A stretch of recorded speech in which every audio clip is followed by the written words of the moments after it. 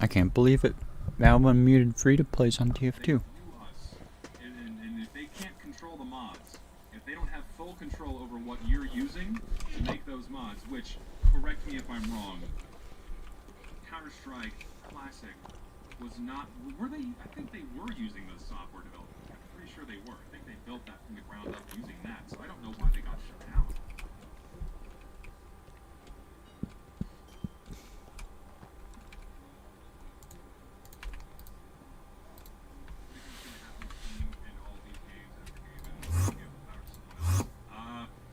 Valve has no reason to go public. They have full control over their company, and they print billions. I really don't see their current systems changing anytime soon. Gabe's hands off. He's the figurehead of the company. He's working on brain interfaces while taking Ozempic. He doesn't have a hand in the day-to-day at Valve. All of his underlings do the work for him. He's sorry. enjoying his billions and his golden years. This is one step closer to creating a better experience for newcomers. I think the next best thing is to remove the least played map to save space. I mean, yeah, with thinning the map pool is a good idea, but that's like let's not even concern ourselves with the maps if we can't even access them via the matchmaking system. Like, let's really concern ourselves with the vehicle by which we get placed into a game and how it functions. Because again, hats and all that shit comes second, but if we can't even play the game properly, that's the biggest fucking problem. Focus on improving casual mode by just reverting it back to quick play in some capacity. Again, that should be our primary focus moving forward. Plain and simple.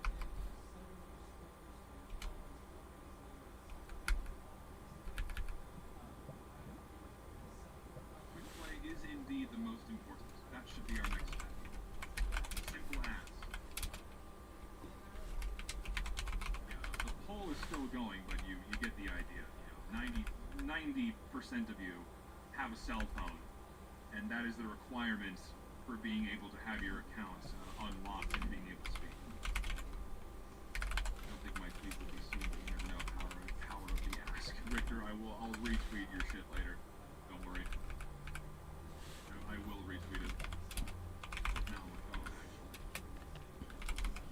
I don't like opening my Twitter up on stream because I follow a lot of artists, and I don't want to accidentally flashbang you with a giant pair of tits. So I will take the safer option and open it up on my phone and retweet it from there.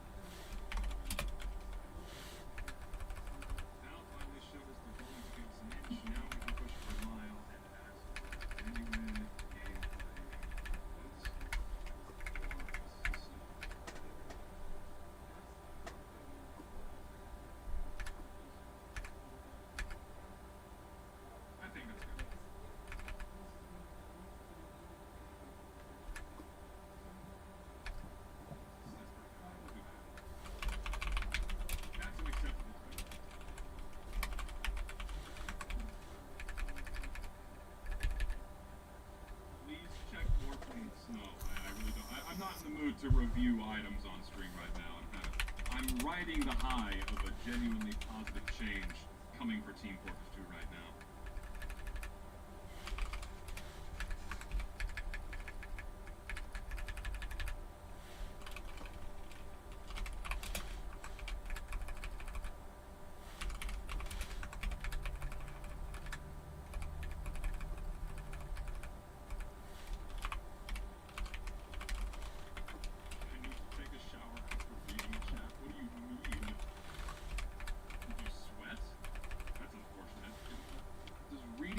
just make you sweat. Only if it's bad news, I guess. Only if it's bad news, I suppose. Does Valve earn that much from their tech? No. Steam Deck earns them as much as their games do? Fuck no. One of the organizers... Yeah, I bet you they almost produced the Steam Decks at a loss. Like, it's probably a little profitable for them. I mean, you guys fucking got your foot in the door, and I just amplified it. So, not the petition directly, but the unmute free-to-play thing. So, again, just goes to show that when you bitch at Valve, they'll do shit. They'll actually do shit. We have you guys to thank too. The guys who did the unmute free-to-play petition and all that. You guys need to be thanked too. You had your contribution. You guys did your part. You guys did the right thing. So good on you, and we all thank you for it. Been like phenomenal. Round of applause for the unmute free-to-play guys who worked that out. Good shit on y'all. Good shit on y'all. Round of applause. Post some Gregnance and thanks, guys. Post some Gregnance and thanks to the unmute free-to-play guys. Show them some love like how we do here, my little chudlings. Hit him with the Gregnet. Come on. You can do it. Or the strawberry, pick your poison. Or the clapping emoji, whatever. Your favorite emoji, go for it. Doesn't fucking matter. Just whatever you prefer. Fuck it. That'll work. That'll work. We thank you, unmute free-to-play team. You are wonderful individuals. If I were in your town, I'd buy you a beer. Assuming you're old enough to drink.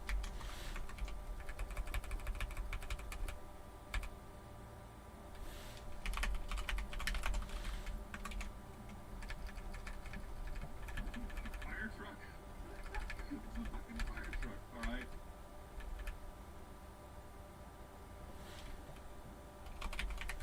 In game, nobody's talking about the reversion. I mean, honestly, kind of as it should be. Like, this should, I mean, it's good that it's a hype thing, like, we're excited about this, right? But it's also just Valve giving us something back that they took away completely unnecessarily. Like, it should just be as it always has been. You know, people can talk again. We can actually freely communicate. Call for a fucking medic. Like, I'm happy that I can play on my alt again and actually call for a fucking medic. That makes me happy. Because I had to go back and use a different alt that it wasn't free to play, so I could actually play the game not on my main. So.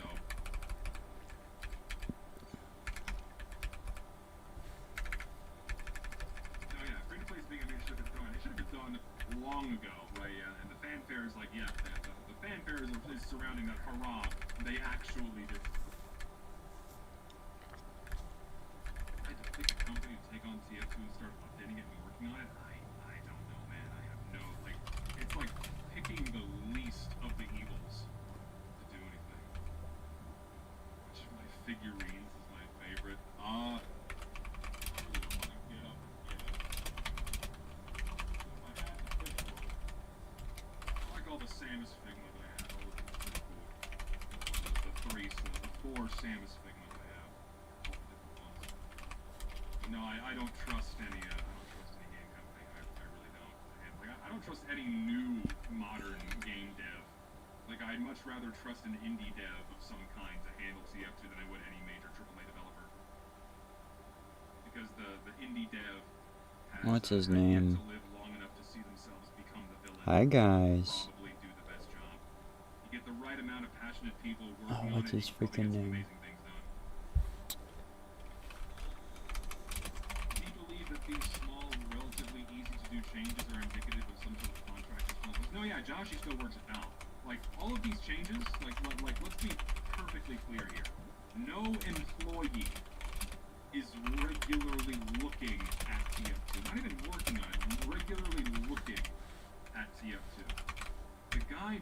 The people doing most of the work on TF2 right now is us. All of these changes are all from GitHub, from community contributors. Valve isn't even working on the game. These are all fixes that are being plugged in by a contractor. So even the contractor isn't doing this work explicitly. It's people it's other people inside the player base that are contributing these things. And to be fair, that's nothing new. That's like the main advantage of Valve releasing the software development kit for all of their games. Is because for years, they offloaded the creation of content onto their player bases. Hats, maps, skins, unusual effects, taunts, what have you. So why not offload the game development and upkeep as well? It's a no-brainer. All this work is being done for them for free. They don't have to pay anybody to do this. And they have the largest free workforce available, and it's their own fans. Doing everything for them. All they need is one guy to plug everything in. And that's the contractor they have right now, whose name is Josh. So...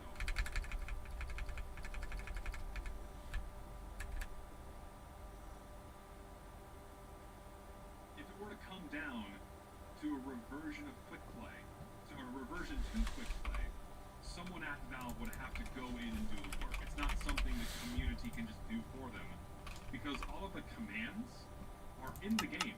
They just have to change the toggles to make the game function like quick play again. Someone at Valve will have to do it. No, yeah, the contractor is obviously not only working on TF2, they're working on a bunch of other stuff, right? Like, TF2 is like a blip on their radar. They're being tasked with so many other... That's why they weren't even hired to work on TF2. They were originally hired, correct me if I'm wrong, to work on Steam Deck related projects back in 2020. They weren't hired to work on TF2 specifically. TF2 is like a side gig for them that they probably asked Valve to work on in their spare time, you know? Which is even worse when you think about it. It's just sad that one of Valve's most beloved and popular IPs has been offloaded to a single contract. Ricker said, you know, they were hired for being a Linux wizard, and because Steam Deck runs on Linux, that's a no-brainer.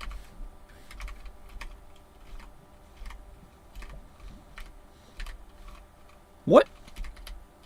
Linux wizard. That's a good Steam alias. Oh. Use that in the future for those. That one's for free. Any other Steam alias recommendation, you gotta pay me for.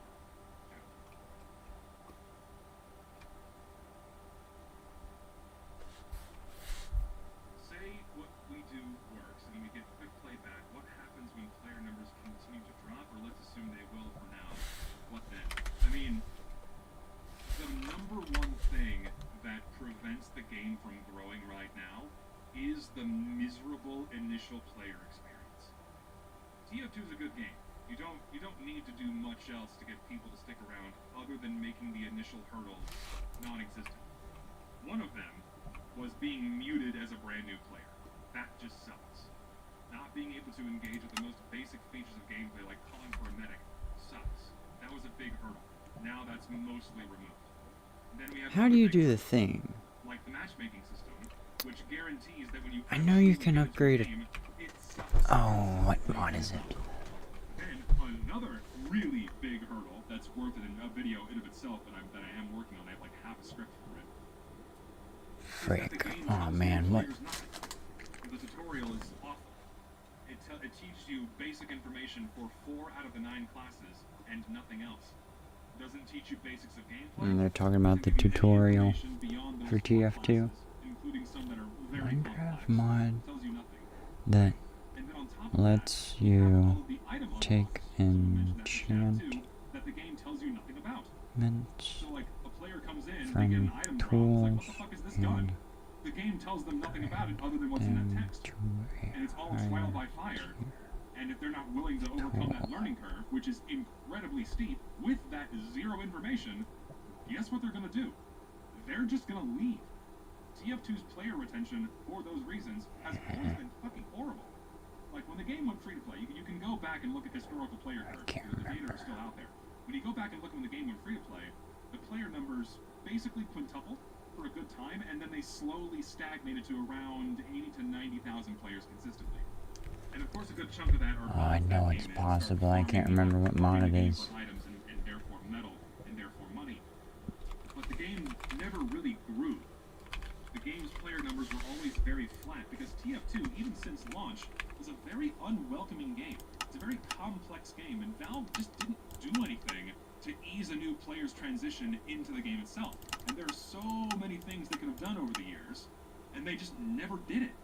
and I talk about this a little bit in my Meet Your Match video, but they had so many opportunities to give new players more information or ease their transition into the game itself, and they just never did that.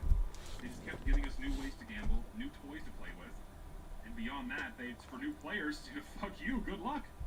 Like everyone here, right? Everyone in this fucking chat right now, I assume you've played Team Fortress 2. All of you remember your first, 5 hours in this game. You remember how fucking brutal it was engaging with this game for the first time.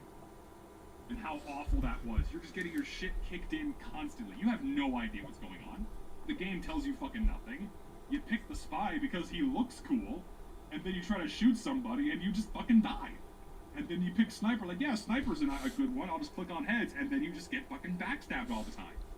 And then you pick heavy because, a minigun must be easy to use, but you're fat and slow, you know nothing about positioning, you just get rolled over by the entire enemy team. The initial player experience, especially for the first, say 50 hours, and by 50 or 100 hours, you're only just basically getting a grasp on the concepts of gameplay and how to move and shoot.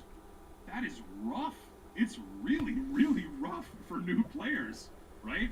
And that's just the game, right? That's not even considering all of the shit that makes it worse, like the game giving you, even if you had all of the information for gameplay, and even if you had a basic list of stuff, right, a basic understanding of how to play TF2, you would still struggle really hard to get a grasp on the mechanics and how to move and shoot and how to play, right?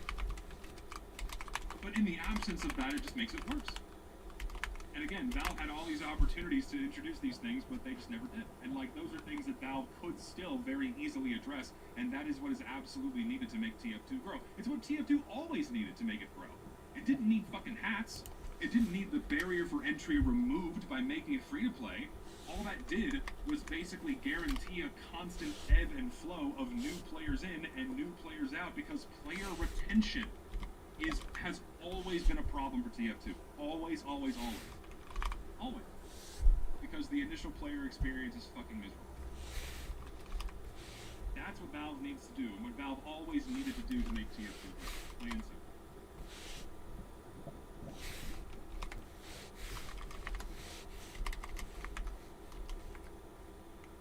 How would I make the new TF2 tutorial? I am planning to make an entire video about that. And it's going to be fun. I have a different video that I'm making right now that's going to hopefully be out pretty quickly. It's not going to be too intensive of a video. It's probably going to be 30 to 45 minutes long. I feel like that, I hope, will be out sometime the next month or two. Then I'm going to reorient myself and go back to hammering on casual and quick play and the initial player experience stuff. So I wanted to take a break about talking about the game itself in a video. I wanted to do something slightly different. It's still TF2 related, don't get me wrong. So that's a little hint for the next video that's coming out. It's not exactly TF2 centric, but it's still focuses on the overarching name of Team Fortress. That's a hint for it. And where the heck did I hear it from? The character will teach us how to use demo. I mean, I have a model.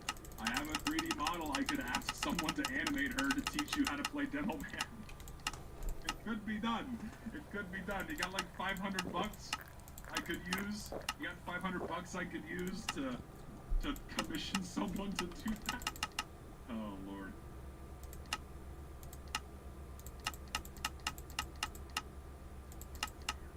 Richter says to look at the replies on his tweet. I will do so right now. A nagging suspicion here. There's a lot of sourpusses saying casual mode's fine. So let's see what they're saying. Casual mode is the system is better and more modern, so getting rid of it would suck, which is just not true. I guess this is an option. It's something that would take more than a simple afternoon. We know Valve ain't putting in that much effort. What about... It's an entire experience rod? I mean, that's not too crazy.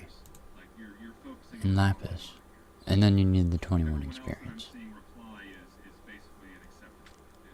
These two characters have been playing defense for Valve and have had a massive hate boner for me for a long time.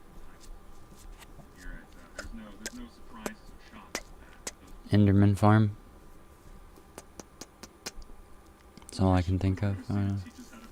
I don't want to make like 8 Ender.io mob farms just to get a whole bunch of experience. So just one Enderman farm, I think. Or surely there's another mob from the mods that would work. But maybe just an Enderman farm. I had a dream about Enderman last night. That's crazy. Let's go ahead and bookmark it. And then unbreaking.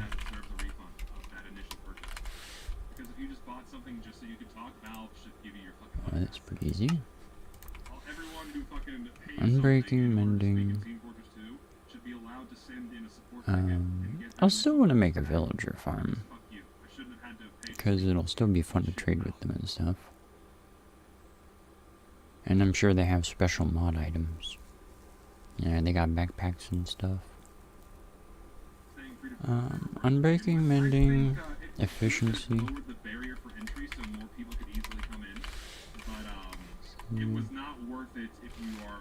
Oh, excuse me. Oh, it's just lots of redstone. Okay. Really those two things. Like, I think really just the experience. Silk touch. Yeah, slime balls.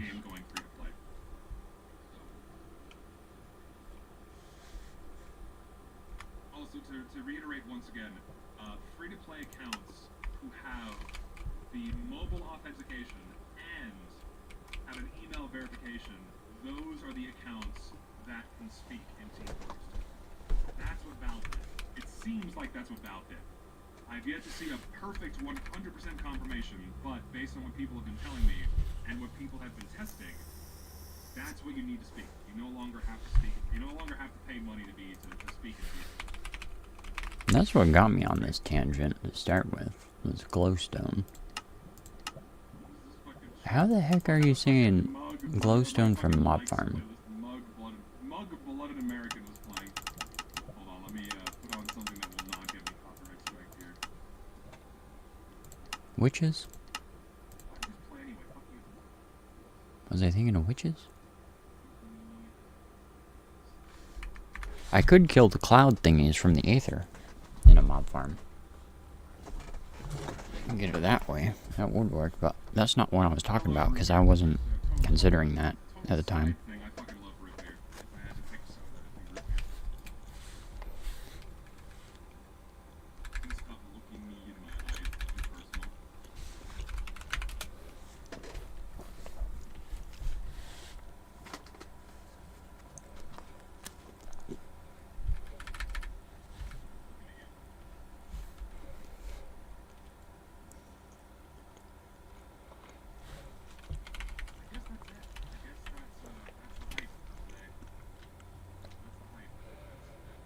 Did something good. Hooray. Valve did something good.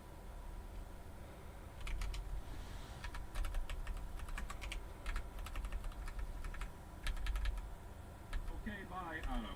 We'll chill for a few more minutes before I have to go. I got like 20 minutes before I gotta head out. So 20 minutes of whatever the fuck we want to talk about. Power of the Ask, indeed. Power of the Ask. Root beer brand? I like IBC. IBC has always been a consistent favorite for me. Pump the new Yay track. I'd rather not have the spawn get nuked from orbit, thank you.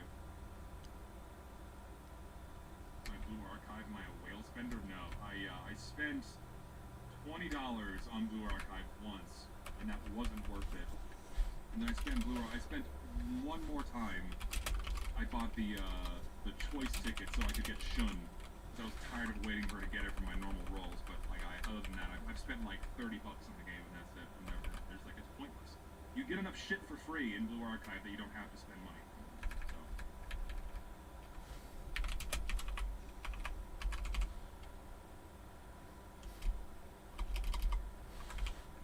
Should I go into a heavier medic? Well, that's entirely your choice. I'm not picking for you. Does YouTube make you enough money to live life on full time? No, Ed, this is not my job. Like, full clarification, YouTube is not my job. I would have to crank out probably 2 2 or 3 videos a month that get a reasonable amount of views in order to have a reasonably livable income, and that's just not possible. It's not possible with the kind of videos I like to make.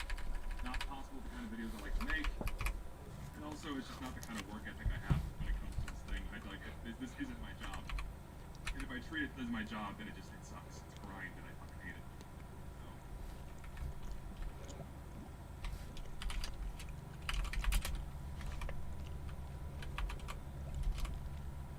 I'm pushing for this. Are we willing to do synthetic man's chudcast? What is that? I don't know what that is. Synthetic man's chudcast. He might need to be contacted. Would probably be willing if you have perfect guest. I'll do my research. Let's see what that is. Based on the name, it sounds a little bit like a honeypot. So I'll do my due diligence and look into it. I don't think they would care for having a T-up2 guy. Like that kind of podcast seems like it's for a broader audience, like big streamer. That's what a lot of these podcasts are. I don't know about this one specifically. But a lot of these podcasts want to bring in like bigger, larger guests with more general audiences, but they're not going to bring a niche T-up2 guy onto their damn podcast. That's an idea, you know. Like they're not going to bring if they brought me on, people would go, who the fuck is this guy? And then that episode would get like 2 views. So probably not a good idea. Yes, I did mention that I'm starting my own podcast soon. We have not had an opportunity to sit down and record, so expect that at some point in the near future. We just haven't got on it. We will. Me and Turkey Tom ever talked like scenes? Nah, not really. I got to meet him in person. He's a nice guy, but other than that, I mean, no, we don't talk.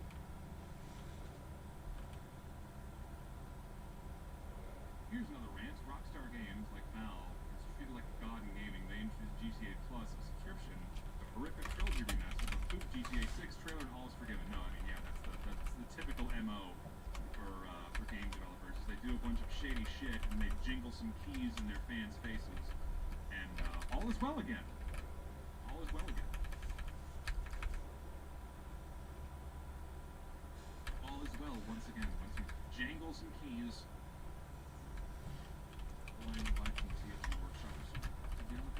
I mean, I don't know. I just don't know yet. I don't know if this is going to be like a strict cast all the time, or if it's going to be something where we have guests on. We need to see how well we synchronize, how well we work together doing the same thing first before we even consider bringing on a guest. I feel like if you launch into guests too soon, and you don't have a good energy between the main cast of it, then it kind of quickly falls to shit. Like if you're not good conversationalists among yourselves, then a guest is not going to help with that.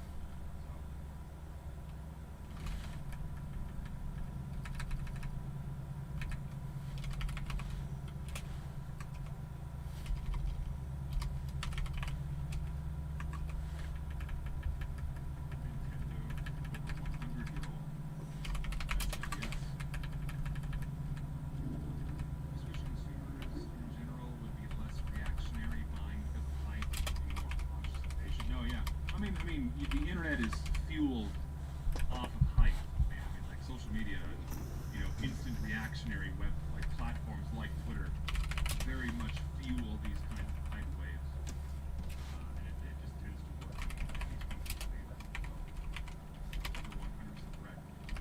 Complained about bots, they went away. Complained about free-to-play chat restrictions, they went away. Billions must ask. Yeah, I mean, we shouldn't have to ask, right? We shouldn't have to ask.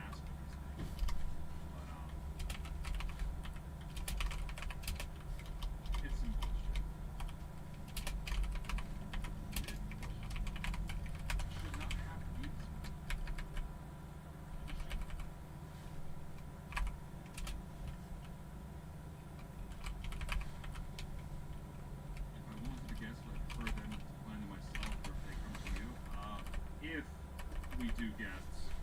I don't know. I don't even know if it's I feel like it would be more appropriate for a podcast to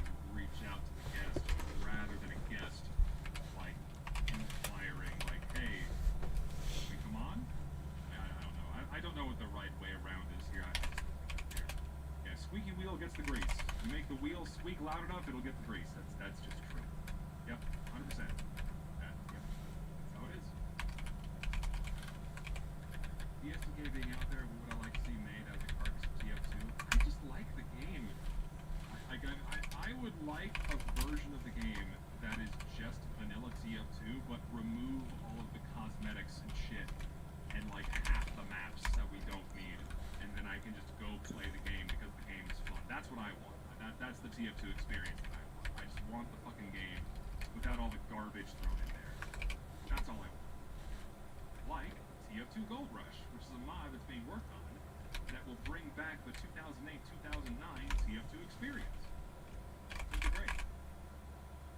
Playing casual mode has made me so damn jaded I have to read through 7 to 10 times before I get to a sort of balanced match. I often know the signs once I'm in.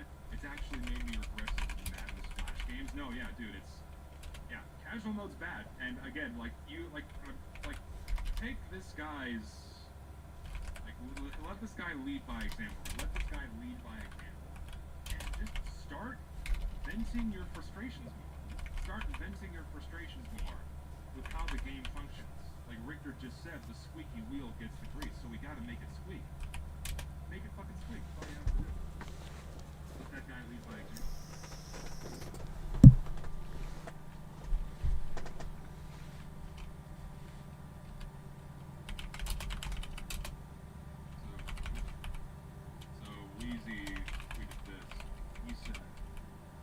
TF2 be heavily improved by re-implementing team switching, auto-scramble, post-scramble, much longer round timers. Community servers run these features more often than not, and they're viewed in near ubiquitous benefits. I think it's worth considering. I mean, again, we have another concession that casual mode would be better if it just functioned like quick play. Right? I mean, and like it's good. Like, thank God more YouTubers are like, yeah, let's fix this shit.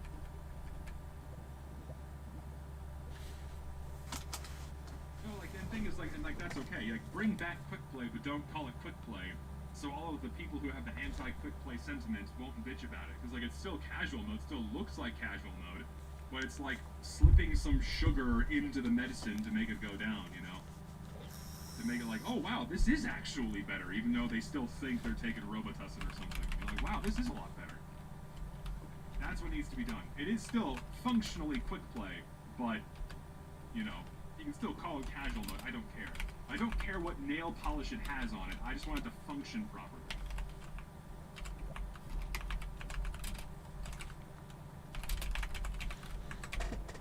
Again, yeah, you can call it whatever the fuck you want. Call it casual 2.0. I don't give a shit.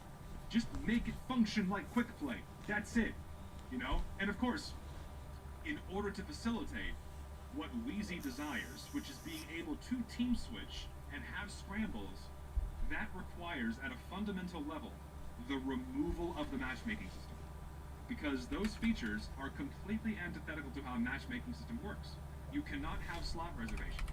You cannot have a skill-based matchmaking system building teams at the start of the round. Because if you're trying to put people into a game that's already going on via ad hoc connection, you can't team switch into slots that are being reserved. You can't scramble teams with slots that are being reserved by a matchmaking system. You have to put the game back to how it was. You have to put back the team selection screen, which would signify the removal of the matchmaking system, and then the game would just work. Because that's what the game was built to function with. That's what the game was built to function with, was the team selection screen. I said this last stream. TF2 was designed to function without a matchmaking system, and did so beautifully for 8 fucking years. It didn't need it. It was designed to not need it. And it played beautifully. And the moment they put one in, it went to shit. Shocker. And when you try to take features from quick play, from the ad hoc based system, and put that in casual mode, it breaks it more. Because these things are incompatible with the skill-based matchmaking system. So just put back quick play. That's it.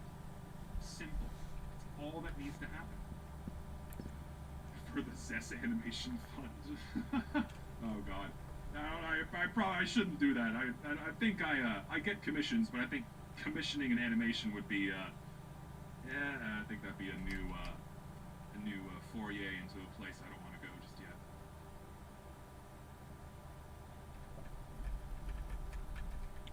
The only thing matchmaking should be done is for completely empty servers. No, yeah, like it's seeding all of the players, right? The thing is, like, dude, the Ninja, that's still not matchmaking. That's just trying to find a server that's in need of players. which Quick Play already did, right? You're still funneled into the server via the team selection screen, right? You don't need a matchmaking system for that. You just need the game coordinator to put people in the servers, which is what Quick Play did, right? You know what I mean? And then because you have longer round timers, servers aren't resetting every 5 fucking minutes, so there wouldn't be a need for teams to be constantly built from the ground up every 5 fucking minutes, because servers would just get full and then stay full for long periods of time, only needing 3 or 4 people every so often put back in once people come and go because they're done playing. Because the map changes after 45 minutes and then more people get put in. It is just a better system. It is. It's so frustrating. It's so fucking frustrating. It is just a better system. It made the gameplay better. And it's so obvious, but it's just, nope. Don't understand why servers restart themselves when the same map is about to be played, because that's a fundamental requirement for a skill-based matchmaking system. A new game can't just start.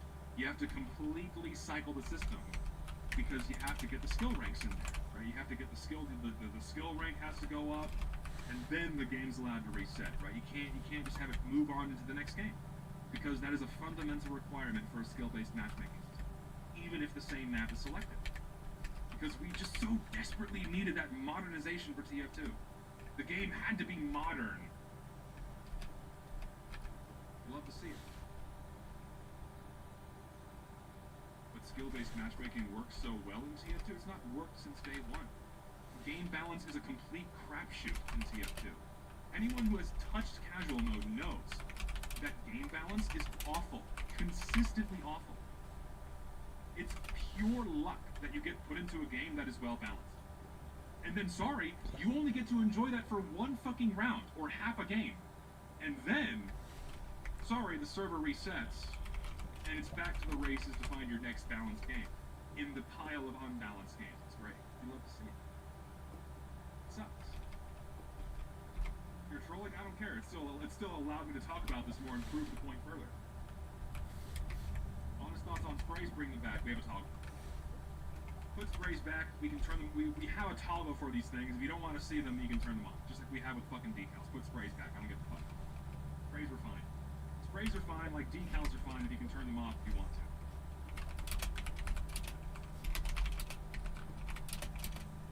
Another video made a video 3 minutes ago about a quick play update. He says quick play will be added, but only after community first Cherokee on Rift makes that shit constant.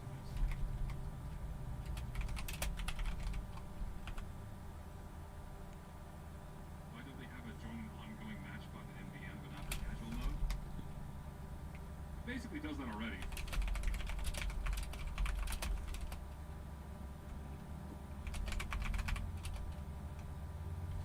Yeah, sprays are disabled entirely in casual mode in Valve servers, and it's been that way for a long time.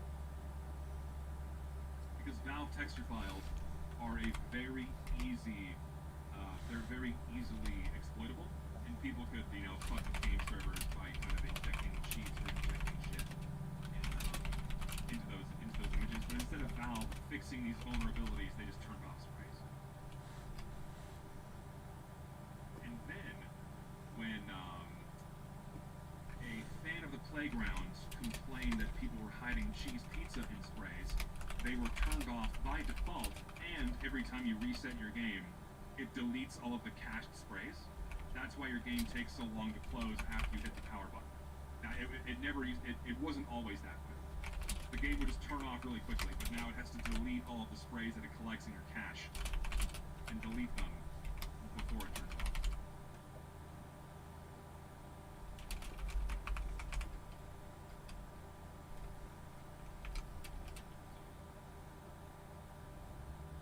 Spam retweeting Wheezy, and your retweets help more people realize they can just ask. We've been frustrated by this system for a long time. Can we get some relief? No harm in asking. No, yeah, there is no fucking harm in asking. I'm tired of shitbox places like Reddit saying that we should not ask Valve for genuine improvements to the game because of bullshit made-up reasons by people that don't actually play the game. So, anyways, I gotta go. My voice is tired. I've been fucking talking non-stop for almost 2 hours, so thank you guys for hanging out. I really enjoy your ability to speak in game if you're one of the many accounts that can now speak in game. It's fantastic. If you want notifications for when I go live, join the Discord, link in the description below. You can't talk in there, but you get notifications for when I go live and when I upload or other dumb bullshit, so join that. Check out my TF2 servers, G.G.S.com. We fucking did it. We finally got Valve to bend the knee a little bit. They gave us that inch. We can take that fucking mile. Bitch at Valve to fix their shit, and they will do it. That's our proof right here. Stay frosty. See y'all tomorrow. I'm going to stream again tomorrow and play Bomb Rush Cyberpunk, so I'll see y'all there.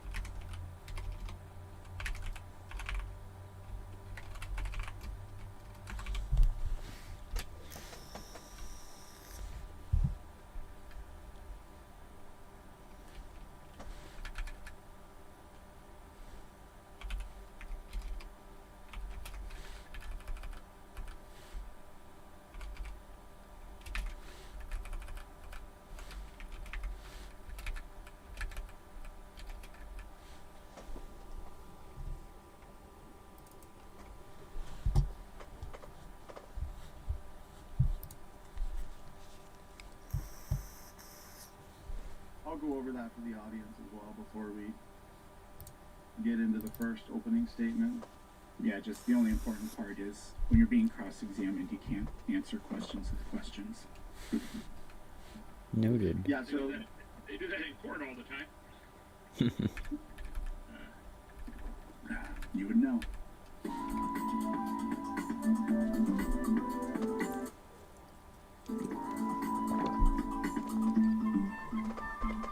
Eric, we are going to hand it over to you now. And again, you have up to 10 minutes for an opening statement. Go ahead. Thank you very much. So countless times I've seen Kent ask questions that he believes pose a challenge to evolution. You know, why this, why that? So let's say that hypothetically Kent asks a question that somebody does not have an answer for. What is Kent's answer going to be? If it is a how question, how did something happen, this, that, or the other, Kent's answer will be God did it. It's not how God did it, it's just the claim that God did it. If it's a why question, Kent will say the same sort of thing, because God did it. That's not an answer or even an attempt to make an argument. It's simply a conclusion given in desperation. So I promise that tonight Kent will not give a single answer or reason or explanation for anything that we discuss. Kent will only give us his conclusions. Hopefully at a few turns, if Kent's honest, he will at least say, I don't know. But the problem is the God hypothesis is fundamentally useless, which is the alternative explanation to evolution by natural selection and therefore common descent, which is the topic of our debate tonight. The God hypothesis can't answer any questions, and we know this because a God, the type of God Kent believes in, could have done literally anything. It has supposed unlimited abilities. So, did God create the world billions of years ago? That's absolutely a possibility. God could have done that. What about only 6,000 years ago? God could certainly have done that as well. God could have created the whole world an hour before this debate began. Kent thinks that the Bible proves that the answer is 6,000 years and that evolution doesn't take place and every organism was created pretty much as we see them today. But that's just question begging. According to Kent, Genesis is literal, the genealogies are reliable, and the beginning of everything goes back 6,000 years. If that's true, then there must be evidence, but there is zero evidence. For example, we can see billions of light years. That's really all you need to establish that that claim is false. So it's over, right there. Kent will say something like, if God created a mature atom, then he can create a mature-looking universe, but that's not an explanation, it's a conclusion. If there was a way to date the universe, and the universe is 6,000 years old, then the only acceptable answer is 6,000 years. But since that's not what happened, now what we have to do is invent from nothingness the claim that God just did it that way and created a very young universe that is billions of light years across. And there's no evidence for that. It's just that Kent has to say that because that's the only way to preserve the conclusion that he already had. It's not an explanation, it's not an argument, it's not predicated on evidence, it's just an assertion. Now, I said all of that,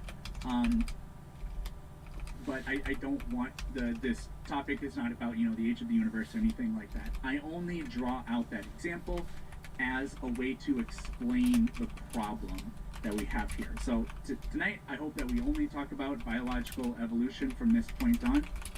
I just give that example to illustrate the fallacy in Kent's reasoning. So at no point tonight do I believe that Kent will use data to support what he believes in, apart from claiming that frogs give birth to frogs, as if that disproves evolution, which it does not. At no point will Kent be able to give an explanation for how or why God did anything. So it's just literally useless, whereas evolution has made successful predictions and has passed every single test that's ever come up. And we even use evolution, or the concepts, the principles of evolution today, to do things like groundbreaking medical research. So it's incredibly useful and important. A lot of science, such as gravitational waves, is pretty much incomprehensible to almost everybody, but it's only flat earthers that say stuff like it's fake. Kent has no problem with much of science, maybe even most science, but he claims evolution isn't science. It is, it's just that he has to say that because the evidence is overwhelming. Evolution, genetics, paleontology, geology, these fields all operate in accordance with the exact same scientific method that any of you watching, myself, or Kent, we all take for granted all the time. Like, I don't even know how a microwave or a computer or a cell phone works, but I don't go around assuming that it's magic or claiming that it's fake or anything like that. Kent will call these things religions, which is just, it's almost too stupid to even deserve a response. But what I will say is that these fields of science, they make zero appeals to the supernatural. So not only are they not religions, but they by definition can't be religions, ever. And then the final real quick point is that Kent actually believes in evolution, and Kent believes in natural selection. Because Kent believes that thousands of years ago, an event that wiped out almost all life on Earth happened, and then today, all of the species we see today, which were not present on that ark, are the result of evolution and natural selection. Now, we disagree about how far it goes, and today we will be going over the evidence. I'm sure in Kent's cross-examinations, he'll be asking questions where that evidence will be relevant and get brought up. But for now, that's where things stand. That's my opening statement. All right, thank you very much, Eric, for that opening statement, our first opening statement for tonight's debate. For anybody in the chat just joining us, we will be doing an audience Q&A once we're done with the main portion of tonight's debate. So please, if you do have a question, make sure you're sending those in. Challenges, objections, perhaps as well. We'll interact with those. Okay, Kent, we're going to hand it over to you now, and you have up to 10 minutes for an opening statement. Go ahead. Well, thank you so much. Tonight we're going to see that we live in two different worlds. There's the real world, things we can observe, study, test, and then there's the world of imagination called Planet Peterson. We've already demonstrated some of that tonight. In his opening, he has a wild imagination, and we shall see. In the real world, cows have baby cows. That is what we call science. It's observable, it's testable, it's demonstrable. That's the definition of science. On Planet Peterson, cows came from an amoeba over billions of years with slow, gradual changes that you have to imagine happening long ago. We never observe an amoeba produce anything other than amoeba, but he thinks an amoeba slowly, over billions of generations, changed into a cow and everything else. Today there are, in the real world, 450 breeds of cows that farmers recognize, 4 different basic types: dairy, beef, dual purpose. Probably all the cows had a common ancestor called a cow. See, in the real world, somebody with the time and interest could probably make a family tree where all the cows came from an ancestor, which would be a cow. But in the imaginary world of Planet Peterson, cows are related to frogs and fish and kitty cats, and they're all related. On Planet Peterson, hoofed animals like cows are related to butterflies and bees and frogs. This is the imaginary world that he lives in, folks. These charts that they make, these family trees, are pure imagination. It's fun, boys and girls. Just imagine. On Planet Peterson, all you have to do is imagine slow, gradual changes in the gene code. And you can change an amoeba to a cow, and a butterfly and a frog. Just imagine. That's all this is, folks. It is certainly not science, but he believes. Okay, it's a religion. See how easy it is to turn an amoeba to a cow? Just imagine it, okay? Boys and girls, on Planet Peterson, we don't waste a lot of time trying to find a scientific answer to where our planet came from, or where time came from, or space, or matter, and all energy came from, or how that first amoeba just made itself out of the rock soup. He wants to bypass all of that. Those are essential steps for his religion to be considered as part of science. He wants to skip over all that. I can assure you, he will skip all over tonight, okay? We only focus on Planet Peterson, on how the first amoeba slowly changed over billions of years into the amazing plants and animals we have today. It's fun to just let your imagination run wild. In the real world, millions of hours of scientific research has led to the conclusion that there seem to be 700 varieties of butterflies in the world that have been grouped into 27 basic kinds in a family tree. I don't have any argument. I believe that, okay? Maybe God made 27 kinds of butterflies and they have produced the 700 varieties. I don't know. Okay? In the imaginary world of Planet Peterson, these variations in butterflies. My timer, rather, didn't start. Well, okay. These variations in butterflies is proof that they're related to humans and frogs and sharks, and they all evolved from an amoeba. See, in his imaginary world, everything's related.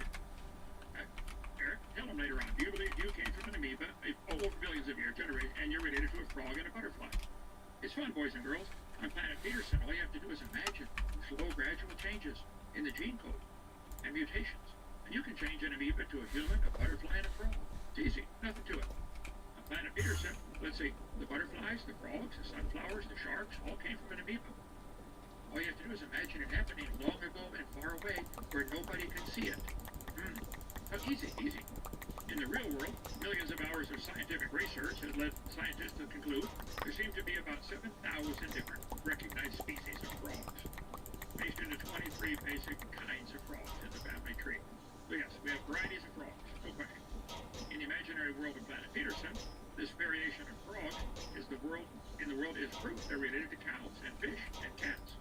They all live and all life evolved, misspelling there, from an amoeba.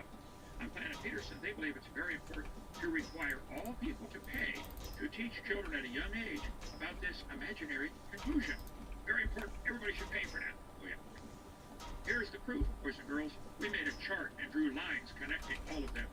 We know it happened because we have a chart with lines connecting all of them. See how easy that was? Nothing to it.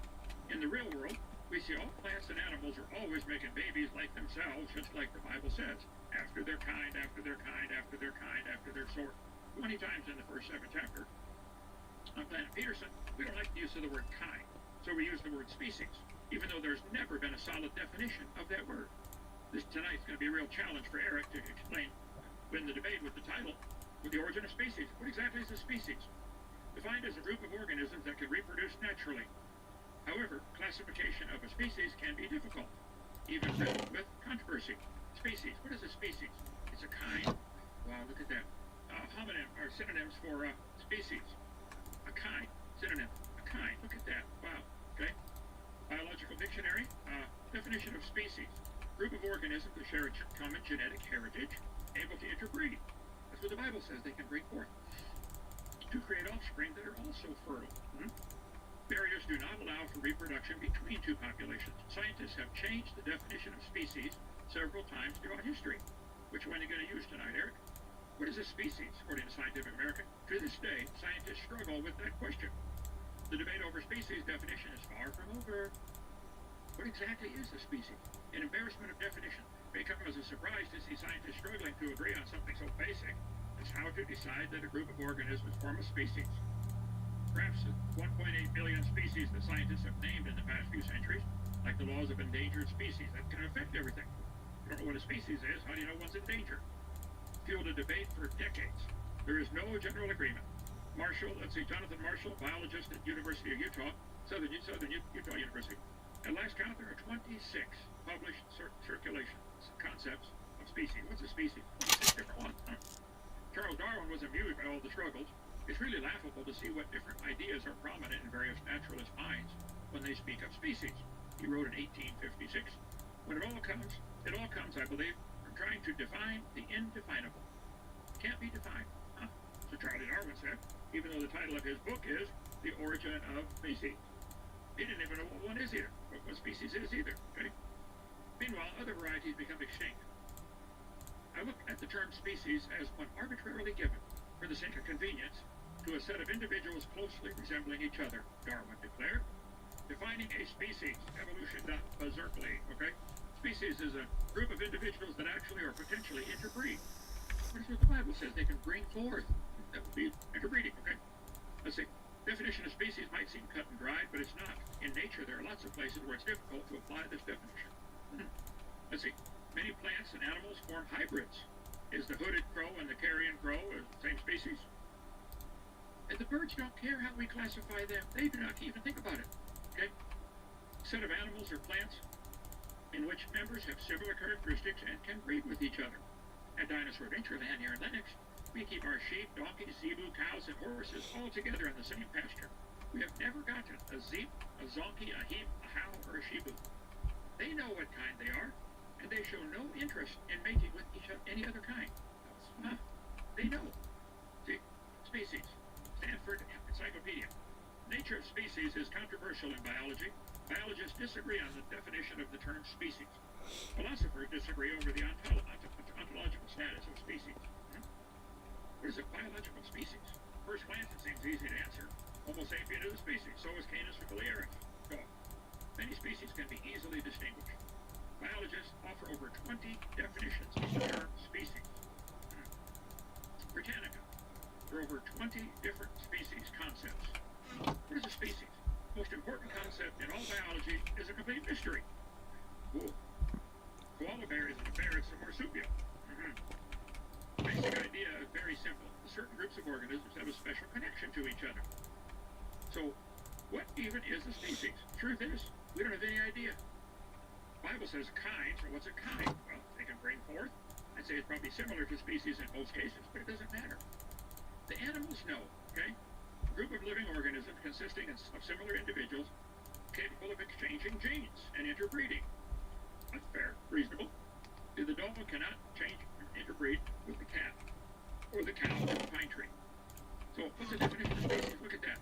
Kind. The second one over there. A kind or a sort. Wow. They're using that to define species. Defining species. Group of individuals that actually are potentially interbreed. Berserkley says, understanding evolution, that's the definition right there, okay? While this system of classification has existed for 300 years, it's constantly evolving. They're still changing it. A radical shift in the grouping of organisms occurred with the development of DNA. Now we can really change them around, okay? Doesn't make any sense to abandon the idea that they bring forth after the kind. In New Zealand, there are projects about the kiwi and the Tatara DNA revolutionized the way we think, and their closest relatives. Do you think the humans are related to a banana because of similar DNA? Be careful about that word. Okay. On our current classification system, 2024, there are still disputes about how plants and animals should be classified. It doesn't matter. 20 seconds left. They know what kind they are, and they seek to mate with their own kind. They don't care how we group them. Our cows show no interest in mating with the sheep or donkeys or squirrels. They don't even know what they look like, but they know what to look for in a mate. So on Planet Peterson, we have no rules, boys and girls. You can do what you want, be what you want. You can be a boy one day and a girl the next, or even explore all 57 genders. You can even have fun mating with your dog if you want. There are no rules. This is Planet Peterson we're talking about tonight, right? Go for it. All right, Kent, thank you for that 10-minute opening statement. Gentlemen, that concludes our opening statements for tonight's great common descent debate. We've got now plenty of points on the table to engage and interact with in a cross-examination, 20 minutes each. And so, Eric, we're going to hand it over to you. I'll restart the timer. And again, we are into a couple rounds of cross-examination. So, Eric, kick us off. Go ahead. Yeah, before I do that, the moral grandstanding at the end there. So, tax cheats, wife beaters, and people that let convicted child molesters share a cabin with 11-year-old boys at their part don't get to morally grandstand. I knew he'd do that, Don. He can't do anything else. Go ahead. Okay, Eric and Kent, you both got your points in there. So let's now get right into cross-exam on the topic of common descent. Go ahead. Okay, so you talked about the cows earlier, Kent. How do you know that those cows are related? You had like a cow family tree. How do you tell that? Oh, the burden of proof's not on me to have to prove it at all. I believe they are. I admit mine's a religion. You will not admit yours is a religion. You believe cows are related to butterflies. So the question was, how do you tell that the cows are related? I don't have to tell. I think they all look the same in the meat locker. It's a skin color. I think all no, human history we can scientifically test to what degree things are related, and I know that you know how to do that. So how do you tell? I don't worry about it. I think cows always make cows. All farmers in history and all around the world will tell you cows always have baby cows. They've now developed certain varieties, more milk or more beef or stand the heat better, but they're all still cow. And there seems to be a distinct limit. So somebody, you know the Maury Povich show where they used to do you are the mother or you are not the father, so on and so forth? I don't think I've ever watched that, but okay. Well, you've heard about it before, haven't you? Maury Povich, something, yeah, okay. Okay, so, like, for people, how do you do a paternity test? How do you tell? I've never done that either. I have 3 children. I know they're mine. I'm not asking if you have done it. I'm just saying conceptually, how is that done? Well, today it's probably one of the main tools they would use would be DNA analysis to see are you have the same DNA code as the child, or the father, or the mother. Yep.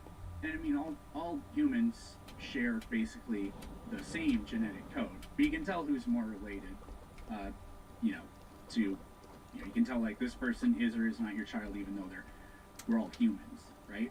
So it would be the exact same story with the cows, right? I know that you know that. I know what you want me to say.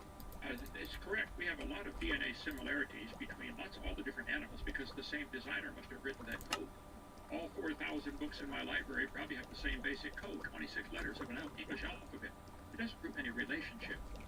This is very different than a paternity test for Maury Herbert or whatever his name was. So genetics only tells you if things are related. So I have a question. What would be the only way it would be possible for 2 cows to not be related at all, to have zero relationship? No, I don't care. I don't think they care either. But, don't know. Do you agree that the only... Oh, sorry. Do you agree that the... I don't know. I got it. Do you agree that the only way it would be possible is if they share 0 genes? I don't think about that one. I don't know. I never thought about that. I don't worry about that kind of stuff. But, well, parents pass on genes, and their children share a collection of their genes from their parents. So if 2 brothers are related, it's because their parents passed down genes, and you can tell that they have an overlap of those genes. That makes sense, right? Well, as far as I know, that is pretty reliable. I think there's so many identical genes in all humans, that may have gone back to Adam and Eve or to Noah. Sure, we probably have some similarity. There might even be some similar code in our DNA to the code of a monkey because they all have to have the same lines of code to grasp their fingers or blink their eyes or listen. Or there may be lines of code because that's a necessary feature from a design perspective. But it's not the only way to prove there's relationship. There's where I think you're way off base. Different planet. Okay, so would you agree that if 2 things share 0 genes, then they can't be related? I don't know that could be proven. Doesn't matter to me. You could just sequence their DNA. We do that kind of thing all the time. Would you understand how complex the DNA is? You got a code that goes from here across the solar system twice for one human being. That's a DNA code for one person. I don't think we can sequence all that. I don't think it's ever been all sequenced. All they're finding is the CATB series. Genes get sequenced all the time. Like, let's not pretend that scientists don't know what they're doing and that you and I somehow know better. So, if 2 things have 0 genes in common, they can't be related. That's just, I don't see how there's any getting around that. Well, that's a statement you're making. I said I don't know. I'd have to have, not something I've gotten into the study of. But I think like this, their sentence sequencing in all my books might have all the adjectives before the noun. That's common. It's a big red train. Adjectives come before the noun. Oh, wow. Does that prove they're related to some other one that says, the big blue cheese, chunk of cheese? No. Yeah. It's a sequence that's necessary for English language. Right. Maybe there's a DNA code that's necessary to make things work. But if there was a relationship, you don't either. But if there was a language that shared literally 0 words or anything in common with English, we would not say that those 2 languages are related. I don't think languages are related at all. It's only if it has to do with reproduction. I think related would be... You don't think that Portuguese and Spanish are, by related, we mean that they're part of a language? I think you find thousands of identical words and very similar words in Portuguese and Spanish, certainly. Yeah, because they come from common descent. But if 2 languages share literally nothing at all in common, then we would know that they would have, there's 0 relation between them. So here's an example of things that do not reproduce. You guys Languages reproduce. Languages reproduce. Yeah. I'd like to see how that happens. I taught biology for years. I don't believe that at all. Okay? Languages don't reproduce. What are you talking about? I think we have to change that. Don't you hear the fucking young people speaking their fucking weird speak? How are you not aware that languages evolve? For later. So, You don't want to Oh, because you're old and fucking stuck in your hole. That's why. Right now, which is kind of frustrating. You've just basically been saying, I don't know. I think it's because you know where this is going. Everybody who knows how to think knows that the only way to have zero relation is to share zero genes. But the fact is, humans share genes with other organisms. So why is that the case if we're not related to other things? I did answer that question, Your Honor. We could share genes because we have the common designer, because we have the common necessary functions, grasping your fingers together like monkeys do and humans do. That doesn't necessarily prove relationship. It could prove a common set of gene code to make the flexor muscles and extender muscles work to close the phalanges. I think you're coming to the single conclusion. You're wanting a single conclusion. And I think there may be other things to explore. I would look at that more carefully if I was you. So I didn't ask you any questions about like being able to move your fingers. You're obviously dodging this, and that's fine. We're just talking about genetics. You asked about a DNA code. There's a DNA code to make you flex your fingers. Isn't there? I wouldn't say that there's a DNA code for doing this. DNA guides the development of muscles, but to say there's a DNA code that does this, I don't know what that could possibly mean. Okay. Like we talk, but there's no gene for saying the word balloon. But anyways, I have a lot more questions. So,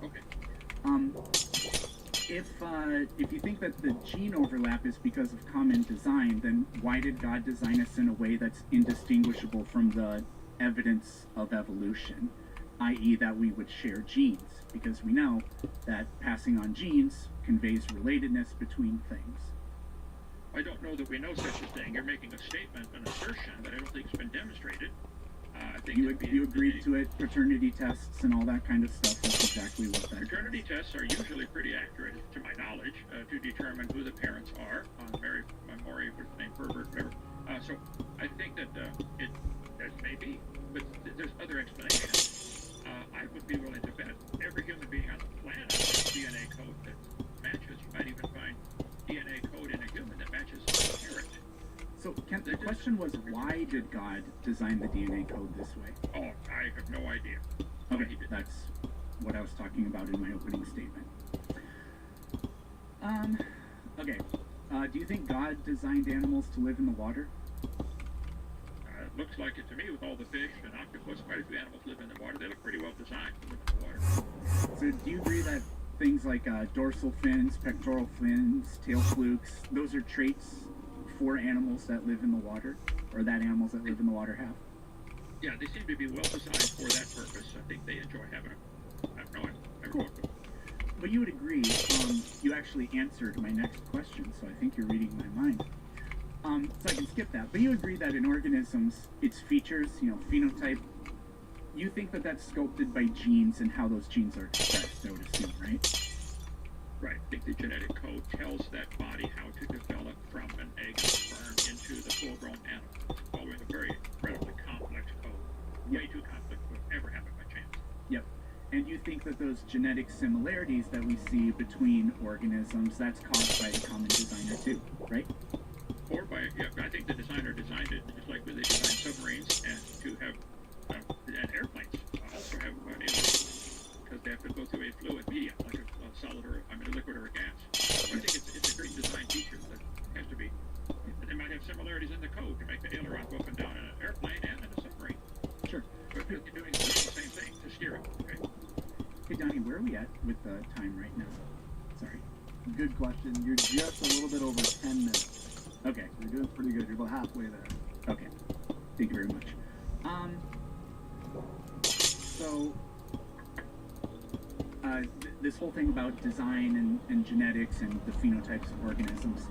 So, if God designed that genetic code, then that means the genetic code can objectively reveal to us evidence of common design if common design is a thing. So this is where some actual science can take place, because we're not just making assertions, we have a claim, and there's evidence we can actually look at for this claim. So, do whales have things like tail flukes and dorsal fins and pectoral fins? Yes, sir. What about sharks? They do, yes, sir. Do hippopotamuses have those things? They have some similar bone the different parts of their body to flex in the same way. That might be, you know, the different phalanges and stuff like that. But I don't know if hippos, I don't know if sharks have scapula. I don't know about that. But I think they have some similar design features. Well, I was just talking about the hippos. So hippos, with regard to like the tail fluke, the dorsal fin, the pectoral fins, they don't have any of those things. Obviously, a hippo has bones, so does whales. Right. Anyways, so why is it that whales have the same design as sharks, but their DNA says they're more similar to hippos? Well, I don't know that it says that. The whale is incredibly complex. God created the whales according to my worldview, and I think they have a bone structure. I think they have fins. They have to do the same thing a shark has to do: swim through the water. Little did he know the whales created the whales. Navigate, turn, chase food, whatever they're doing. So why is their DNA more similar to a hippo than a shark, when the whale and the shark live in the same environment and have the same body organs, like structures? Well, again, there would be several different ways to look at that. You would look at it as if they have to be related, and I would say, well, the same guy designed it. I'd be willing to bet all the Sikorsky helicopter and all the Huey helicopter and all the other helicopters have a lot of design similarities. So we went through this, that if the DNA code is designed, and the DNA code is what creates these structures, then we would objectively be able to find evidence of common design with animals that have the same outward appearance of design. The evidence of that would be buried in the genetics. It's not, though. The whale shares vastly more genes with the hippo that has none of those features and lives on land compared with the shark. So this is a terrible failure. Was that a question? I didn't hear. Well, it was just it was an explanation of the line of questioning here. So I'll just ask it again. Why is it that the DNA code, which we went over, is designed and would reveal evidence of design, shows that the whale and the thing it's more similar to, the design evidence just evaporates when we look at the DNA, which is also supposed to be designed?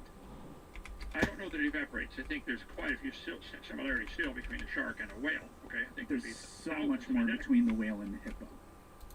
I've never studied the DNA codes of any of those creatures. Okay, but if we find some similarities or differences that would not lead to the absolute sure conclusion that he's guilty, there is no God and it happened by chance and Charlie Darwin winner, I think you're coming to a vastly wrong conclusion. If there are some similarities between these, okay, if there are similarities between the DNA code of a whale and a hippo, that they both breathe air, maybe they have to have some lines of code for that. The sharks don't have gills. Sharks have gills. They can breathe underwater, where whales don't. So I think that the DNA code is incredibly complex. I'd be willing to bet $5 if we took the lines of code necessary to make a battleship and compared it to the lines of code necessary to make a helicopter, we'd find quite a few identical lines of code. Identical. That doesn't really relate. That's supposed to be designed. It's a design feature. Okay, I mean, we could go into that more, but I have a lot more questions, and I don't want to run out of time. How many animals do you think were on the Ark? 2 of each kind. And then there's like 7 pairs of some of the other ones, right? And 7 of some, right? Yeah. Okay, so Wild how many animals do you think that would be? The current wild guess by a group called the Bearmanology website. Bearman means kind in Hebrew. They claim there are probably about 8,000 pairs of 8,000 kinds of animals on the Ark. They have now diversified into the 167 varieties of ducks that we have today. Natural selection has caused them to diversify. Some can handle cold weather better, some can handle hot weather, some like different environments. But it can only select from what's already available. So I think that I have no idea, but I would guess if I had to pick a number, I'd say probably 8,000 kinds of animals, and they have now diversified into maybe even for sure definition of species. And we can even double that. We can more than double that, and just say there are like 20,000. Just to, if we want to be crazy about this. How long do you think it took those species that were on the Ark to become the... We've documented well over 1.5 million species today. There's probably a lot more than that. But how long do you think it took them to become the millions of species we see today? Does the millions of species today include all the fish? Because they didn't have to go on the Ark. Where'd you get that number from? The vast majority of species we've documented are insects. So we can take the fish, and that's only going to be tens of thousands, maybe near 100,000. Sorry. Well, God told Noah to bring those on land in whose nostrils is the breath of life. Insects don't have nostrils. They weren't on the ark either. They can survive on floating vegetation, floating carcasses. Of the land-dwelling, air-breathing mammals, animals, it would take probably about 8 or 10 or 20,000. But see, to say those 20,000 turned into let's pick a number and say there's even 500,000. And again, there's no definition of species. Okay? Right, Ken, I hate to interrupt, but I only have so much time. So the question is, how long do you think it took those 8,000 species to turn into the many, many, many hundreds of thousands of species we see today? 4,400 years is what the Bible says the dates would be. Okay, so why is it that a few thousand species can turn into millions of species in a short time, but the idea of that happening over hundreds of millions of years is somehow not possible? Well, we cannot observe hundreds of millions of years, okay? And The question is, why is it not possible? Well, first of all, it's not possible to have the hundreds of millions of years. There's lots of ways to prove the Earth cannot be that old. That's not this debate tonight. I do that in my video number 1. It can't be billions of years old for lots of common sense reasons. Plus, we never see, what we've seen is 167 varieties of ducks. The question is, why is it not possible? Not what have we seen. Why would it be impossible? Well, there are barriers. There are certain barriers that animals reach a barrier, like the dogs. They got a 4.5-inch dog and a 44-inch dog. But there's a limit. You're not going to get a 5-mile tall dog or a 1/2-inch tall dog. There are 1/2-inch tall creatures, insects by the millions, okay?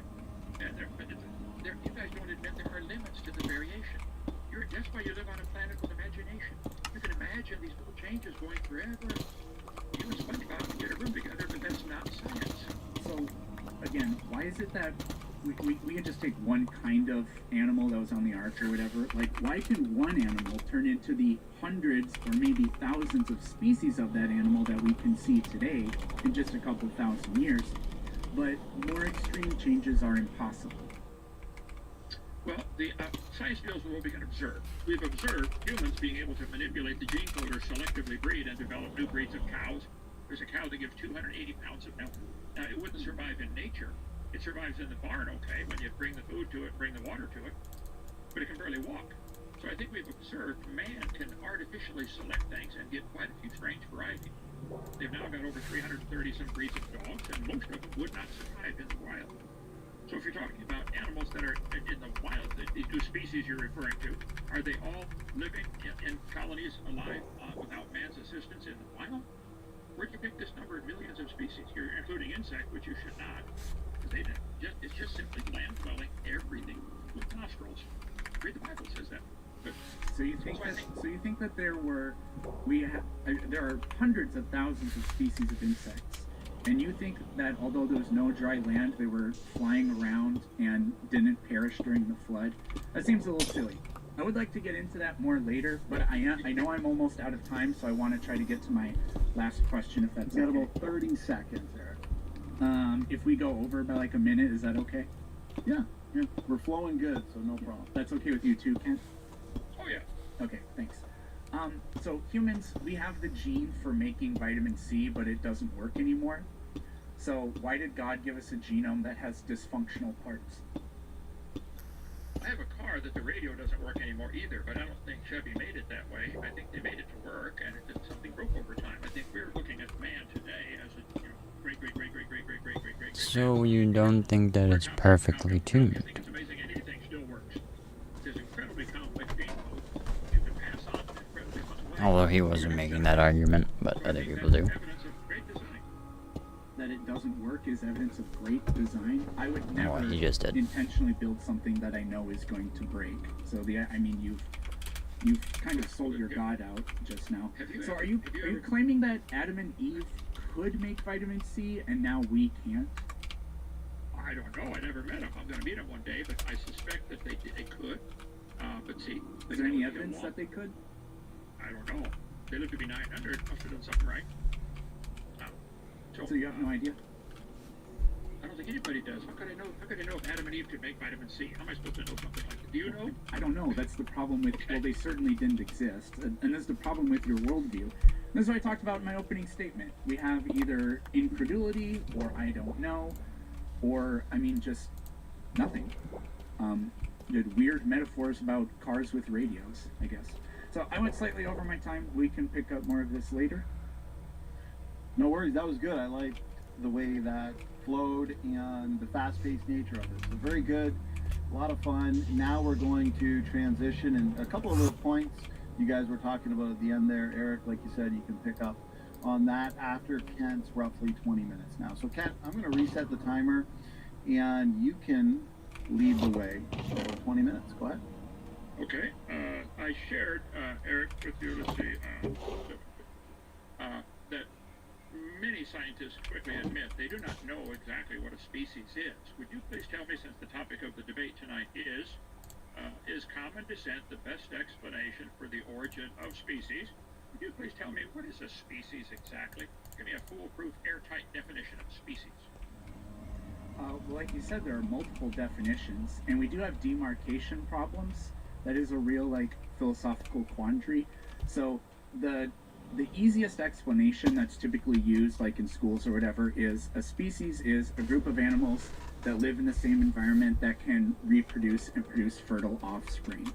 So you get weird exceptions to this, however, like lions and tigers. They can reproduce and produce a hybrid, although they don't live in the same environment. Now, typically those hybrids are sterile, but I have heard that they have successfully produced, I don't know what you would call it, viable, fertile, I guess, lion-tiger hybrids. Hybridization is also common in the plant world as well, so plants that can be wildly different end up having some sort of hybrid compatibility. Okay. Would you agree that the example you gave, the lion and the tiger, are both considered in the cat, we'll call it family for lack of a better word, kingdom, wild class, order, family, genus, species? They're both in the cat family, right? Yeah, the Felidae, I think that's a family, yeah. Okay, I don't speak Latin, dead language. So does that, because we can see the two in the cat family hybridized, does that make you believe that lions are related to potatoes? So the way you would test that, because Darwin had this crazy idea that life has changed so much on our planet that, you know, entire species become something different over time, which would imply, it wouldn't necessarily imply that there's one universal common ancestor, but that was the idea. And then later we figured out how to, that when animals or plants, whatever, when something reproduces, there's a hereditary molecule. We figured it out. It's DNA.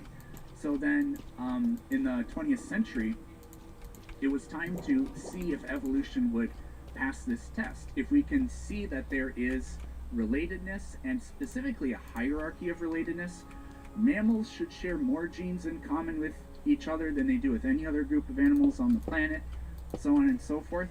And that's exactly what happened. So, do cats and potatoes share genes? Yes.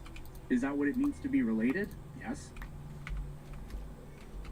So you believe, for the record here, Your Honor, cats, the lion and the potato are related because they share some genes, okay? Scientifically, that's the only thing we know about genetics. What it tells us is relatedness.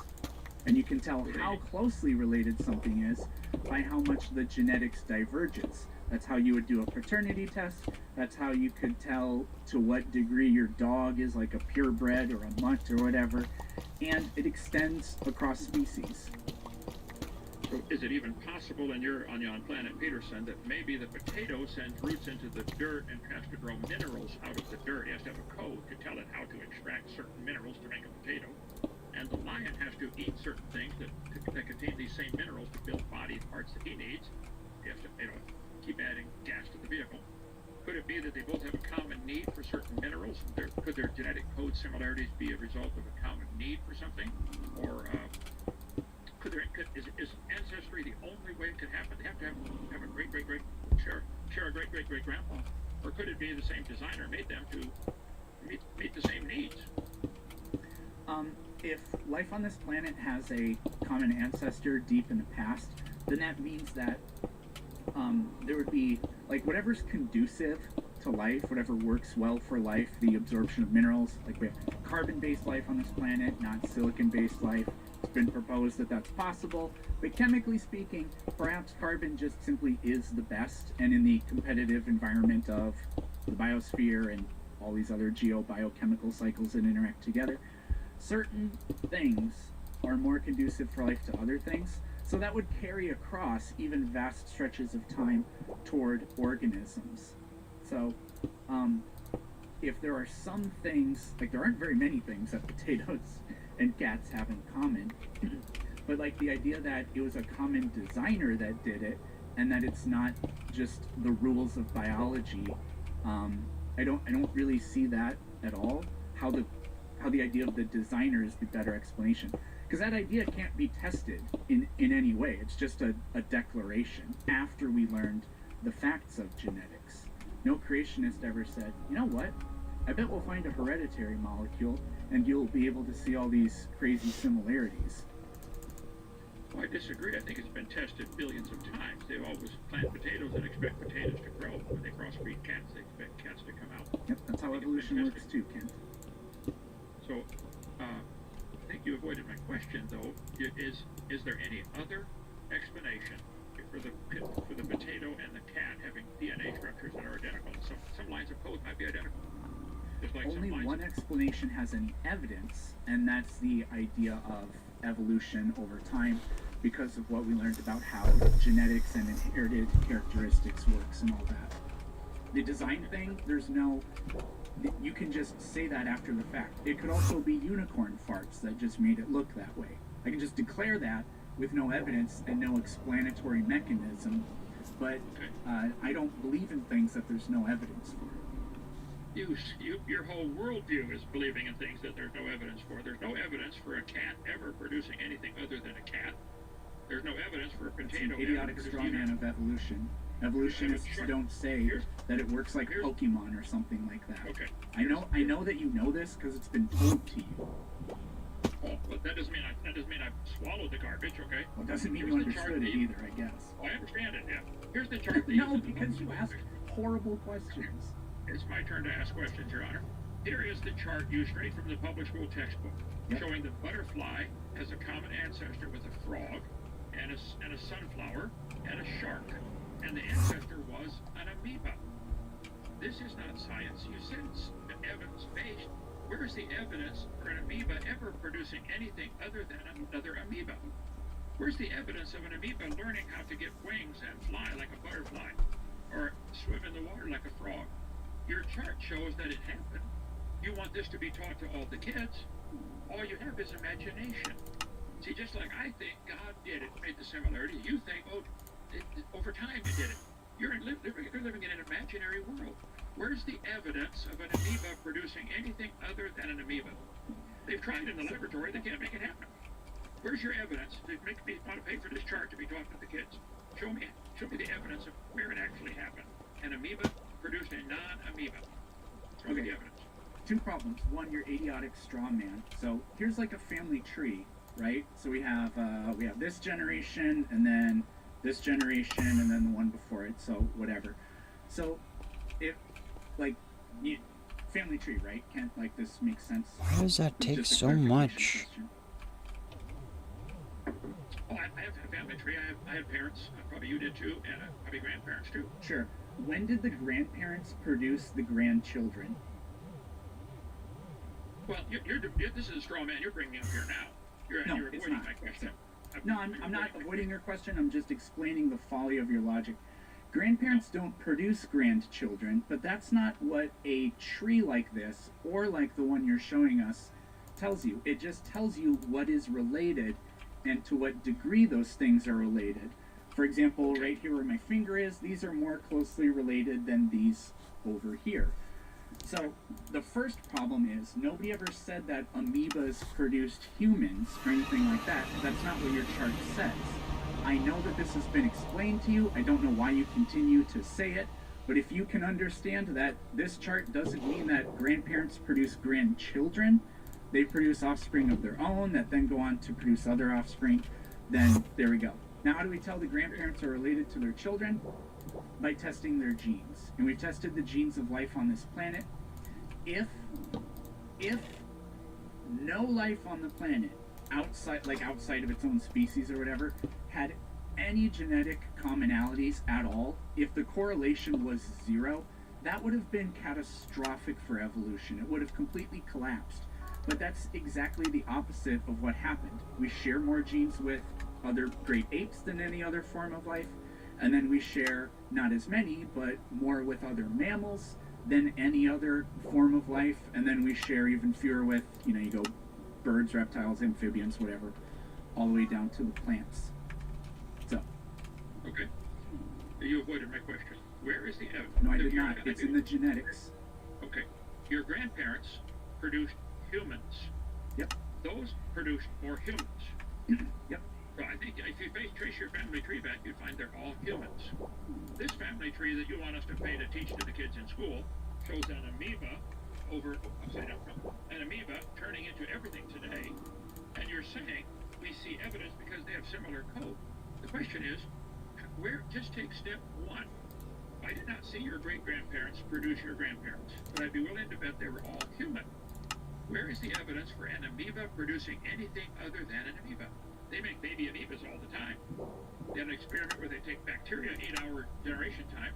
They get born, grow up, get married, have babies in 8 hours. And they've done that ongoing experiment for about 100 years now. And they get tens of thousands, maybe millions of generations of bacteria, and they never changed anything but a bacteria. But you want me to believe, on your planet Peterson, that a bacteria or an amoeba could over slow steps because we can't see them. I think we can see all through human history. Humans make baby humans. Your grandparents were human. Now, I asked you, where is the evidence of just a single step, the first step of the amoeba becoming non-amoeba? Right, I've answered that. It's in the genetics, but I'll do a better job of answering the question because you don't like computers.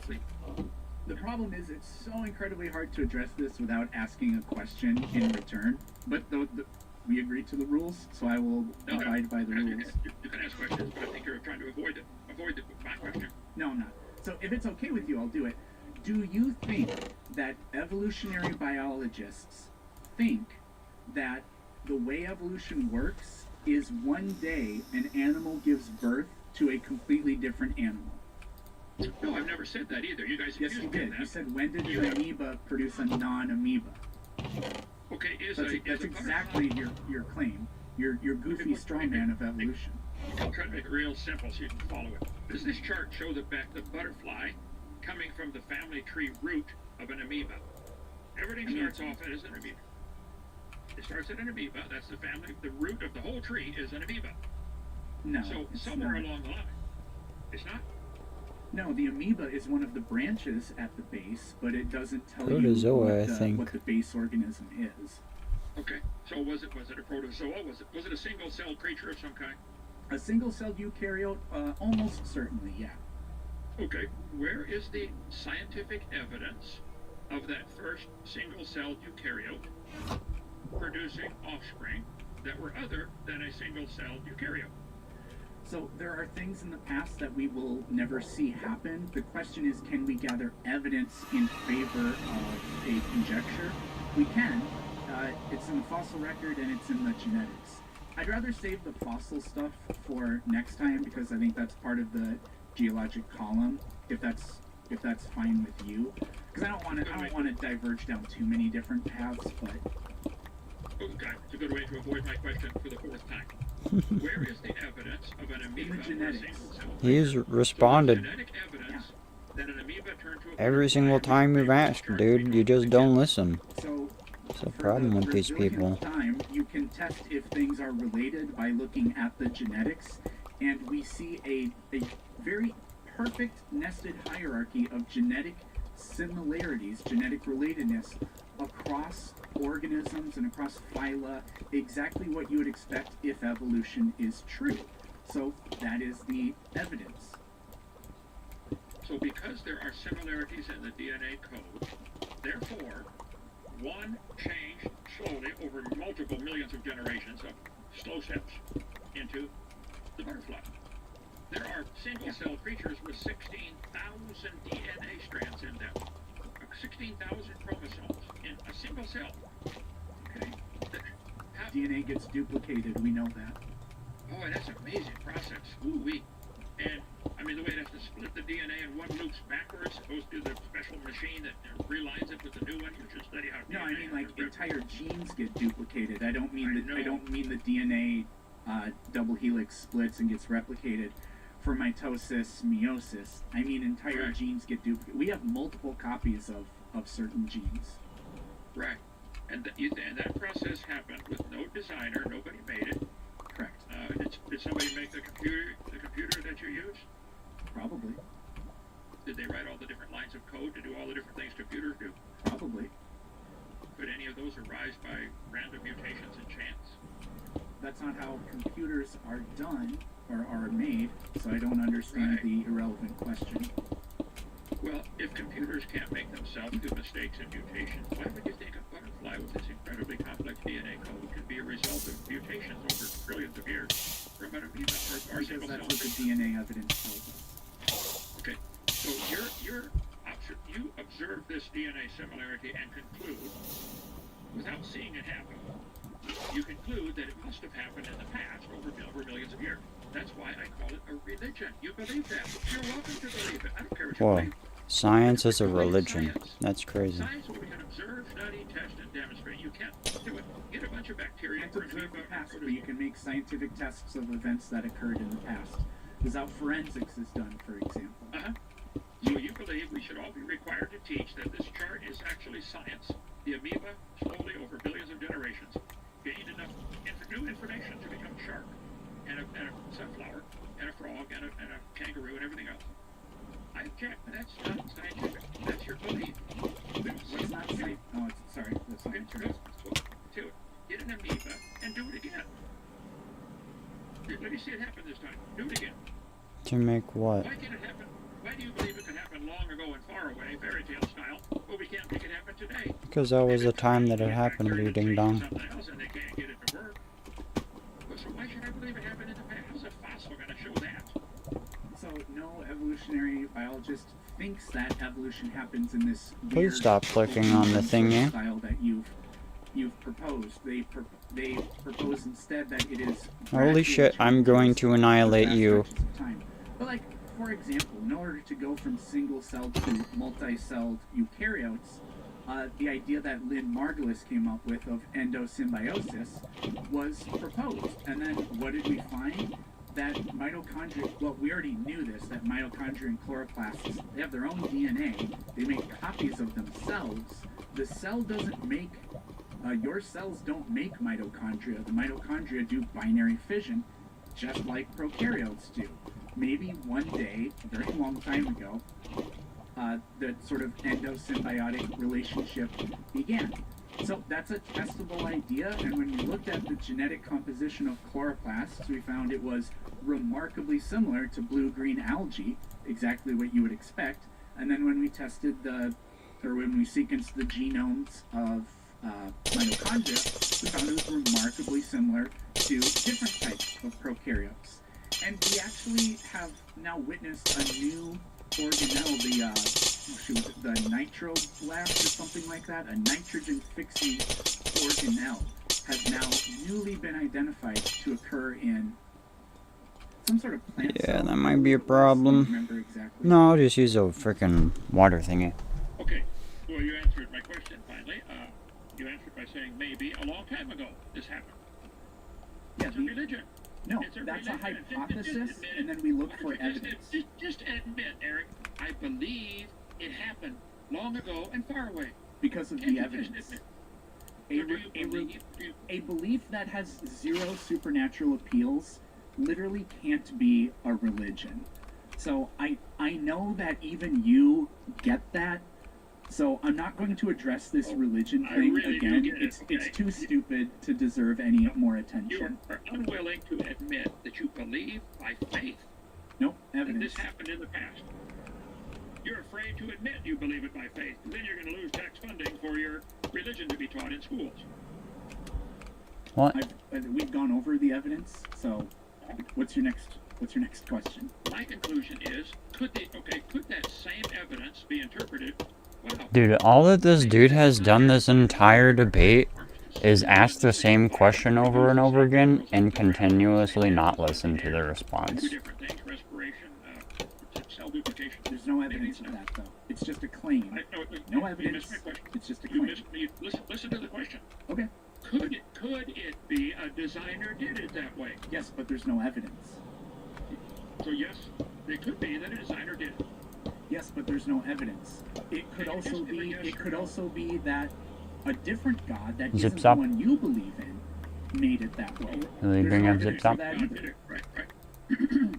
Yeah. I would say if I was to analyze the data, the lines of code to make Microsoft PowerPoint, and examine the lines of code to Microsoft Word, I would find millions of identical lines of Oops, code. was that actually I empty? would therefore conclude they got to be related. One made the other. They both came from Morse code. No, the same guys wrote the code would be another logical conclusion. So you're unable to admit or realize that there might have been a designer who did it for a reason. We may not even know the reason yet. The problem is you don't have any evidence or a working hypothesis. You hijacked your scientific data after the fact. After all this was learned, you and I are lucky enough to live when we do now, and we know so much. You took all the evidence and after the fact said, this is how my God did. I did this in my opening statement, and I think maybe I'm a prophet because you're just living up to exactly the caricature of yourself that I drew up at the beginning. Okay, well, I believe by faith that this book I'm holding right here is true, and it says they will bring forth after their kind, after their kind, after their kind, after their kind of every sort. This is all that's ever been seen. Charlie Darwin wrote a book, The Origin of Species by Means of Natural Selection or the Preservation of Favored Races and the Struggle for Life. Do you think all the species Charlie Darwin envisioned, all the species, changing into what no matter which definition of species you use, a butterfly is a different species than a sunflower. So, but you believe it. Oops. So I think Kent looked like we hit the wrong button, but I will say as we wait for him to come back. How were we on time on there? It had to have been getting close. Yeah, you know what? We just hit 21 minutes, a little bit over, Okay. and so you both got 21 minutes each, and so Sure. If he wants to ask like one more question when he comes back because I did that, I'm fine with that. Okay, let's do that. We'll do one final question, and then Eric will let you respond. Once you respond, we'll shift right into a final 20 minutes of just free flowing. So if you had something else you wanted to ask him or the topic you wanted to touch on. As we wait for Kent, Wow. you mentioned earlier, Eric, that there will be a second debate that will focus heavily on the fossil record. So fossil record and the geologic column, as tonight, especially here in the roughly 42 minutes of cross-exam, we focused a lot on genetics and biology. And with that, Kent is back. Kent, let's do this. Before we lost you, I was just going to say we just hit your time basically for asking questions. Let's have you ask one more question. Then we're going to shift into our final phase, which is more of a free-flowing discussion. Okay. It's not as strict. Go ahead, Kent. Well, I will ask this in a question form then for Mr. Planet Peterson. He got mad at me asking it like that. Are there any rules? Where do standards come from? How do you tell right from wrong in your worldview? Is it okay for a boy to change to a girl at 57 genders? I mean, this is not just, this is what the evolution theory leads to. Is there a standard like thou shalt not? Is it okay to go next door and kill your neighbor's baby and eat it? Is there anything? How do you tell If right God from wrong? told you to do it, then you would say it's okay. So don't come to me with your precious standards. And this has nothing to do with it. He is not In actually your incorrect evolution there. worldview, how do you There's tell what is right or some wrong to do in bad things in the I don't past think that have you would happened because use of evolution to do that. X Just told like I me to wouldn't do use it. my car to play basketball. Wow, that's a stretch. Okay. It's really not a stretch. How do you use the Bible to do math? Irrelevant question. See? Well, is it wrong for a human to go next door and kill the neighbor's baby and eat it? And if it's wrong, why do you think that is wrong? This has nothing to do with evolution. I'm going to jump in, It's guys. also- okay, go ahead. Perhaps, since we do just have 20 minutes left, let's focus as much as we can on the common descent question of the morality topic. Pardon me. But with only 20 minutes left, let's do this. Let's consider that our 2 rounds complete. You both had about 22 minutes each to ask questions, and I enjoyed the fast-paced nature of it. I think you both did a good job keeping it engaging. So with 20 more final minutes, let's do this. Since Kent asked the last question, Eric, let's give you the floor. You are in the affirmative, so let's have you pick the next topic pertaining to common descent. Go ahead. Oh, I mean, I just figured we'd probably just do more questions back and forth, but instead of like, Kent's not allowed to ask any questions, it's a little bit more about free flow. Yeah, that's fine with me. Let's see. Kent, do you have an explanation for why did God design animals that live full-time in the water, such as dolphins, to breathe air when other marine animals like fish don't do that? Oh yeah. If I was God, I would design a wide variety of things just to make people who don't want to believe in me anyway figure out some way to get around believing in me. I think he did it for those who hate him. What circular logic did you just fucking splatter at me? Probably just to make evolutionists have justified themselves for not believing. But I think dolphins enjoy the way they're made, and they seem to be smiling all the time. Watch Flipper. So I don't think they would complain. Did you just say a movie title? So you think the reason God made animals that live in the water breathe air is to make evolutionists say what?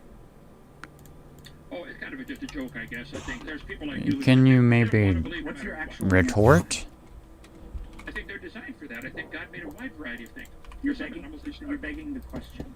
You just I asked why did God design them that way, and you just said God designed them that way.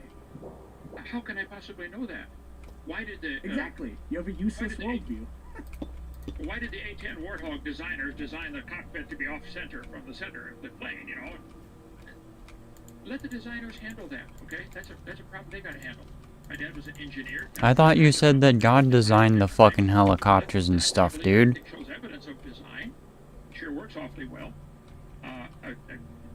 Especially since we're who knows how many generations away from the original. So if some things no longer work, like a radio in my car doesn't work, that's okay, I don't care. He's back on the car radio. So you jump to the conclusion that, wow, because something doesn't work, therefore nobody designed any of it.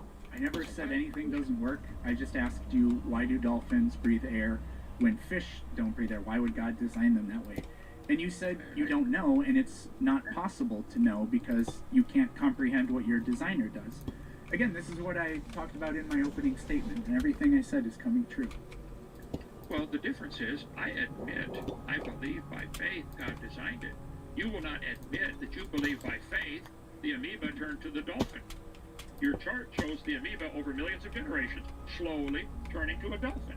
Yeah, but that idea is testable, and we went over that. So, are you conceding that you can give me zero reason to believe what you believe, because by your own admission it's incomprehensible and you can't explain it in any way? I believe every living creature on the planet is so complex, even an amoeba, a mosquito, the whale, every living thing is complex beyond our comprehension. It takes thousands of hours of study to just begin to understand how it works. To actually make one. I tell you what, get all the scientists in the world together, give them all the chemicals they want, all the elements. See if they can make a mosquito. They can't do it. They can't do it. The mosquitoes can make other mosquitoes. Do you know what an argument from incredulity is? Yeah, you've been making them all night. No, you just unironically made one. You said, we don't know how to make life, therefore, God made life. So you haven't given any evidence. You said you don't know how life got started, but therefore it had to start over millions of years. You haven't given any evidence of how that happened either. Where's the evidence of life? Where's the evidence of life coming from non-living material? Oh, well, that's We're back on this. Evolution is. That's abiogenesis.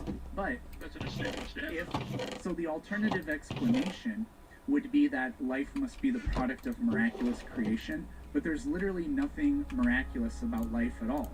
When the DNA is copied, does a miracle occur? No. We understand scientifically how that happens. Does a miracle occur when the Krebs cycle happens and organisms phosphorylize ATP and extract energy, whatever. No miracle takes place.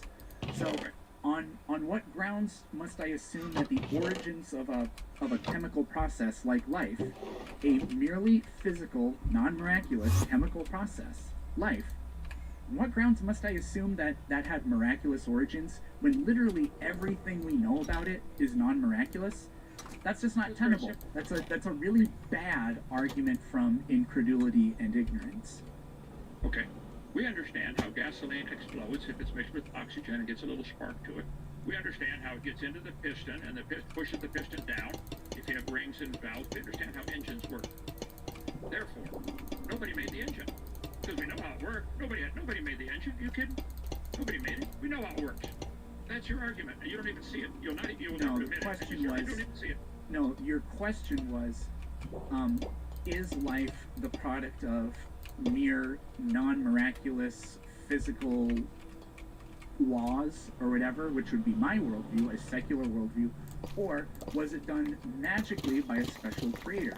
There's no evidence that it was done magically by a special creator.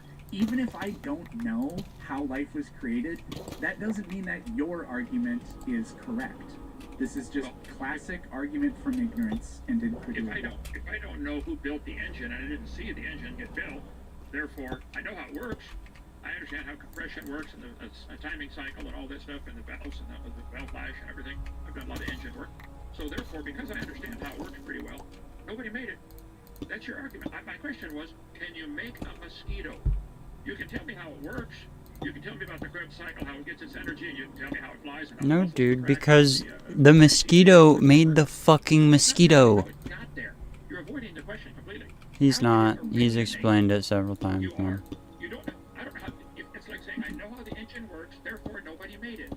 You know how life works. We know how we take the gases out of the air and minerals out of the ground and synthesize it into our body cells. Yeah, we have a pretty good understanding of a lot of that stuff. But that doesn't explain the origin of it.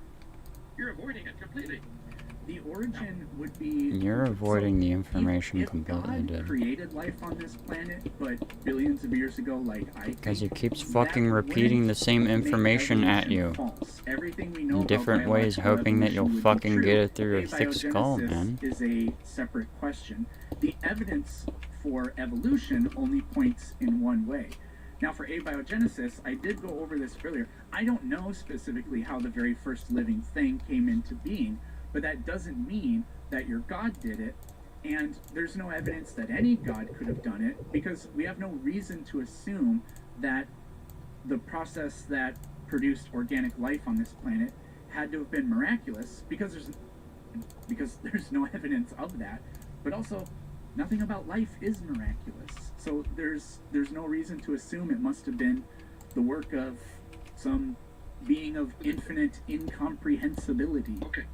There's no evidence of how it got started with your worldview either. That's why you avoid that. There's no evidence that life can come from non-living chemicals in a warm little pond someplace. This is a theory, a philosophy, a belief, a religion. There's no evidence. There's no evidence. I don't have any evidence of how the Chevy motor was made for my truck. I have no evidence. I didn't see it. I've been to Chevy. I worked in General Motors. I know how they go. I understand how they work. And you're telling me because we understand how life works, therefore, there's no evidence that there was a designer. There's no requirement for a designer to be. So when we have when we have questions that we don't have answers for yet, we search for the best explanation, and a magic explanation I don't think is ever preferable to a natural explanation, but the natural explanation has a really massive burden of proof, and we don't have any working theories for abiogenesis or anything like that yet. But we take what we know about life, that all life shares genes, so that would point to a common ancestor, like a last universal common ancestor, whatever, a long time ago. And we know that life is made of ordinary chemicals. Like, literally, life is chemistry. So the idea that chemistry would beget life in the first place is really not very far-fetched. It's not religious in any way. It's just scientific, because we're studying life and applying what we know about life to try to come up with new ideas, experiments, explanations, things like that. Like there's research in origins of life, abiogenesis. They've been able to make autocatalytic, self-replicating chemical systems with RNA. They've been able to do it with amyloids, which are a type of protein, for example. Prions, which are like these folded proteins that you get, they cause things like mad cow disease and things like that. Prions actually they replicate themselves. They are these folded proteins, and they are capable of synthesizing more copies of themselves. So whatever the process that would have generated life, we see analogs to that, but we don't have highly sophisticated explanations like we do for like general relativity and things like that.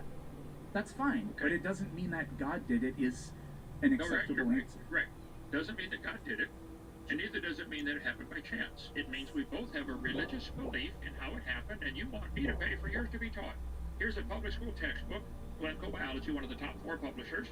It says, Earth is formed 4.6 billion years ago. It was a hot ball of rock. It rained on the rocks for millions of years, and in these oceans, the first living organisms appeared. Ooh, that's not science. That's a religious statement. They believe it happened. Mr. Nelson gets all upset. Nobody believes we came from a rock. Yes, you do. Earth began as a hot ball of rock. Do you believe Earth was a hot ball of rock 3.9 billion years ago, and it cooled down and it rained on the rocks, turned to soup in the oceans, and we came from the soup? This is what the textbooks teach. You think this is science? It certainly isn't religion. I don't know if you have your own private language that nobody else uses, but the definition, could you actually give a definition for what religion is?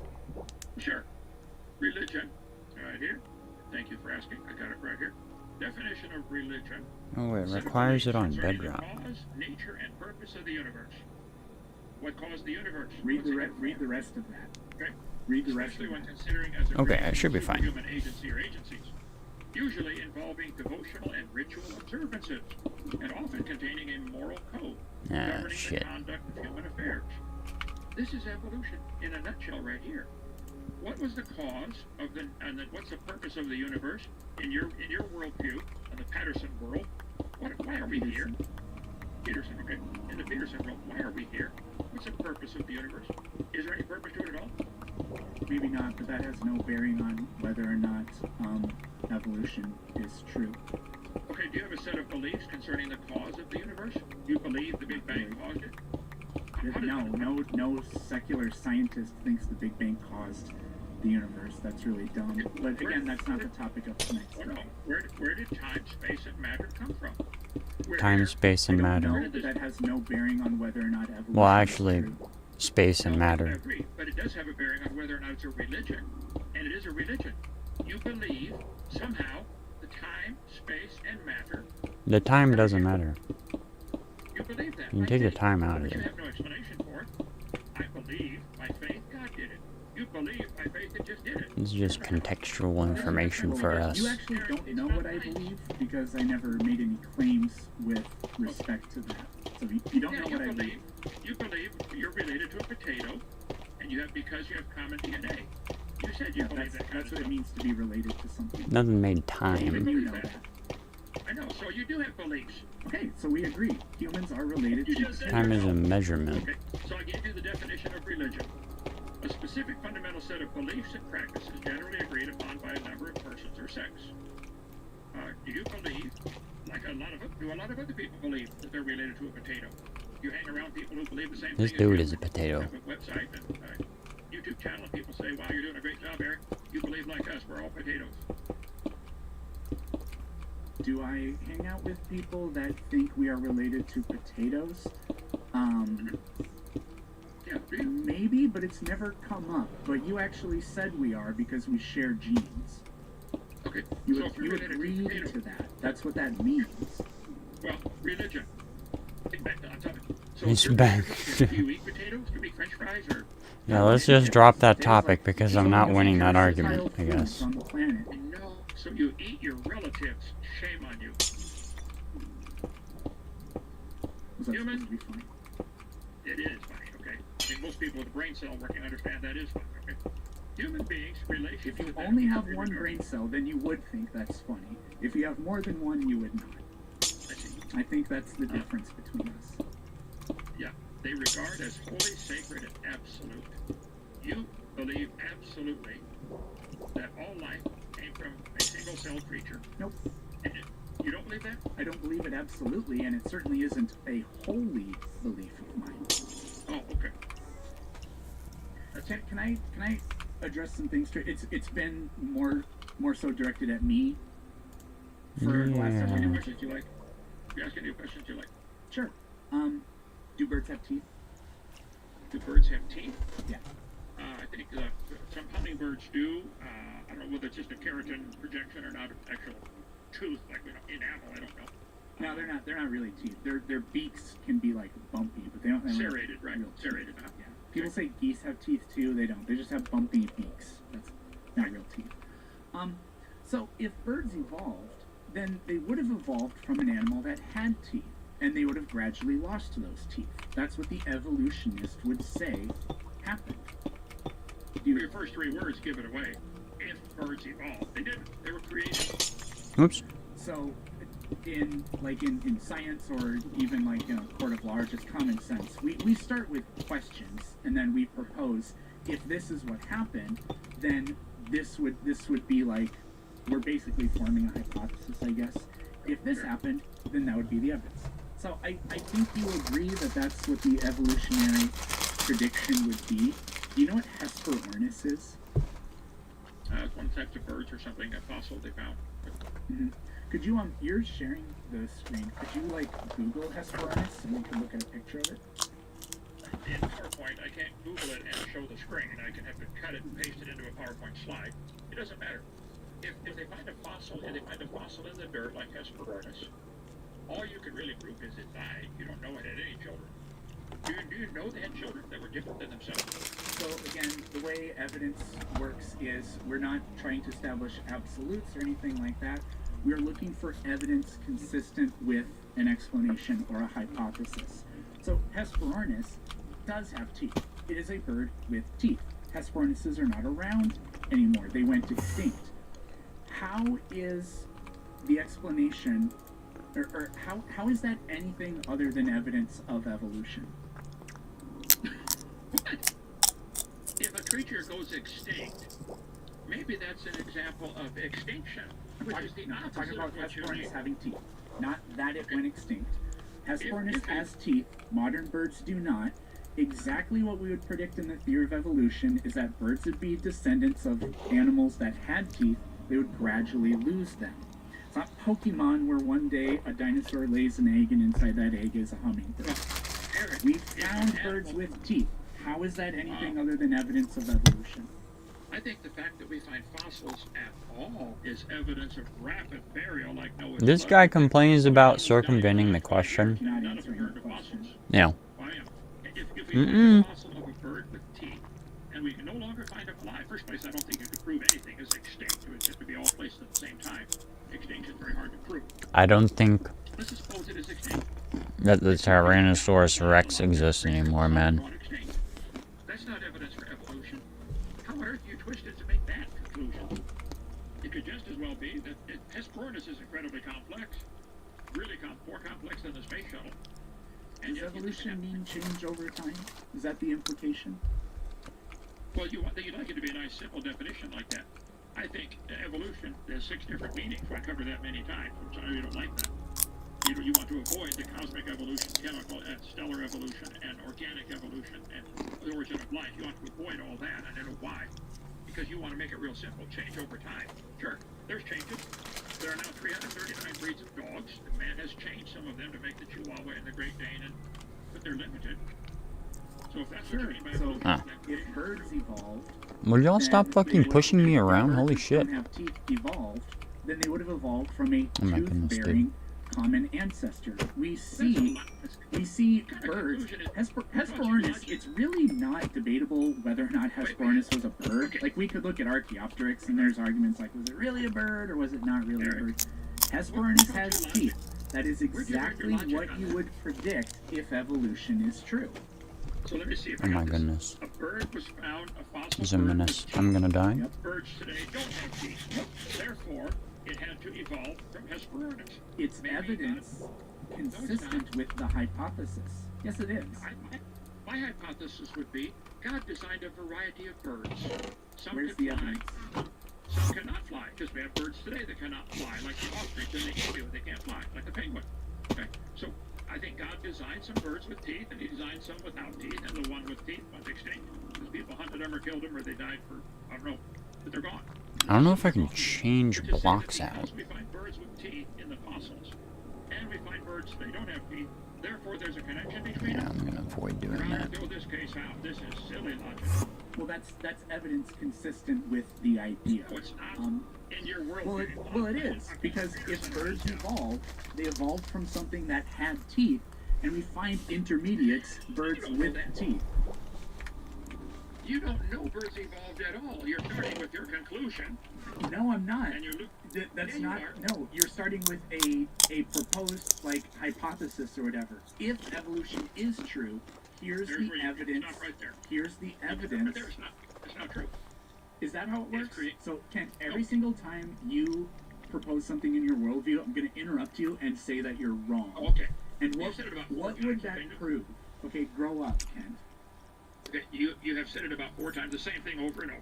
You're determined to believe by faith. Because you keep that asking the same Hesperornis, bird question with like you teeth, don't understand what he's bird asking you. today without teeth because it lost its teeth. No. That's not logic. If evolution is true, it would mean that organisms change over time. And we would see the evidence of that by seeing traits, either highly derived traits gradually appear, like the hominin fossils with our craniums growing larger, or we would see some traits disappear. Dude does not know when to shut the fuck up. He keeps saying stop right there whenever he's just trying to say the first line of a sentence. Birds specifically evolved from dinosaurs, and then if evolution is gradual change over time, we would see birds with teeth, but which makes them a little bit different from modern birds, but nonetheless still birds. Hesperornis is exactly that. It is the evidence, an example of the evidence we were looking for. It doesn't prove anything by itself, but it's evidence. There's no contradiction here. Okay. Hesperornis is evidence of extinction, which is the opposite of what you need. It's evidence of losing something, which is the opposite of what you need. Where's the examples of some animal gaining something Shit. new? What if we found a bunch of fossil birds without teeth, and then birds today had teeth? Would that also be evidence for your religion? I mean, for your theory? If it was the other way around, if birds today have teeth and fossilized birds didn't have teeth, would that be evidence? Did I understand your question correct? Right, yes. Would that be evidence for your evolution?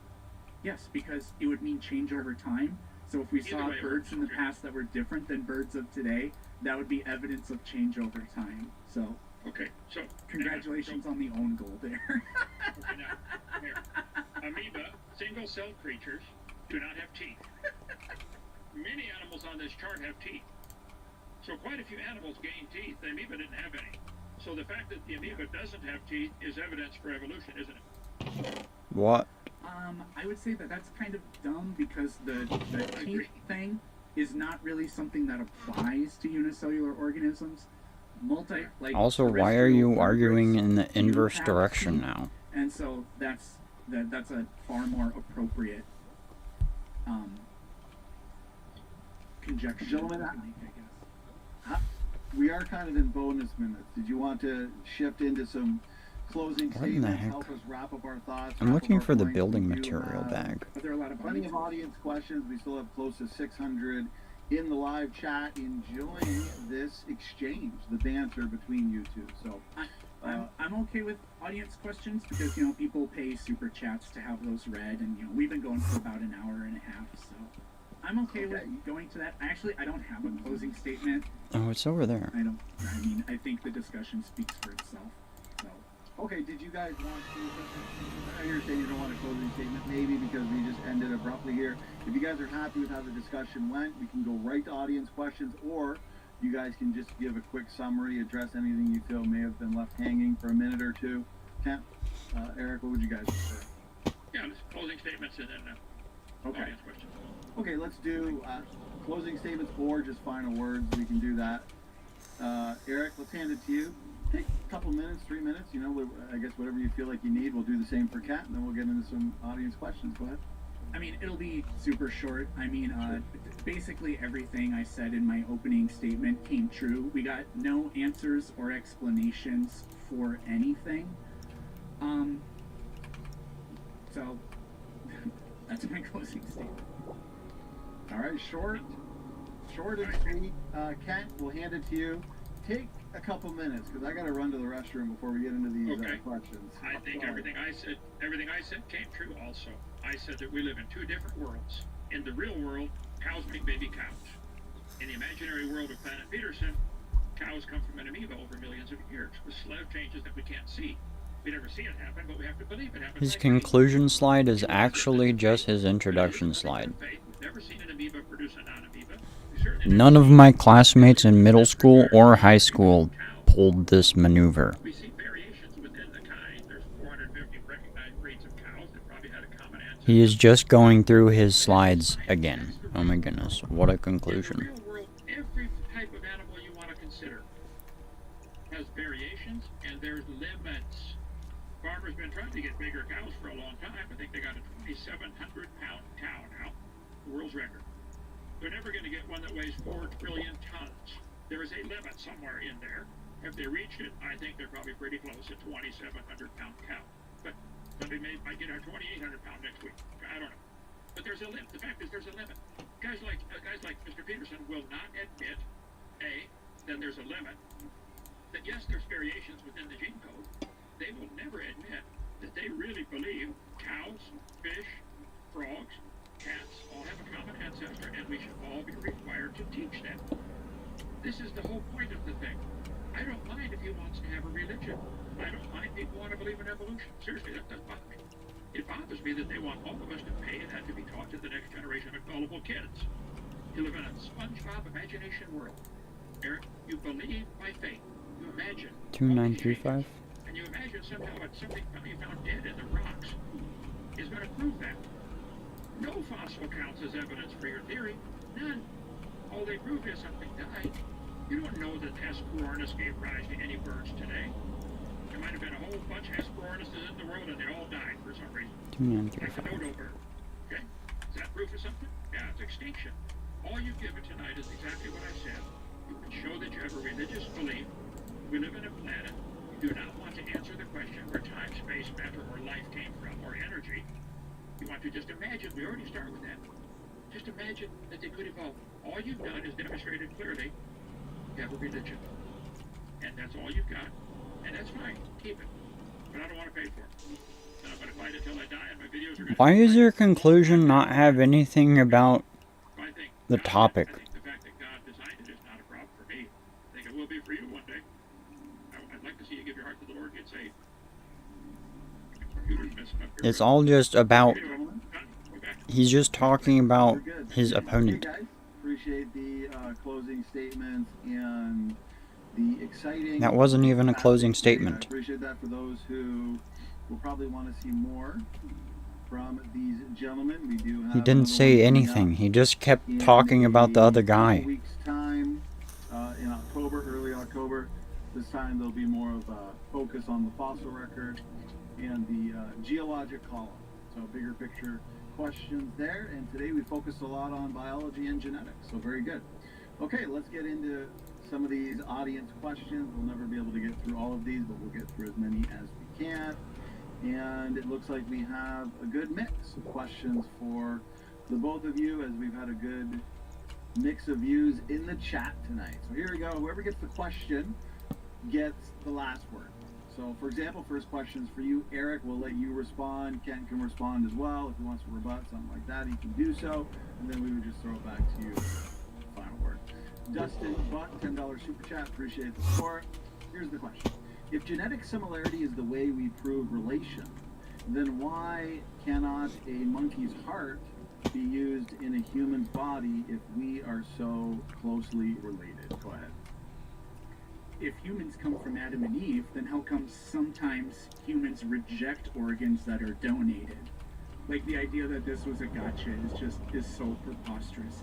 human-to-human organ transplants don't always take because there are critical like antigen markers that our organs have on them, and your body can reject them. So this wouldn't prove that evolution is false.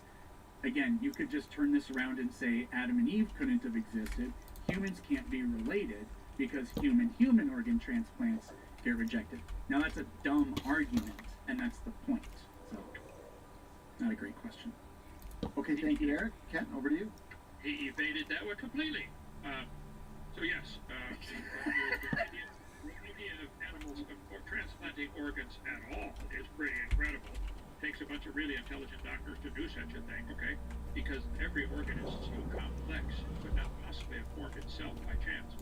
If there are similarities between the human heart and the monkey heart, and there probably are billions of similarities, I would say the same designer made them. But I'm not requiring everybody teach for my theory or philosophy or religion to be taught. Eric must have required that everybody teach his. Humans and monkeys all came and are related to potatoes, and all came from an amoeba-like creature over billions of changes. That's not science. I said that, I'll say it until I die. It's not science, it's a religious belief. He will never admit it. Thank you, Kent. Eric, you get the last word if you'd like it. No, I mean, I answered the question, I addressed it, so, I mean, you could just say, if God intelligently designed these organs, then why don't they work? It's such a bad question. Okay, thank you for the responses, Eric and Kent. Next question is for you, Kent. Comes in from Mope35. If it took just 400 years for I think he probably means 4,000 years, for the thousands of species to emerge from only 8,000, why have they not observed to continue diversifying so fast for the past 100 years? Go ahead, Kent. Well, I think you have to really define what you mean by some of the terms there, but I think we've seen that. Animal breeders, like cows, for instance, and farmers have been able to selectively breed creatures and get whole new varieties. Cow farmers? A few hundred years. They speak English? Plants, like corn coming from maize. That was done because of I didn't know cows could talk.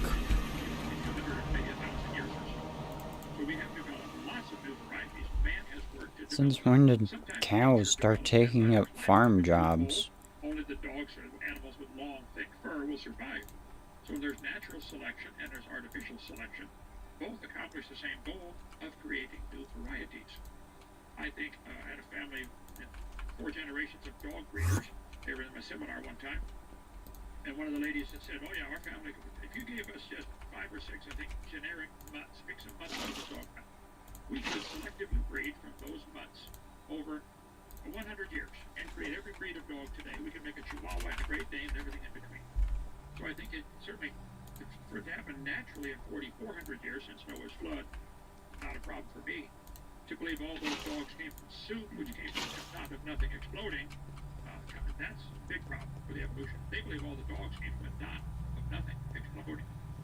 That's Thank you, Kent. Eric, over to you. Yeah, this is a really good question because this is where Kent's worldview becomes testable. We take the arithmetic of how long it's been since that event and how many species were on the ark and how many we have today, do some really simple division, and it would tell us on average this many new species should be popping out of animals and plants and whatever. Well, it'd just be animals, I guess, on the ark, but whatever. We should see this many per day. Why don't we see that happening today? And I mean, Kent didn't even try to address that. He just said the Big Bang is false and evolution is false. Okay, Kent, you get the last word. I did address it. I said animal farmers do this all the time today. You were talking about the cow farmers last time, man. There was no such thing as a Chihuahua at some point in human history. Somebody decided they wanted a lap dog, and so they had somebody selectively breed smaller. Now they have a teacup Chihuahua. All this has happened in recent time. A lot of this happened in my lifetime. Brand new varieties have been created by man artificially selecting what he wants. So if it can happen by artificial selection in a short human lifetime, then I think to say natural selection, or maybe even it was artificial selection back 4,400 years ago. Maybe Noah decided he wanted cows to give more milk, so he selected those to breed. That's, sold off for 8 the rest of them. Pretty soon you got to herd dairy cows. I think every farmer with an understanding of how how genetics works would tell you it's not hard. You get cows that give more milk. My neighbor has a lot of cows. He's going to take some of our zebus, take them to the market for us. He says, you don't need those. You need this zebu right here to be the daddy of all the rest of them. So people who understand cows will say, yeah, you can selectively breed your cows and get a desired trait that you want. You want them to be gentle. You want them to be ferocious. Like that. They bred dogs to be ferocious. They bred dogs to be gentle. So this does happen in our lifetime. You can observe it. I did answer the question. Thank you. Okay, thank you for the final word there, Kat. Next one for you, Eric, comes in from George Bond. Appreciate the support for tonight's debate there, George. Here's the question. A 4D quaternary code self-assembling into 64 codons that arranged into prescriptive info and decision-making algorithms can't happen from rock soup. Information requires a sender, and decision algorithms requires a forward planner.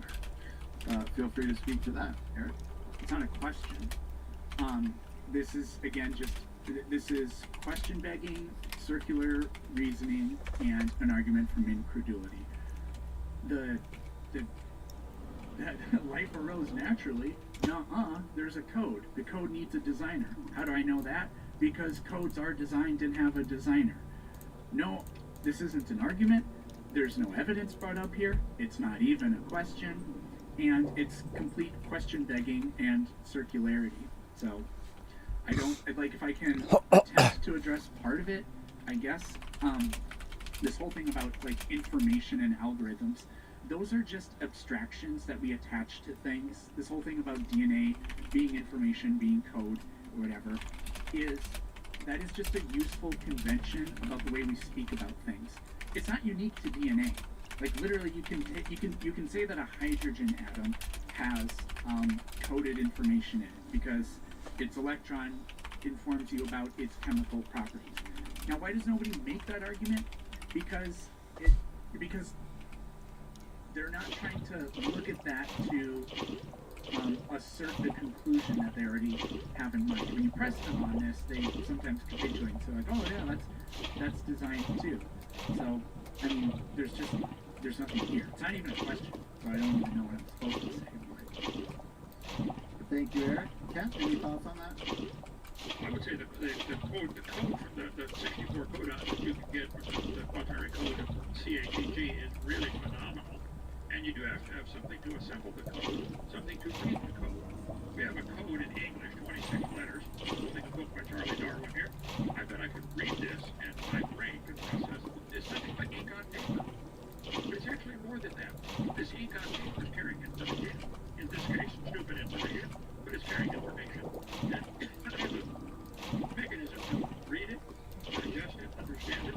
And so I think that the body, to take the DNA code that's in every cell and be able to use that to do things like digestion and cell replication and healing and balance and vision is phenomenal. I don't have a problem with worshiping God for his amazing creation.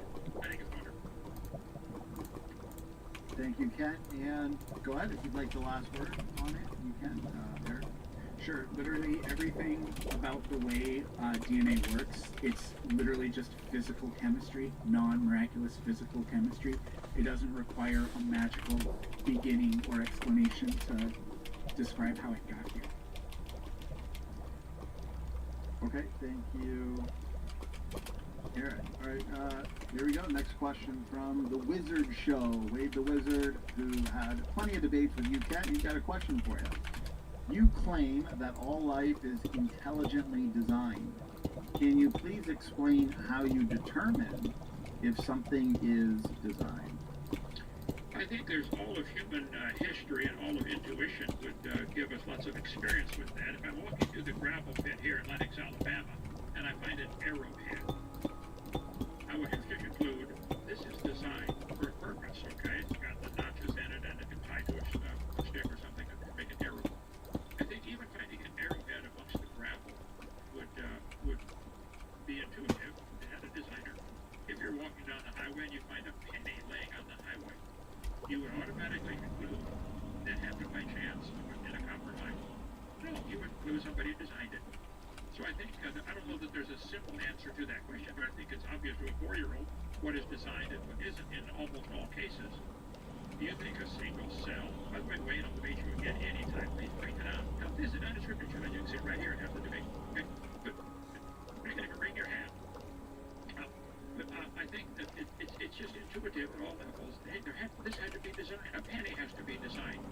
A pencil had to be designed. These things don't happen in nature. All of our human experience through all of human history it's easy to tell if something was made or something is just natural, like my gravel pit here. We got trillions of rocks. If I find an arrowhead, I'll know right away that was designed. If you can't figure out what design, I can't help you there. Okay. Thank you, Kat. Eric, over to you.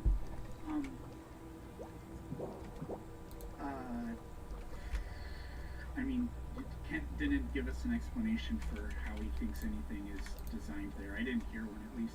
I got a little distracted because our screens are all blank on my end, so I was trying to figure out if my computer glitched or something. But yeah, this whole thing about design, it's just completely circular. Everything is designed. How do you know that? Because it has to be designed to be the way it is. Therefore, it's designed. I mean, if Kent could like point to something that isn't designed and then something that is in nature, and then specifically describe to us how he knows one is and one isn't, and then I mean that would be interesting. But you can't point to an engine because we already know that the engine is designed, I guess. So, yeah. And before you respond, Eric, can you see us now, or is it still glitching? No, everything is, I can see the questions, it's just that our little boxes where our faces are, that's, blank. I did just check the live show. It is showing up, so it could be on your end. Yeah, As long as you can see. Okay. As long as you can see the questions, we're good. And Kat, go ahead. You get the last word. I think Eric unknowingly gave the same answer that I said before. We know how DNA works. That doesn't explain the origin of it. We know how engines work. That doesn't explain the origin of it. We know how pencils work. That will not explain the origin of it. We know how arrowheads are supposed to look. That doesn't explain the origin. There has to be a designer for an arrowhead. There's a designer for the pencil. His circular reasoning, this is what he's been doing all night. He starts off saying, Dude is talking at a mirror. Therefore, let's look for evidence to support it. You don't know evidence. I'm gonna write a book with a bunch of new fucking fallacies. Stop. Your first 3 words are wrong. You don't know birds evolved, and they didn't evolve. That's why I said if. I didn't say they are, I said if. How are you? This is phenomenally basic logic and English. It is circular, and you have circular reasoning all evening. You start with the assumption evolution is true. Now let's look for evidence. Maybe it's because you also do the same thing. Theory will say, well, we don't know yet, but we're going to find it. Okay? But you want that to be taught like science. It's not science, Eric. You have a religious belief. It's a really dumb one in my humble. And then he keeps going off about calling how his ideas are religious beliefs, and that is just a crazy argument, if you can call it one. Gentlemen, thank you very much. Next question, and looks like it's just a question for both of you. So, comes in from Frank Furter 63, $20 super chat. Appreciate the support for tonight's event. So here's the question: how come human beings still have Neanderthal chromosomes in our genes? So in other words, since it's a question for the both of you, you can think of it as which model best accounts for that. Eric, let's start. Or you know what, Kat, we'll start with you. Well, you just have the last. He did the last one now. Yeah, right, but since it's a question for both, you'll want to get the last word, Eric, because Kat just had the last word. So since it's just for both of you, there'll just be 2 responses. So let's have Ken start, then you can have the last word. Okay, thank you. Well, the question has a built-in assumption. Do we have DNA like Neanderthals? I think the Neanderthals were simply humans that were living longer because the eyebrow ridge continues to grow, the occipital bone continues to grow. I think they're just normal humans, only at great age. And the Bible teaches right after the flood, people still lived to be 300 or 400. Before the flood, it was 900. So the Neanderthals might be just somebody who drowned in the flood. I don't think there's any relation to an ape. So we probably have similar DNA if we have if there's an assumption built into the question. But if we have similar DNA, again, why is there similar lines of code in this book, and all the books that I have in my library? That's the code with which It's perfect. So of course there's similarities. Maybe even identical sentences in some. Could be whole paragraphs are identical. It's not evidence of no designer. Thank you, Kat. Eric, yeah, go ahead. Yeah, the Neanderthal thing, I mean, creationism... And I could have it be glowy. Desperate cockamamie explanations for Neanderthals. Oh, now we're That talking. they were just humans with rickets. We know that that's not the case. Maybe Neanderthals just have enough. on the inside. Oh my goodness, I either. have no idea where I just clicked on there. Nope, not there. We already passed that. That there's a limit. That is not where we're at. To take the DNA code that's in every cell and be able to use that to do things like digestion and cell replication and heat DNA like Neanderthals. I think the Neanderthals were simply humans that were living longer because Close. the eyebrow ridge. We know that that's not the case. Neanderthals have. Thank you, Ken. Eric, yeah. If we have, if like I said, there's an assumption built into the question, but if we have similar DNA, again, why is there similar lines of code in this book and this book, you know, and all the books that I have in my library? That's the code with which you write English. So of course there's similarities, maybe even identical. Emits sentences. light only solid to No players. paragraphs are identical. It's not evidence of no designer. Thank you, Ken. Eric, yeah, go ahead. Yeah, the Neanderthal thing, I mean, creationists have thrown out a bunch of really desperate cockamamie explanations for Neanderthals, like that they were just humans with rickets. We know that that's not the case. Neanderthals have enough diagnosable differences, like in their skeletons, that we know that they were subspecies of humans. Player For token. example, Neanderthals don't have a chin. Homo sapiens we're the only hominids that ever developed a chin. So if you look at the mandible, the bottom part of it sort of flares outward a little bit. That's what I mean by chin. Neanderthals don't have that. Homo ergaster didn't have that. Homo erectus didn't have that. So on and so forth. But as we are subspecies are generally always, there's genetic compatibility. So we have And you Neanderthal just need DNA in our genes, this not stuff. chromosomes, but DNA in our genes. So I need Because to we interbred with them. harvest a bunch of find villager souls. That the Neanderthals lived in a different place. That's how they. Yeah, and were just divided have this on the species. floor They have inside, geographical so that isolation I'm for not bothered And by Homo them. sapiens developed in another place, in Africa. But eventually, populations of humans that left Africa intermingled with these Neanderthals, had some babies. That DNA is still in us. I guess but I that need to set up a DNA is villager completely place soon. absent in people from Africa whose ancestors have always lived in Africa. So that's how it got there. Okay, thank you, Eric. All right, next one is for you, Kent. Silent Acoustics, $20 super chat. Appreciate the support. Kent, the scientific method is objective and fluid, whereas religion is incapable of evolving, understanding, and is biased. Don't you think science is our best chance at solving problems and understanding our world? Obviously a couple of assumptions built into that question.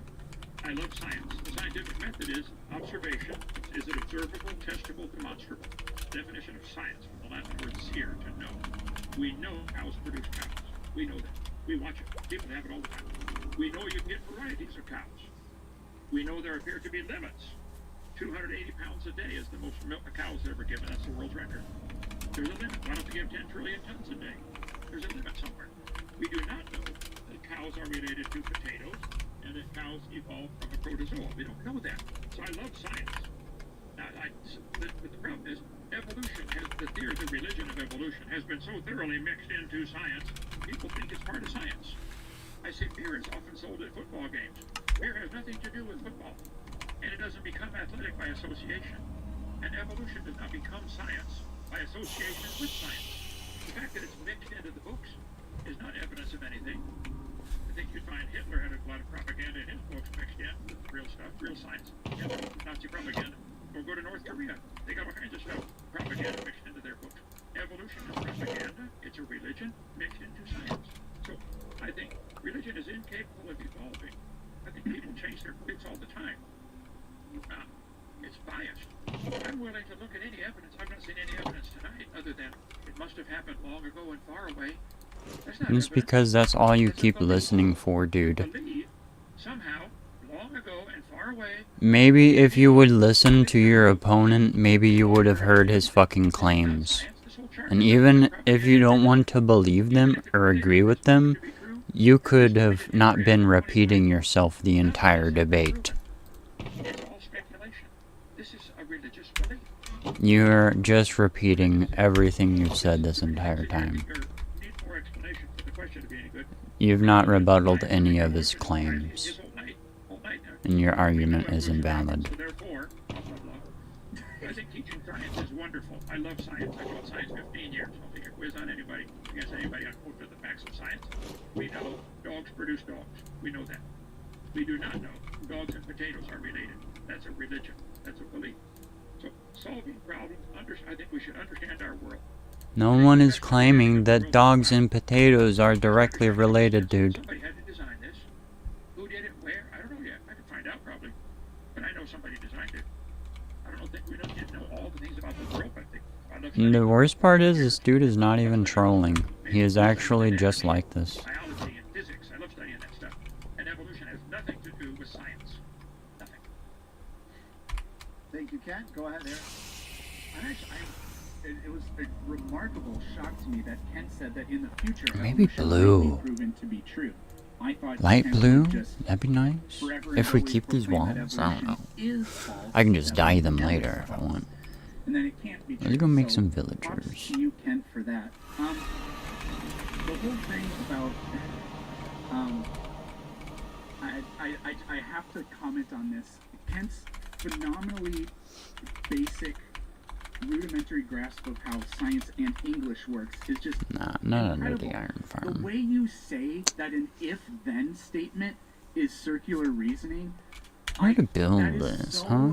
I have This such is not secondhand cobblestone. Okay, good. embarrassment that you do that. Science is a way of doing things. It proposes hypotheses, and those hypotheses are like if-then statements.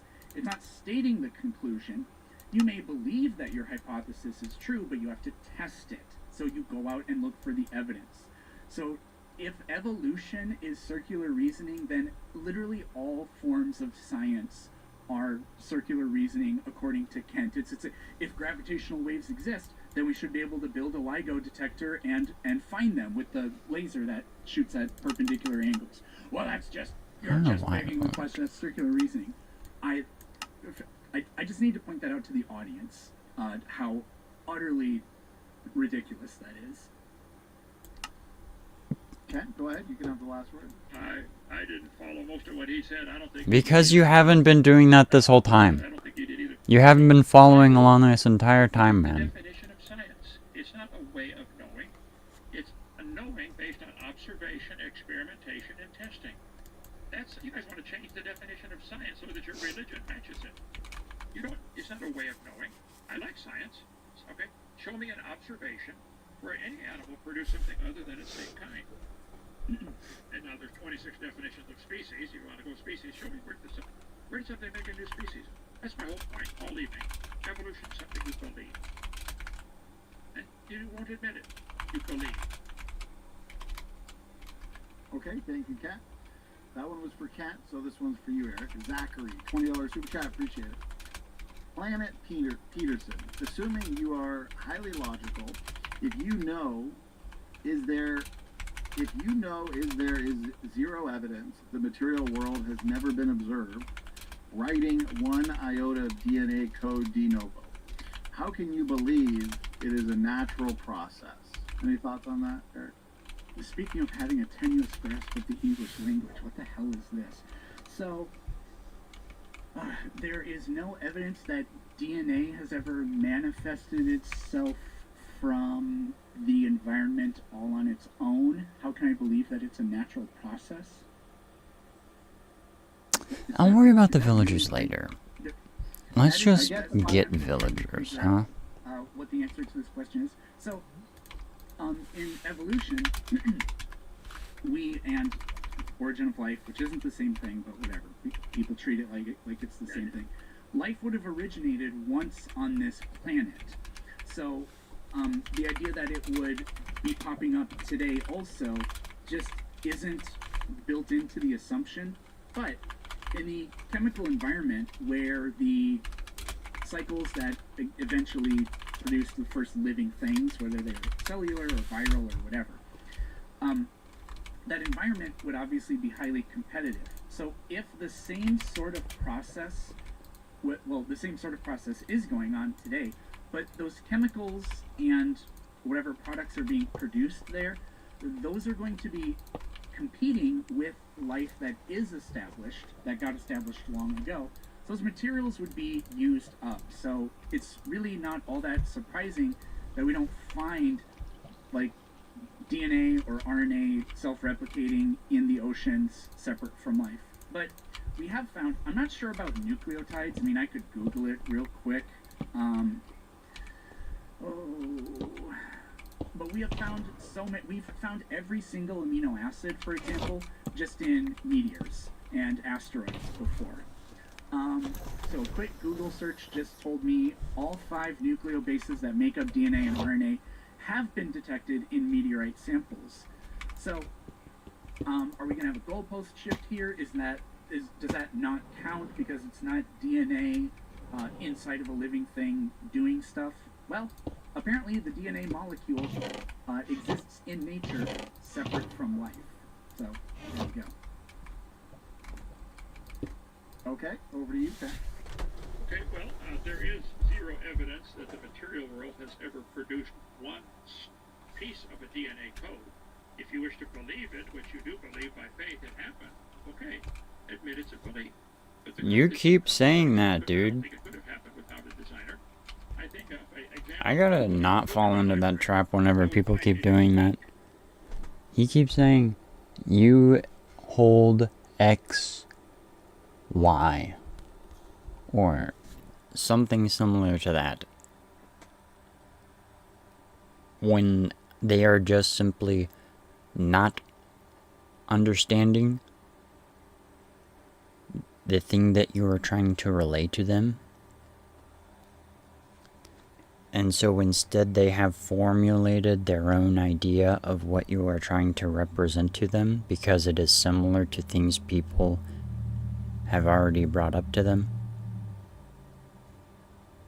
So like it's partially a defensive mechanism because they're like, oh, I've already seen this situation, so I need to let them know that I disagree with it and that I'm not going to agree with them. And that I've already heard their position before. And like all of that is compounded together when like it's only like the first or second sentence the person is putting out, and like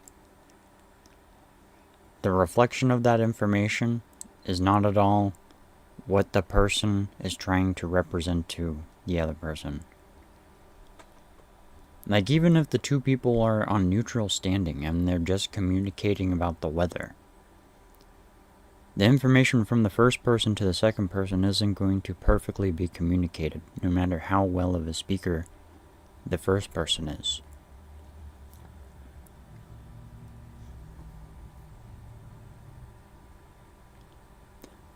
But given that there is a bias already in the second person, in this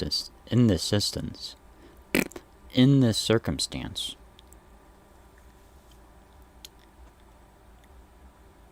it's like impossible to relay any information that is similar to this Y that they have an issue with. And then they believe that you believe X because of that Y that they have been presupposed to.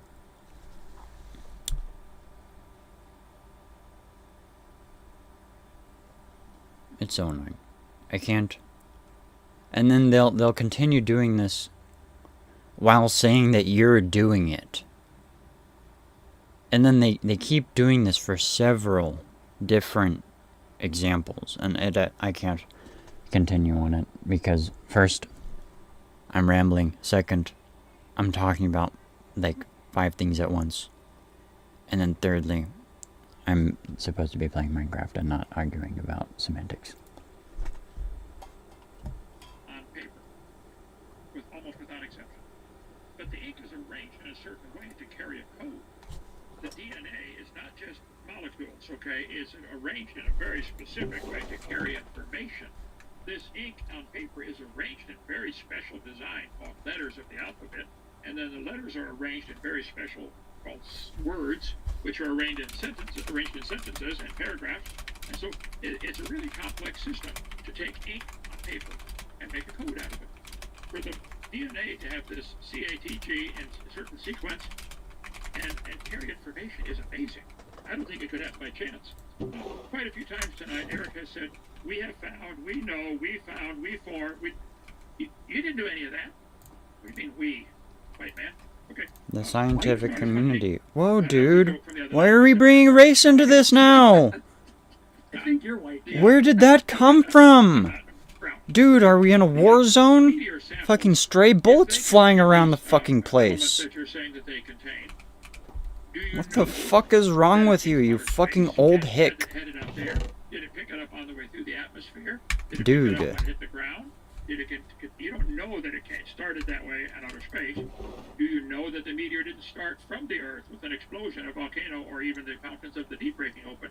We don't know those things, but I'm just saying, in a court of law, I don't think that would hold up as proof enough to convict somebody that the DNA, the meteor, contains the elements for DNA.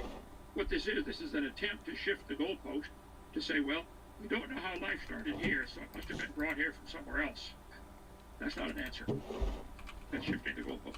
I never made that claim. I don't believe in panspermia or anything like that. Yeah, good. We finally found something we agree on. Yeah. I mean, we have found DNA separate from life.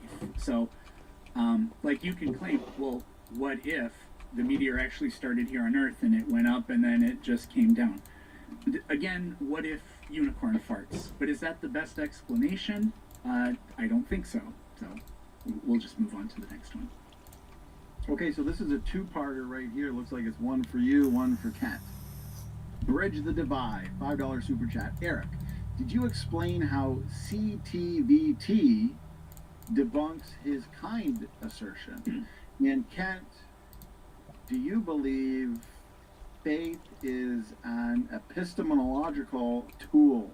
Epistemology being, from my understanding, the study of how we know something. Gotcha. And Eric, do you know what CTVT Epistemology, is? holy shit. Kent, do you know what CTVT is? Canine transmissible. That's what I should major in. Holy fuck, that's what I'm interested in. That's something I quickly called to mind. I don't think that's a major, though. It never got brought up, but it's canine transmissible venereal tumor. So, when you say dogs always produce dogs or whatever, a dog is not a unicellular. The theory of knowledge, especially with regard to its methods, validity, and scope. Episteme is the investigation of what distinguishes justified belief from opinion. It's separate from the dogs. The chromosomes are so completely different. And because it's cancerous, it functions as a single-celled thing that just makes copies and it grows as this cancerous tissue. Now it requires a host, but it's still a living thing. Any parasite is still a living thing, even though they can't exist without a host. So canine transmissible venereal tumor comes from dogs, but it isn't a dog. So that's the general point. Okay, thank you, Eric. And then your question, Kent, about faith and epistemology. Yes, I think that we have a great deal of faith involved in a lot of things that we do research on. If I dig a hole in the ground, and like here in our gravel pit, we find gravel, sand, clay, gravel, sand, clay. We find a sequence all over the place. We find the same sequence all the way to North Carolina. Gravel, sand, clay, gravel, sand, clay.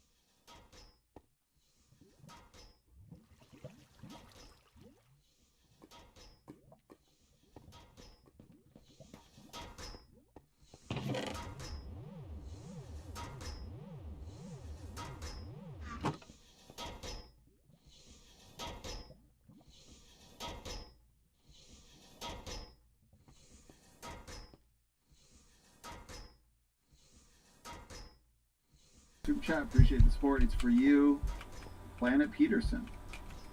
We have between 24 and 273 species going extinct each day. How long will evolution take to replace these? The idea that we know what the rate of speciation is just like pretty silly. In environments where niches open up, you see this also this happens like with technology and in the market, right?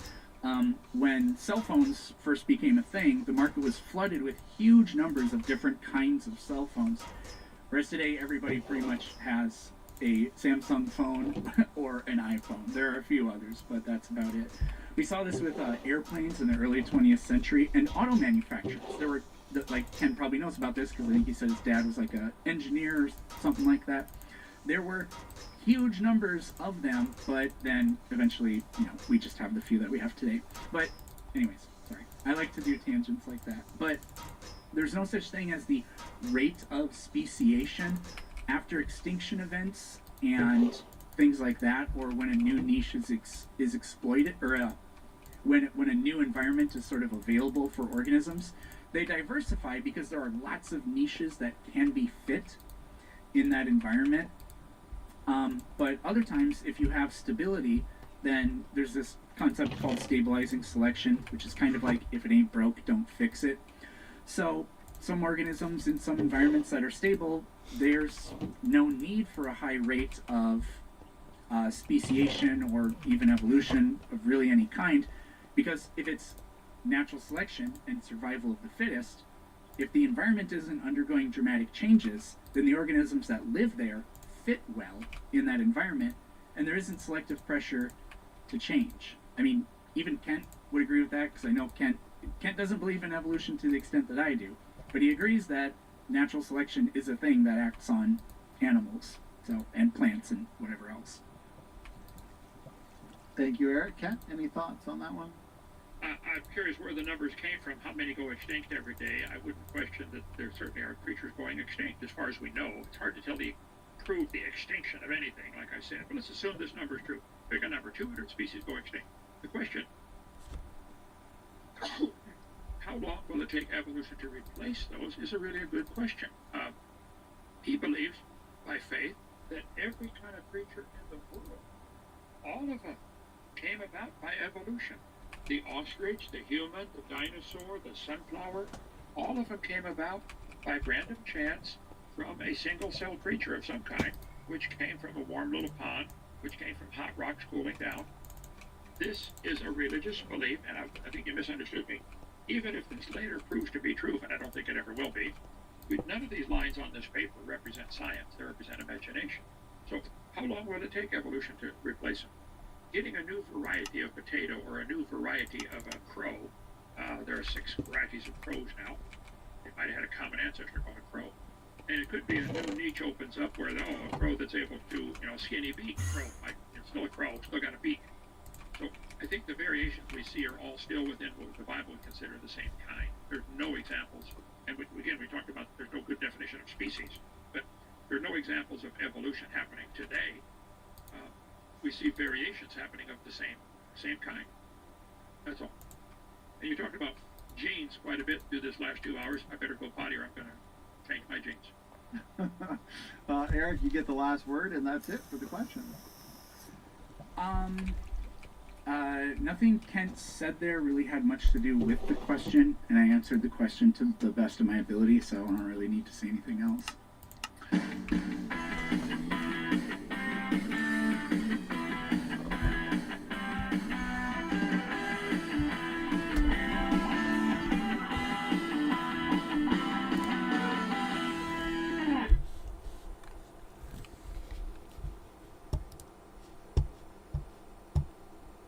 Hello, ladies and gentlemen. We got a pretty serious controversy.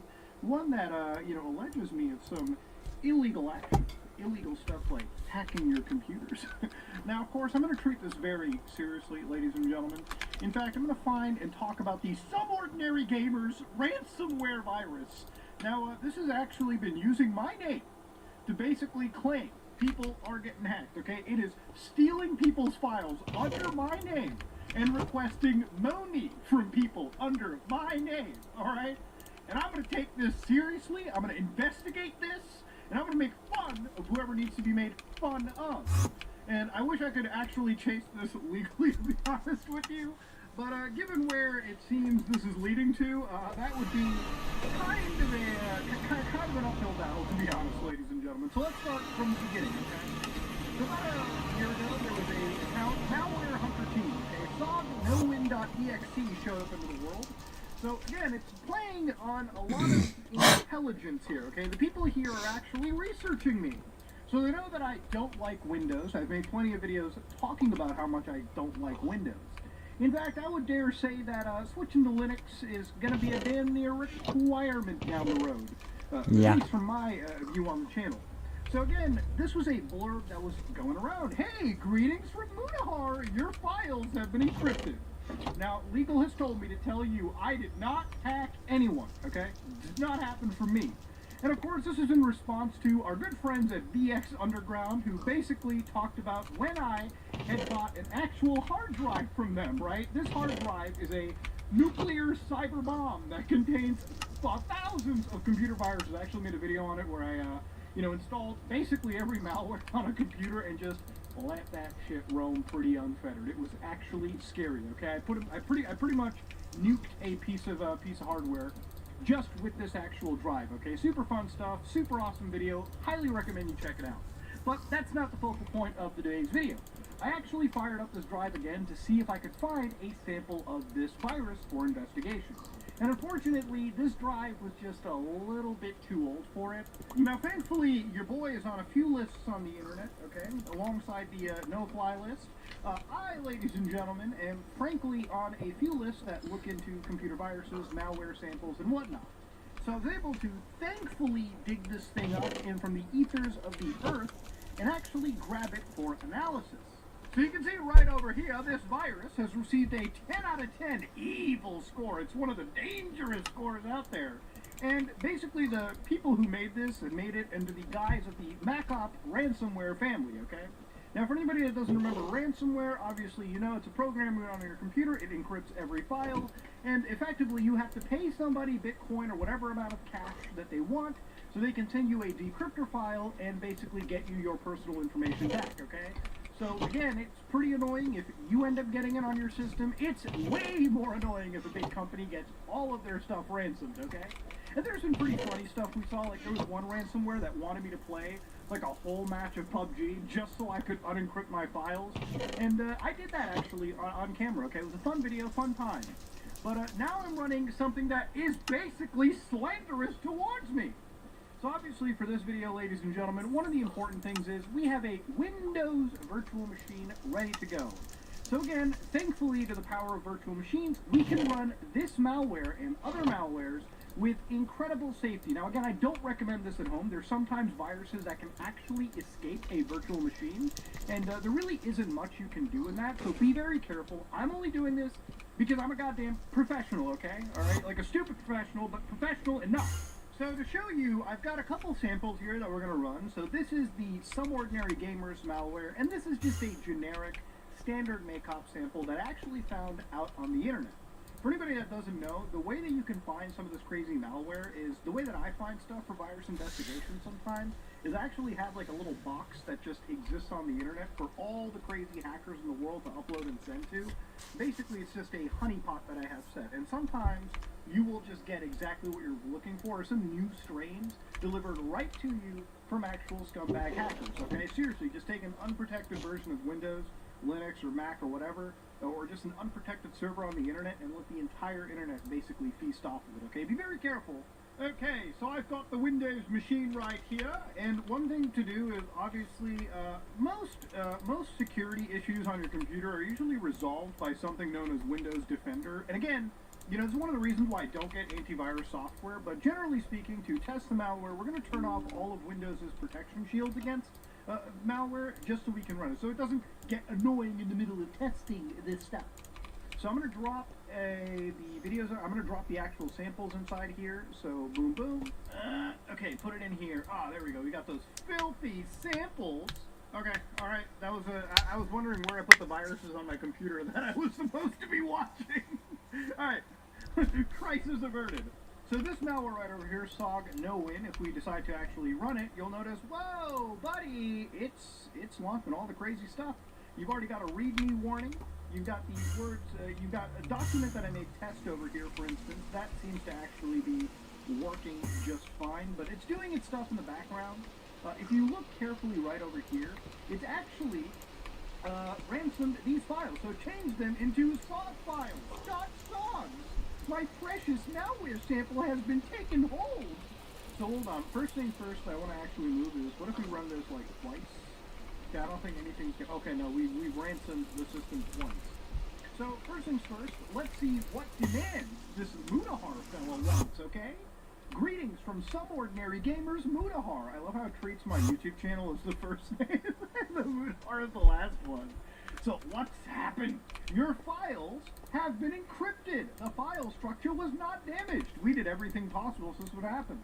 Now it's making it look like a giant cabal of hackers, okay? It's just not true. There's no hackers.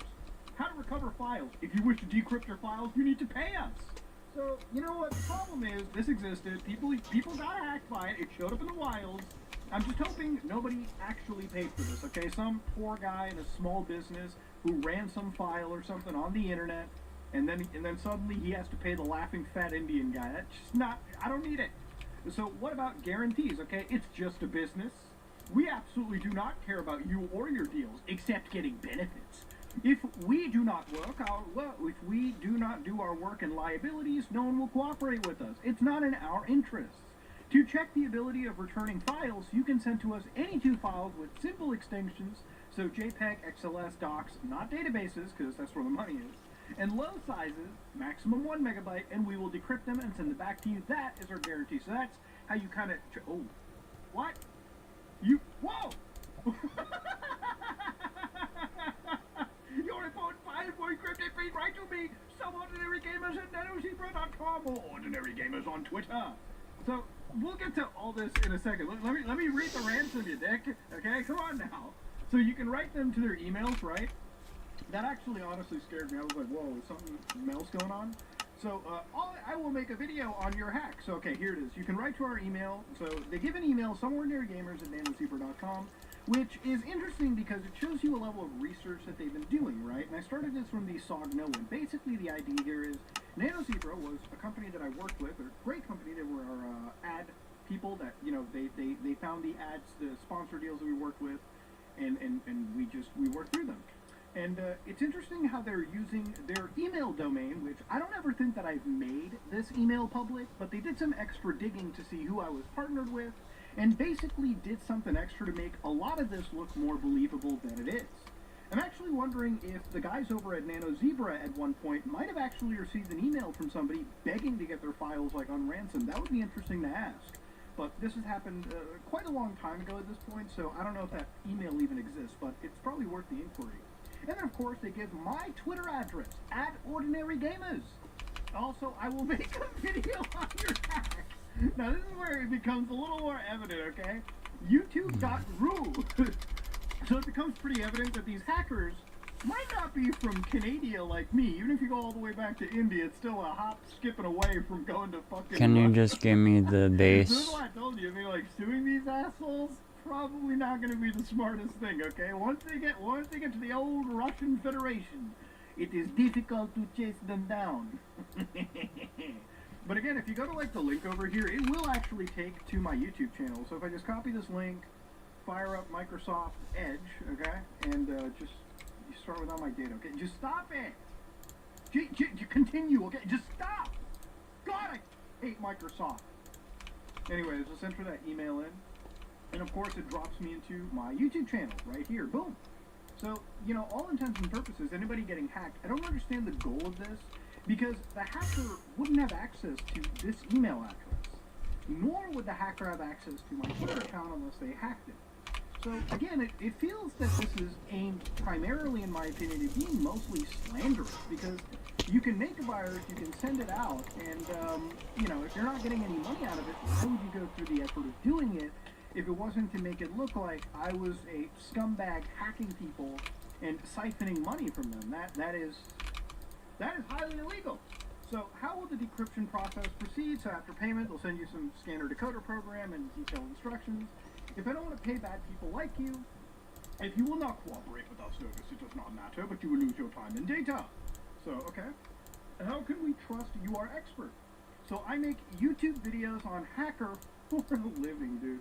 Well, for one, YouTube is not my living, so that's a lie. Okay, YouTube is my hobby.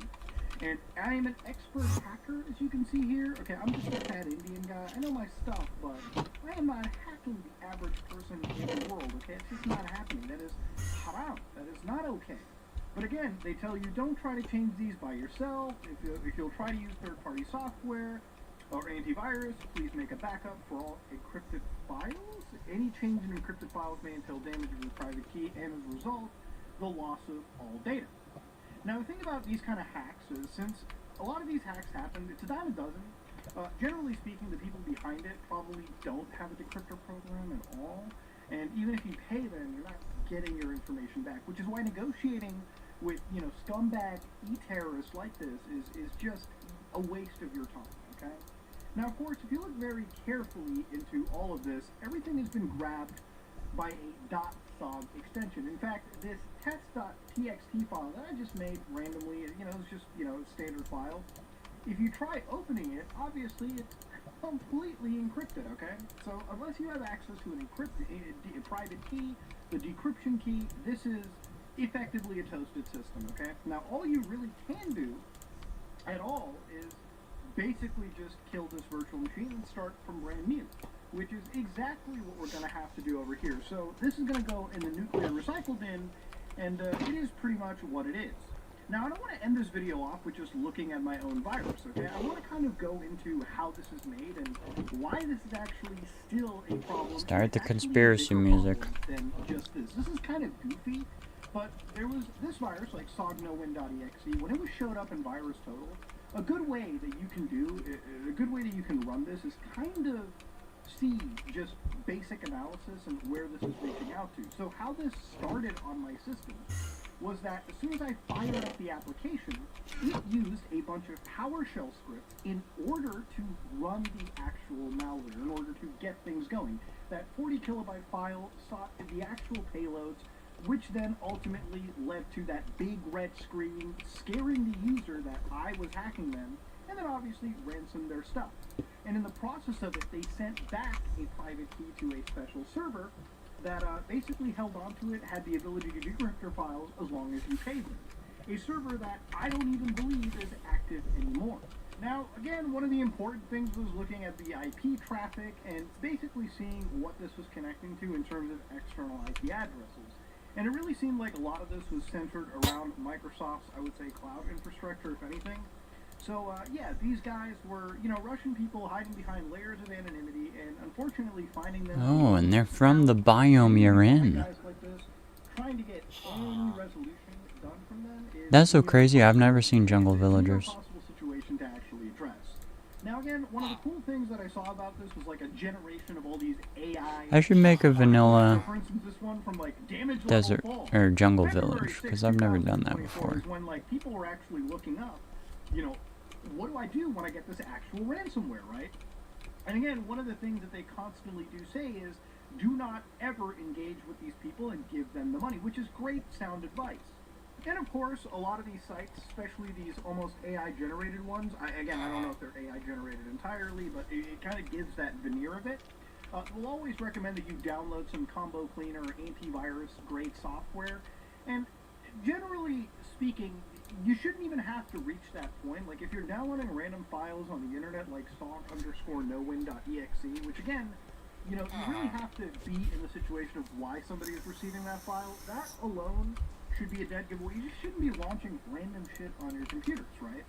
So immediately in my head, this is a really interesting virus because nobody's doing this out of the kindness, or like doing this in the sense that they're trying to make money, because they're linking to all of my emails and socials, and so I'm technically supposed to be receiving this, right? They're not able to talk with the victim and siphon them out of money, so it makes you wonder what this is for, if it's not, kind of like defaming a creator in the cybersecurity sphere of content creation as an actual hacker, like smearing in that case, right? And granted, it hasn't worked all that much. Like, there's not a crazy smear on me. It's obviously not done much to me, but it's worth talking about because this kind of thing could happen to other creators, for instance, too, right? Like other people in this sphere, just other creators in general. And when I said earlier that this got super easy to do, to give you an idea, you know, researching somebody socially, like when I told you this, you know, malware looked into like emails and like companies I've worked with, a lot of this isn't really that difficult. You can use any artificial intelligence, like Grok, for instance. You know, you can pay Grok, I think it's like $10 a month, and get access to deep research algorithms. In fact, deep research is all around. Things like Perplexity AI, things like ChatGPT, and you can basically ask, it's like, can you look up anything on the internet personalities, some ordinary gamers? And basically taking 3 minutes and 5 seconds and looking through 70 sources faster than any human being can research something to begin with, it will generate a profile on me. Now, granted, this profile isn't perfect, and sometimes the AIs can have hallucinations, but for some random hacker that is doing this shit in record time, like they're probably writing 10 malwares a day, this is something that, again, they can just research any person and get a quick, deep understanding of who they are, just at a very, like, slightly beyond the surface level. And again, depending on how much you want to actually impact targets, you could, theoretically, go really deep, and you might be able to infiltrate the community and get to some active fans and give them files that are malware ridden. Now, one thing that really did shock me too is how easy it's gotten to code actual malware, right? So, for instance, anybody that doesn't know, there's a term that is known as vibe coding, right? Now, vibe coding is something that, you know, if you ask me back in the day what the hell it meant just like, you know, getting a little toasty, getting a little drunk, writing code together.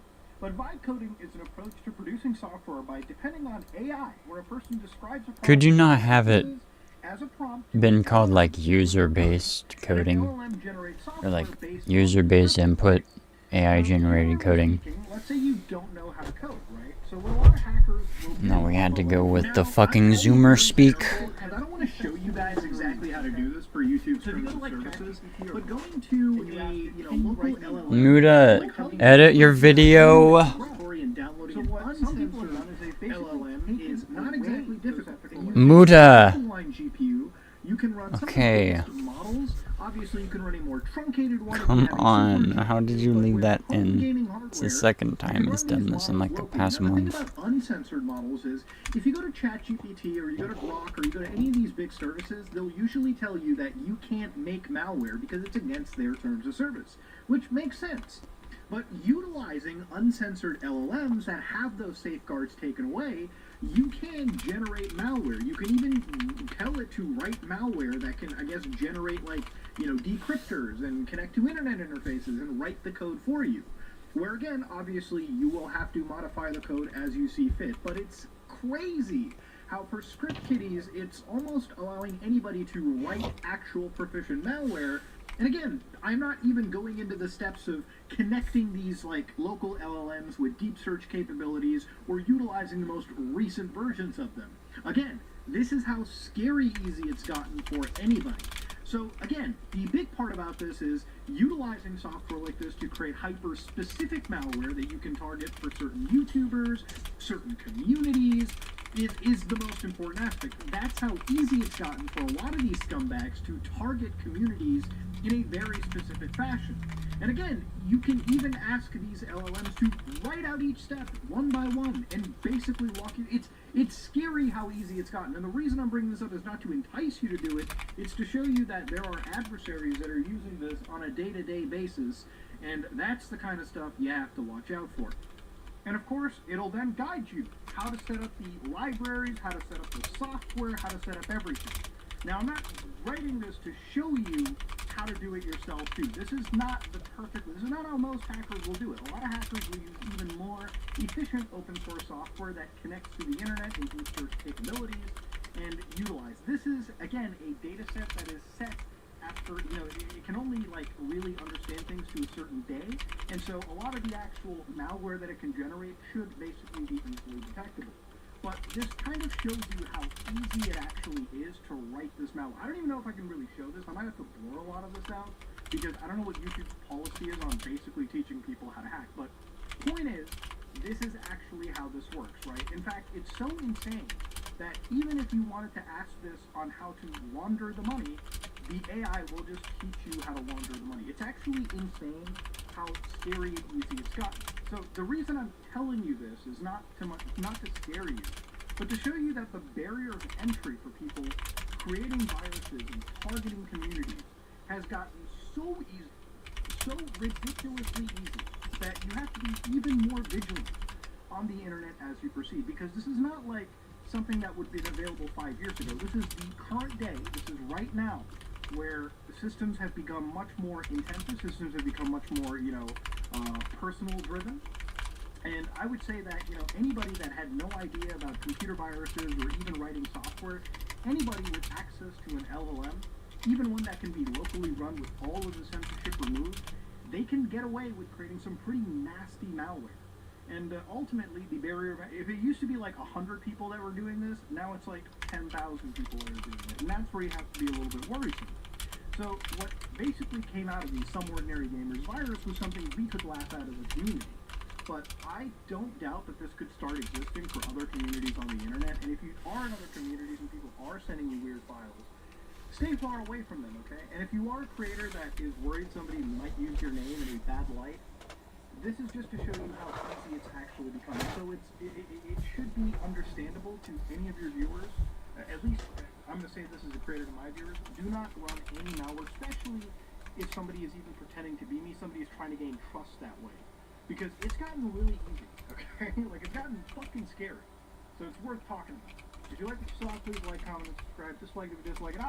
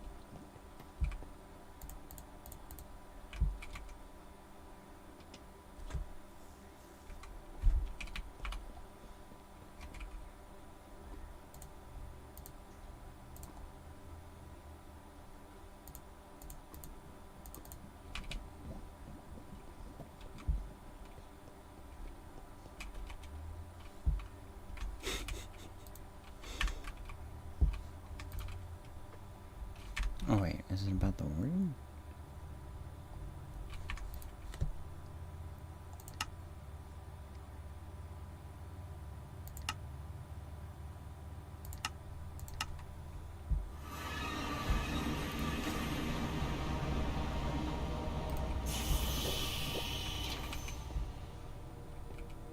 You fuckers are getting evicted. No more Endermen in my house.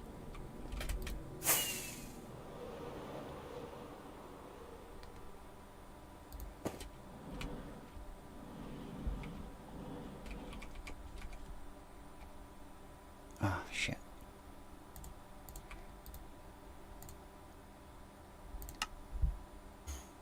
See, I like how that takes way less energy than teleporting from Tharian. Maybe I should have Tharian be the teleporter hub, if that's the case. I mean, FarWay, not Tharian, because Tharian is way too frickin' far away. And I bet you every time I teleport to Tharian from Oties, it takes that amount of energy.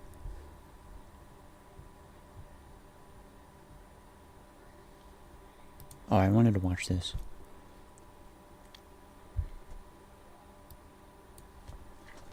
How's it going, Googly Bunkers? Oh my I've covered fucking a lot goodness. of conspiracies. If it's out there and it's bad, chances are I've covered it at some point. Or so I thought. It seems like just when I think I've heard the most ridiculous conspiracy possible, another thing comes along. The other day, my animator sent me a video. And it is, without any exaggeration, one of the most baffling, poorly supported conspiracy theories I have ever heard of in my entire life. I think I've had like a low-grade migraine since I first watched this video, which was like a week and a half ago. So today, I'm going to subject all of you to it as well. Oh, what's that? Yeah, you're welcome. So what we're going to do is we're going to watch this whole video through first. Let him make all of his points. I'll pop in, make some comments along the way. And after that, I'll go through just a few of the immense holes this theory has. Now, I know I haven't said what the theory actually is called, though you probably could read the title of this video, because I think the best thing we could do to get you acquainted with it is just let you watch the beginning for yourself.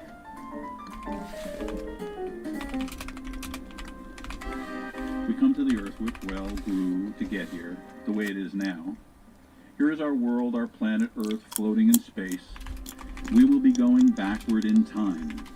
Imperfectly, but done in a very disciplined manner. Please notice there is no subduction, no rotation of tectonic plates, no twisting, no form-fitting, no altering shapes or sizes. It would be impossible for these continental plates to fit together perfectly without this being true, and yet the upper tectonic plates fit together perfectly on a much smaller planet. Oh. That's the theory. Excuse me. That's a crazy I've watched that part of this 3D video so many rendering, times but now brother, that what? I think I'd be used to it, but every time I watch it, I'm like dumbfounded. I literally can't even think of a joke. It's just, it just is a joke. So this video is called Neil Adams, Science 01, The Earth is Growing. As you probably gathered from that intro, it's a theory that plate tectonics don't exist. So what's their explanation for why the planet looks the way it does and why the continents are the way they are? Well, the Earth grew. Like, imagine if you had a partly inflated balloon and you painted it with acrylic paint, let it dry, and then blew it up the rest of the way, and all the paint would kind of like crack around it. Now, before we get too deep into this video, I think I need to give a tiny bit of background. This is actually a really, really old theory, and believe it or not, it actually started as a scientific theory. Plate tectonics as we know it today wasn't actually discovered until the mid-1960s, which I find absolutely fucking hilarious. Like, if a young version of my dad in 1965 had looked at a globe and been like, hey, those kind of look like they fit together, people would have just been like, no, Johnny, that's totally wrong. Here, have another cigarette. That's a little bit hyperbole because even before they discovered plate tectonics, scientists were aware that continents moved somehow. The world is littered with evidence of tectonic activity, from mountain ranges to where animals are dispersed to, different parent rock being found in two different continents separated by an ocean. So scientists knew something had happened, they just didn't exactly know what or how. Sort of the grandfather of plate tectonics was continental drift. And continental drift is an old theory. It goes back to like 1912. It was discovered by a scientist named Alfred Wegener, who sort of proposed that, I don't know, the continents sort of float around a little bit, bumping into each other and stuff, which isn't actually that far off from how plate tectonics work. He didn't really have the mechanism down, but at least they were on the right track. But the expanding Earth theory is even older than that. It was first pioneered in 1889 by a man named Roberto Mantovani, a real fucking paisan. That was more than 20 years before continental drift was discovered, so we gotta give Roberto a little bit of slack here. At the time, it was actually a pretty decent theory and had a lot of people on board with it. Like a lot of early science, it did a good job of taking into account all of the pieces they had then, but they didn't have nearly as many pieces as we do now. But once continental drift theory showed up, everyone was like, wow, this whole expanding Earth thing is actually kind of stupid. So that's where this theory actually comes from. A scientist in 1889 who didn't know what continental drift was, which makes it even more confusing why anyone's talking about it now. Now, as we get into this video, I also need to make very clear, there are literally thousands of things wrong with this theory. Thousands of pieces of evidence to disprove it. I promise you, as we go through this, you will be able to find some piece of evidence from your own niche field that disproves everything about expanding Earth. I'm coming at this from sort of an environmental science and geology standpoint, so that's going to be my expertise that I'll apply. So as we go through this, if you think of anything that I don't mention, please mention it in the comments, because I mean when I say we could have like a full catalog of hundreds of things that are wrong with this theory. Okay, now you may have a lot of questions, like how and why and what? So with the yapping out of the way, the best way to answer those questions is to just keep watching this goddamn video. Yes, there's been some erosion, landslides, blah blah, but overall this activity is insignificant. You know a theory's good when they hit you with the blah blah. Overall, these things are insignificant. Do you call this insignificant? Or this? Or this? or fucking this. Now, this is actually a really clever tactic. See, pretty much every geologic feature on the entire planet can in some way be traced back to plate tectonics. And every single one of those theories is, in its own right, a piece of evidence against this entire theory. So how does the presenter refute that literal mountain of evidence? Well, he just lumps it all together, trivializes it, and says that it's insignificant. This theory can literally only exist by ignoring these features, because the moment you acknowledge them and try to explain them, you have to concede the fact that plate tectonics are what has shaped the planet. Like, the Earth slowly expanding will not build mountains. Mountains are created by continents bumping into each other. I'm getting ahead of myself, but like, Jesus Christ. Oh yeah, also, another little thing that you're probably thinking to yourself, sitting there thinking about things, is that this theory is hinged on breaking the first law of thermodynamics. You know, matter cannot be created or destroyed. That's like a natural law as far as we know.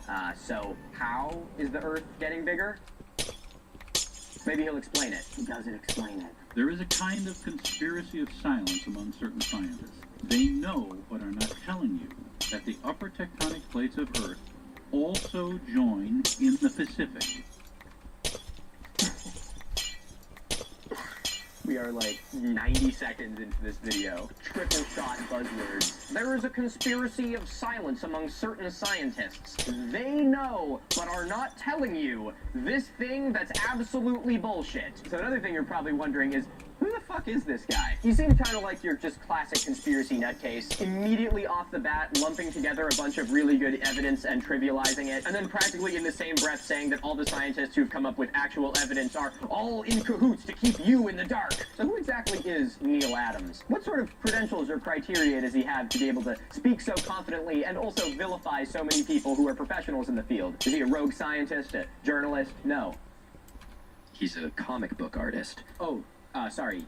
He was a comic book artist. Neil passed away in April of 2022, and now because this is only within a couple years of this event, I feel the need to make it clear here that this is not meant to be, you know, dancing on Neil's grave. I know that all of you are firmly aware of that, but I know that if I didn't address it in this video, there's a chance that some people would think that I'm being irreverent, so I just want to address that up front. So that being said, I'm going to try and be a little bit nicer to him as a person within this video, but that's not going to give any credibility to his theory, and frankly, this theory has 2 million views, and whether he's alive or not, it is still out there, and it is still incorrect. So again, this is not meant to be any disrespect to Neil personally, or to his family, or meant to be disrespectful. This is just looking at the theory that he has put forward here. Okay, with that little disclaimer out of the way, comic book artist. So Neil worked for DC and Marvel. He worked on the Batman comics, he worked on X-Men, he worked on Green Lantern. This dude had a fucking resume. Now, I'm not saying that being a comic book artist disqualifies you from having any scientific discussion, but I am saying that it may explain why he seems to be completely out of touch with reality. So I'd like to remind you that the guy creating this theory and saying that all the scientists are out to get you is a fiction writer. His job is making up the most wild shit you can imagine. Now, I talk about this a lot on this channel, but I'm someone who is firmly against the idea of having academia be an ivory tower. I really think that it's high time academia moved past needing to have a PhD in order to even have a discussion in a field. That being said, my problem with qualifications comes from when people who do not have any qualifications try and speak over those that do. And on the flip side, I think more academics should be open to bringing in the layman to be able to help impart their wisdom on them and help guide them and make the space feel open. But this is not what that is. This and many other conspiracy videos are done by people who are not qualified and are claiming to know more than scientists. And that's where the distinction is. Let's keep going. You are asked to believe that the continents swim or drift about willy-nilly, bumping and crashing as if they were on a grease skillet. This is not true. Yes, the fuck it is. You are asked to believe. I really need that conspiracy, like, buzzword bingo board. Someone make a thread of that in the comments and just add any buzzwords that you can think of to it and I'll compile it into something. So ironically, even though Neil is using a smug-ass voice here, what he said in that smug-ass voice is actually a decent explanation of plate tectonics. No, it's not great. It's a little bit closer to continental drift than plate tectonics, but the idea of the continents sliding on the grease skillet is, in essence, how it works. The Earth has two kinds of crust. There's continental crust and oceanic crust. Oceanic crust is thinner and replenished from the Earth's mantle, and it slides underneath the much thicker continental crust. And a majority of the mass of the Earth, as you well know, is like a giant water balloon, full of liquid hot magma that comes out to create crust in one place, and then melts the crust as it subducts down in other places. And it's on top of this giant liquid ball that all of the plates are sliding around, bumping into each other, and slipping down into the mantle again. So yet again, he's given a great piece of evidence against his theory, but it doesn't matter because he said it in a silly voice. The simple truth is apparently too upsetting for too many apple carts. Oh. Fuck off. I swear to God, conspiracy theorists are like some kind of fucking masochists. Like, when they pull shit like that, it is for the sole purpose of getting a rise out of people. Like, they know that they're gonna get fucking slammed, right? I don't know. Maybe it gets them off or something. Who am I to judge? You'll also be noticing around this point that he hasn't actually given any evidence at all yet. He kind of just said a theory and then made a big stink about they don't want you to believe it, which for those of you that need to hear it, is not evidence for anything. So around this point, you better start showing some fucking evidence. And he sort of does. So I want you to listen to this next part and see if you can spot the problem. Billions of years, the bottom of Africa was the South Pole. South America's tail goes under and wraps I think my around the bottom graphics of card Africa. might just be And dirty. incredibly, it joins coast with Antarctica. 65 million years ago and more, these continents were joined, and marsupials like the duck-billed platypus roamed from Australia, Antarctica, and across southern South America and up into Africa. Whew. Wow, okay, there's a lot to unpack there. Let me just break this stuff down first. So firstly, Antarctica was subtropical. About 200 million years ago, what is now Antarctica was much closer to the equator, so it would have had a much warmer climate. But this map he is showing is just flat out wrong. In that 200 million years ago span, Antarctica would have been nestled between East Africa, Madagascar, India, and Australia. And as recently as 80 million years ago, Antarctica also supported a lush tropical ecosystem. It was during the Cretaceous period, so the climate was a lot warmer. But here's the error that you may have spotted. Almost everything that he says that's actually true is just evidence of plate tectonics. Antarctica being subtropical does not make any goddamn sense with this theory because according to his own map, it looks like it's still on the bottom of the planet, whereas when it was part of Pangaea and later Gondwana, it was much farther north, and so it was closer to the equator. And then he also says this: Africa was the South Pole, South America wrapped around Africa, and South America joins with Antarctica, which is sort of true, not true, and barely true. The last time that Antarctica was connected to any other land was 180 million years ago. Again, it was Africa, Australia, Madagascar, and India that were all connected. And this was one large continent called Gondwana. Once again, we have geologic evidence of this. There's paramaterial rock in all of these different land masses that all line up with one another, meaning that at some point, they were connected. His big evidence that is the same for many conspiracy theorists is, it looks like.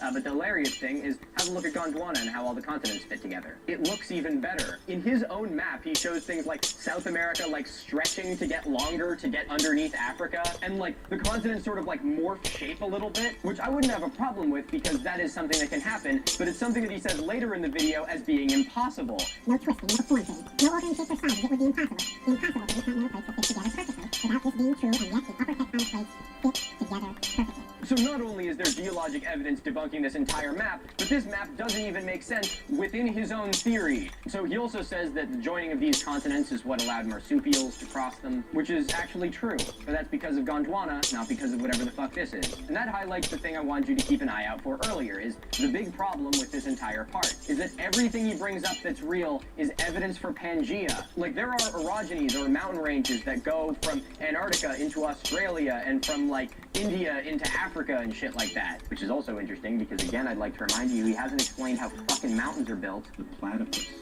Dinosaurs roamed all over this world on the upper tectonic plate because there were no oceans, just shallow seas. Oh, there were no oceans? What the fuck? How?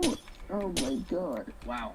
I'm glad this guy became a comic book artist and not a scientist. Okay, so, most importantly, oceans did exist. We have had oceans for a very long time. We have evidence to suggest that within the first 150 million years of the Earth existing was when the first oceans formed. Scientists have found zircon crystals, a crystal that's super resistant to heat and is formed in a wet environment. Scientists can date these crystals, and because they are so resistant to heat, they have been able to survive being recycled into other rock. The zircon crystals that scientists found in Australia date back 4.4 billion years, and it's believed that they originate from one of the oldest oceans on the planet.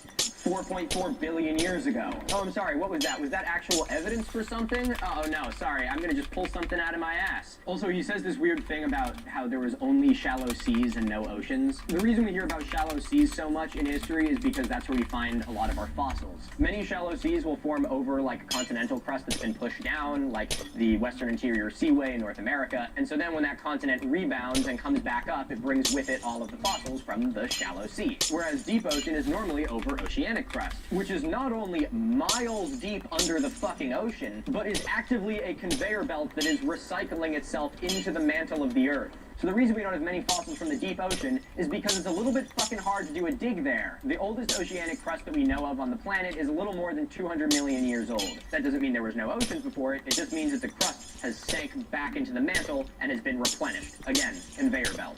Here today, Antarctica is frozen over, and Australia and its surrounding islands are the remaining home of marsupials. Again, that is evidence of Gondwana. Placental mammals did a really good job of pretty much taking over the whole world, but the fact that Australia was one of the last holdouts of marsupials is actually a great example of how plate tectonics affects not only the way that the Earth is formed, but also the biology of the planet. Australia was able to break away from the rest of the continents before placental mammals managed to invade and outcompete all of the marsupials, and so its population evolved in a vacuum for millions of years. I'm not going to go too deep into this, but if you're interested in mammalian history or think it's something that you'd be interested in, you should really read The Rise and Reign of Mammals by Steve Brissett. It is incredible. I could not recommend it more, and I couldn't put it down until it was done. Steve, love your work, dude. Do you see how broadly the Pacific is opening compared to the Atlantic? This is exactly why the knee-jerk Pangea theory exists. The Pacific spread is too difficult to easily visualize because it's so big. I want a t-shirt that says that. Damn it, I should have done merch for this video. What, are you kidding me? Of course I made a shirt out of it. Knee-jerk Pangea theory? Come on, guys. Shit's hilarious. They might be wondering, Milo, why aren't you wearing one right now? Well, I am on vacation, thank you very much. So for now, you're gonna have to look at this guy wearing it instead of me. If you're wondering what it would look like if I was wearing this shirt, imagine it similar to this, but hotter. This bad boy will only be available until October 1st. So if you want to broadcast to the world that you are part of the conspiracy of silence, the link is in the description. Now, if you'll excuse me, I have a vacation to be on. Okay, whoa. What the fuck was he talking about? Oh yeah, the spread of the Pacific.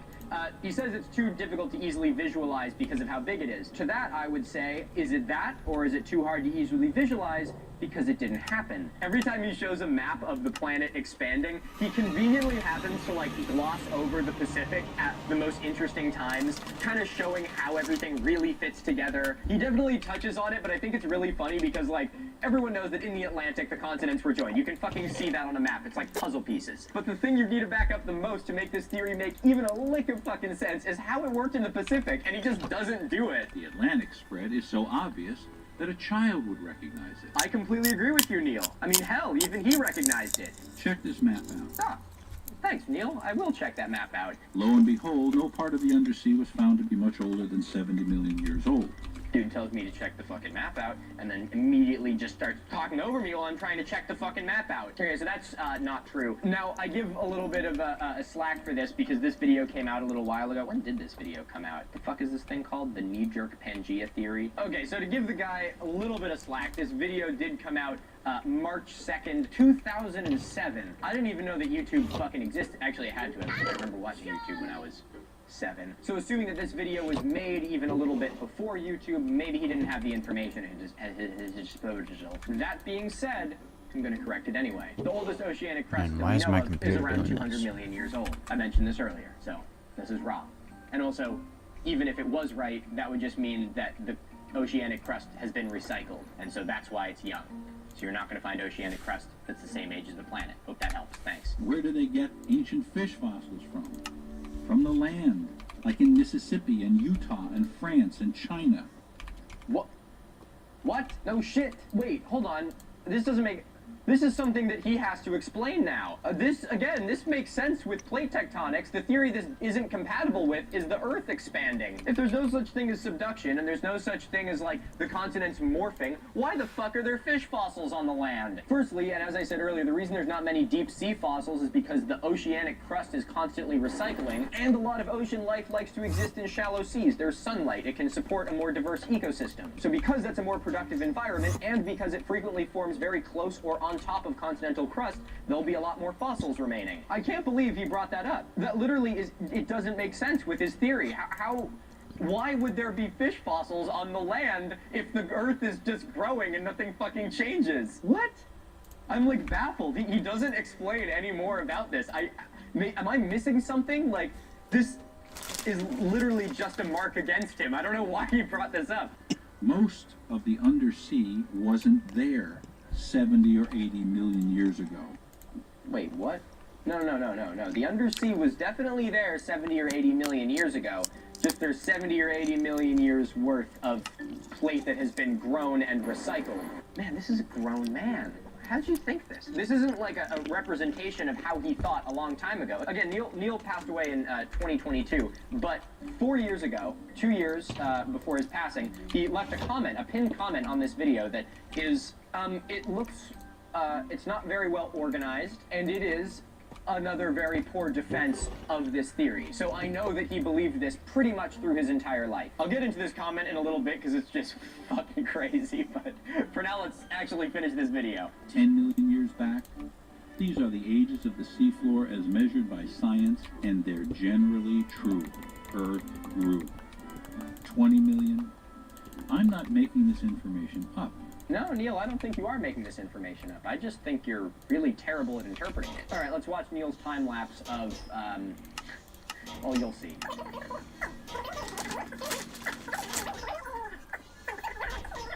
The upper plate, the continents, are as old as 2 billion years old. Yep, that's because the continents are big and they float, and the oceanic crust goes underneath them, and so the continental crust is not recycled quite as frequently as the oceanic crust. Any more questions? Why does the scientific community desperately cling to and promote the idea that the ocean bottom is sliding under the continents and into a magma which is twice as dense as solid granite? A totally unsupportable and scientifically unsound idea? They have to. Or else they have to observe and admit that the Earth is growing. Be nice to him, he's dead. Be nice to him, he's dead. You have to be nice. You have to be nice because he's dead. Okay. Neil. So, other than the snide, asinine fucking bullshit, this just shows that, he just doesn't know what he's talking about. I don't know how else to say it. I don't want to sound like a fucking pretentious asshole, but, like, I don't know how else to put it. The fucking oceanic crust is subducting down, and yeah, the mantle's really thick, but do you have any idea what the force behind the fucking crust is? It has the force of an entire tectonic plate behind it. This is like a force that is on such a scale that our human minds are completely incapable of wrapping our heads around it. This and many other conspiracies boil down to, I just don't get it, and so I'm going to explain it in a way that is simple enough that my human mind can easily grasp and digest it. Which the is not Earth, the way the world hard and works. solid, We are a bunch like. of goddamn primates who got lucky enough to be able to interpret the world around us. We were not made to do this. We are running human software on fucking animal hardware. I totally get that concepts like this are really hard to grasp because they're so big. That's how I feel about fucking space. Anytime someone who knows shit about it talks to me about it, I'm just like, I just can't wrap my fucking head around it because I'm a monkey. So we know for a fact that the oceanic crust subducts. It's one of the things that causes earthquakes. It's what causes volcanoes. You ever wonder why there's a bunch of volcanoes all along the Pacific coast? You learned it in your fucking high school science class. It's the goddamn goddamn ring of fire, and that's there because the Pacific plate is subducting under a bunch of other plates. All the volcanoes from fucking Alaska to California to the goddamn Andes Mountains are all because of this subduction zone. The oceanic crust slips into the mantle with layers upon layers of sand and sediment and dead algae, and as it dips farther and farther down, all of that melts and vaporizes and it produces gas, and all of that gas has to go somewhere. So a little ways in from where that subduction zone is happening, because the plate comes down and dips, it bubbles back up to the surface and creates volcanoes. That is something that we have extensive evidence for, and is something that cannot be explained with this theory. It's important to remember that science and the universe should and must be easier to understand as we go back in the universe's evolution. What? Are you fucking insane? The universe should be easier to understand as we go back? Let's just talk archaeology for a sec. I can tell you with the utmost confidence that the archaeological record does anything except get more clear as we go farther back. The farther back you go, the shadier and murkier it fucking gets. You have less information, less stuff has survived, and you're trying to interpret the lives of people who lived even fucking longer ago with even less evidence. The environmental sciences are another great example. We have a whole bunch of evidence for all kinds of things that have happened throughout Earth's history. But take, for example, an unconformity, a place where there's a missing spot in the geologic record. So you may have rock that's like 200 million years old, and then on top of that immediately is another rock that's 50 million years old. There were probably other kinds of rock that happened through there, but then there was either a desert, or there was an ocean, or something happened that eroded that rock away before new rock could be built on top. That's a whole piece of the puzzle that's missing. And the farther back you go, the less evidence there is. I mentioned astronomy and just like space science earlier, and I think that's really the best example. Can you imagine going to like an astronomer or a physicist and saying this bullshit to them? Hey, why can't you guys tell us about, like, the creation of the universe and shit like that? Like, shouldn't it just be easier as it goes back? Hey, if it doesn't get easier as it goes back, I think you guys are the real pseudoscientists. Just saying, mic drop. This is an undersea map. Oh, thanks, Neil. That absolutely is an undersea map. Let me point out that the newer undersea near the rifts is smoother and more regular than the older land further away from the rifts. Okay, so he's showing the Pacific plate here. I think it's the largest oceanic plate in the world. It's 40 million square miles. And what exactly is his point here? Hold on. The newer undersea near the rifts is smoother and more regular than the older land further away from the rifts. Yeah, no shit. The lumpier land farther away from the rifts, it's been longer since it was formed, and so it's degraded more and been more subject to plate tectonics. Ooh. Next point. Here in the Atlantic, the rift goes right up the middle. Yeah, sure does. Can't argue with that. Half of the Earth's growth has happened since the extinction of dinosaurs. This means that the Earth is accelerating in its growth. In the last 65 million years, Earth nearly doubled in size. The last redoubling took 600 million years.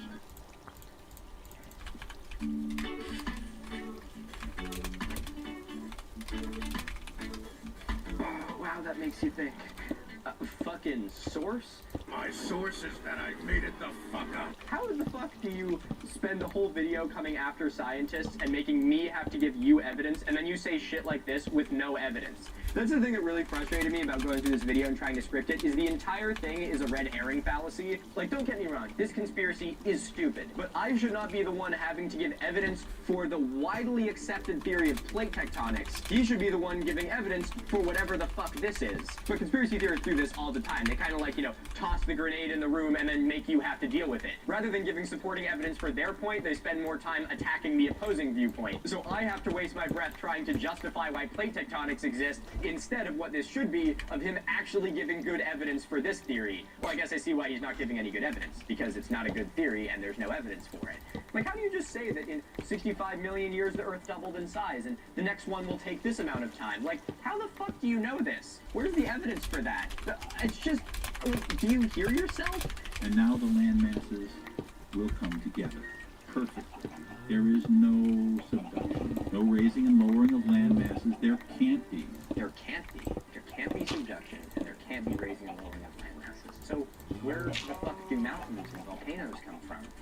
He doesn't explain this. He doesn't explain why the Earth isn't just, if the Earth was really just expanding and it was once just a big ball of land, all of that land would be fucking flat. Local raising and lowering, yes, but not on a massive basis. It can't happen. Oh, don't fucking backpedal like that. Local raising and lowering, yes. So you admit that it can happen, even though you just said it can't, but you don't explain the process of how that local raising and lowering is supposed to happen with your theory. Also, I don't really know what he means by local raising and lowering. Because, like, a mountain range isn't exactly local. Like, does he think each mountain just kind of comes up on his own and it's just, like, a coincidence that they all happen to form a big chain where two plates are pushing together? I really don't understand that. That's fucking bizarre. For examination, I'm going to run a few vignettes of each area of Earth that you have a right to be curious about. Okay, maybe he's actually going to show us the Pacific this time. The North Pole. Oh, nope, I don't give a shit about that. There was a piece in the recent National Geo. It shows that the trees in Asia and North America were exactly the same trees. Well, this is why. Oh my god. Bah. No, it isn't. The land bridge that connected the northern hemisphere, the Eurasian plate and North American plate have been connected fairly recently, and so there was a mixing of biota across it. That's why Africa, Eurasia, and North America had very, very similar animals up until humans made them go extinct. You ever wonder why there was elephants in Africa and mastodons and mammoths in North America? That's because they were connected by a land bridge, albeit way fucking far away, but they could still share populations because they were physically connected to each other. Which is why there was no mammoths in Australia, because it had been cut off such a long time ago that it was just marsupials there. So once again, this is not evidence of this theory, this is evidence of plate tectonics. The South.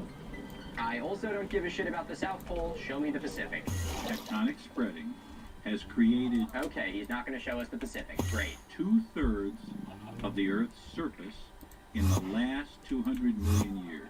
How the fuck do you know? How do you know that? You can't just say shit, man. You gotta give, like, at least a little bit of evidence. I mean, make something up. You're making the rest up. You may as well make up some fucking evidence while you're at it. And therefore, the same must be true on all planets, including Mars.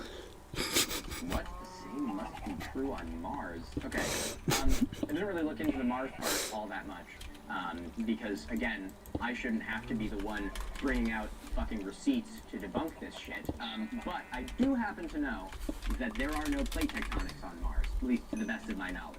There's volcanic activity, but there is no plate tectonics, and so that's why there's no, like, major mountain ranges, just, like, individual mountains that were formed by volcanic activity. Why this is, I'm not going to speculate, that's for someone else to explain, but they're different, so this point doesn't make any sense. Spreads on Mars just as on Earth, but there is, just as clearly, no subduction on Mars. Well, there's no subduction on Mars because it would only be continental crust. There's no oceans. Oceanic crust is being cooled by water, and so there's, like, kind of two different places crust can be. It's created a whole different system than on fucking Mars. Are you kidding me? You can't see that? You're a goddamn comic book artist. Mars is, like, part of your fucking catalog, and you can't tell that there's a pretty big difference between Earth and Mars? It can't be both ways. You either have spreading and subduction, or you have only spreading, and you must have spreading. Well, you clearly can have it both ways, because every planet is fucking different. It's not like a rule of thumb that applies to every planet. You think there's fucking plate tectonics on Pluto? Or you can continue to ignore the facts and say, as the ancients said, that the Earth is unique and singular in the universe, and that we are the center, and the universe rotates around the Earth. Ah, a terrible end to a terrible video. Really hammered it home with another tool in the conspiracy theorist toolbox. the straw man fallacy. You can admit the truth, or you can ignore the facts and think like the primitives did, that we're the center of the universe and that the world revolves around us. No, I don't fucking think that, Neil. Nobody thinks that, but it's a great way of making people more resistant to disagreeing with you because you're putting words in their mouth. But also, I'll backpedal a tiny bit and agree with one of the things you said. The Earth is pretty fucking unique. Now, I'm not saying it's the only one in the universe, but from our sample size of the solar system we have, we're the only one that kind of works like this. And my point there is that every single one of the planets is unique. They all work differently. I'm not a fucking astronomer, so I'm not going to go into it. I'll leave that to someone who with way more knowledge in that field in the comments. But ironically, by trying to punch down on the Earth being unique, he's arguing for the complete opposite, which is like a homogeneous nature to the entire solar system, which we just know doesn't fucking exist. Okay. Let's catch our breaths for a second. That was the expanding Earth theory video. Sorry, the Earth is growing! Exclamation point. Now that we have all the context we need, we can finally start moving into all of the holes in this fucking theory. But first, I want to go over this pinned comment, because it is fucking crazy. Have you come across a pseudoscience or conspiracy video and thought, wow, Milo should really cover this? Well, now there's a chance that I might. As of this video, I now have a link where you can submit all the terrible conspiracy videos you find for me to review. Who knows? I just might make a full video about them. Link to that is in the description. Yo, yo, yo! Continuity error! I actually have no idea if I was wearing... Was I wearing this outfit last time I was filming? I completely forget. Either way, it's the outfit I'm wearing now, and y'all can deal with it. Put that on there.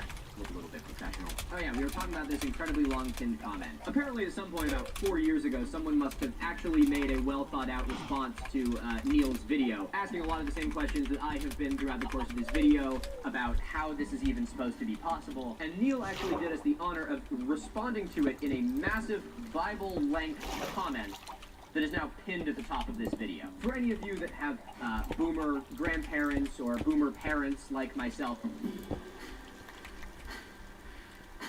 you will know the very telltale signs of a boomer writing something. You know, a lot of ellipses, weird use of capitalization, hard returns, I love you, Dad, but this is absolutely a read on you. Well, you'll recognize just about all the hallmarks of boomer text language in Neil's response here. So before we get into everything that's wrong with this entire theory, let's read through this comment, see if we can clear anything up. So it looks like what he's done is he's put the argument that the other person made in lowercase and then his response in uppercase. It opens with Dave. YYC my response to your rude note in caps. Why do I find limestone that only forms in shallow seas, with extinct ocean fossils in it at 3,000 meters above sea level? That's a great question, Dave. I wonder what Neil had to say about this. Ah, yes, the first hurdle, thank you. As you realize, these are not oceanic fossils, but shallow sea fossils. Excellent.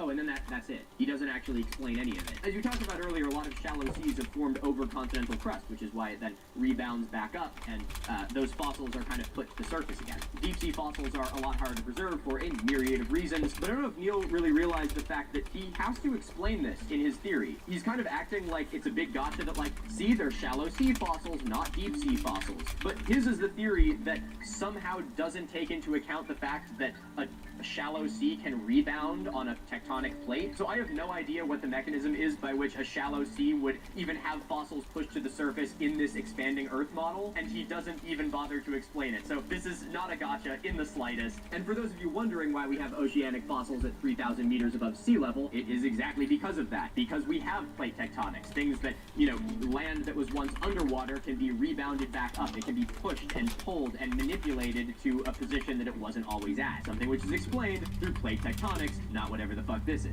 Dave apparently then went on to ask, why do these mountains have the same layers at angles that piggyback each other, stacking on themselves? Neil's response is, and so here is the question. 1. The Earth is growing. 2. Wait, that was all you have for point 1? That's not a point. That does not prove anything. Why do the mountains have layers at angles that piggyback on each other?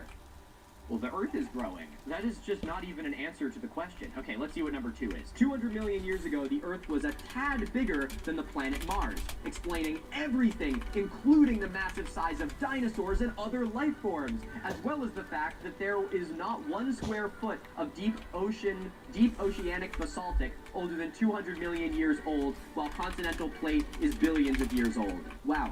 That's a lot to unpack. I don't know how that explains the size of dinosaurs. He doesn't walk me through that. He has no evidence for why the planet was a slightly larger than Mars at the time. And then we've already gone over why we don't have a lot of oceanic crust that is much older than that, because it's constantly recycling itself, where the continental crust is sort of floating on top of it. So, did you want to actually answer the question, Neil? The question was, why do the same mountains have layers at angles that piggyback on each other? His explanation is, the Earth is growing, it was once a little bit bigger than Mars, this is why dinosaurs are so big, and there's no oceanic crust older than 200 million years. So none of that is actually an answer to this question. I don't really know what that was trying to do. Okay, but there is a third point. He goes to point 3. So, observing this growing Earth and remembering that 200 million years ago there were no mountains on Earth at all, how did we get our limestone granite mountains? It's a rather easy answer. As the Earth grows exponentially faster as time goes by, the many miles thick, 30-mile thick granitic rock, the outer crust cracked into pieces, continents, and spread apart as the cracks filled in lower. The spreading cracks had run out of granite and now filled with basalts. However, the surface of the continental plates had to recurve to a flatter plane on a larger globe over time, being 30 miles thick. This recurving to a flatter plane resulted in the upper few miles of the continental plate to buckle and fold into mountain ranges, driving these shallow seas upward and upward to become today's mountain ranges.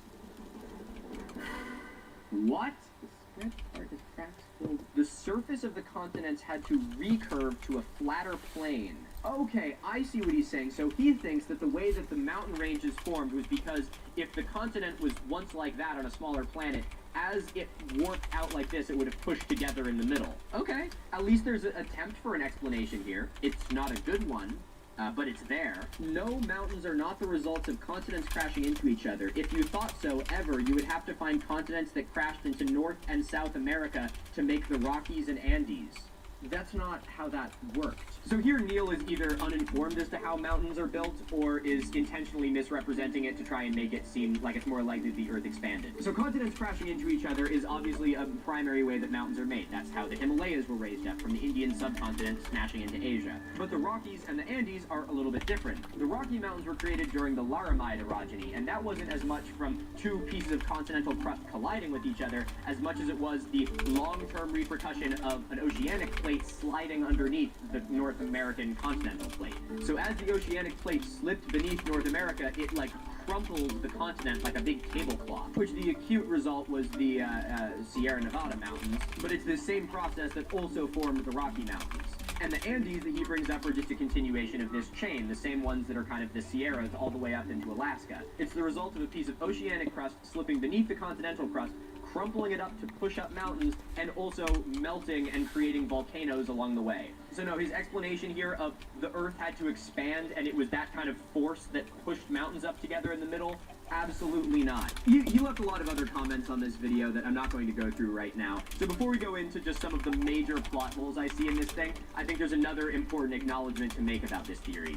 This entire theory is like a red herring fallacy. It's a theory that's so outlandish and exists by punching down on the current well-supported theory that they try and convince you that you need more evidence to support plate tectonics. While I was doing my research for this video, I was going deep into scientific papers to back up stuff about plate tectonics, and I thought, wait, why the fuck am I doing this? We know that plate tectonics is the mechanism by which the continents and the Earth have been shaped. This is extensively apparent in just about every field of natural science. It's not like one obscure discovery that I'm trying to prove or disprove.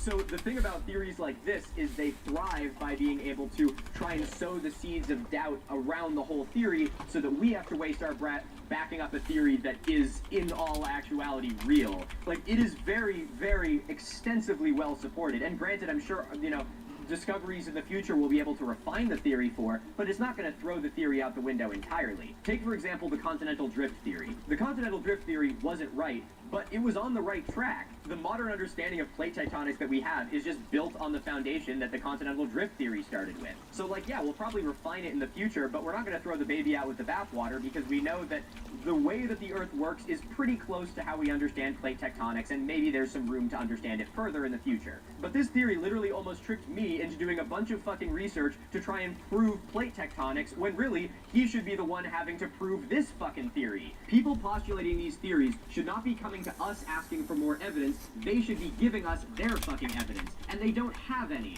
And so the best thing they have to do is to completely muddy the waters by trying to make us have to explain the theory, which is already well supported, in lieu of them actually having to give any evidence. I needed to say that in the middle here because while I was doing this, I was kind of beating myself up like, oh god, am I not doing enough research? I normally do like really well researched videos that have like, you know, papers backing them up and shit like that, and I'm like, I'm kind of just debunking this with like my knowledge of environmental science and like Earth history that I've gained for the last fucking 8 years of school. And then I realized that that's why. And so in something like this, which is kind of like scientific common knowledge, I'm not going to go out of my way to explain plate tectonics to someone who's talking about how the dogmas of science are they're too upsetting to the apple cart. Fucking Google it, okay? Plate tectonics is real. You don't need me to fucking tell you about that, alright? Okay, with that little disclaimer out of the way, let's go into some of the major plot holes with this theory.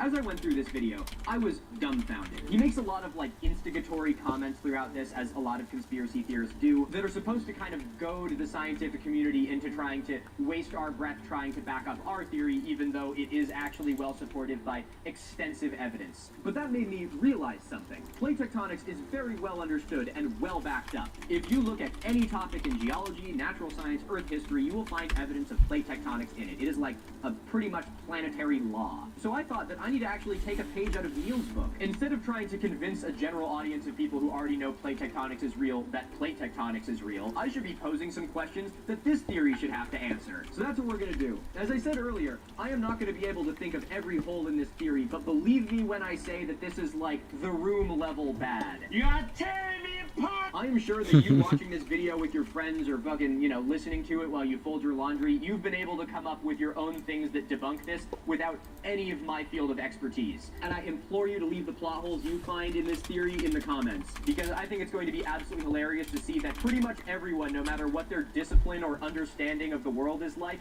will be able to find something from their field of expertise that debunks this stupid theory. So, with that said, here are a few of the plot holes that I found. 1.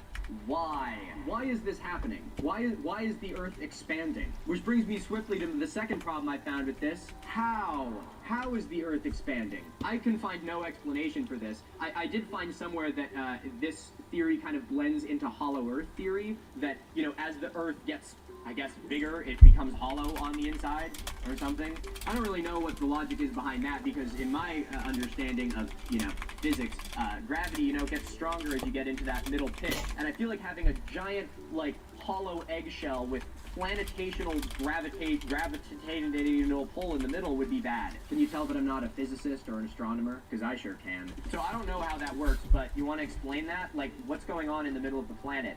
Where the fuck is, why is it expanding, and what's in the middle now? Next question. Where the fuck did the water come from? In this theory, he says that, like, the Earth was once all just land, and then it expanded out, and the oceans just filled in. Like, where did that come from? Water is like, isn't like 70% of the planet water or something like that? Water is most of the fucking planet. So you're telling me there was a time where all of the land on the planet was combined into one just land ball, and then as it expanded, the water just fucking appeared from somewhere? Like, that wasn't in the Earth. The Earth wasn't big enough to hold all that water. Which brings me swiftly along to the next problem. This theory breaks the first law of thermodynamics. Again, I'm not a physicist, so I swear to God I'm not trying to pull out the, you know, thermodynamics to try and sound, you know, like I'm highfalutin. This is literally just like my armchair understanding of this, that matter cannot be created or destroyed.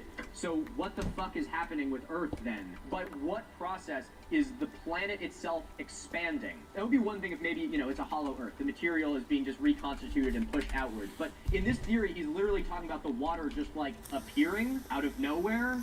And presumably the inside of the planet isn't hollow, it still has, like, mass to it. He never talks about there not being anything in the planet, so that material has to be coming from fucking somewhere. So why and how and where the fuck did all the water come from, and how does this even make sense? Also, another thought that I just had, again, I'm not someone who does meteorology or, you know, atmospheric stuff, so someone who knows more about this, please elaborate on this in the comments, but wouldn't this, like, completely fuck with the atmospheric pressure on the planet? Like, if the planet was as dense as it is now, but it was consolidated to the size that he says it was, wouldn't the atmospheric pressure have been like standing at the bottom of the fucking ocean?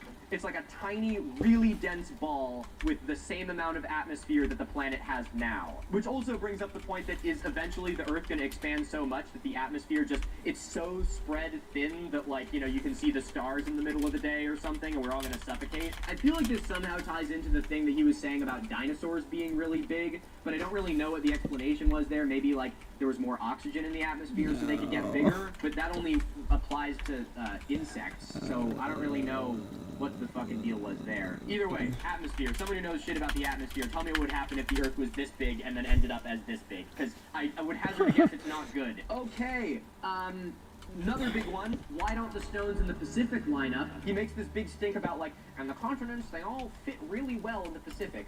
They don't. But even if they did, the stone types are different. There's not, like, a consistent stone that can be found in, like, you know, the California coast and, like, you know, mainland China and fucking Australia. Whereas with the Americas and Europe and Africa, we have parent material that's shared between them. My dad is a historic preservationist, as I mentioned. You're getting a second shout out in a single video, Dad. Look at you go. You're famous. And in a lot of the buildings he's worked on in New England, they have brownstone, which is exactly what it sounds like. It's this beautiful brown stone. It's a sedimentary rock. They built all kinds of beautiful buildings out of it in New York and in Boston. But this Connecticut brownstone, as it's called, was a finite resource mined in Connecticut, and eventually we completely exhausted it. There's like no Connecticut brownstone left. So in some of the preservation projects that he's done, where he's working with, you know, brownstone pieces, they have to get brownstone imported from like Ireland or Scotland or something like that, because that's like the nearest material that is similar to the Connecticut brownstone, because at one time they were connected to each other. It wasn't that far away.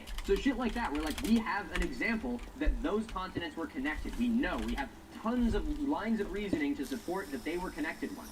Not to mention the fact they look like literal puzzle pieces, but the Appalachian Mountains span not only through the Appalachian region of the United States, but into the Scottish Highlands, into, you know, Greenland, and into the Little Atlas Mountains in Africa. We don't see that across the Pacific. That is something that would have to be shown, have to be illustrated in order for this theory to exist, and it doesn't. It does not matter how well you can make the little continents and islands fit together over there. If there is no geologic evidence that they were connected, they were not connected. Showing it on a map may be good enough evidence for the it looks like crowd, but not for us. Okay, oh yeah, why do we could just take this out here and bring it in. Different ways you can get volcanoes. You got your subduction zone, where the oceanic crust is slipping beneath the continent. The crust melts and bubbles back up in big gray volcanoes. Then you got your rift, where the crust is peeling apart and magma is able to seep out from the ground. And then you got your hot spot, where there's a mantle plume that's always punching through the crust as the crust moves over it, something like Hawaii. I'm sure there's some other ones, but again, this is me just showing that I can literally do this off the cuff with my base of knowledge, because this theory doesn't have any fucking evidence. So what do all of these different volcanoes have in common with one another? All of them are fundamentally hinged on existing because of plate tectonics.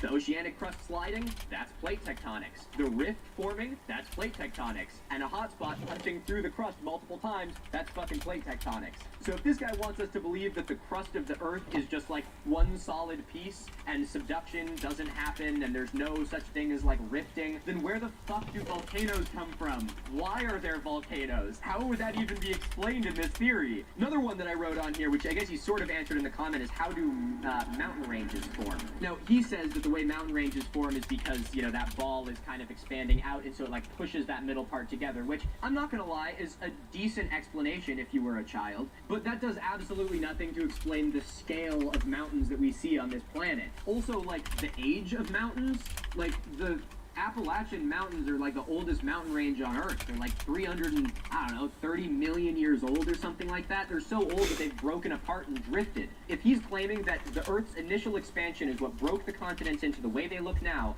and they expanded around the planet as it grew, then this mountain range couldn't exist. The Appalachians were created when all of Europe and Africa and the Americas were all combined together. So in his theory, it was done by, the Earth expanding and those things being pushed up in the middle. But then they broke apart. Why the fuck is there an ocean between them now? So even that doesn't make sense. And on the note of mountains, how about, I don't know, valleys and folds? I know that other comment mentioned it, but, look at, I don't know, is it the Allegheny Mountains? Oh, wait, not quite. Never mind. I lied. Okay, the Appalachian Mountains in, central to eastern Pennsylvania. It's the valley and fold region. You can, see the way that the Earth was pushed together like a tablecloth and how the different folds of stone eroded at different paces and left behind these really unusual shapes. How the fuck did that happen in this theory? How is it possible? Why are those there now? Again, this is something which is explained by plate tectonics, by plates pushing together. And on a similar note is that he makes a big stink about the whole shallow sea fossils. How the fuck did the shallow seas get created then?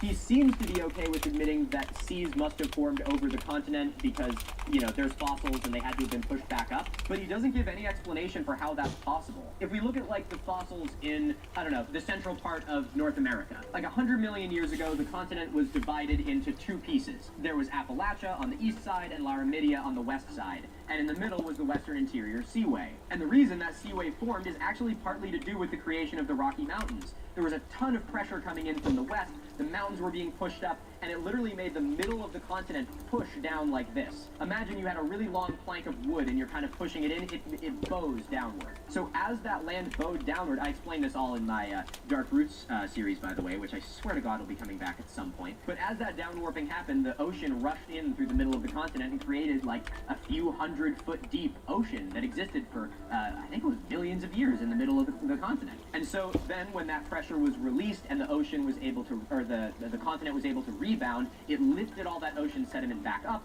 it turned to stone, and now we have a bunch of fossils from an ocean in the middle of the continent. You'll notice the important piece of that, though, is the mechanism by which the fucking continent got covered in an ocean. Something which is only explained by plate tectonics. A few other things I'm thinking of is earthquakes. There's that place in California, I don't remember where it is, but from the big quake, where you can see the fence, and the earth shifted like that, and the fence is a few feet apart. How would he explain this? This is kind of like the snowball of trying to talk about evolution with someone who's an evolution denier, where if you can admit that small changes can happen to a population of organisms, then you also concede the fact that those changes can add up over very long periods of time. This is a perfect example of that. We have evidence that the Earth has shifted that much. Yeah, it's not very much right now in our lifespan, but you have to acknowledge that that mechanism works and has been working for as long as the Earth has existed. So that shit adds up over time. I'm really trying my best to not strawman him here because he doesn't do a good job of conveying his theory, and I'm not sure if he's being intentionally vague or if I'm misunderstanding him, but what he seems to be saying is that the continents themselves have sort of remained the way they always have from when they broke apart and spread. And yeah, he makes a half-assed attempt to explain mountains, but I don't hear any attempt to explain the shallow sea fossils found all across continents, or why there's mountain ranges of different ages, and, mountain ranges that are literally split across different continents with an ocean between them. This theory is just bad. I don't have another way to put it. It's a theory that can only exist by blatantly ignoring an insurmountable amount of evidence that this is just not possible. Correction, maybe it's not that it's not possible, it's that there is no evidence for it. In fact, we have evidence in the contrary. We have evidence that this didn't happen. Every geologic feature on Earth can be explained through plate tectonics. From our coastlines to our volcanoes to earthquakes. We know how all of this stuff was done thanks to the work of thousands of diligent scientists over the past 300 years. And it's a shame to have to talk about this theory in this light when we do know as much as we do now. In the late 1800s, when this theory was first pioneered, it was a pretty decent idea. It took into account what evidence we had and tried to make sense of it. But then more evidence came out and it was found to be incorrect. Debunking this theory today is a fucking pigeon shoot, because we have 100 and some odd years of ammunition from literally every discipline of science. And as much as I love debunking things, I have to be very wary of these theories because I know that they're supposed to be a tar pit. They're supposed to be something that someone science-oriented, like myself or you watching this video, will stumble across And then, because we're scientists, we will give as much evidence as possible for our theory, for our reasoning, for all of the massive evidence that we have on the side of plate tectonics. But they're doing that intentionally because by making us have to explain the thing that we already know to be true, they get a free pass to not have to explain their theory at all. Okay, I'm coming out of vacation for one last thing. Just as a final reminder in this video, please be respectful when discussing this topic. I know all of you will show the utmost respect for Neil, his family, and his recent passing, but I feel the need to just say it one more time. Try and separate this idea from Neil Adams himself. Okay, now I'm going on vacation. Do not contact me. So anyway, that's going to bring us to a close on this video, and I think the best proof that you don't even really need to be a scientist to be able to debunk this is that I'm sure every single one of you watching this video, no matter what you do, whether it's construction, cosmetology, or climate science, you probably have something from your discipline, your field of study, and your walk of life that you can be like, that wouldn't work if this theory was true. So please, once again, I encourage you to share those. I look forward to hearing the breadth of knowledge, and again, this is how science works. All of us compiling our understanding, all of us compiling our lived experience to add to the scientific body. So I think that's going to do it for the Expanding Earth video, and what a ride it was. I'd like to thank you all very much for watching, and I hope you got a kick out of this. If you're new to the channel, I'd like to give you a warm welcome, and I appreciate you letting me keep you company while you folded your laundry or something like that. If you enjoyed me keeping you company, you can repay the favor by saucing me an interaction. I make all my videos free to watch, and it's that little boost to the algorithm that really allows me to continue doing what I do here. So as I always say, leaving a like or a comment is like tipping the bellhop. And for my returning viewers, I'd like to give you a big welcome back, and thank you for watching another one of my videos. Extra special thanks if you tuned in for the live premiere. Sunday nights, 5 p.m. Eastern Standard Time. And lastly, I would like to give a huge thank you to my patrons on Patreon who make what I do here possible. Patrons get early ad-free access to my videos, and all of your names will be in the credits of this video as a small token of my appreciation. Well, folks, I think that's all I have today. Ladies and gentlemen, I'd like to thank you all very much for watching. My name is Milo Rossi. Remember to stay curious, stay inquisitive, and most importantly, This is exactly why the knee-jerk Pangea theory exists.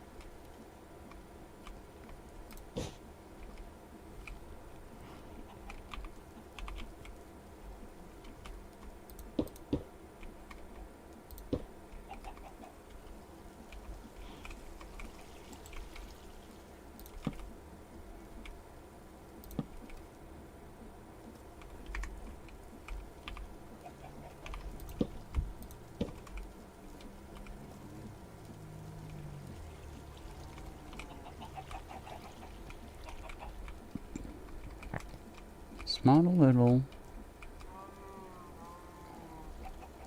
Big to small. Small to big. Big to small. Small to big.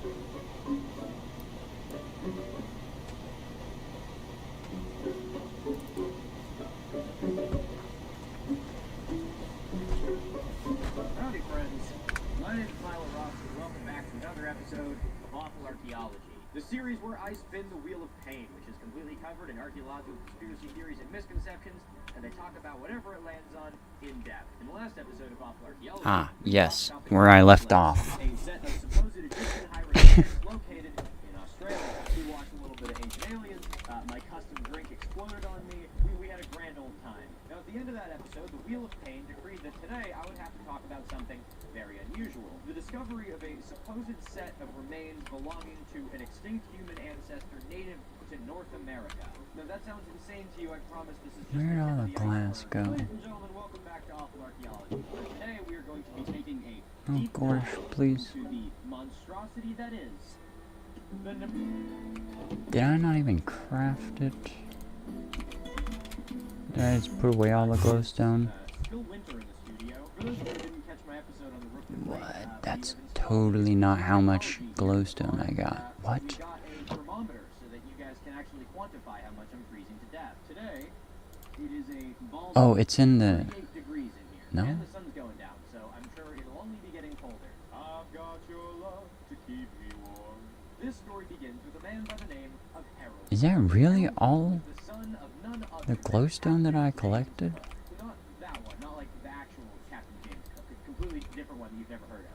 This James Cook was a cattle rancher and a paleontologist. He was a landowner No, and I made farmed that land on glass. the American West, which he called the Agate Springs Ranch. Now, as luck would have it for a paleontologist such as Captain Cook, this land was incredibly rich in fossils. So rich, in fact, the United States would go on to purchase it in the 1960s to create the Agate Fossil Beds National Monument. The apple did not fall far from the tree, and so little Harold grew up just like his father, being a rancher and a paleontologist. The year is 1917, and 30-year-old Harold makes a discovery. He finds the remains of what he believes to be a Oh, great right. age Okay. of fossil beds I was of making Nebraska. those. And so he consulted And where did those go? a famous American paleontologist and geologist, and together they were able to confirm that what he had found was the remains of a great ape. And so this newly discovered What? species was named Hesperornis. Oh, okay, here we go. Oh, right, okay, because, yeah, she wanted help, and then I went over and helped her. Latin for ego trip. This would be the first great ape species discovered in North America, and was a discovery that was poised to shake the budding field of human evolution to its core. So, was this the remains of a great ape endemic to North America? Perhaps true, uncontestable fossil evidence of a Bigfoot or a Sasquatch? Or was this a highly misleading intro that leaves out crucial information so you stick around to watch the rest of the video? Well, lucky for you, you're about to find out. So to get this thing started for Awful Archaeology tradition, it's drinking time. I put an apostrophe there. I totally put an apostrophe there. I don't want to see a single goddamn comment about this. I'll block you. I'll delete you. For those of you that are new to Awful Archaeology, each episode features a custom Right. thing, something that's inspired by whatever we're talking about today. I need just to try and do actually get this. through the pain of having to talk about it. So today is a very special day because for the first time in almost 2 years, we have a custom drink made by none other than the incredibly talented Newport Foodie. I should probably move my laptop here because I know I'm going to make a mess. That would be an appropriate way for my laptop to go out, though. Drowned in alcohol. That's how I want to go out. He died as he lived, soaking wet and piss drunk. And also, for those of you that don't know, all my videos have live premieres. And if you want to join me for the live premiere to drink along with me, I post the recipes for all of the drinks for Awful Archaeology a little bit beforehand. And thank God I do, because, oh my god, I have to make corn simple syrup. What have I gotten myself into? Remove 2 tablespoons of corn from a can, reserve for cocktail, drain the corn, add the saucepan with the sugar and the... Am I making a Oh, it takes grater like... doing fucking Well, it takes a wee. You will add 2 bricks of lead to a line Also, of where are the... I guess Oh, first over and here. foremost, let's go make some corn simple syrup. First thing we need is some corn. Hi, post-editing Milo here. You could do like a full, 10-minute uncut version of me making this drink. It's pretty fucking funny, but it's just way too long for a video that's about something else, so I think I'm gonna do a full, raw version of it on my second channel. So if you want to see me make a mess in full, unadulterated 4K, go check that out. Second channel is also a good place if you want to just see more of me as a person. Right now I'm uploading the vlog of me doing my cross-country solo motorcycle trip, so if you want to see me live off the back of my bike camping every night, you can see my day-to-day trials and tribulations. Shameless second channel plug, link will be down there if you want to catch the rest of this drink thing.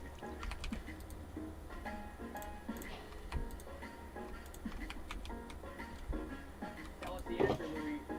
Where's the stash house? Corn into the cocktail shaker. I think this is an ounce. We'll say it's an ounce. No, That's not the right part. Emergency. Put it in there. I'm glad I have paper towels in here. 2.5 ounce vodka. Okay, now you're speaking my language. 1, 2.5. 2 episodes in a row of me spilling shit everywhere. Supposed to be in a coupe glass, but I'm doing it in a martini glass because I don't have one of those. That's actually beautiful. Oh my god. Moment of truth. I'd like to give a big thank you to Newport Foodie for designing the drink for this video. Go check him out. He makes a really beautiful video making this drink. It's a lot more elegant than mine, and he deserves more credit. Now, bottoms up.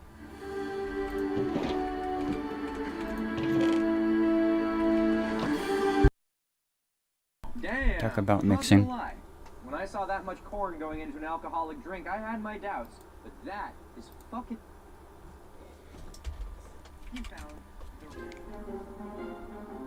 It takes a lot to confirm the presence of a new species in the eyes of the scientific community. He's not gone into the nether yet. Human species. It requires countless instances being discovered, years of research, peer review, and pretty much a unanimous agreement from the scientific community. A very modern example of this would be the Denisovans. We have many fossilized fragments of them, but despite that, at the time of making this video, they have not been assigned a genus and species of their own by the academic community. Well, of course they haven't, Milo. That's because academia is reluctant to challenge the paradigm. No. They're really not, I promise. Where's box? Give me box. As it stands right now, we don't have a holotype specimen for Denisovans. This is a skull or a very complete skeleton that is sort of the benchmark for what the species look like and sort of is constructed like. In my Lost Lineage series, where we look at the human evolutionary tree, we have seen other ancestors which are much older and have very good holotype specimens. One that immediately comes to mind is the 6 million year old silent Precipitate skull. So as it stands right now, even though we know Denisovans existed, we would be jumping the gun to assign them their own species. Because as it stands right now, we don't know if they are their own species, a subspecies, or if the Denisovans that we've been seeing are actually multiple different species. Science works in part by correcting its mistakes, but it works mostly in checking itself, in triple, double, quadruple checking to make sure that as few mistakes as possible are made in the first place. So then what exactly was found on Precipitate Harold Cookie? To confirm a brand new species of great ape, especially in a part of the world where there are no other known great ape species, you would need to find a pretty convincing piece of evidence. But this was 1917. I'm sure that it was a little bit different back then. The world was a little bit too focused on seeing how many 17-year-olds they could kill with mustard gas. World War I mentioned, woo! So maybe at the time the evidence could have been a little bit more lax. But you have no idea where I'm going with this. The sole specimen of Precipitate Harold Cookie was found by Cook in the Upper Snake River fossil beds in the northwestern part of Nebraska, and the remains consisted of a tooth. That is it. A tooth, like one of these. You thought that my smash cut was a typo, but no. I truly mean the remains. Now I have no idea whether or not Cook thought he had found a human ancestor when he actually found the tooth, because it wouldn't be until 1922 that he would actually have the tooth studied. So when Cook decided to get this tooth researched, he did what any sane person would do when he needs help understanding something, and that is to ask a eugenicist, where is my Sharpie? Honestly, that's a pretty catchy title. I'd probably pitch that to Fox and they'd sign me for it. At the very beginning of this episode, I mentioned a fellow by the name of Henry Fairfield Osborne. Now, unfortunately, we're going to have to talk about him a little bit. If you're not comfortable with discussions of any of that stuff, skip ahead to the next chapter, because this is not super pretty. In other news, it is now 35 degrees Fahrenheit. Henry Fairfield Osborne was an American geologist and paleontologist. Granted, he wasn't a very good one, but I'll get into that in a minute. And his love of history propelled him to be the president of the American Museum of Natural History for 20 Light blue. He was also a eugenicist. Like a true American, What are you doing here? entrepreneurial spirit into his passion for racism. I have not nearly enough. Yeah, that was a thing that they teach you about that in school all the time, don't they? The squirrels are up there. Oh, God, Sheep. they're gonna hear me talk about The answer is sheep, squirrels about right? genetics, stuff like they We spawn a bunch of blue sheep. You can't spawn blue sheep. was divided into races, each of which had a predetermined set of hereditary traits. This concept morphed into Nordicism. The idea that Europe A bunch of blue. I need to you. white, Nordic, potentially Can I windmill you? They really don't like the fact I'm talking about eugenics. Now, if this sounds kind of familiar Of course, Lapis. it's because many modern Atlantis conspiracy theories can Or would blue just look better? even if today their sort of creatures are not directly weaving racism into what they're saying, you'll notice that they don't really have any questions about what, technology the people of Europe had to build things, but suddenly when the brown people had technology, then it's a big problem. From Atlantis to Lemuria to Tartaria, all of them are tied to Nordicism and, in the core, racism and eugenics. But Milo, they're not saying that they don't like brown people. Yeah, well, that's because it's not cool to say that.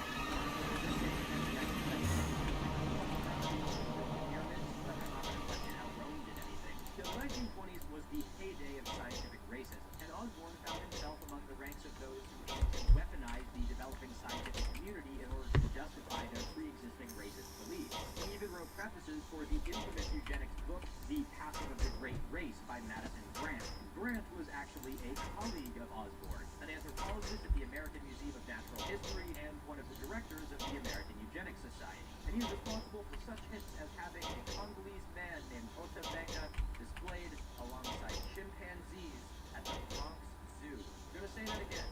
A Congolese man displayed alongside chimps in a zoo. What? Conspiracy theorists are constantly talking about they're hiding things from us, and the American education system doesn't want you to know the truth. And the moment you start talking about how deep-seated racism is in this country, to get their fucking panties in a twist. I think as Americans we have a responsibility to talk about the dark Wait a past minute. of this country. Because frankly, I love this country. And because I love this country, I want it to do fucking better. Anyone who refuses to criticize their country can't call themselves a patriot. I can't believe the Bronx Zoo thing just fucking shook me. The Passing of the Great Race, which I just mentioned and Osborne wrote prefaces for, is one of the most influential eugenics texts of all time. Wait, what the fuck? Immigration Act of 1924, which was passed by United States representatives trying to stop a stream of alien blood, which restricted non-European immigration to Did the I United just- States and all but banned East Asian immigration to the United States. It also validated a litany of miscegenation laws. What the fuck just happened? Across the United States in an attempt to ban interracial marriage and relationships outright. The icing on the cake is that this book was a huge inspiration for exactly who you would expect. With Madison Grant, Is Lapis Lazuli infinite? this book is my Bible from none No. other than Adolf Certainly Hitler. not. What the... Thing they should probably teach in the United States. I have... Nazi Germany looked to the United States as a role model for Wait a minute. What extermination one camps. Two of the primary inspirations being our attempted extermination of the indigenous people. becomes slavery. one? If the government's not going to teach us about What? racism and eugenics, and they're going to start banning books that talk about it, well, I guess it's just up to us to have to do it, isn't it? Anyway, it was into these qualified hands. Enrichment chamber becomes two. Okay. I'm just being silly. Get that bitch. On March 14th, 1922, Osborne received the Oh my goodness. office. In the letter that he wrote back to Cook, he said, I sat down with the tooth and I said to myself, it looks 100% Fiddlesticks. We need to talk about this tooth for a second. It was pretty much featureless. It had very little detail. Its crown was smooth and worn, and the entire thing had been seriously degraded by God knows how many years of water erosion. As a result, the tooth was rounded and smooth and lacked most of the crucial detail that you would need in order to be able to assign it to any species, especially a brand new species. In fact, the tooth actually looked a lot like this. Well, it looked a lot like this. This is an exact replica of the Nebraska man tooth, based on drawings, photographs, and casts of the original discovery. You can see from this small silver model that it was heavily worn down, leaving it with an almost completely smooth appearance, and yet almost an exact match for a human molar. Now, this little beautiful piece of jewelry right here is a completely original design made for this video, in collaboration with none other than Sweetleaf Jewelry. I've looked at them before. You may remember the Sahelanthropus the skull ring, or the Aurora Tugenensis femur bone. They're a small independent English business who make handcrafted sterling silver jewelry, and this is our most recent release. Well, this and one other thing that's over there, I'll show you in a second. And this is going to be our first permanent item. So whenever you watch this video, you can get one of these for yourself. That being said, we do have a limited piece of Nebraska Man. This beautiful little plate featuring the Nebraska Man tooth on the front and a little sketch of the Nebraska Man reconstruction drawing, which I'm going to talk about in just a couple minutes. So this is a limited piece. It will only be What? available for 2 weeks beginning at the premiere of this video. Now, the reason that I like working with Sweetleaf is because I hate YouTube merch. It's all tacky garbage that I What? absolutely despise. So my goal is to make merch that's more like art, a piece of jewelry that you're actually going Is it because of the bag?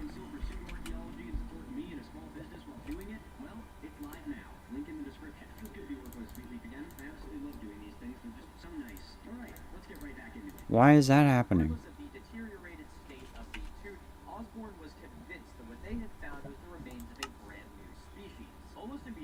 Huh? Took to the media with their discovery, and it wasn't long before word of the discovery reached the English anatomist Grafton Elliot Smith. Elliot Smith, I wonder if there's any relation. But I'm gonna love you anyhow. Ba-dum-ba-dum.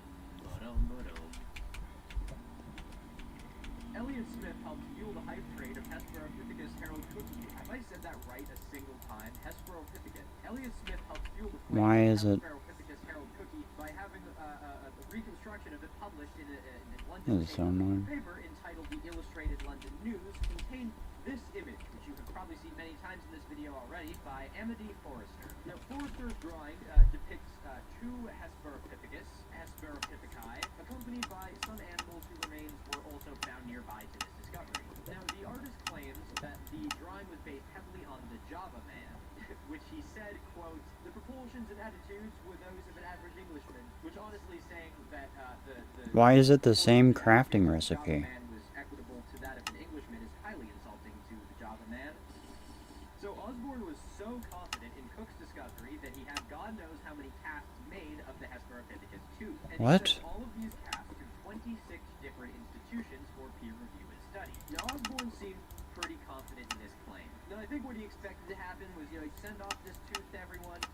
All the researchers would see it, and they'd come up to him and they'd be like, "You're right, it's a new species, and you know what, while I'm at it, you were totally right about the brown people." Now, despite the confidence that Osborne had in sending this to other research institutions, his confidence seems to have been woefully misplaced, because upon receiving the cast, he was met with a nearly unanimous response from the scientific community. That response being, "Dude, what the oh no, I haven't been doing the string. Every now and then I do the string, but I need you now." Holy shit. What? We'll be holding the string. Almost immediately, Osborne was met with skepticism from the scientific community. I'm not even done with this yet. I guess I didn't spill out much of it.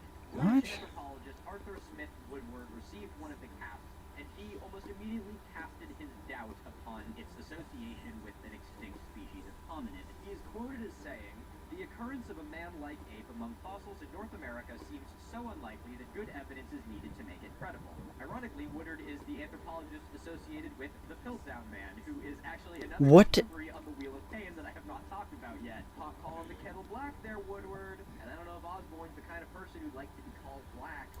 W.K. Gregory, a man who would later accompany both Osborne and What is this? to look for further. After man is quoted as saying, "The scientific Why is that a crafting step?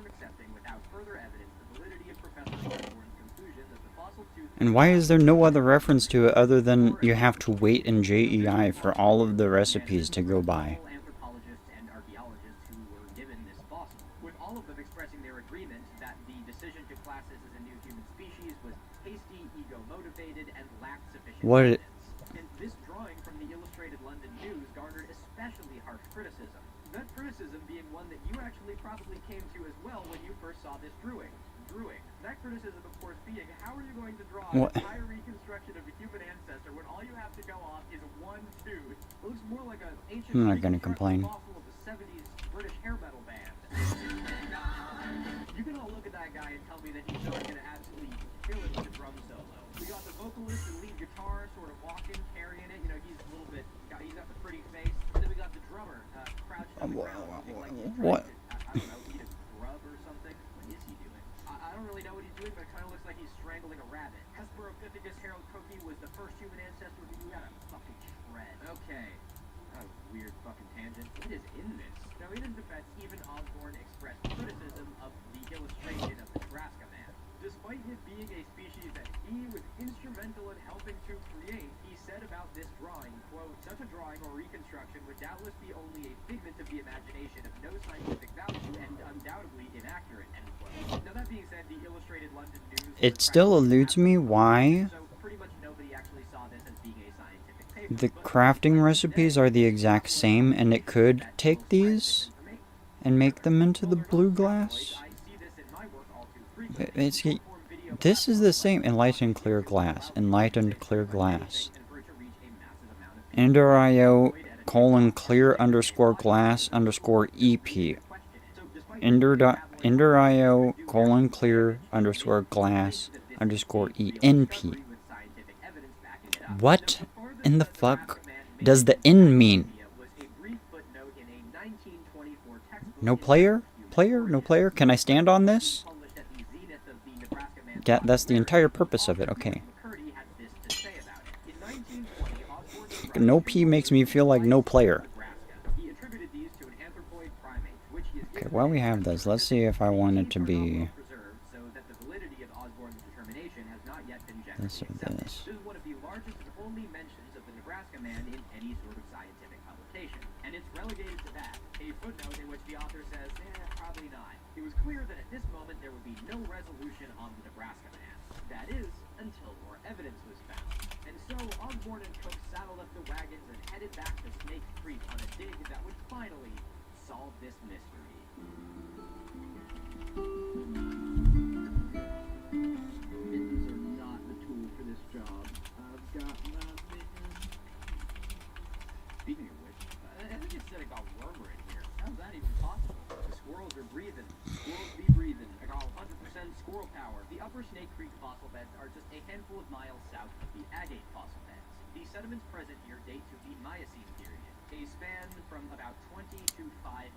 There is one small difference in that there is a red dot on it.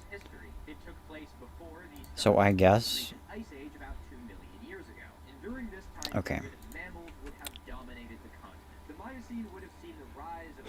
I guess that makes sense, because I have this, and I have this, I want this. So, okay, that makes sense. But it still whatever.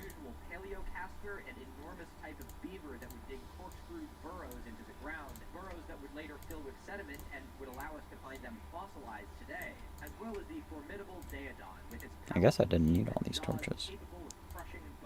When the team arrived at this fossil bed in 1925, they found countless bones, almost all of them being mammalian, belonging to the thousands of individuals that had once roamed this ancient American grassland.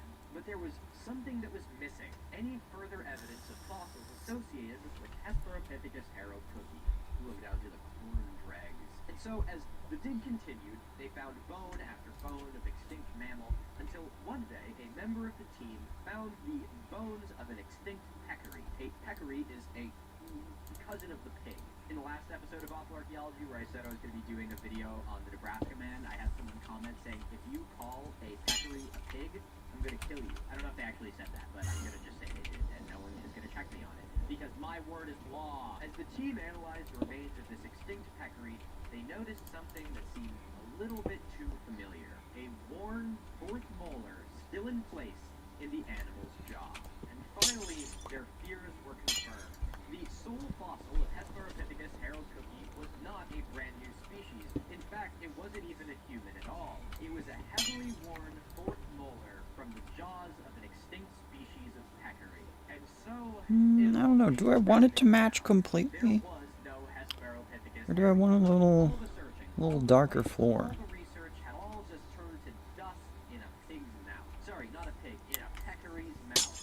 I think I'll go with the light blue. Well, isn't it your job to research these videos? Couldn't you have told what the difference is between a pig and a peccary? Yeah, I could. But you know what? I have my pride to look out for. I wouldn't be caught dead researching a peccary. So, you may be wondering. Oh, that was the axe. This is my last piece of paper.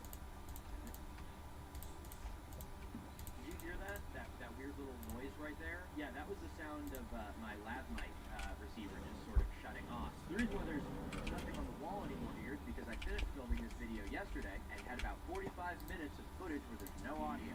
And so, I get to reshoot it all today. You know, I think this title card is actually even more appropriate given the situation now. How did this even happen? I don't even have alcohol anymore. I'm gonna just use this. No. Those are the topics that I discuss in my content, both in and outside of awful archaeology, and broadly No. erroneous interpretations of fragmentary evidence by groups such as young Earth creationists and ancient alien theorists. But this Don't do that. Why are you doing that? On the redstone torch? You already got the redstone torch. As I mentioned earlier, science is a self-correcting discipline, one that relies on critique after critique to correct errors, and a merciless series of checks and balances in order to prevent errors from being published in the first place. What? So how exactly was it that a mistake this absurd was even able to happen? It's first important to note the true effect that this discovery had on the field of human evolutionary science, and that is jack shit. Why do you have these? Why is this happening? The red mark on it? No. Why not? You need this? With this? No. What the heck, dude?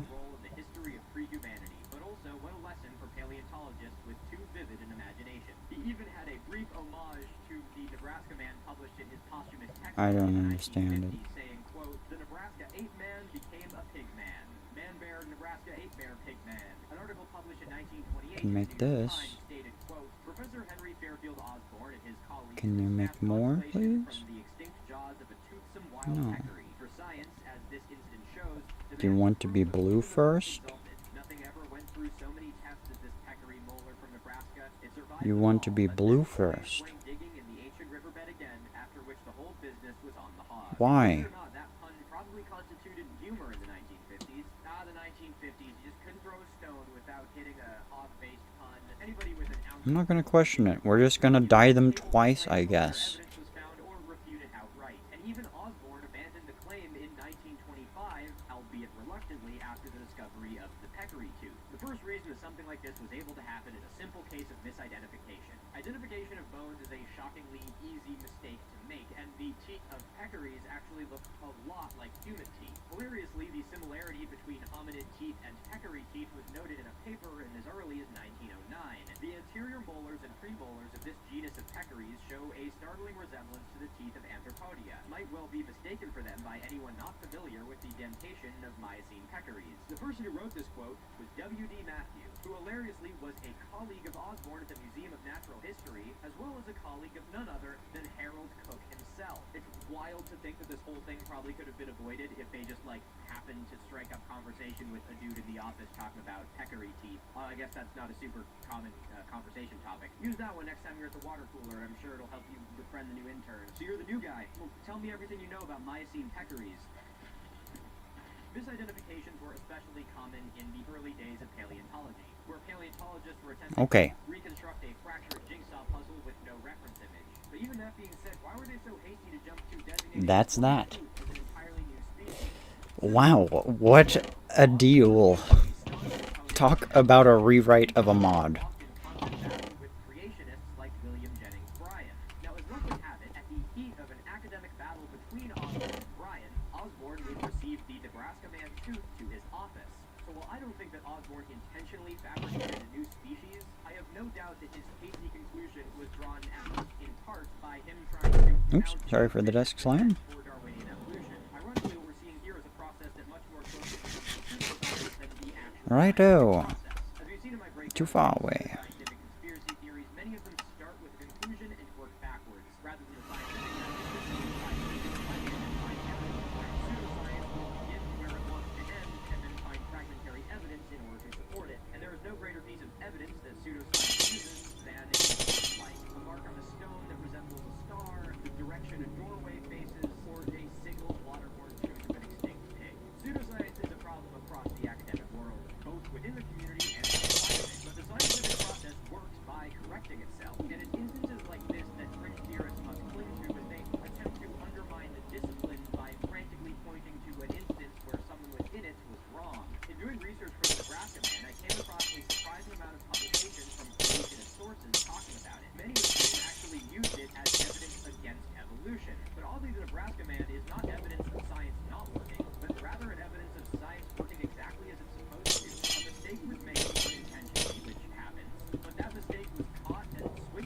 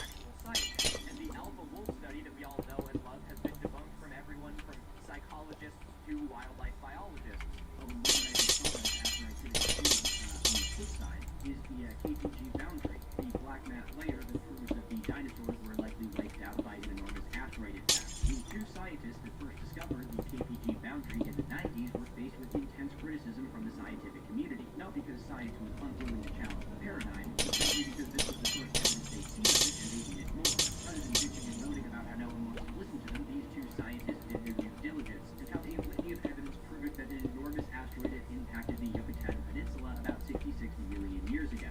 The Chicxulub impact is now the most widely accepted theory for the event that killed the dinosaurs. And that is the most important piece of being a scientist. Scientists are able to admit that there is always a chance that they could be wrong.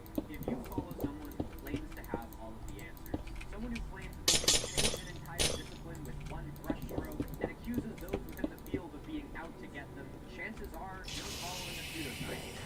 Someone who's motivated by ego rather than fact. For anyone who is in Now I can be in here in peace. disagree, question, challenge. It is through these very processes that They will stay outside. Won't you, huh? Go on. who wish to try and sow the seeds of doubt to make us question it and fear it. People who want us to only listen to them. In the words of I don't think they can even teleport here.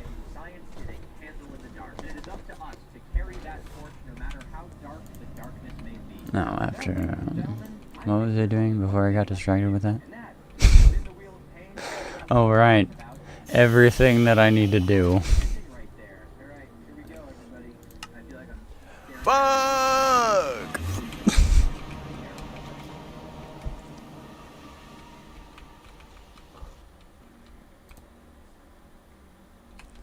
Okay, and the first thing that happens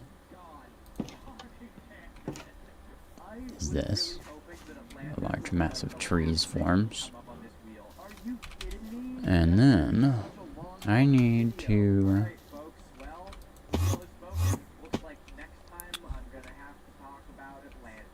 yeah. This needs to change. This needs to...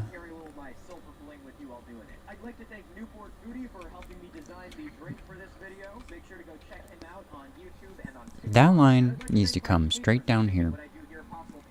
And the first thing needs to be the saplings and the wood. All of this here needs to come after. The wood needs to go first into the storage, and then we can take out from the storage. Don't need to worry about all the splitting and stuff. And if I'm running out of stuff, I can just turn it off and then reconfigure some settings quickly. Like switching what comes out of bins and stuff.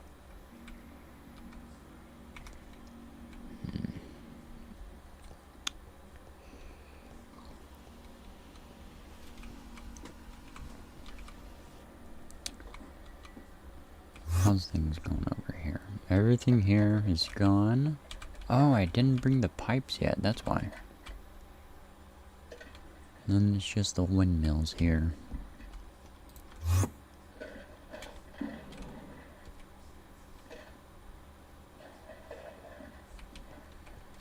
May as well grab these real quick.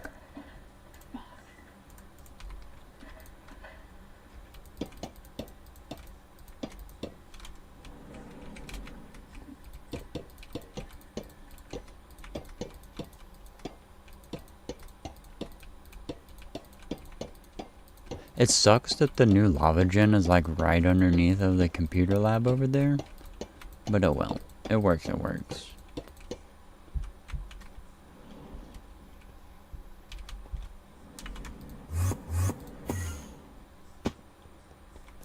It'd be funny to just... well, I mean, the Enderman won't spawn up there, it seems. So there won't even be any funny situations where like an Enderman is there and then he suddenly falls through the floor. They just won't be there anymore, which is super nice.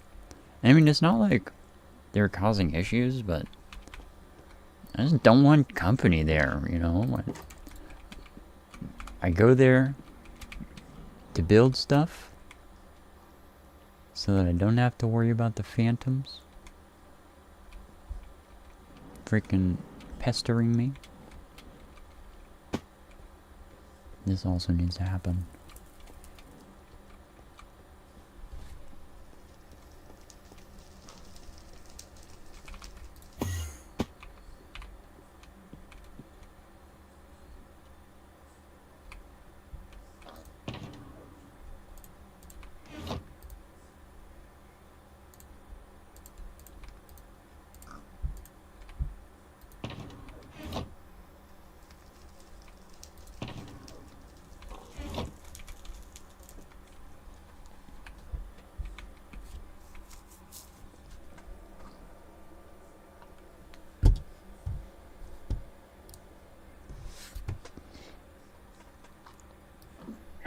audience. My name is Milo, and today I want to tell you a story. A story which truly begins about 4,071 years and 2 or 3 months ago. But that is, of course, an inconceivable amount of time. So before we get there, I'd like to take you back a much more manageable 24 years, to the year 1998. And just like that, I have dated the video, and now any comment not left in the year 2022 is going to be like, wow, look, it's a different time now, fuck you. Anyway, let me take you back. It's the spring of 1998. The film Titanic becomes the first to gross $1 billion, and with it, Leonardo DiCaprio is granted the humanitarian task of making every single person on planet Earth question their sexuality. Across the world, MP3 players blast Neutral Milk Hotel's brand new release in an airplane over the sea, setting the stage for generations of protected audio files for years to come. I'm kind of this like undercover indie band you probably haven't heard of. They're called Neutral Milk Hotel, and all is well in the sleepy English village of Hull next to sea, a village whose name is 3 hyphens too long. The little town is located on the east side of the rectangular bay known as the Wash,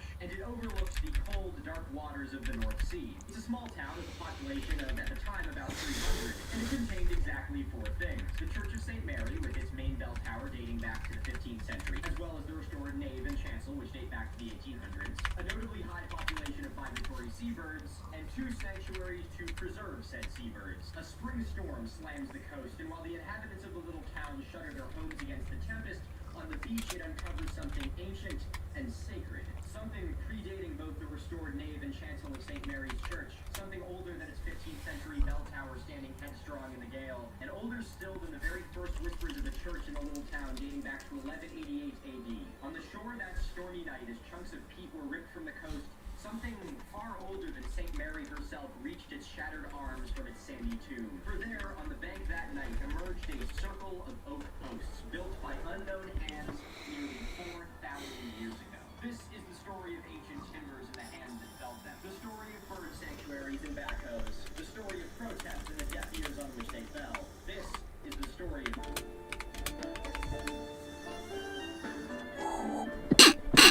People do attribute the 1998 storm to discovering Seahenge. In reality, the locals had known about it for far longer. There was whispers of this sort of ephemeral place on the beach that would sometimes be visible and may or may not have actually existed. It was more the topic of local legend than anything else. It was only confirmed, as the next morning, there on the beach had emerged the remains of 55 oak posts. They were oriented in the shape of an ellipse, and it was about 18 feet long and 15 feet wide. And it is theorized that at one time these posts had stood about 10 feet tall. And the most intriguing part is that at the center of this ellipse stood the remains of an ancient oak tree. But instead of this circle being built around the remains of a living oak tree, it had instead been built around the remains of an oak which had been cut and put in the ground so that its root system was splayed up towards the sky. And this mysterious place on the beach next to the little town of Hull next to the sea was dubbed Seahenge. Now, technically, this name is wrong, because Seahenge is not actually a henge. A henge is normally a circle of either stones or timber, which has a related earthenwork associated with it. This could be in the form of a trench or a mound or something like that, but either way, Seahenge does not have one of those, making its henge status rather nefarious, but we're going to call it a henge anyway. This is like Pluto isn't a planet bullshit. No, it's a fucking planet. I don't really care about semantics. There are actually 3 different types of henges. There is a Class 1 henge, which will have a single entrance into the middle of the circle. There's a Class 2 henge, which has 2 entrances that are opposite one another. And there's a Class 3 henge, which has 4 entrances, which are on opposite sides of the circle. Now, if we were to class Seahenge as a henge, which I'm inclined to do because I'm not an asshole, it would be a Class 1 henge. This is because it had a rudimentary doorway fashioned out of a wide henge, which would allow one access to the center circle with the remains of the oak tree. And people loved Seahenge.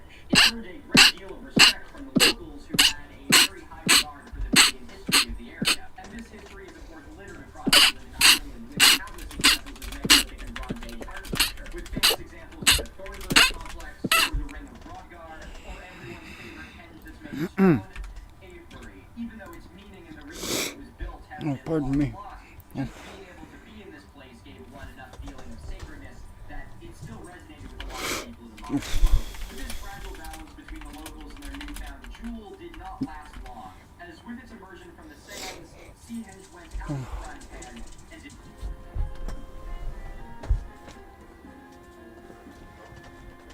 Oh, you want to talk for a second? Yeah, sure.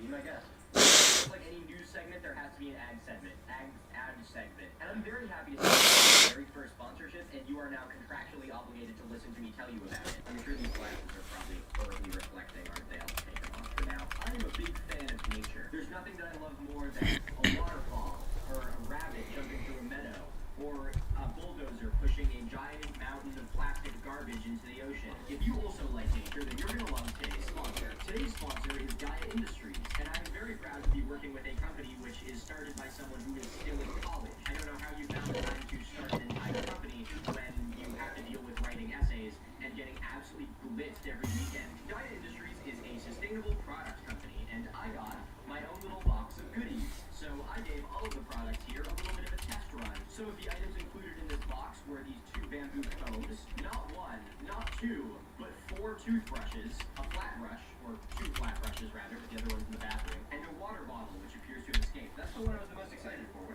It's on my desk. And a water bottle. This brush is actually quite lovely for long hair because it has wooden bristles. Wooden bristles will transfer the oils from your scalp down your hair and keep your hair silky, your coat luscious. It will help you win the next pedigree dog show. I'm also a big fan of this water bottle because, I mean, fucking look at it. It's made of bamboo and aluminum, and it even holds water in it.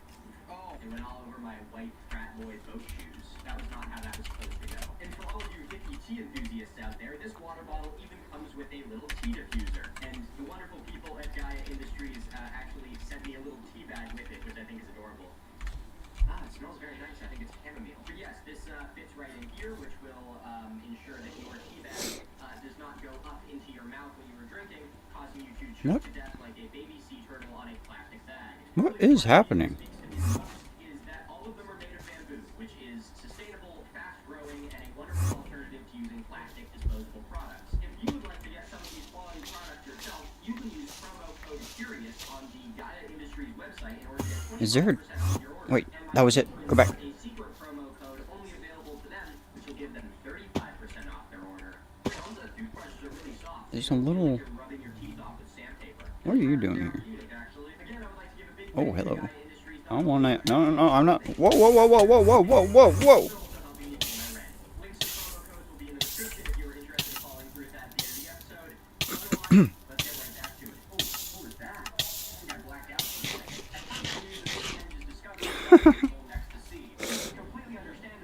Watch out, watch out, watch out! Oh, he's sneaking in!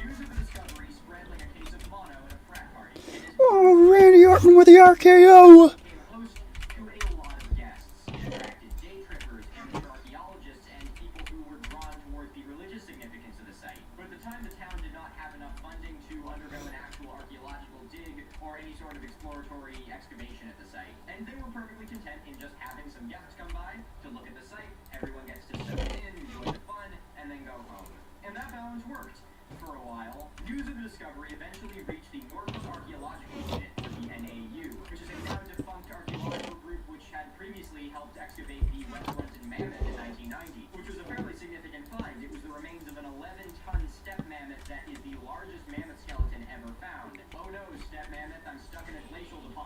Oh, it's that video. I don't need this. What do I have this out for? Because I have gold dust in it? Because once you find something cool, everyone's like, yeah, that's pretty neat, but I want to know more about it. And of course the question on everyone's mind, The craft bag needs some work. There's a bunch of stuff in there. All is in there. There's some TNT and stuff.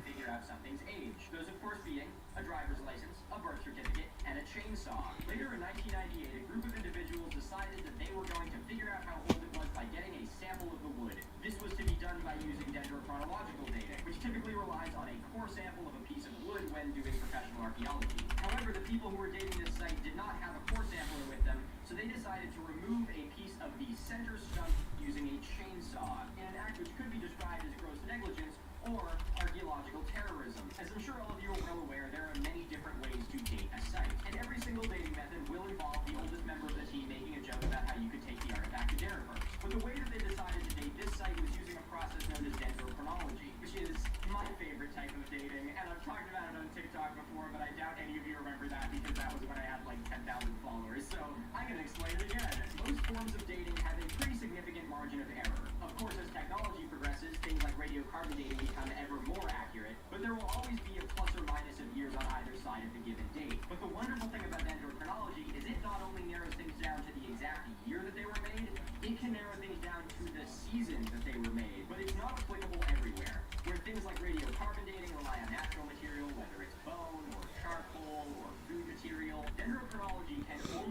run on pieces of wood where you can get an accurate sample of rings. As any of you who have ever been outside would know, trees, not unlike me, have rings. They grow at a rate of 1 ring per year, and the thickness of these rings is dependent on the rainfall and climatic changes of its growing season. Years with more rain will have thicker rings, less rain have thinner rings. You get how this works. But because of this, every tree in a given area is exposed to the same conditions, same rainfall, moisture, and heat. So if you were to cut down a bunch of different trees, their rings would line up, more or less. And by lining all of these rings up, you can make one continuous growth ring chart dating back for as long as you have wood. So as awful as it is that this site was vandalized with a chainsaw, it did yield some very interesting results. The sample from the center, as well as samples taken from the stumps around it, proved that these were the remains of between 15 and 20 different oak trees that had all been felled in the spring of 2049 BCE.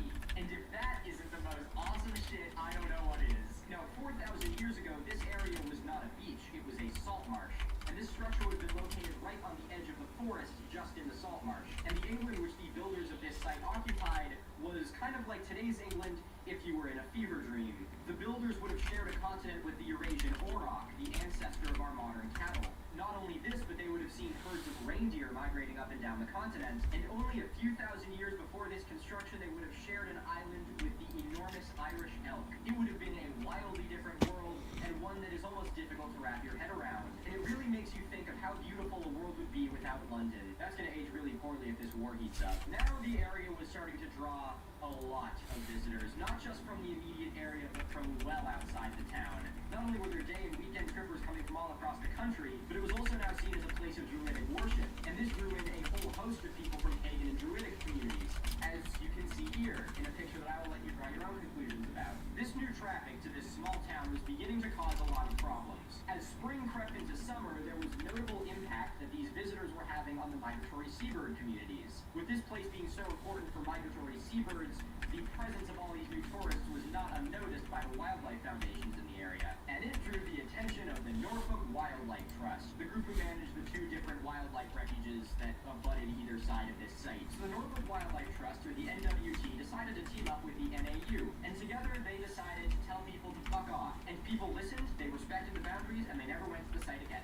Good night, everyone, and God bless. Already made that joke in a video before. That's okay. I'm kidding, of course. People didn't fucking listen. Now, if all these little interactions had been a grease fire, what happens next would be the equivalent of help arriving in the form of a 5-year-old with a bucket of water. Because now news of Seahenge is in the mainstream media, and the...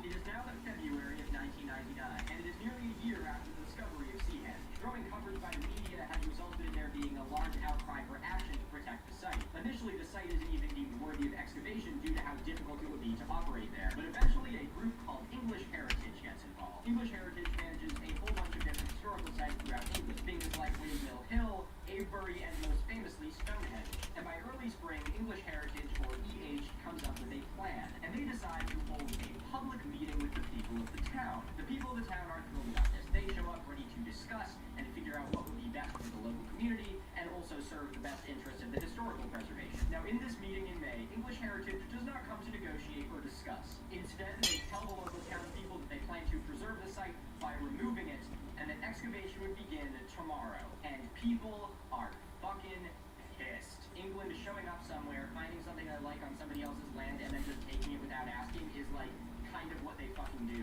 Excavation at this site was really, really hard. Operating heavy machinery on this beach was an absolute pain in the ass because the shifting sands and tides meant that you could only dig for 2 to 4 hours a day, which meant that there was a lot of time when the archaeologists were not on the site, which gave even more time for protesters to surround the site and make work even more difficult. Libby Purvis of the Times wrote an article about the site in 1999. The title of her article is A Transient Beauty, and I think that is just a perfect way to describe this site. People wanted Seahenge to be something that was magical and mystical, something which would eventually be covered by the sands again, only to reappear years later. And she wrote in her article, Seahenge inspires a sense of mystery that it will lose when it's in a museum, which is a very interesting argument against this traditional form of archaeology, where maybe it's important just to put something where it is, and even though there could be information to be learned, it works best to just leave it. Contemporary archaeologists have to grapple with the fact that they are not entitled to every site on Earth, and that it really should be up to the local community who are the most most impacted by the site to decide what happens to it. But I'll get into the ethical part of this later. You thought it was about to get boring, but I swear to God I'm getting to the hippie druid part now. The local community who don't want their henge stolen decide to team up with the only group that makes sense. That, of course, being the Council of British Druid Orders, which is a council between multiple different druidic groups throughout England. And they have a very, very deep connection to a lot of these megalithic sites. Well, this isn't a megalith, but mega wood. Oh, that sounds awful. They have a deep connection to all these what? Give me a second. The Council of British Druid Orders find a lot of these Bronze Age sites to be very important to their religious beliefs, and they are most well known for their celebrations that they will hold, I believe, yearly at Stonehenge. But either way, they're big fans of all this stuff, and because it involves their religious beliefs, they are very passionate about defending it. But even the Druids knew they weren't strong enough to take this out, so they call on something far more powerful. I feel like I'm describing the plot to like a fucking Skyrim Sky quest. And the Council of British Druid Orders call on Buster Nolan. Buster Nolan is a tree activist, and I had a absolutely wonderful time looking through all of his social media pages. He's got this cool hippie website that I'm sure all of you Waldorf kids out there will feel perfectly comfortable looking at. He also has a Twitter on which he describes himself as a tree man. Not only that, but he is a hemp and cannabis activist, a defender of Seahenge, a poet, and a vocalist for a band called Anomaly Point. I'll get back to Seahenge in a minute, but I'm really curious about the fact that he's part of a band. And his band has a YouTube channel, a 15-minute video called Stonehenge. You have piqued my interest, Buster Nolan.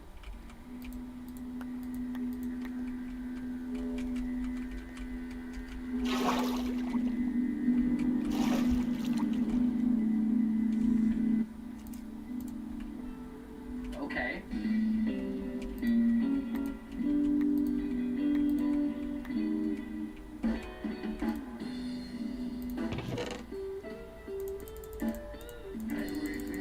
I don't know if I can. Audio jungle. Say it like it is, brother. Brand new dress. What's going on there? Those Oties? Oh my God. Are those marijuana? Okay, we'll go back to Seahenge now. I had to share that with you because I like that here. At this point in the story, there are distinct sides forming. On one side, there's the NWT, the H, and the NAU. And on the other side, there's civilians, druids, and Forbes' sexiest man alive, Buster Nolan. Peaceful protests by the druids and the local community have made excavation incredibly difficult up until this point. And so the two sides decide to meet together to discuss a common ground. The people who wanted the excavation to stop went into it fully thinking that there was going to be some place to negotiate. But as you won't be surprised, the Norfolk Archaeological Unit had no intention of stopping what they're doing. Instead, the intention of this meeting seemed to be a bit of a weird publicity stunt, where the Archaeological Unit would have a public forum where they could be seen listening to the feedback from the community, but not actually change anything. So the Norfolk Archaeological Unit decides to listen to the protesters, and then take out a court injunction threatening to press charges against anyone who doesn't stop protesting at the site. And despite all of the protests from the locals, the last timber was pulled on July 19th. And with that, Seahenge had been removed completely. What, are you expecting a snap cut into the next section? Because it's not going to. So what became of Seahenge? Okay, so now that the site has been completely removed against the better interests of just about every single person involved, let's see what sorts of valuable information we learned from this dig. After the excavation, the timbers were taken to a place called Flag Fen. Flag Fen is another Bronze Age site which specializes in the preservation of saturated wood. This is because one of the prominent features of Flag Fen was a 1-kilometer-long causeway which stretched through a marsh. This was an incredibly difficult preservation process because the wood was not only saturated, but had also been exposed to the salt from the ocean, as well as the twice daily cycle of drying and then being wet again by the ocean waves. And so the site underwent a vast preservation process, primarily involving the salt being removed from the timbers by washing repeatedly in fresh water. And eventually the timbers were washed thoroughly and stabilized and were able to be displayed while dry. And the excavation and subsequent analysis did yield a little bit of interesting information. For example, it confirmed that the remains had come from about 20 different oak trees. Archaeologists were also able to identify different axe marks in the trees, which indicated the trees were felled with about 35 different axes. It was also found that the central stump had been moved with a series of honeysuckle ropes, which were actually still present and buried at the site. And the analysis also confirmed that it had been constructed in late spring to early summer,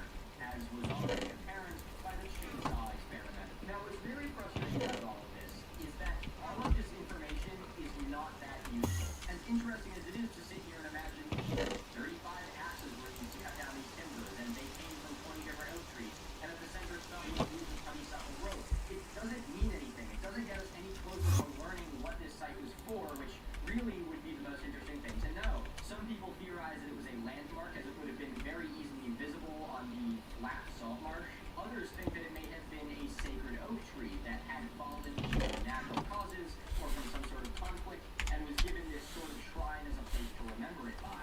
Another theory, and my personal favorite, is that it was a funeral flame. People theorize that a body was supposed to be put on top of the upturned roots of the tree so that birds and the elements could take their toll until there's nothing but bones left. Perhaps a symbolic way of returning to the earth in Druidic belief. But in all the research I did on this site, I could not find any reason why people believe that, and it really does just sound like something that people came up with because it sounds really fucking awesome. Oh, we found a tree. What do you think it could be? Well, they probably put dead people on top of it so that vultures could eat their eyeballs. The problem is there is not nearly enough information to justify the complete removal of the site. Even the locals were willing to compromise to at least just have the site displayed in their village, but they didn't even get that. With half of the site now on display in the Wind Museum about 20 miles away, which I guess brings us promptly to Seahenge is gone. If you go to the little town of Fulham next to the sea, the only evidence you'll find of it is a replica built next to a fish and chips shop. This is a fascinating case study for anyone looking to pursue archaeology or just to learn more about it, because it doesn't uphold the romantic idea that we have for archaeology. What happened at Seahenge is nothing short of a tragedy, a perfect example of conflict of interest which is overruled by those who held the highest degree. And it is important to look at this from both sides. From an archaeologist's perspective, a site like this has the potential to yield some groundbreaking information, and there's almost a sense of obligation on the side of the archaeologist, that the site was unattended for on the beach, not only exposed to the ocean waves and the elements, but also to the tourists and day trippers who wanted to see the site. On the flip side, the local community loved the location. Not only did it boost the local economy of the small town, but it was also a point of pride, a site which they were proud to have and proud to protect and respect. While both of those sides are understandable, the action taken by professional archaeologists in this case was far from diplomatic. In the field of archaeology, there seems to be an unspoken belief, especially historically, that any site, wherever it crops up, is the property of archaeologists. This, of course, manifested in nothing short of grave robbing historically, but this is a wonderful modern example of it. And it raises the important question of what is to be done in a situation like this. Don't locals have the right to decide what is to be done with the discovery on their land? If an archaeological site is found on someone's property, it is within their right to decide whether or not they want an archaeologist to excavate at it. And they are well within their rights to deny that privilege for better or for worse.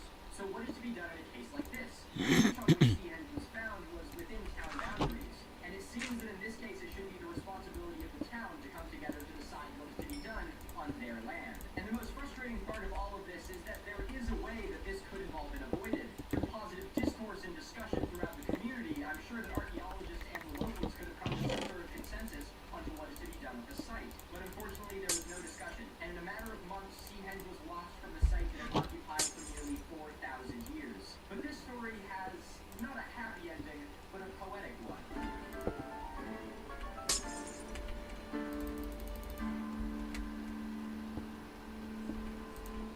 In 1999, when the controversy over Seahenge was at its peak, another site was discovered. And this site was found only 400 feet away from Seahenge. And it was named... I like how the machines are still running, even though all of the inputs are disconnected. There's no inputs going into the machines. Is the ethanol still running? No. Okay, that makes sense. Yeah, okay. This stuff makes a little sense because there's so much stuff in it. Oh yeah, and then it's got the entire buffer down here it's working off of.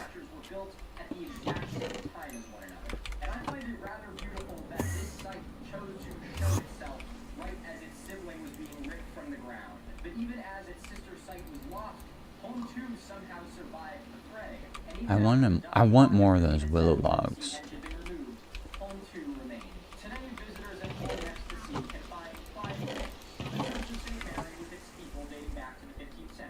Can I grow those?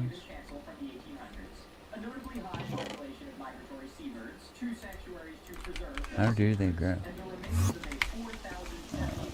I'm not growing shit right now.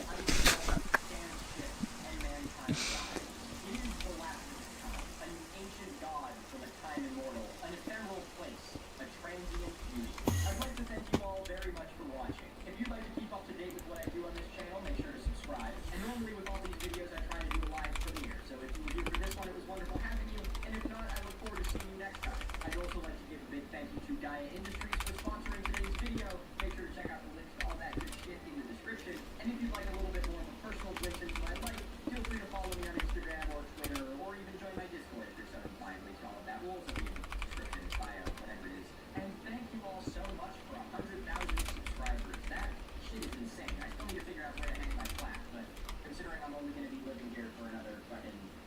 2 months, I really am not too bothered about it right now. Also get excited because the next place I'm gonna live, I'm gonna have an actual set, so I'm not using this fucking green screen anymore. Here, here's the whole shot. This is what I'm working with. Isn't this professional? I'd also like to give a huge thank you to my Patreon supporters for making what I do here possible. Your names will all be in the credits of this video. Thank you so much for your support. Remember to stay curious, stay inquisitive, and most importantly, next time you see a tree, remember to thank Buster Nolan. Play us out, Buster. Let's go.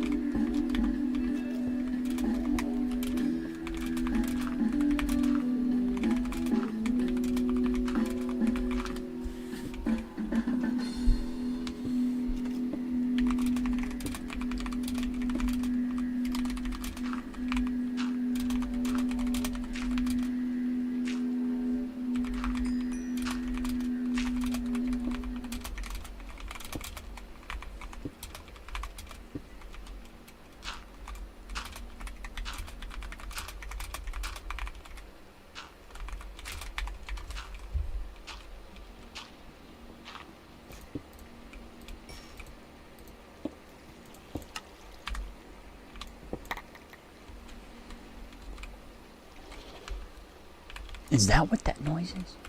What the what?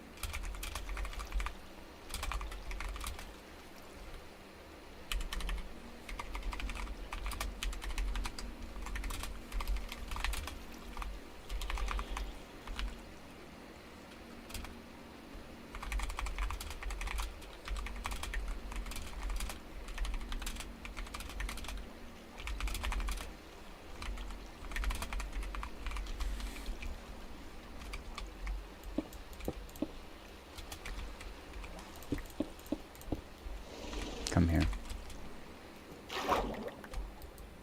Oh, I need a saddle. I'm gonna just bottle you up. Come here. Get in the bottle. Yeah, MBT data is safe.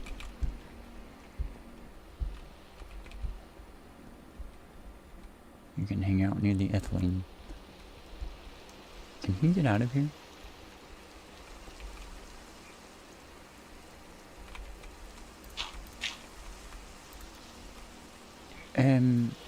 Hold on a second.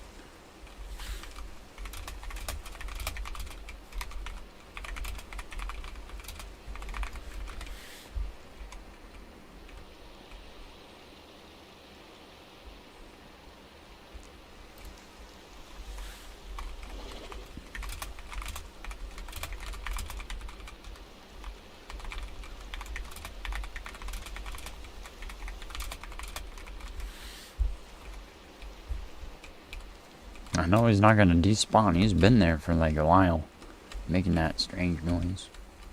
I should have put it together that it was a horse, but like it's a little too strange to be a horse.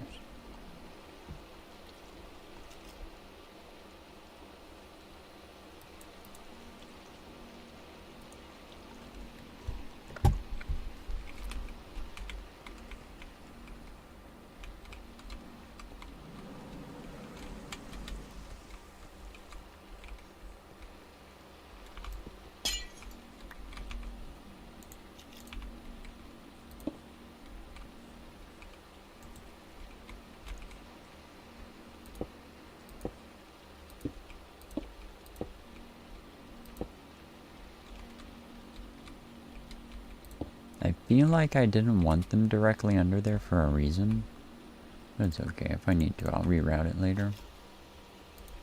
Honestly, it shouldn't be a problem because I'm designing it right now. Keep those in mind because I do really want to make those.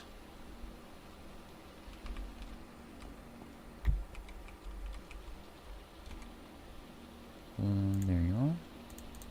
I hate doing that, even though it's dumb. Like, this is fine. But my brain is like, don't put the computer near the magnet, please.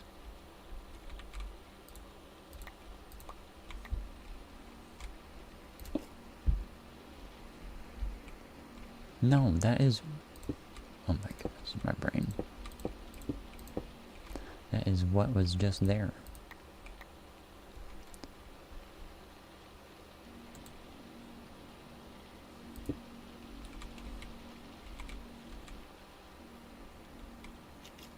Where does the flow? The power comes from,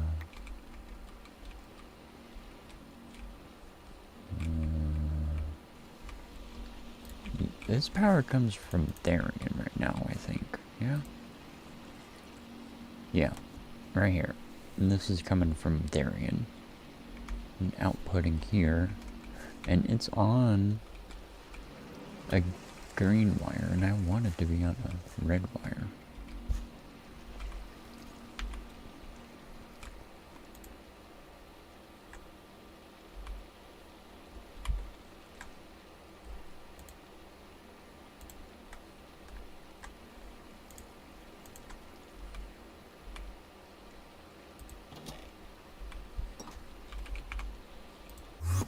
Oops. I really should move that.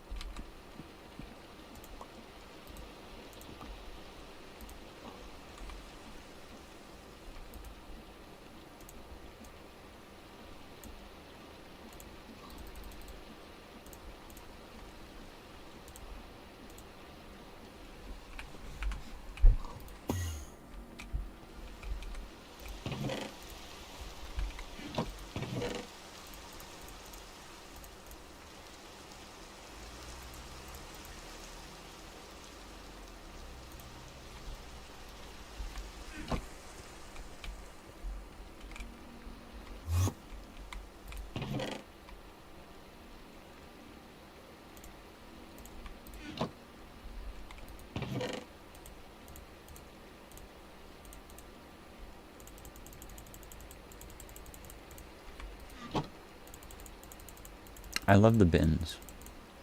Because it's as simple, not in like how the bins function. Like, the bin item is as simple as like one item. And it just has a couple lines of NBT data. It says one NBT tags, but it like has several lines of code on the item, which stores like what type of item it is and how many items is in it. So like it's not as demanding as having that many items in one bag. Although it is still, I'm nesting inventories quite a lot. I'm trying to minimize my amount that I'm doing it, but it's so convenient. So, but I am aware that you should not just fill up a whole bunch of stuff with a whole bunch of items. That is bad news bears. You can chunk ban yourself from the entire server. But dun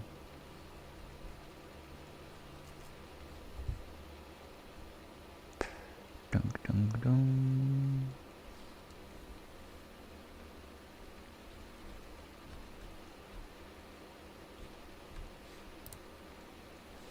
I'm talking about this guy again.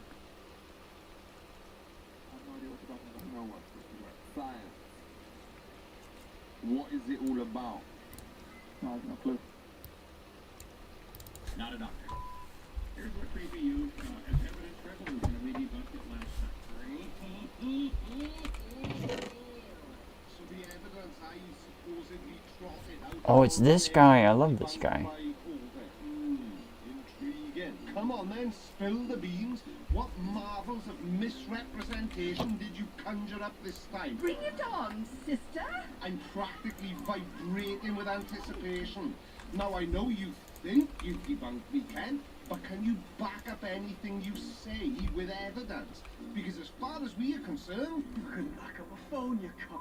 Shut up and sit down, you big bald f***. please subscribe. The fact that embryos of different species look remarkably similar in their early stages of development. Oh, he's watching the video. Oh my goodness, that's me. crazy. And what I just said in my previous video, that's a fact, Ken. Not a doctor.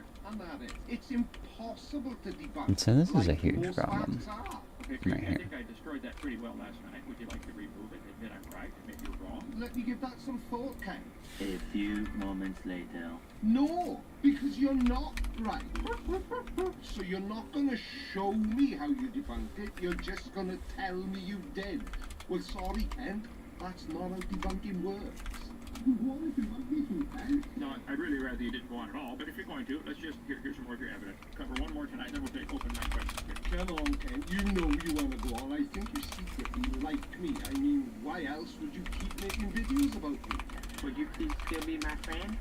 The thing that nothing in science aligns with evolution, that's either willful ignorance or a profound misunderstanding of... Or maybe it's true to give two options. Neither of which is correct, Phoebe. If I said which is correct, elephants are orange or elephants are pink, what would you say? Well, what? Well, you give enough options. They're not either one.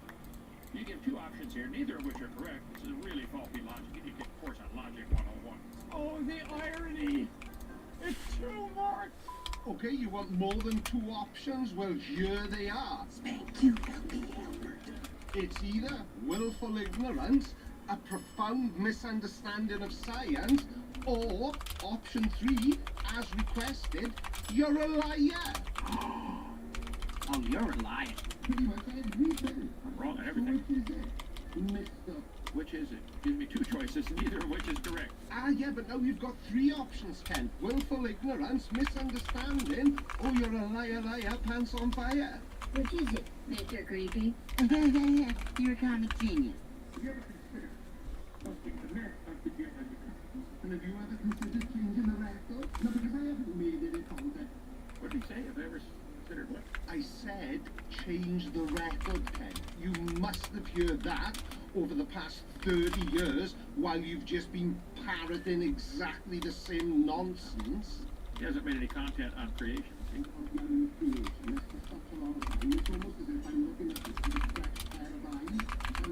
need to start looking at it and understand it. Maybe I do. Or maybe I'm just not nuts enough to agree with you. But you are brainwashed into believing your dumb religion of evolution. Well, that's He's gonna start calling it.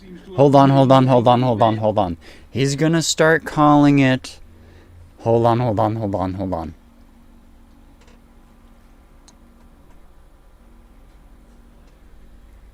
He's gonna start saying how your ideas on how the world works, he's gonna start saying that it's a religious belief and that all your scientific philosophies are your religion. He's gonna start saying that. Any specific interpretation of a very old book and declared it the only truth in the universe. Now, my dumb religion of evolution, as you saw. Oh, he already said it. Damn it. Actually called science. I have no idea what you're talking about. No one's talking about science. Oh, fuck me. What is it all about? No, I have no clue. I wasn't listening. It's built on testable hypothesis, mountains of evidence from multiple different fields, and peer review. You know, the stuff that encourages you to question things, not just blindly accept them. You're not looking at it at all, creepy. Not taking me long to confuse, the tent organ does not present any argument. His entire argument is not us. Creepy. Last night I did a whole, 45 minutes on just the one point about the gill slits. That's not a good, where, are you going to remove that as evidence, creepy? No, I'm not, Kent. I would remove my left testicle before I removed one of my videos, because I know with 100% certainty that every piece of information I share in my videos is backed up by mountains of scientific evidence. Yes, science! I I know you won't, because that's all you've got. Honesty. Why be honest if you're an atheist? I mean, there's no God to tell you the truth. Hang on a second, so are you honestly saying that people can only be honest if they believe in God? Are you taking a piss? So to be honest, you have to lie to yourself about the existence. It doesn't matter. Let's do a program on that. Who made up the silly idea of the never forget the music? Like in 1797. Really put it together in 1830. Totally influenced our what it's doing. It doesn't exist. Every speck of dirt in the universe is the same age now. Yeah, exactly like that. All you did then was disagree. You didn't I presented a clear point. Every speck of dirt in the universe is the same age. Do you? You're not learning how to pay attention yet? Oh, you're talking to me? No, it's not true to say that every speck of dust in the universe is the same age. Cosmic dust has a wide range of ages, formed at different times and through different processes, and it happens throughout the history of the universe. I did present an argument. That's all I've done all my life with these kind of things. I present arguments to say, this isn't right. It's much more logical. See, here's the difference. I admit that I believe by faith God created the world in 6 days, like he said he did. It's in the world's best-selling book written by eyewitnesses to the event, okay? And dare I ask which version of that book? Now, if I remember correctly, creationists use the King James Bible, don't they? Oh, wait, it doesn't matter anyway, because none of them are science textbooks. And the fact that you just said yourself that you only believe the Earth is young because of your faith completely invalidates anything you say from this point on. Now, if you believed that the Earth was young and then said nothing about it, then nobody would care about you. No, wait, scratch that. Nobody cares about you now. But yeah, if all you have is faith, then you have nothing at all. I admit this is a religious belief, and I'm not asking that to be taught in public school. You guys have a religion that all the universe came from a dot of nothing exploding, and you want to demand that we all pay for that to be taught like it's science. It's not science. It's a religion, and you're welcome to it. But don't force it down the kids' throat as part of science. Go start a private school and teach evolution. Anybody wants to pay it to learn. They should not get a single penny of tax dollars. Really, Ken? You want to talk about paying taxes? You, of all people. That's an alternative you didn't put forward any yet.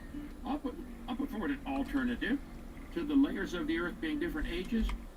All the layers of the Earth were laid down in one big flood. Tell me then, Kent, how did this single flood manage to create the intricate layering we observe, where we can see a clear progression of life forms over what science has consistently shown to be millions of years, not thousands?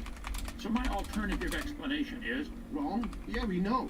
That the tide, during the flood in the days of Noah, while the Earth is covered in water, the tide doesn't get interrupted by banging into continents that are sticking up. Because there were no continents sticking up. So the tidal pumping, pulling the water up and down, would probably become harmonic and go to 200 feet. Instead of, like, Bay of Fundy's 100 feet, but typically tides are 4, 5, 6 feet around the world. In Florida, it's about 4 feet. So if the tide were interrupted, the tide going up and down would make the water rush back and forth, and that's what made all the layers that we see in the Earth. Tides are primarily caused by the gravitational forces of the moon and the sun, and while the absence of continents might theoretically allow for slightly larger tidal bulges in a completely water-covered Earth, jumping from a few feet to 200 feet globally and harmonically creating distinct, well-sorted layers of sediment, each containing a specific fossil record spanning millions of years, is a leap of faith so large, Evel Knievel would be jealous. He could have jumped the Grand Canyon without falling in. But let me ask you this. How, for instance, would this tidal sloshing sort sediment by density and type with such precision that we see distinct layers of sandstone, shale and limestone? And how would this back and forth water movement explain the formation of things like fossilized coral reefs which have built up over thousands of years by the living Crazy. We were just talking about coral reefs. You should invest in a sand art toy, maybe. Yeah? Well, I can think of a book that you should probably invest in as well, Ken. All the layers are the same age. every speck of sand in my Xandar toy here is the same age. I dare say the sand is the same age, Ken, in your sand art toy. But your sand art toy isn't the universe, is it? You guys really need to get up to speed on your geology and on your common sense. But anyway, that's my alternative. I presented an alternative. The flood did it.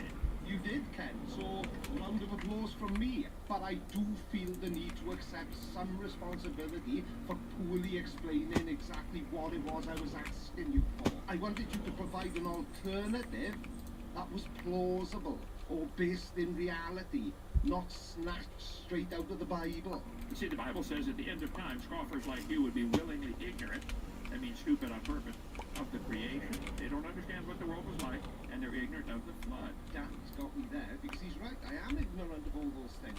Because the Bible is not a science book. I'm trying to help you. I'm trying to help you. For sharing made-up information, yeah, that's really helpful, Ken. Got a what, comment? You must find this argument. Just 1 second.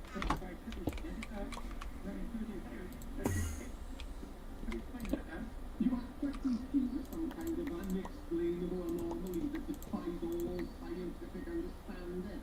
Well, newsflash, they're not. While it is less common for trees to be preserved standing upright, it's not impossible. I've been waiting for you to bring up petrified trees because, see this lovely picture from my hometown of Swansea? Well, this is a petrified tree which has been dated by scientists, not by the Bible, as being 300 million years old, Ken. And that's in Swansea, where I live. And we do understand how it can happen. There are two scenarios. One is a rapid burial by a catastrophic event like a volcano eruption or a mudslide. If the tree is buried quickly enough before it has a chance to rot and fall over, the mineralization process begins, essentially turning the tree into a stone while it's still standing. Think Pompeii, but with trees instead of people. Oh, creepy. You said there's several alternatives. You gave one, that maybe it was rapid burial. That's what the flood would do, creepy. Well, you can say anything you want about Ken's movement or young Earth creationists for that matter, but they are nothing if not predictable. I knew he would blame the flood for this. We've already covered why the flood didn't happen, and even if it did, why it wouldn't be responsible. Here's what you need to explain. You're claiming the layers are different ages by millions and millions of years. Well, yeah, but remember this, Ken. These are not my claims. This is information I was able to very easily find out and get verified for myself from other, much smarter people than you and I. Especially you. Not a doctor. Petrified trees in the vertical position are found by the thousands. And you're right, a rapid burial like a mudslide would do that, only all over the world, like a giant flood of the days of Noah.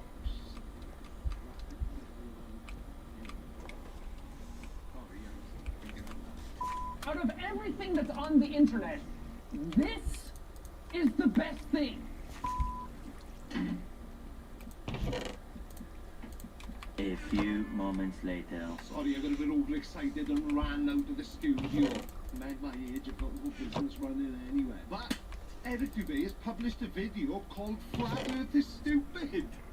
One of the most common phrases I have heard incessantly repeated by neophytes since reviving the International Flat Earth Research Society is Flat Earth is stupid. Well, perhaps these neophytes have at some point encountered basic geometry, satellite imagery, or dare I say, evidence.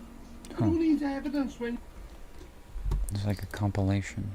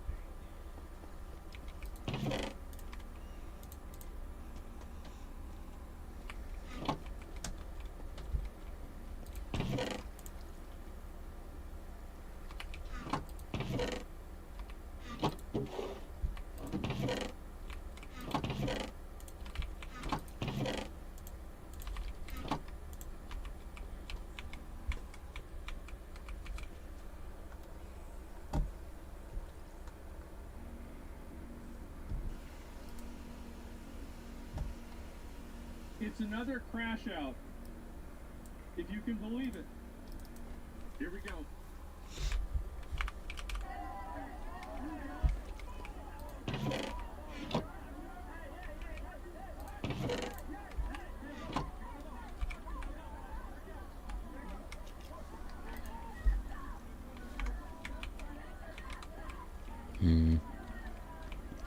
I think it's high time that I take down the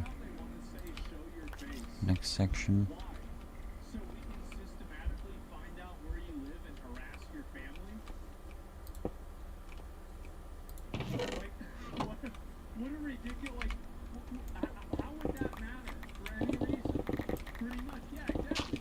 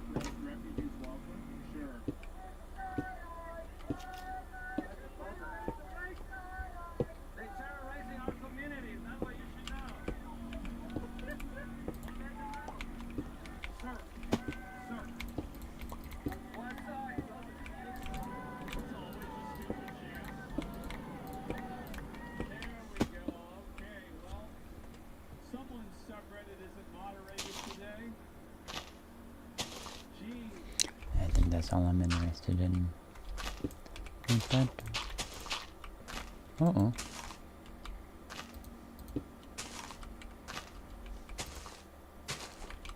It's not running anyways.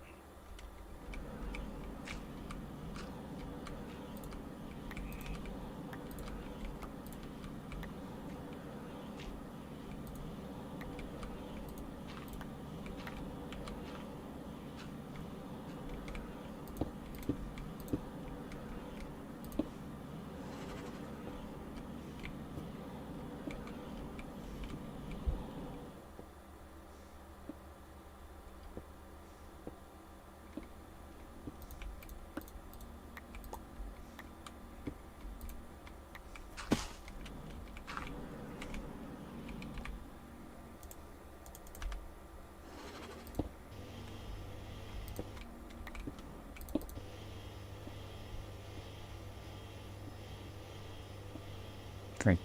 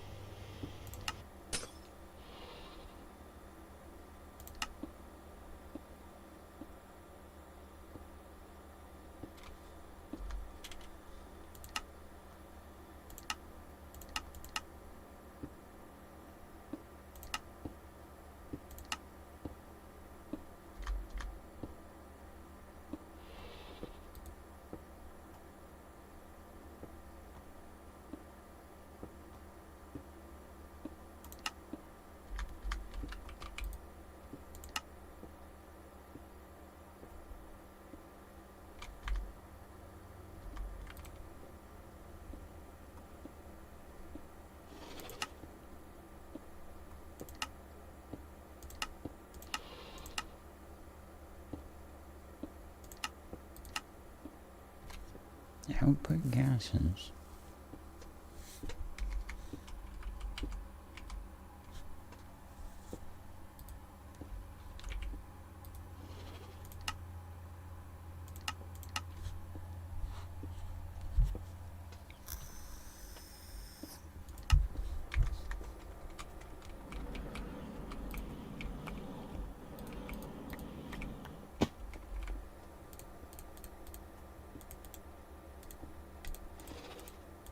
Oh, it needs power.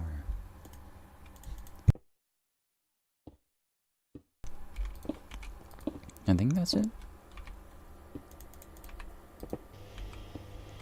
No, it seems to run just fine.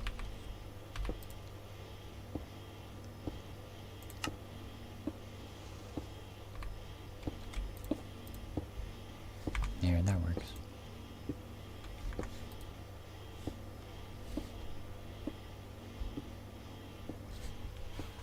Freaking dinghy. Oh, I gotta watch the homie Dot.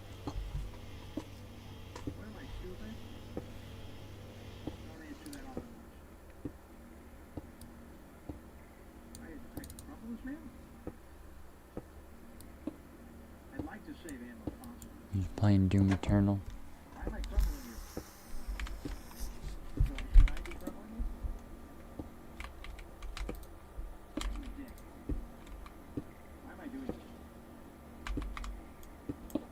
Is all I need from you? Yeah, I can't figure out how to get up there. I'm trash. Oh my goodness. Nothing will ever replace Expedition 33 for me.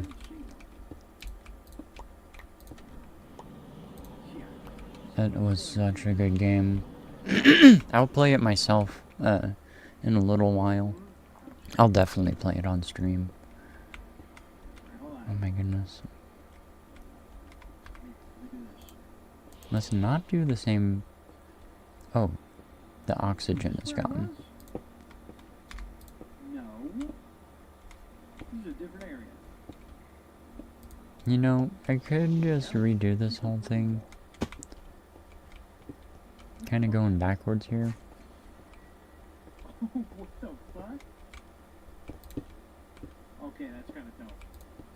By kinda, I mean really dope. Worth it. Yay! After missing on the last chest, that feels real good. What the fuck? It's stuck there a little bit. I almost jumped down in that. If it was not oxygen. Yeah, I was gonna say this looks like a boss zone. Are any bones shredding? That is redundant. You're taking me to the bone zone? I don't think so. Let me put it away.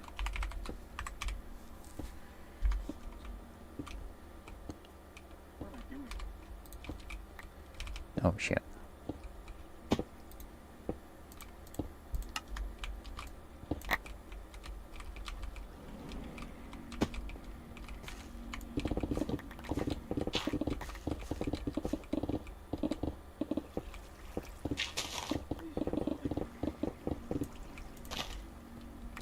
You know, that's a water wheel hole.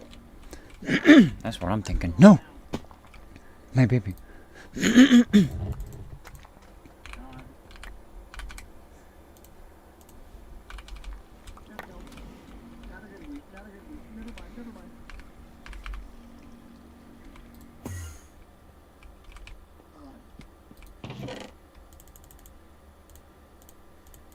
This is tough.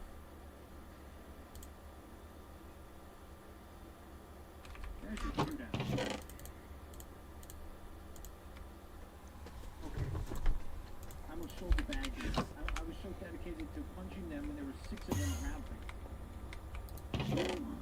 I actually thought we were about to bite it, dude. Bite the crumbly penis at that. Pro gamer here, you know, I do what I can.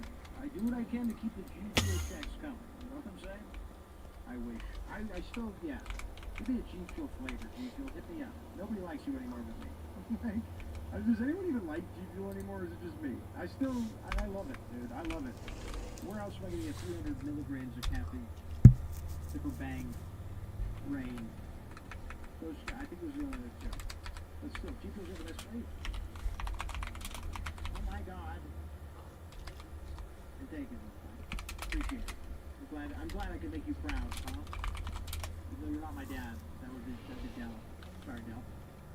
I know how obsessive you can get, Del.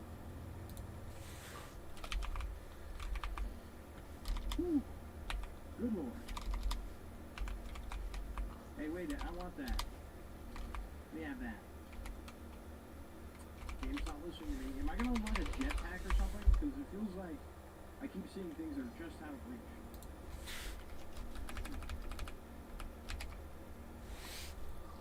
Let's look at the area surrounding it. Aha, we're gonna come out through up there somewhere. I figured you out. Todd Howard. Kurt Howard. Whee! I don't think we can get back up there. I don't think we're getting that thing, dude. We need a jetpack. I'm telling you.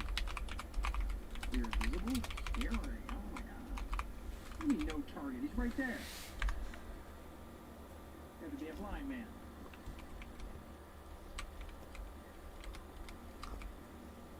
You might need to start throwing the bone here. Take the bone out for a walk. Oh my god. What the fuck is that? Okay, that's not gonna work anymore.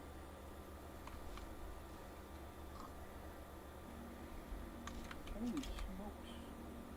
Oh, the bunker scares me.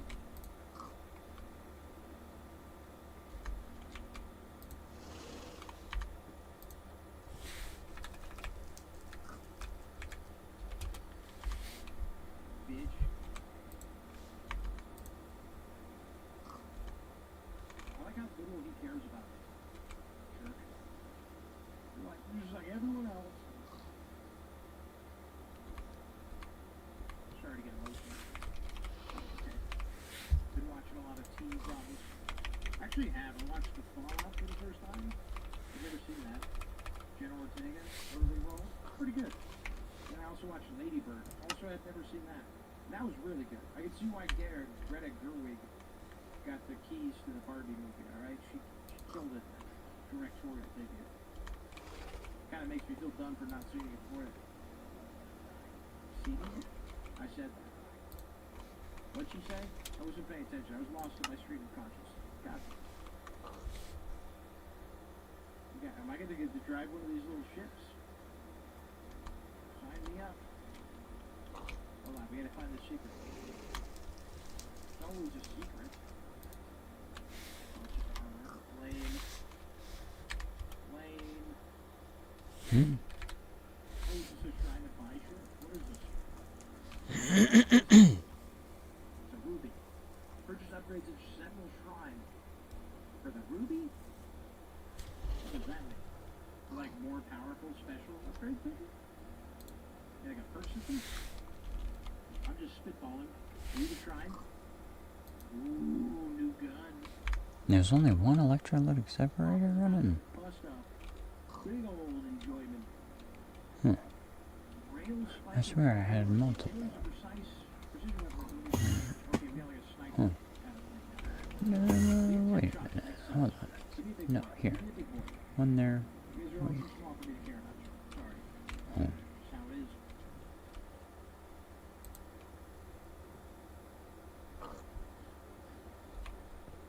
I need the big guy. I need the big guy. I'm not wasting this shit.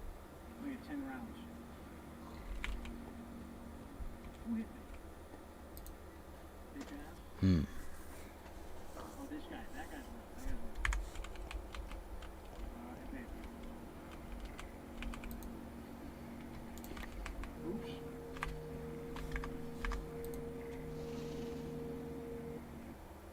Hydrogen. Okay, that wasn't as incredible as I thought it would be. Maybe I fucked it up. I thought I saw a big boy.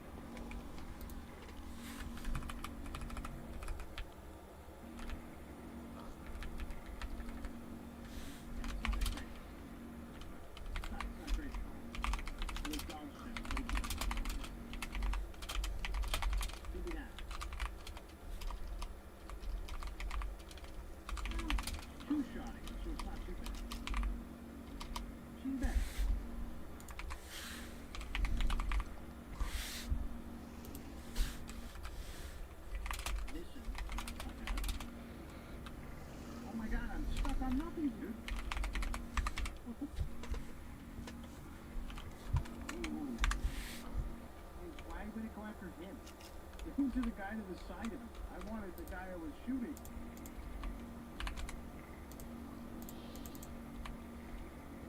Yeah, that's actually pretty fun. What does F do? Oh, it goes to the previous weapon. Alright, cool. The 3 different ways to switch a weapon is kind of nice. Well, it's a little zany.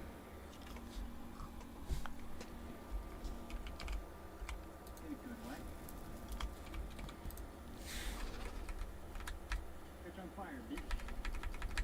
I need a shrine. Honestly, we're still on a mound of cash. Cash mound.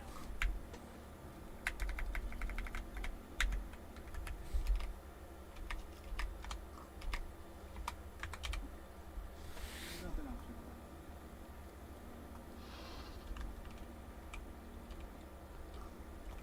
Oh. Okay, now what is the blood ruby? I don't understand. Shredder projectiles is being affected by the shield strength additional 1. I need to find what the blood is for. What do I do with that?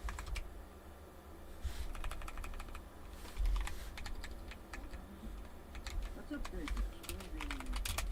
Whatever. I don't even care what it does. I just like that I can blow up. That's all I need. Okay, so to get higher upgrades like the runic strike, I need rubies. I was hoping it would be like a perk system. Give me that RPG element of my Dungeons and Dragons Doom adventure, but it's okay. That's alright. I'm asking for things the game never promised me.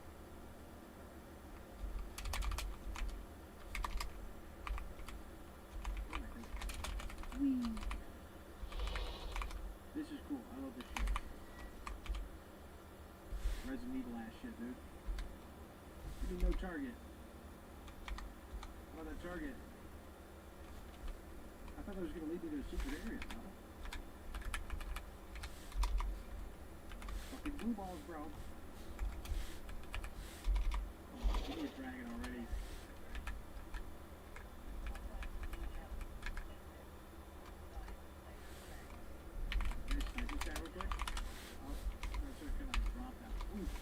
Ooh. I wasn't confident in that killing.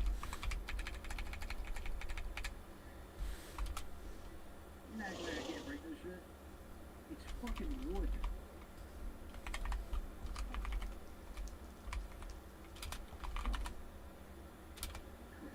Crazy. Can I go in the pipe? Come on, let me work the pipe. Okay, we go down there. Hold on. Oh, it's a Hellboy. Those fucking screaming skull things, dude. Hell yeah, that's iconic. Okay, that's to go up there. Is there anything upside down? No? Alright. We'll break some wood. I need a sigil for that, apparently.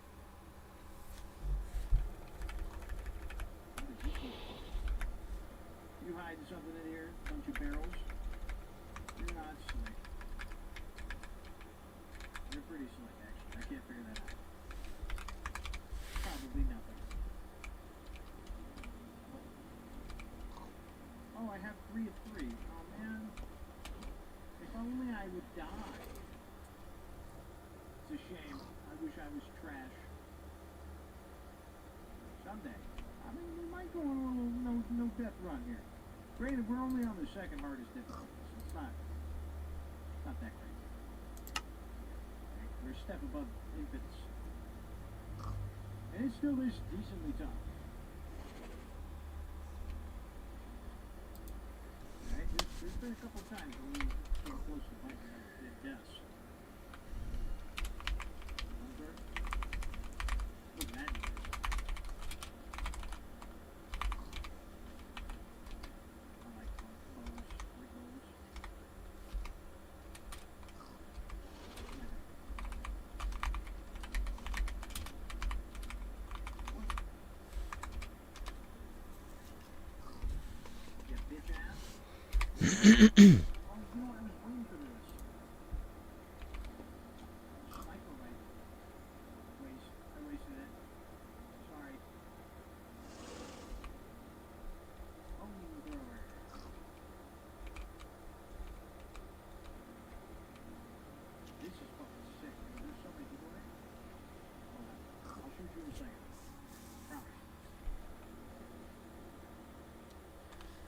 we have the sniper rifle thing. We don't even really need the parry. Kind of like if they want to. Because it's just 1 or 2 shots and they're done. It's really nice. Oh my goodness. Mister. Whoa, whoa, whoa, whoa, whoa.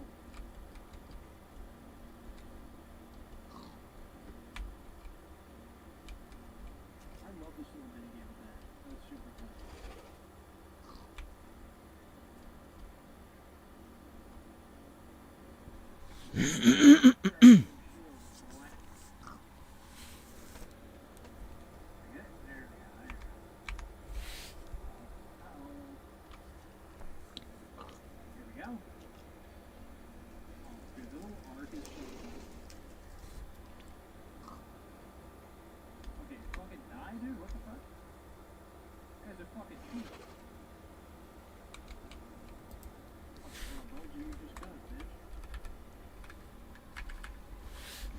Should I? Crazy that you're still lit.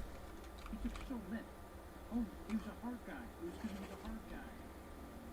I knew that. They had the armor thing. Yeah. I'm not totally stupid. That's what that means. Now I know. Jeez, I was like getting concerned. Like they nerfed my thing. We've been over there. Okay, so I guess you could jump across as well. Okay. Missed it the first time. This was very generous. That's sus. I feel like I should be able to go up there.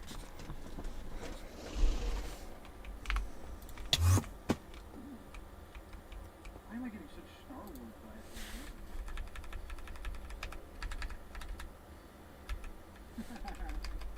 Bitch. Oh, come on, dude. Another one of these brain seizures. How do I get up to you? What the fuck? Dude, is there like a pocket dragon I'm gonna get? So I can just fly up there real quick? I don't get it. This thing? Huh? Wait, hold on. You know what? I don't like that you guys are freely shooting me in my butt cheeks. Where's this guy? Are you kidding me? All the way from downtown, dude?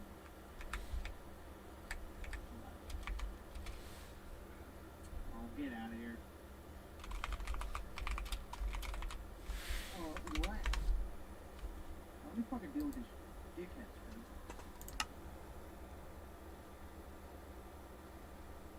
Yeah, I can go. Uh-oh. Oh! Okay, oops. We take those?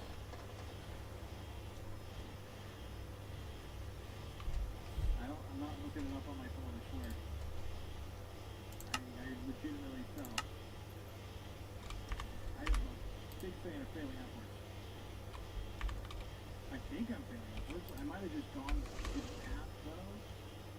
No, I'm still not crossing the track. I think I'm alright. Hey, what the fuck? Intrusive?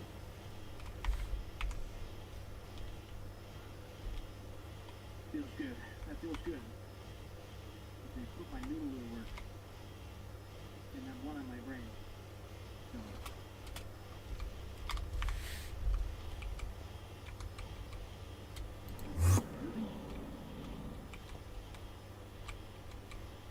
I haven't Jones for a Ruby upgrade yet, so that doesn't feel very special to me, but I'm sure at some point I'll be grateful that I got that.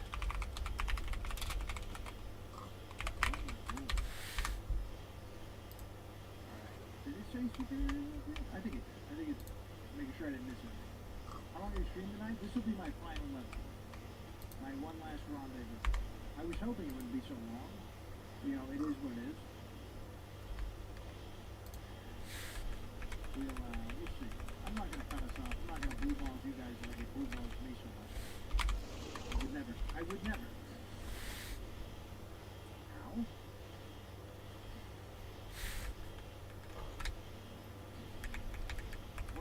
Story is, well, I'll tell you what, I'm on part 4 or 5 or something. I feel like we've done quite a bit. So, decently long. I haven't died yet either, so we're getting an accurate depiction of roughly how long these levels take. You know, we haven't had to run it back, except for the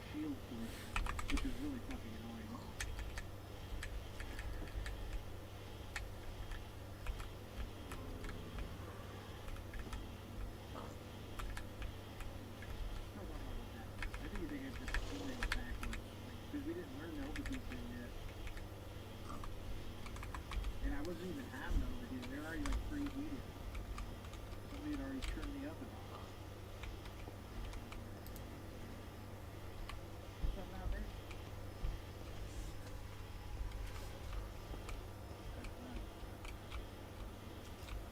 I just like throwing bones.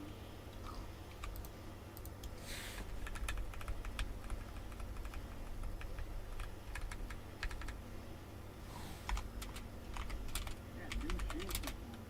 You're kind of going hard with it. Aha! You guys are hoarding secrets down there, huh? Good armor? Not that impressive. I don't care.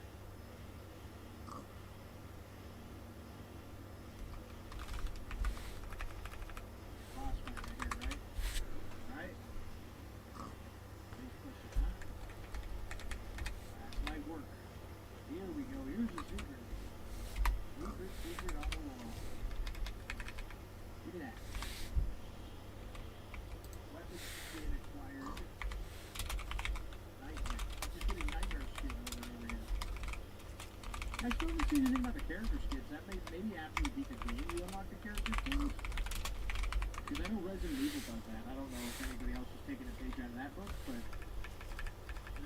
he changed skins early in the new Resident Evil, but the old ones you had like these, if I'm not mistaken.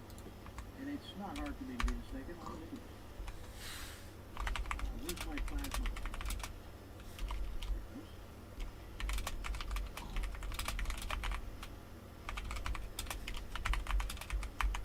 Brother.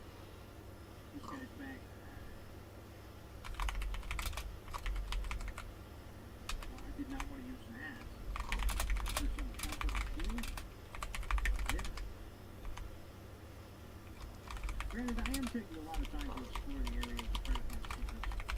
So maybe my playthrough is a quicker on it. Character skins are under extras at the main menu. Oh, it's a main menu thing. Alright. Lame. I'll have to check them out next time. What is that? Don't? Okay. Stealing from the poor to give to me. Stealing from the poor to give to the poor. We like that. You sound like a good guy when she like reports on my mission status. Sounds like she's gonna do something. Oh god. Sentinel Barracks. There it is. I'm looking for it. Don't have a dragon in the Sentinel Barracks. Kind of lame. I want to ride a dragon. I think we'll save our gold. Honestly, I like that the shop is like a kind of like a, if you want to upgrade, you can upgrade, but it's not necessary. This guy is cool. He's like Sid from Toy Story, one of his toys. Damage on gold armor, which will reduce damage for weapons. Parry helps with attack ability, stun with stunning control, and the way it deals heavy damage. Okay, so now we're in the Elden Ring side of shit.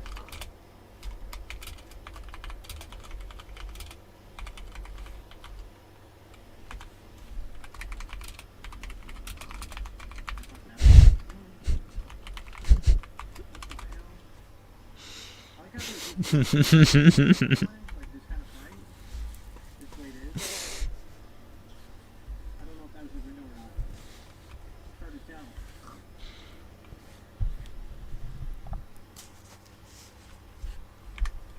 I mean, it doesn't say I'm not doing anything. What the hell is hurting me? I'm poisoned from something. That's a thing?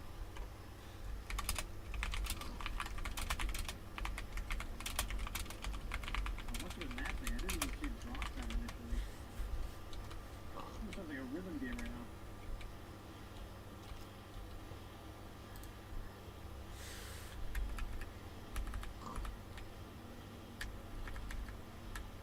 This boss fight is cool as fuck. I like how it's not just a bullet sponge, you know? Like, so many games could easily just bullet sponge somebody. I actually have to, like, finesse this guy. Have some bones. Okay. Honestly, I don't really see a point in attacking until he's on his tummy.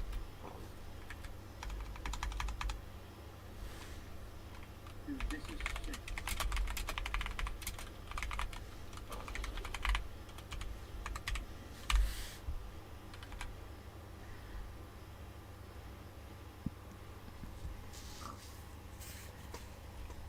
Run your tummy, bitch. Tummy time. I just died already. Here we go. What are we gonna do, man? More fun, reallocation. You walk in with bombs. Well, I know. I just didn't show it and like throw it out when it initially had done it. I think it was like an animation glitch because he was going down and shoot at the same time, so that's why I didn't show it actually come out of him. But that's fine. That's alright. I'm expecting some rough areas, but ultimately, it's not too bad. Not shabby at all. I mean, it runs good, and my computer's not on fire, so that's the biggest positives in a modern AAA game you can come up with, honestly. Let's look at the Steam clip. I have none of it. Oh, that's called an app. Oh, dragon. It's not a flying dragon? Oh, man. He doesn't even have wings. They put this dragon's wings to give him scary hearts. Is it more of a lizard, really? That's okay. That's okay. Yeah, I don't really care about the skins, to be honest. I think it looks cool on his own. It looks pretty neat. I guess you just get access to the game, not the skins. Or it could be one of those things where you have to like go in and then like click the DLC. I know you have to do that with Monster Hunter. Let me see. Let me take a look. I don't care too much. I'm not a microtransaction kind of guy, to be honest. Again, I had to do this in the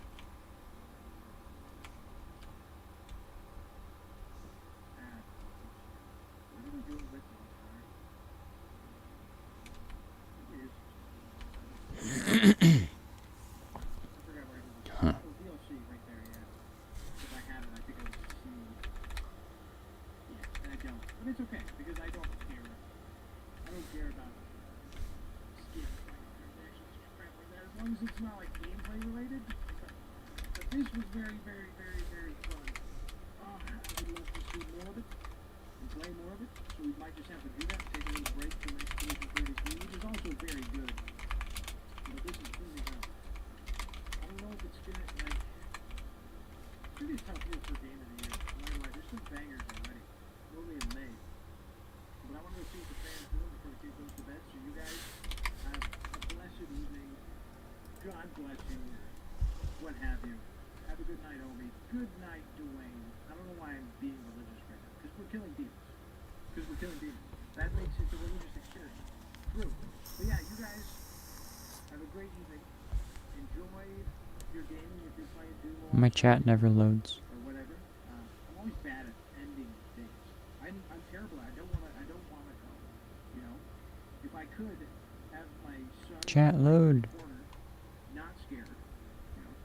'Cause Come on, load. they'd be just standing there watching. He's gonna end the stream. Them and you guys. And now, yeah, it is time to scare. So I'm gonna leave. Good night, Donnie. Damn Good it. night, Logan. Good night, Dwayne. Good night, Clemento. Right now, our chat just loaded. You guys have a good night, alright?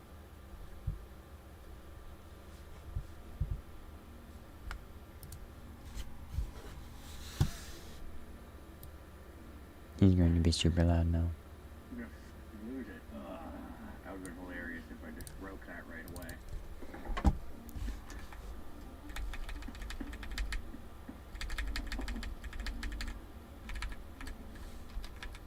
I feel like we need a quantifiable way for you guys to see how much I'm freezing to death in this room. Is that in frame? Please tell me I hung that in frame. I gotta say though, this is probably the perfect set to discuss a story about a whole bunch of people dying of attrition.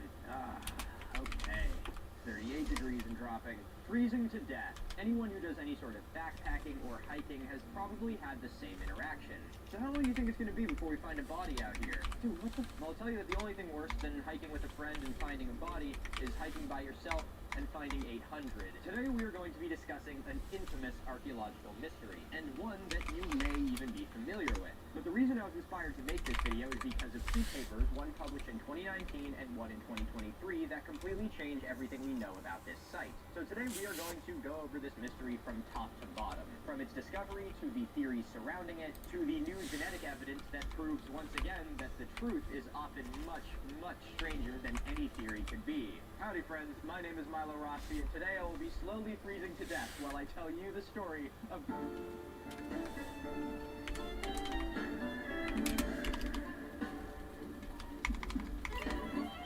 This tea is going to be cold really fast. Oh, we're down to 30 degrees.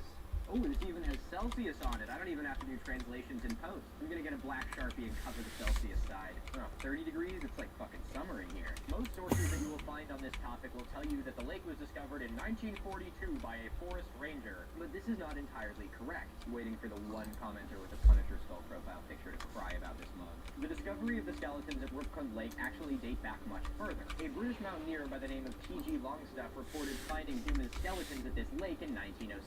Frankly, I don't know how I feel about anyone with the name T.G. Longstaff doing literally anything, but if any of you out there are looking to get into the industry and need a pseudonym, I would like to toss T.G. Longstaff out there for your consideration.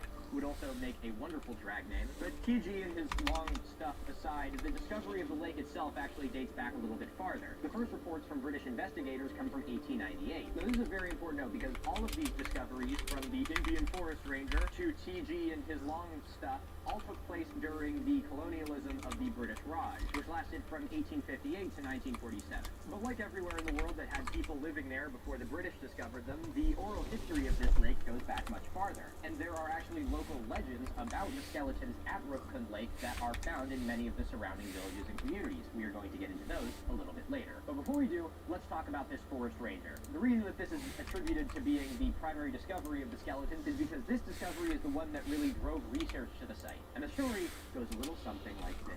A forest ranger by the name of H.K. Madhval was doing a hike up the side of the mountain on September 2nd, 1942. He was working at the Nanda Devi National Park and was on assignment to collect alpine wildflowers.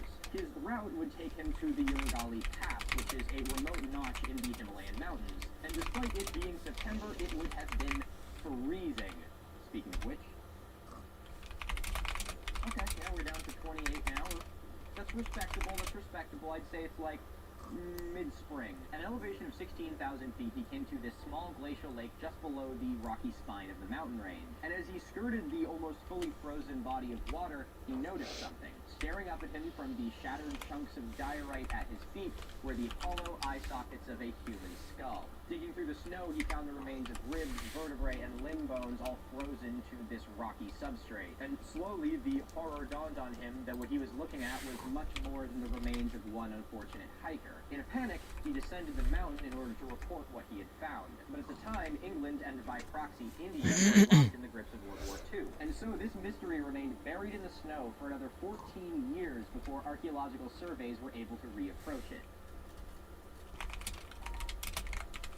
Multiple teams were assembled and sent to collect samples from the skeletons of Rupkund Lake, with three major ones being sent between September 4th and September 18th of 1956. But there are three primary research teams who were responsible for much of the early information that we have about this site. First being a team from the Anthropological Survey of India, led by Dr. N. Gupta Majumdar, a team from Lucknow University, led by D.N. Majumdar. I don't know if they are the same person, but that one taught me is a little unusual. And Swami Pranavanada.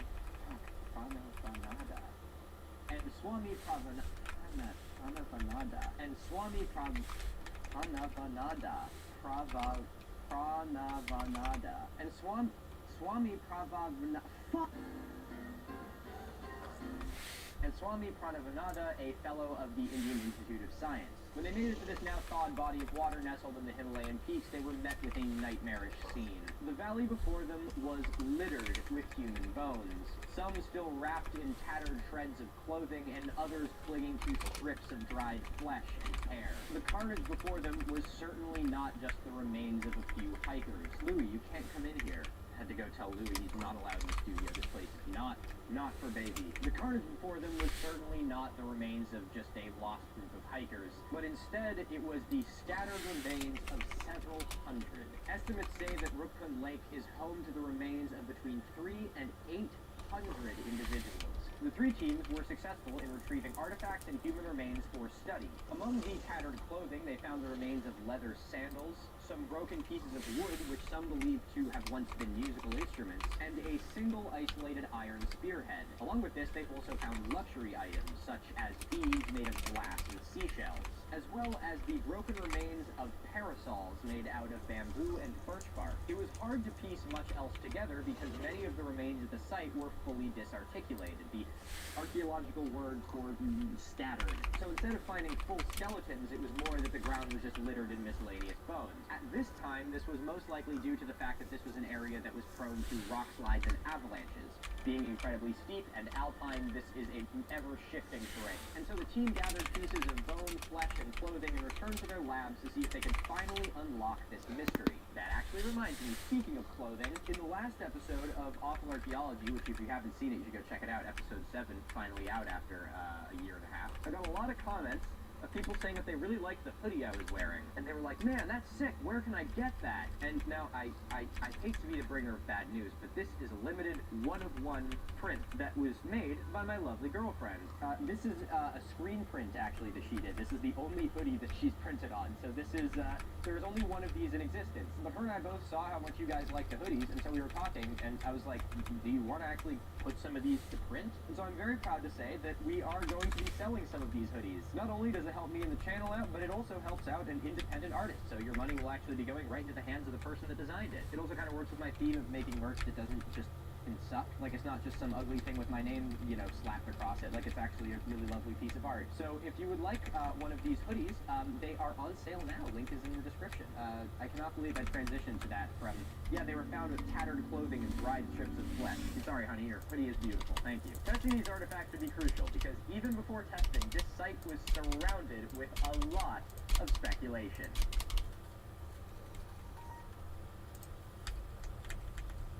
Yeah, we are down to 23 degrees. In years leading up to the 1956 expeditions, there were a lot of theories about what 800 dead people were doing in a lake. And because India had their asses dragged into World War II by the British, the initial concern was that the bones were the remains of a secret Japanese invasion force that had tried to cross over the Himalayan mountains to invade India and then all died. I don't think you need me to unpack how stupid that is. But in case you do, I'm going to do it in just a couple minutes, I swear. But there were a couple other running, slightly more reasonable sounding theories. Firstly, was that it was a trade caravan that had perished in the mountains on their way to the Silk Road. Secondly, a mass grave of plague victims. The mittens and trying to do numbers just doesn't work. Second video in a row with mittens. I wonder how long it's going to take before I'm not wearing mittens in this studio. August. Thirdly, ritualistic suicide. That's a great band name. Ritualistic suicide. Maybe we could also have that be a drag name. A little off color, but I don't know. Yeah, ritualistic suicide and long stuff. And fourthly, pilgrims who died on a pilgrimage route. So with the information I've given you so far, you can probably already start to piece together which of these seem probable and which of these seem diluted. So with these running theories, the teams returned to their labs to finally test the materials. At the time, radiocarbon dating was a brand new cutting-edge technology, only being pioneered in the mid-1940s. And it was actually used during this investigation to date the skeletons of the lake. The 1956 study concluded that the skeletons dated to about 800 CE. These dates have been refined in modern studies, but by and large, that's still a pretty accurate timeline. So this study proved that these unfortunate souls had perished in the mountains at some point in the 9th century. So this quickly ruled out the Japanese invasion force theory, as if a lack of guns and uniforms wasn't enough. Whoever came up with that theory must have been losing their absolute mind. Obviously, there's the logic of, you know, guns and uniforms not being present, but you're also 16,000 feet up in the Himalayas. That is like somebody dying in a meat locker. So if it was a Japanese invasion force that died in the last, like, I don't know, 3 to 5 years, I promise you that they probably wouldn't have been just scattered everywhere with their parasols. Anyway, that one was stupid, but we all know it's stupid. I don't need to explain that one any further. But what these studies didn't rule out was the caravan, the plague burial, the ritualistic suicide, and the pilgrimage.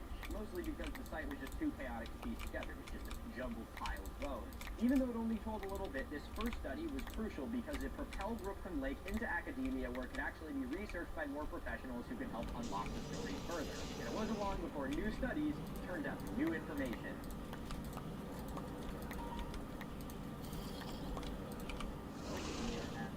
23 degrees. Oh, I did say earlier that this has Celsius on it, and I could just read from there, didn't I? Subsequent studies of Rookcomb Lake continued to turn up new pieces to this puzzle. So let me throw a couple more pieces at you. Firstly, it was found that the lake contained the remains of men, women, and children. Secondly, most of the bones showed absolutely no signs of trauma. Thirdly, there was kind of two populations that seemed to be present at the lake, one slightly taller and one slightly shorter. Fourthly, some of these skeletons had an indentation along the front of their skull. These likely have nothing to do with the individual's deaths and are rather an indentation left behind by a trunk line, which is, you've probably seen it, you know, big pack on your back, and then you have a strap or a rope of some kind around your forehead. And if you do that year after year, it will eventually leave an indent in your skull. So these are probably the remains of Sherpas or guides or hikers who would accompany people up the mountain. And lastly, while none of the skeletons showed any signs of violence, several of them had evidence of blunt force trauma to the skull. So, with all these pieces in mind, why don't we reassess our theories? Let's talk about that trade caravan. Seemed a little bit possible at first, but it fell apart pretty quickly here. Women and children would likely not have accompanied a trade caravan, not to mention the fact that there were no evidence of trade goods found at the site, and on top of that, there was no evidence of the beasts of burden, you know, mules, horses, or anything like that. I saw somewhere in an article that they found the remains of a horse there, but I didn't find that in any of the academic papers, and even if they did, it wouldn't add any credibility to the trade caravan theory. And lastly, and probably most definitively, is this is a shit place for a trade caravan. There are no evidence of any trade caravans traveling through the middle of this part of the Himalayan mountains to get to the Silk Road. Did I say that they thought it was going to the Silk Road earlier? They thought it was going to the Silk Road. That's what they thought the trade caravan was. Okay, so what do we think about the plague victims? I'm kind of doubting it. I know that when I'm sick, I hardly have the energy to drag my ass out of bed to go take a piss, insofar as to climb 16,000 feet into the Himalayan mountains and die in a lake. Did I use that right? Insofar? If I didn't, I'm gonna look like a real idiot. That's a really long, pretentious word to use incorrectly. But you know what? I'm not even gonna Google it. I'm gonna just roll with it, and the comments can shred me for it. Furthermore, there were no records of...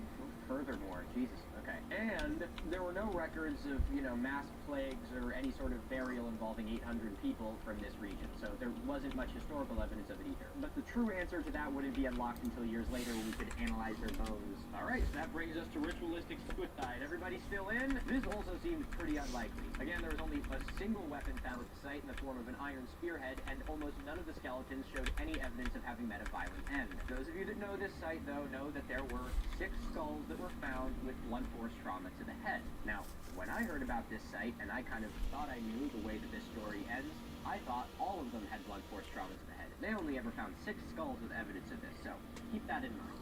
So, that is fair. Perhaps the blunt force trauma to the head was the 9th century equivalent of the CIA award for outstanding journalism. Yeah, he walked off into the woods and bludgeoned himself 8 times in the head to death. We think it was suicide.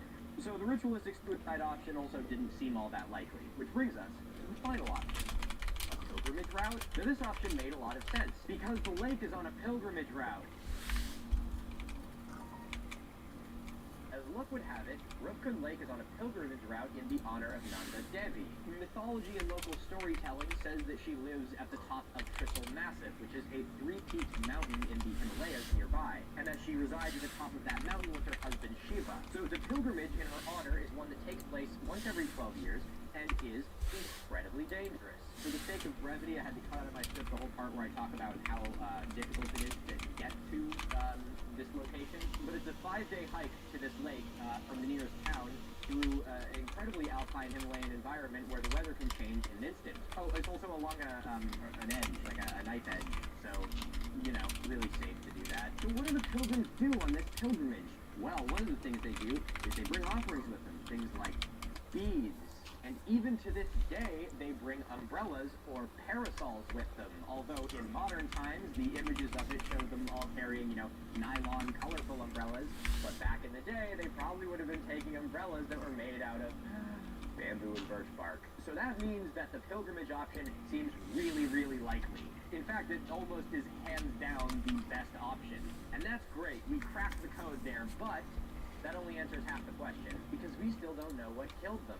And this is where archaeologists and anthropologists have to turn to local storytelling. Because as you won't be surprised to know, the local people have been familiar with this place for hundreds of years. And there is even an oral record of it passed down in local legend and storytelling. The story goes like this.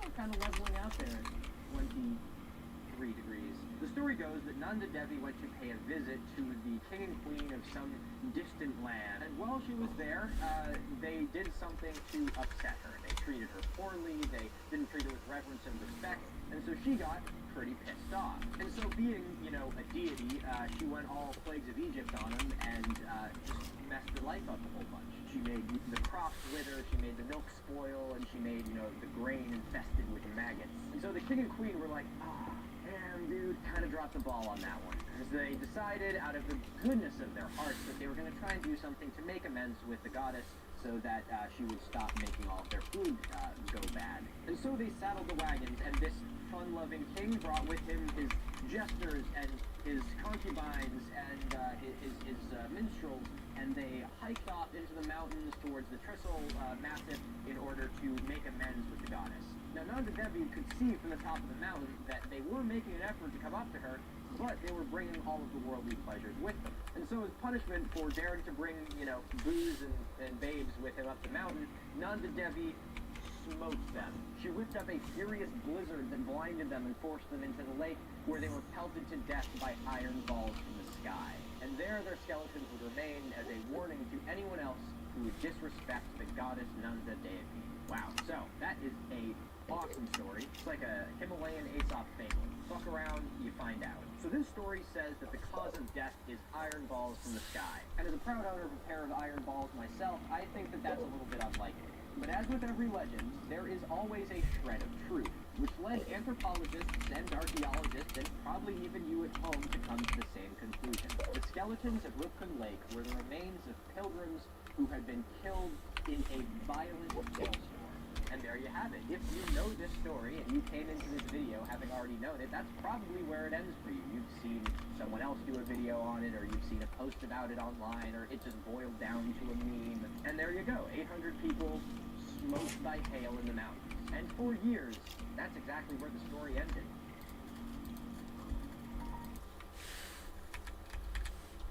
Yeah, okay. I think we've hit homeostasis. Homeostasis of 23 degrees. Oh my god, there's snow in the fireplace. No, really dirty, ashy snow. It's beginning to look a lot like Christmas. How long do you guys think it's going to be before I sell out and make a Christmas album? Maybe I should make a Christmas album like before I have to sell out so I can get it out of the way. Toys in every store.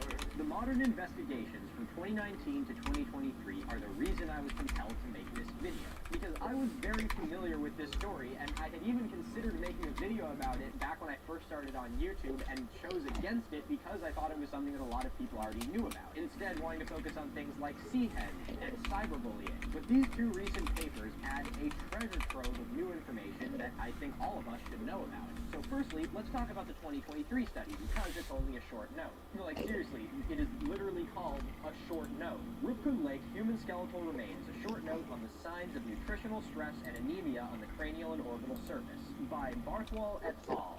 Yes, I did see the H-Bomber guy video, and it was phenomenal. I fucking adore that band. So just so you guys know, all the links to everyone I stole from will be in an unorganized paste bin in the bottom of this video so that no one can ever question me. The 2023 study looked at 27 different skeletal samples that were recovered from Rupkun Lake between 2004 and 2007. And another interesting note is that this paper estimates that there are only about 200 individuals in the lake. Now, this could be due to better counting methods today, but it could also be due to something I'll talk about later, which is that this site is being rapidly destroyed. First and foremost, this study looked at the age dispersal of the skeletons at the lake. Of those 27 skeletons, it was found that there was one young adult who was between 20 and 35. The middle-aged class was the largest distribution and showed that there were 10 individuals between 35 and 49, and the 50-plus category contained 6 individuals. Along with that, there were several whose ages were not able to be fully determined, such as 6 who were just categorized as adults, and 4 who were completely impossible to determine in the first place. Now, another interesting thing that this study did was determine the sex of the individuals in the lake. And this is a really beautiful study that I think all of you should keep and show next time you hear a turf on the internet say, So when they find your skeleton, they're going to know that you were a man. Because with our cutting-edge modern technology of 2023, of the 27 skeletons found at Rookton Lake, there were only to decisively determine the sexes of 2 of them. There was 1 confirmed male and 1 confirmed female. And then with that, there were 4 probable males and 5 probable females. And 16 individuals remained completely unidentified. So take that bone powder in your J.K. Rowling pipe and shove it up your ass. So this shows that there were an even distribution of biological males and females found at Rookton Lake. Now, up until this study, even in the 2019 one that I'm about to go to, it was believed that most of them were all in good.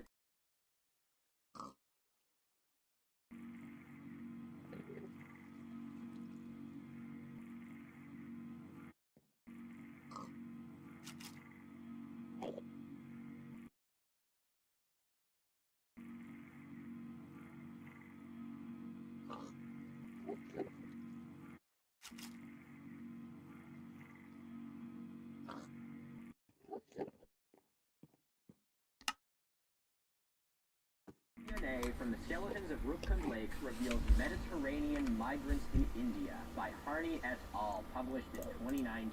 Again, linking this paper below, I really suggest you read it for yourself and draw your own conclusions and appreciate the immense amount of research that went into doing this. So, this paper focused on doing genome-wide DNA sequencing for 38 skeletons from Rookton Lake, and it found a treasure trove of information. Until this event, it was believed that all of these skeletons were the remains of a pilgrimage party that were killed in a single event in 800 CE. But again, only 6 of the skulls actually had evidence of being damaged by hail. The cause of death was still only about half confirmed. This 2019 study also found the bones of everyone to be in mostly good health. Again, this was before the anemia study, but it ruled out the idea that they would have been a plague burial. They also found no relation between any of the skeletons that they found, which begins to diminish the idea that these were family groups. But by far the most groundbreaking piece of evidence that they found in this study was that this was not one group. Instead, the remains belonged to 3 distinct genetic groups that had perished in 2 separate events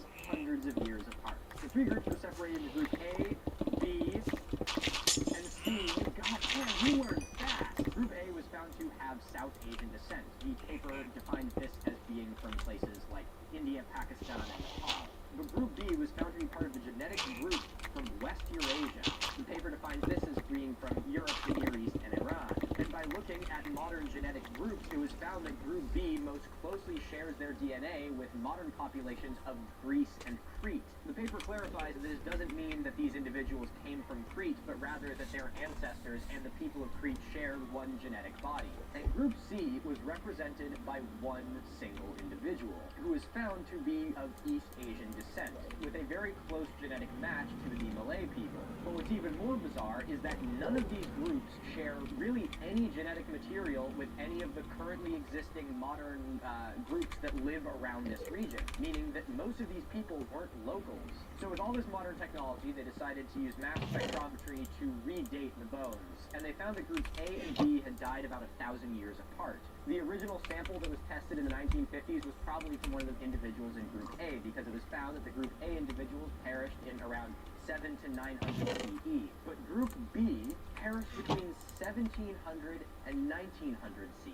So just like 200 to 400 years ago at most. And that one lone individual in Group C had perished in the same event that killed Group B, so he was with all of the Eurasian people. They also did femur bone collagen testing to figure out what their diet was. It blows my mind what we can do with modern technology. As you won't be surprised, they found that both groups had pretty distinct and separate diets. Group A showed signatures of either eating millet or eating animals that had been fed with millet. And Group B, as well as the little lone C guy who traveled with them, had more signatures of things like wheat, barley, and rice, or animals fed on wheat, barley, and rice. Now, the bone sample from femurs can test the last 10 to 20 years of diet, so this is a pretty broad span of what they have been eating for a prolonged period of time. So we kind of know that these were people from inland, at least for the last 10, 20 years of their lives. There's no evidence of eating fish or seafood. But we also know that they didn't all live nearby, and we know that their diets were different enough that they would have had to have come from different places inland to all die at this lake. So the mystery of Group A seems to be completely solved. A pilgrimage of people from all across the Indian region of the continent who came to this place, went to the mountains, and were pummeled by hail, the story of which was likely told by survivors and has persisted in oral memory for over 1,000 years. But Group B and the lone Group C that traveled with them is really unusual. They have Indo-Greek roots from the Mediterranean region, they were fed on inland foods, and they have no familial association with one another. At the time that this group would have lived, the region they hailed from would have been under the control of the Ottoman Empire, and we have no idea what they were doing at this tiny isolated lake in the middle of the Himalayas, thousands of miles from home. So far, anthropologists have turned up no local oral history of a group of foreigners perishing in these mountains, which seems like it would be a pretty memorable event. But as for what happened to them, I think it's pretty obvious. Probably met the end that you would expect. A group of people who were unprepared for the environment they were in and froze to death. I think that they were claimed by the same thing that claims hikers and climbers even to this day: attrition. We know that the weather in these mountains can change in an instant, and I think it's more than likely that this group was caught off guard by a massive snowstorm. Even in a warm month, the temperature can drop so suddenly that people can be caught completely unprepared. And I think that the most likely option is that this entire group froze to death together at the top of this mountain with no survivors to tell the story. The only thing that can make that story even more grim is whether or not they knew that just below them several hundred people were at the scene. But that's just guesswork. Freezing to death leaves no signature on the bones, and the remains are so scattered that we can't piece together any of the context of the site. At the time of this video, we were tantalizingly close to unlocking this mystery once and for all, but it seems to have only gotten more strange. It's pretty logical to think that these people would have died of attrition in the mountains. That doesn't really take an archaeologist to figure out. But the bigger question now is, why were they there? But unfortunately, our window to answer that question is closing rapidly. Because as for archaeological survey of the site, time is running out.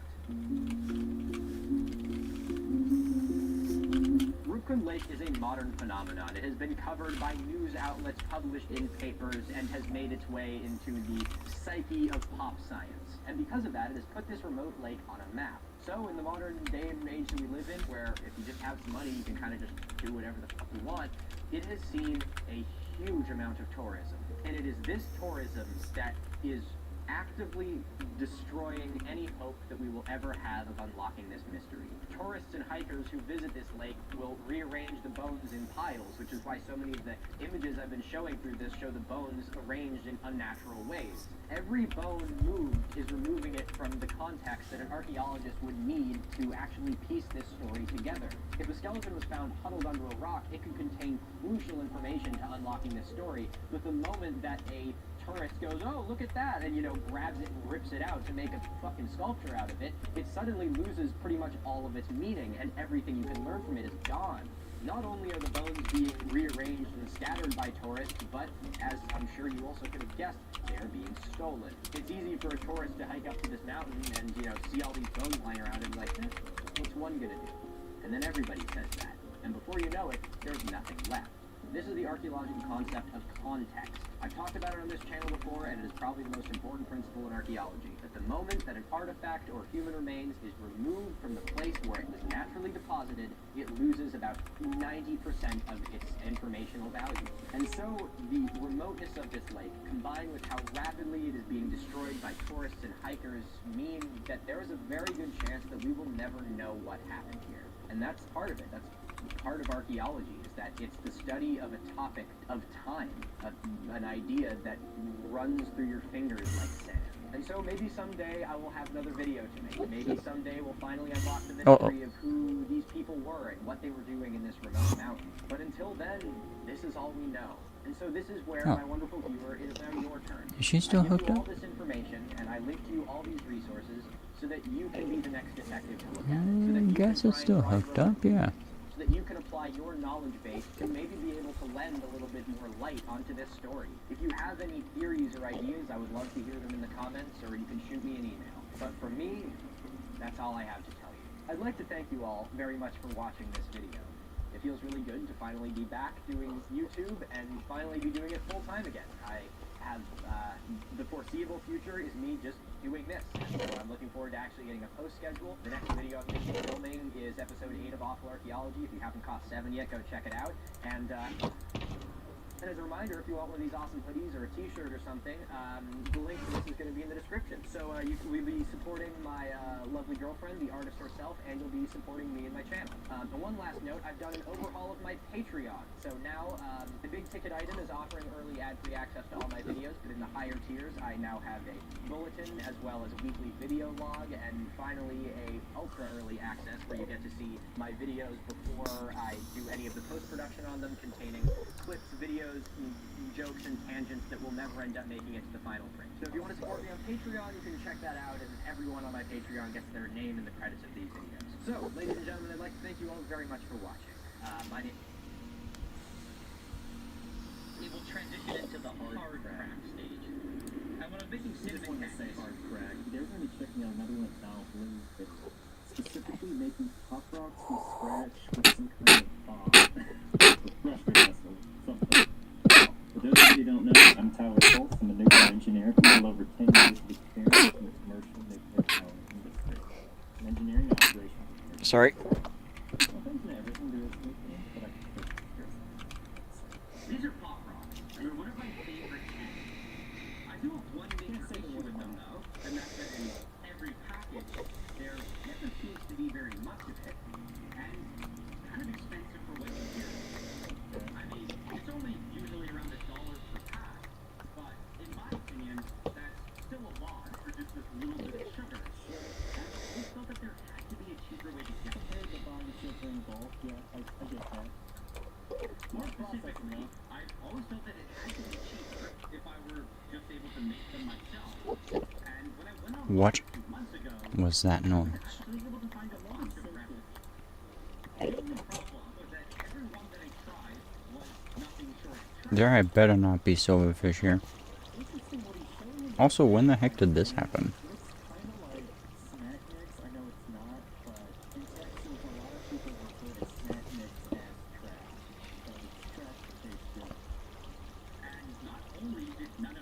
And how exactly did it form like that? With a bit more research, though, I was able to find the way that they are supposed to be made, which is apparently a much more difficult and complicated process that uses both high-pressure gas and very specialized equipment.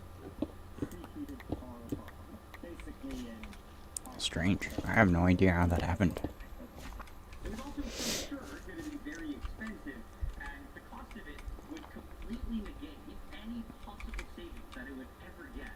Okay, so that's just kind of it, because those are on the order of... Where did all this cobblestone come from? So, how many pop rocks are you going to have to make to offset that cost?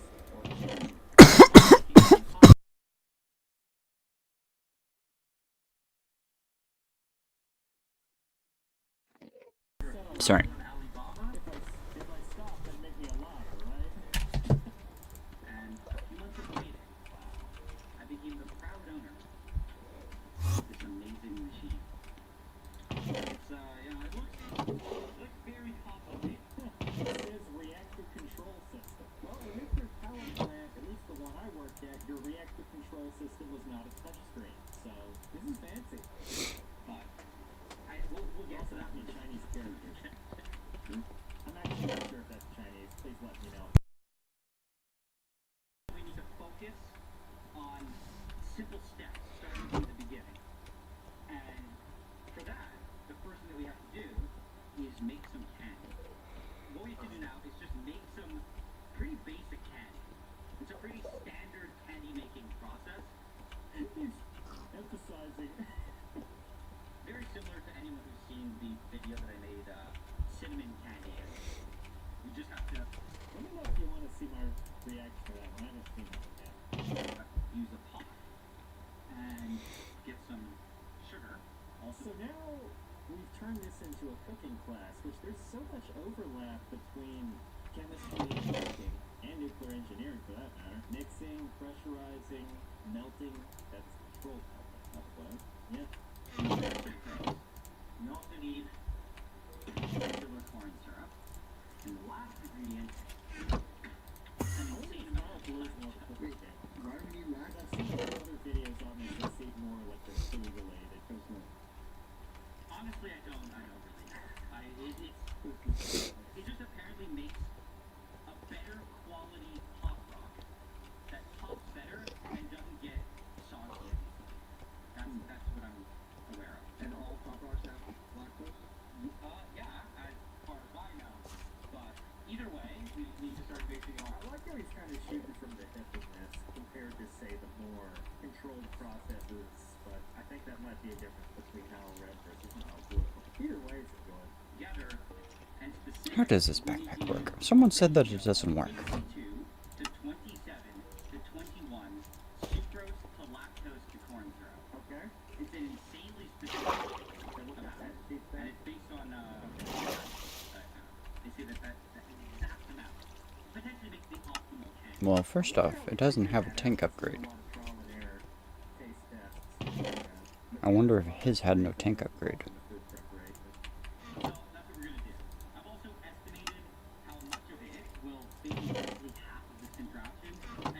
No tank upgrade? I came up with some numbers. Okay.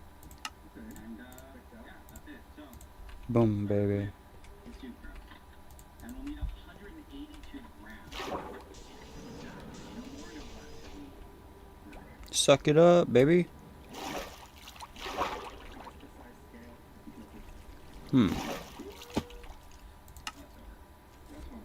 Works like sponge blocks and stores water in backpack tanks. It is required to have empty or not full waters. I bet you it's because you do this. That goes in the pot. Nope. Okay. And we'll do the next one, which is 94.5 grams of lactose. Look at that. No one suspects lactose to be handy. Not this one. Okay, got a good mixture of sugars in there. Well, that's if you're wearing it. 73.5 grams of corn syrup. Oh, yes. Now we add the corn syrup. All the other sugar.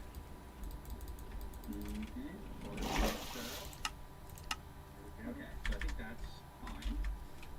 And now all we have to add is some water. I'm going to use it to wash everything out. What was it? How much water do you use? Doesn't matter. I have literally no idea how much we're using. It also kind of just doesn't say in any of the patents or recipes that I found. My assumption and what I gathered is it's just enough water to barely dissolve everything.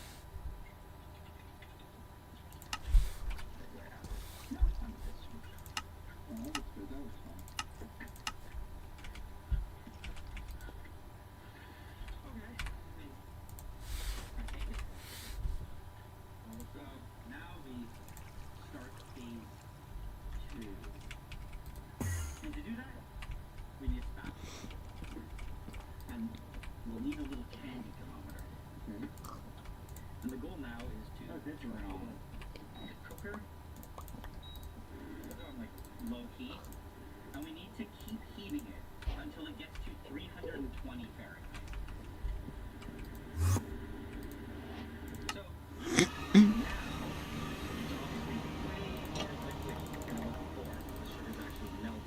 the temperature is 200. Cactuses instantly try to enter my inventory. It's not instantly filling it. That's not what I'm trying to say. It's not all the way backed up yet. That's good. Turn that on.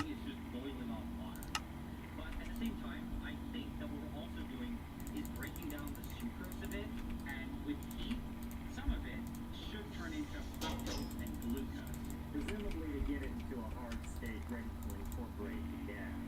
Though I guess this is analogous to the melting and sintering processes used in fuel fabrication where your uranium oxide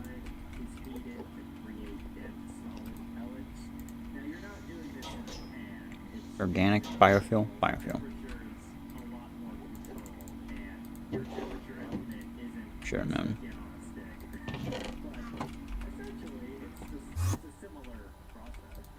Which I think makes the final candy that we get harder. And this is good because harder candy will trap gas better, which then allows it to pop better. That's all I know. Interesting gases are created from nuclear fission. It's a fission product. The most notable one is xenon, which is noble gas. But the xenon that's created from fission is radioactive and does need to be controlled.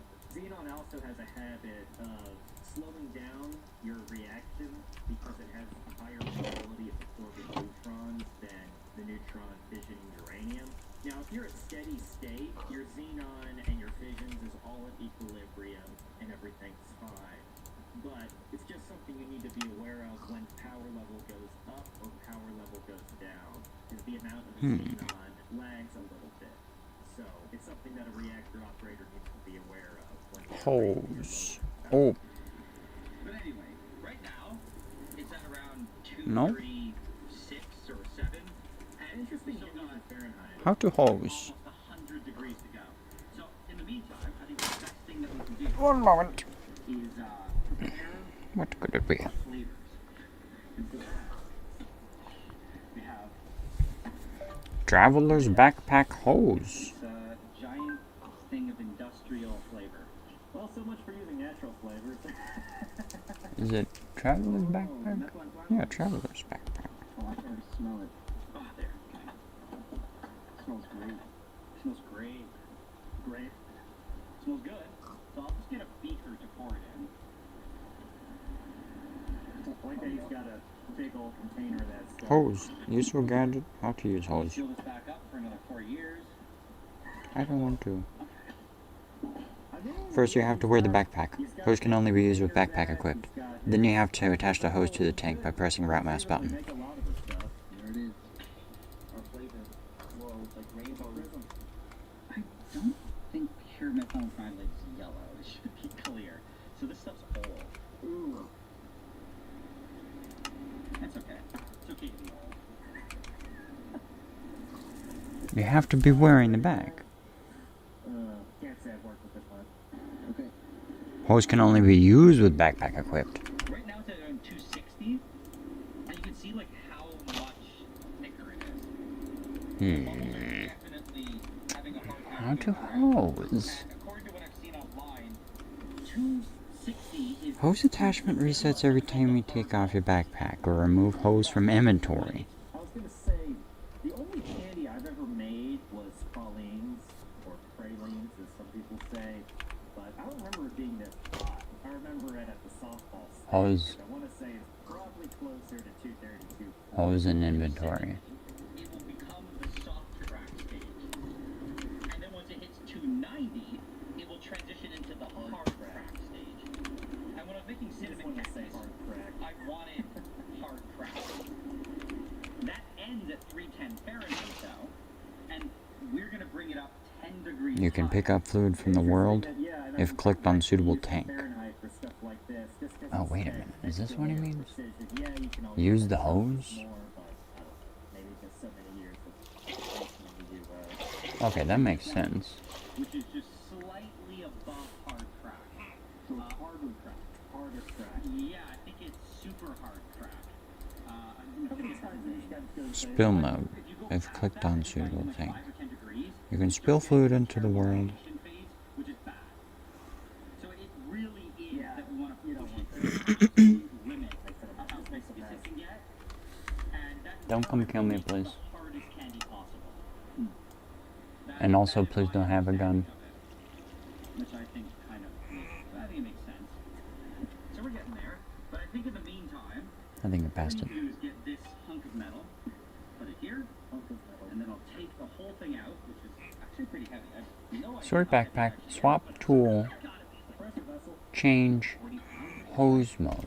Oh, did I actually move that? But either way, undo these, remove the shackles, and then we can take out the main thing. Okay.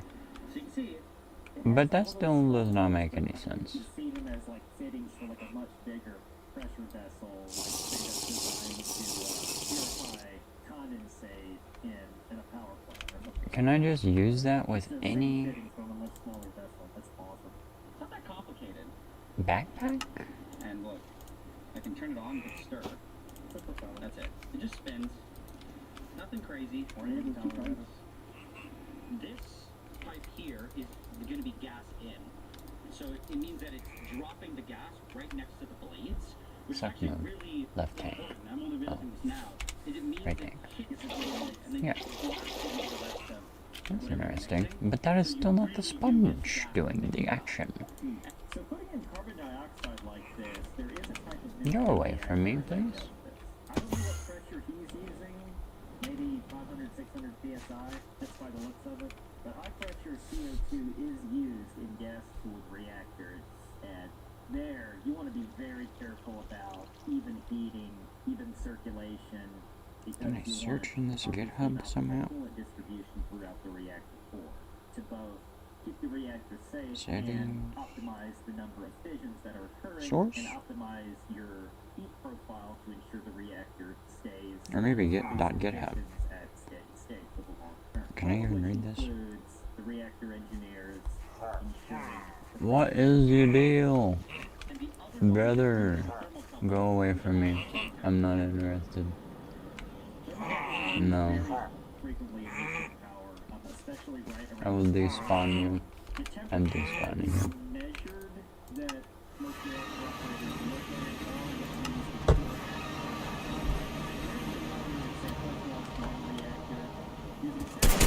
Whoa, whoa, whoa.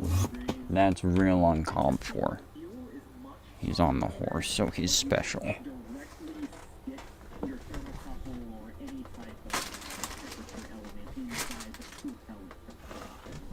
Oh, my phone went off. It's right in front of me. fuel pellets themselves inside the cladding much hotter. In Fahrenheit, we're talking on the order of 5,000 degrees at the center line. The temperature drops off significantly away from the center line, and even the cladding by itself is way cooler. Though the temperatures do vary widely with power level and the specific type of nuclear fuel, but much hotter than the coolant. But that's where the coolant gets heated. That But Oh my goodness. now it's here. And for this thing, it's kind of annoying, but you can't use the Yesterday was Mother's Day. contraption. It messes everything up, so if you're just gonna get rid of it, no.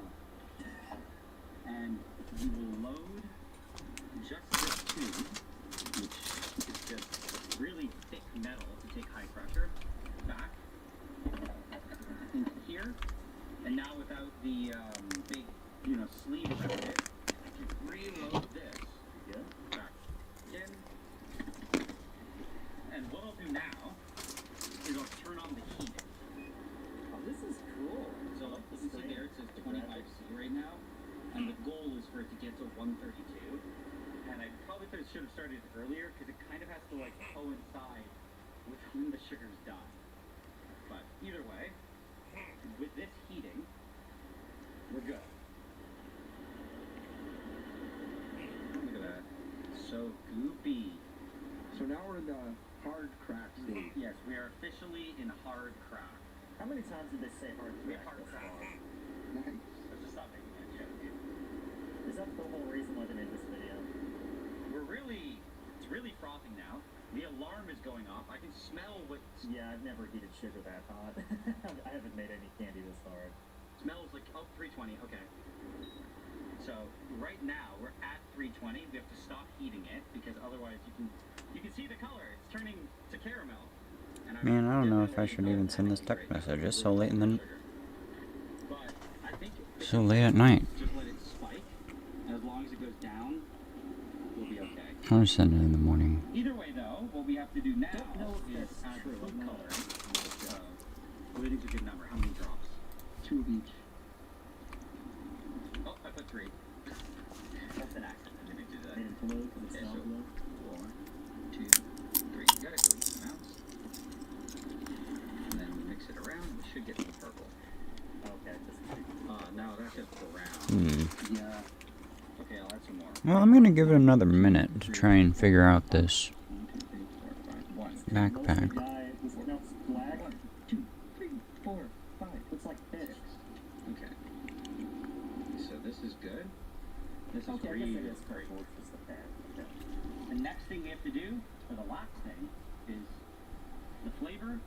And I'm arbitrarily going with 1.5 mils based on borderline nothing. The adventure bag. Open parentheses. Sponge, close parentheses. Is an item added by Adventure Backpack mod. This is the wrong mod. You darn dingy. The same way I do, not FarMill or however some people say it. Looks like 1.5. It is. Okay. No comments. Should mix in. That smells so good. It kind of smells like gloves. Well, didn't he do a video where he turned gloves into grape soda? So that tracks a little bit. Yeah, all the methylene, all that smoke steam stuff is just methylene primolite. Smoke steam. And now I'm looking at Amazon listings. Damn it. Either way, we're good. Now we have to go quick. So, Is that an anchor one?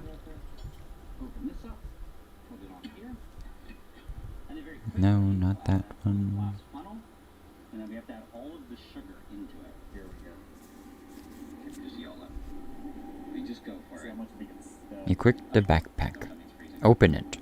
Click the player icon in the lower left corner. Backpack will disappear and is now equipped. Holy shit. Alright, this is a little outdated, I think. There is no thing like that. There's no way to equip it. Make the heat transfer process more gradual. It's really thickening up, so I think I'm just gonna fail now. Use the hotkey to open the traveler's backpack. Okay, yeah, it's filled up.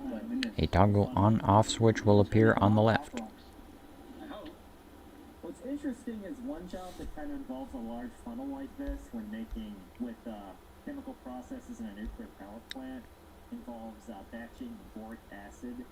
Just plant operators take these big drums and pour it into a giant mixing vessel with shots of water. And the boric acid is another form of reactivity control, kind of like control rods as the boron absorbs. It's due to a texture pack. Yeah, it's a pretty big. It was made compatible with the backpack mod, but it was made for the 1.18 version. Wasn't updated to the newer version, and so the buttons were hidden. So, that's loaded on. Now we need to add shackles. What the sound those and what this does is it keeps the whole thing from exploding. And yeah. One back here. Still, but the function does not exist. I think that's good. And now the only thing we have to do. Underneath the left bucket, output should be an invisible ability button. Hover over it, and it should say ability disabled. But I can change the ability is not the issue, because I can turn it on and off. 700 psi or 800 psi, and as I turn this, it's going to change the delivery. Let's go to 750. Okay, 750 is that what the patent said? Yeah, it just said that it was important. So what I'm going to do now the right pressure your is vessel. open this one, which opens it to air, and then I'll slowly bubble the other one in, and it'll purge the inside. Sure. I can smell the gas, the grate. It'll purge the chamber. I wonder why it is always turned off.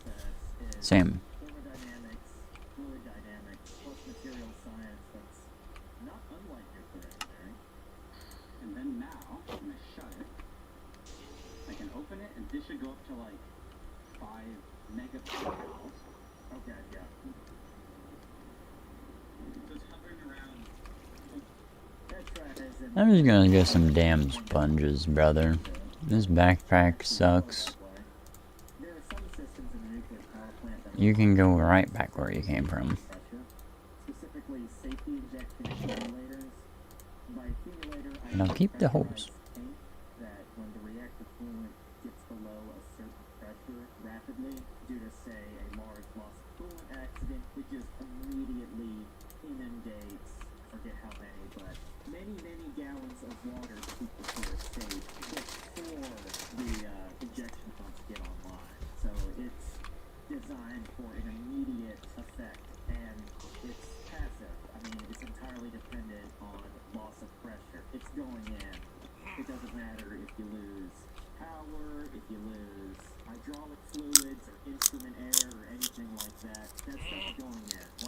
reasons why passive safety systems are so much safer.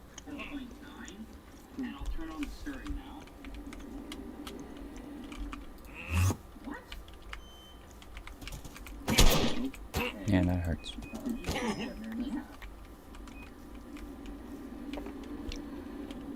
What? Did it trip? What the doing? Well, this is not a thing I expected to happen. Why is it just turning off? What? Oh boy. This is really bad. This is not good. Does that have a pressure switch cut out? I mean, the pressure a little high, but... Oh, we might be detecting too much resistance. Yeah, that's too much. Because the temperature is too low. Because yeah, that's definitely what's going on. We need to go up to the 132 mark. Okay. Maybe I'll put like 100 RPMs just so it's like actually mixing. Is it 200?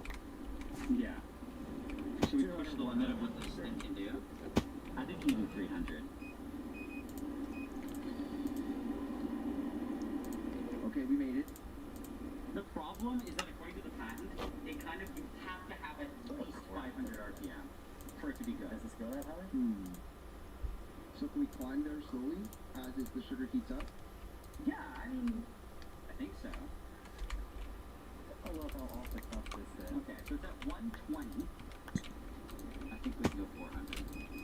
Yeah, I know I've said this before, but these pop rocks basically types of sugar, corn syrup, water, and flavoring that are mixed together, then heated, then pressurized, and while retaining that carbon dioxide, which gives it that little carbonated buzz, for lack of a word, not like a situation where nuclear fuel is heated in a reactor. It creates gases in there. The gases aren't injecting unless you're talking about a gas-cooled reactor. But even then, the gas is out. In that case, the gas would be outside of the cladding. It would just be the coolant, so it's a bit different there. But in most nuclear reactors, it's fuel trapping fission gases within its material grain boundaries, all located within the cladding. And that's one reason why cladding has some tolerance, like it's allowed to swell. You don't want it to be too tight, so the cladding experiences a brittle failure, because materials change. The uranium fissions and produces other things, some of which is gaseous, like I said before. So you don't want it to be too tight. Let's see. Come on. Come on. We did it! We got to 400 RPM! I'm gonna keep pushing it. Let's get to 500. Don't turn off. Oh, dude, that's so risky. I think that's what it takes. Is it though? I mean, Start the timer now. I don't know all of its emergency shutdown functions, so maybe. I think I'm gonna try 600. Dude! Come on.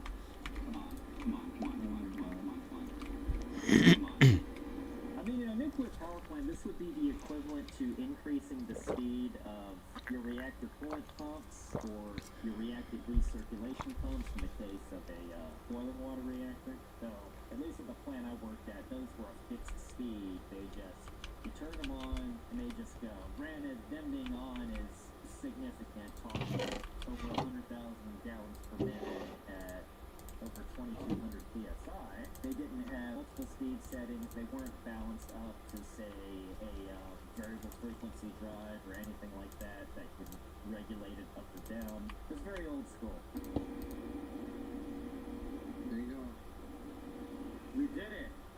But I think I can push it to 700. No, dude. I think 700 gives better results.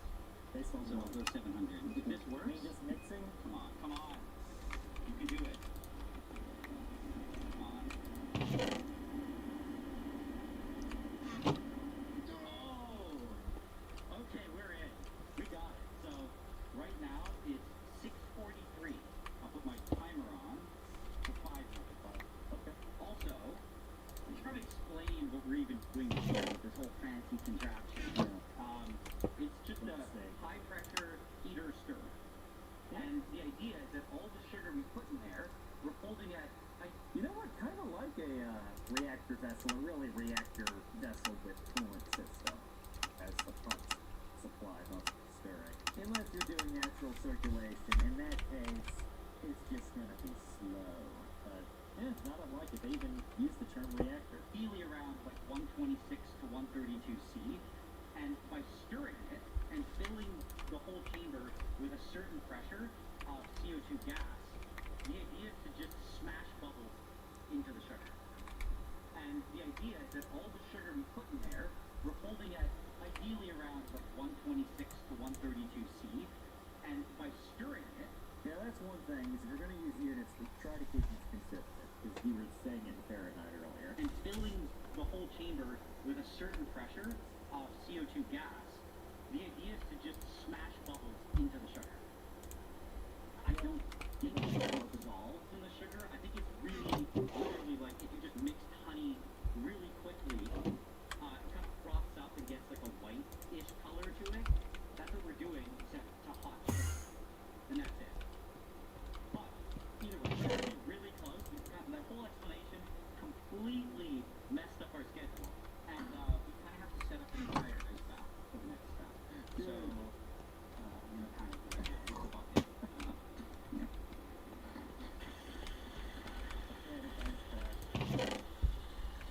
One advantage of having everything all proceduralized to start up is all your stations are pretty much ready to go to minimize the time that something is just sitting there and either cooling or hardening, possibly sooner than you're ready for it to.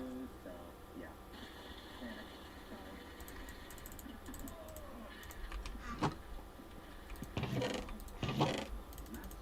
We're at 8 minutes. I mean, 8 minutes is like, 8 minutes is like the new 4 minutes. Yeah. But either way, now Hmm. what we do is shut it down. 8 minutes is the new 4 minutes. Then I will close the CO2. Yeah, I'll get it done in 4 minutes. Not emitting any extra gas, and I can undo this while under pressure. Yeah, that's true. That should be fine. Should just make noise. Not much gas, no harm. So we can get rid of this CO2 tank. The idea now is to turn off the heating, and now there it is. And shove it into the ice. And yeah, the idea of this rapid cooling is to lock the CO2 pockets to play. Kind of like quenching material, where cooling rates are rapid but controlled to preserve structural integrity, like when you're manufacturing something like the zircaloy cladding in nuclear fuel pellets, for instance. And I should say what we're trying to do here. Basically, I mentioned the whole froth, I guess I can look it up. CO2, gas, and sugar before. The idea here is that we want to maintain that froth, but basically freeze it. Freeze while the CO2 is mixed with the sugar. I like explanation better. That's all the ice bath is doing. We want to cool it as fast as we can. My only thing was like, I just feel like to turn off the stirring, the stuff at the center just stops being combined with the sugar. But maybe, maybe you want some. Okay, maybe I'll turn it off. Yeah, because you might make it too fizzy. Yeah, you might make it too foamy. Yeah. That's what I'm thinking. You might want to turn it off when it's time to kind of like Chop it large air bubbles. correct. If the air bubbles can coalesce. Yeah. I don't know. Well, when do we take it out? When is it actually done? One place I read said to keep it in here for 2 to 3 hours, which to me is absolute insanity. I think an hour at most. I'm thinking like 30 minutes. Take like 5 minutes. The temperature is now 16.7 C. And inside of this should be now a completely solid mass of sugar that hopefully is mixed with CO2. And all we have to do is get it out. Alright. Fingers crossed. Here. And I'll get rid of that giant leaky bucket of water. Yeah, it's all water at that point. Theoretically, all I have to do is open it up. Open it now. Yeah, vent it off first.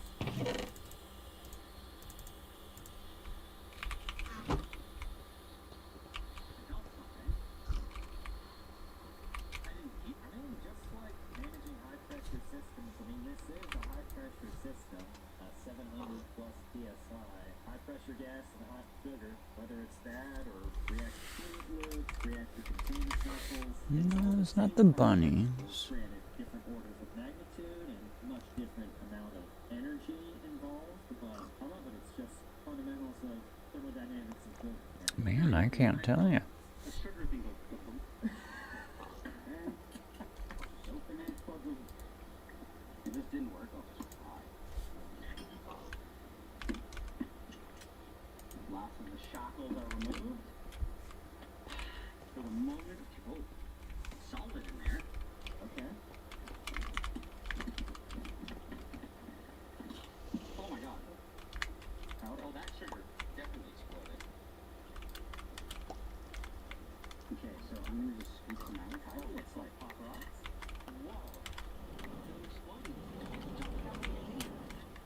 This is pop. It pops. I mean, that would imply that those CO2 had a little bit of pockets in there, and if you stick a tool in there to kind of separate it, then yeah, there is some stored potential energy in there from that pressure that's gonna pop out at you, so it looks like it worked. Okay. I think that rock might be dangerous. Oh my god, like when you, oh my god. With the race safety glasses, it actually just like explodes. I guess that's the lesson learned here. When eating pop rocks, use safety glasses, especially for homemade. Like, yeah, I watched it. With that giant wing to your head.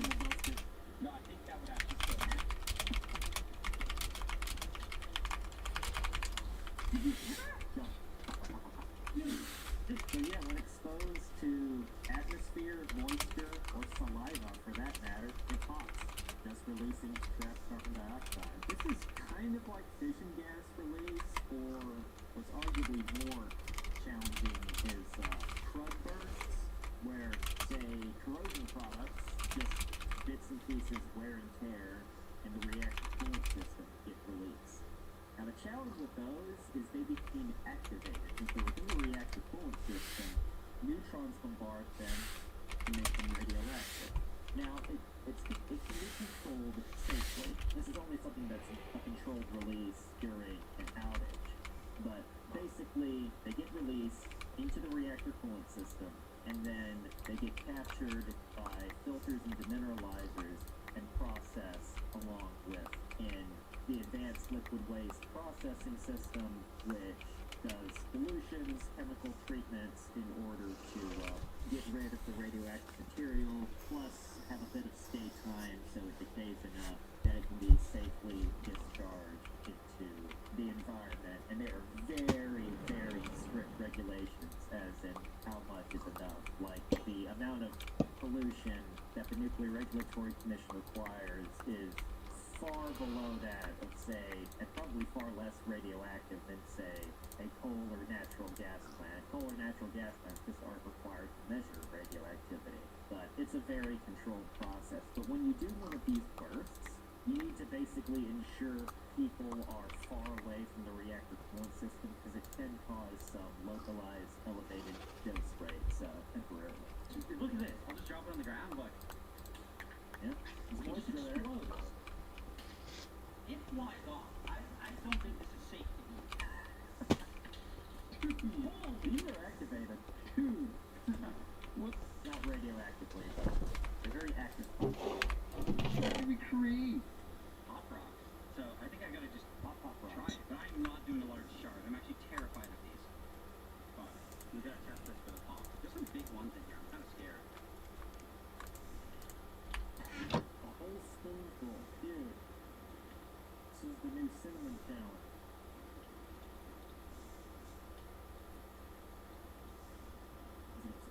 You got the challenge.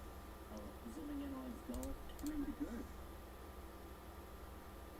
I have one problem. It's completely inedible. Horrible tasting. So, it's inedible. Maybe there's a reason why making them super pure like this doesn't taste good. It's just designed to make the optimal amount of sound effects. Yeah, the flavor's awful. I do not recommend using this much methyl and franolite. But besides that, I think we did it. I think we fundamentally did it. and prove that this actually does work to make pop rocks, and it works totally fine. But I think we should do it at least just one last time to make them so you can actually eat them. And we're gonna do that really fast. Yeah, that's gonna be like now very quickly we get the flavor, but instead of like what 1 point something mils, I'm using 60 microliters, about 30 times less than that. That's way less. Yeah, I think that's it.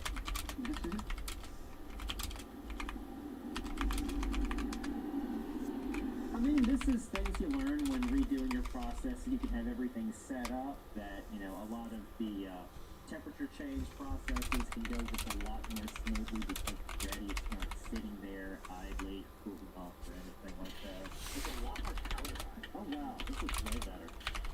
That's good. I hear the pops already. It's a little bit gooier. That looks really sand. Yeah, let's try this. Pop sand.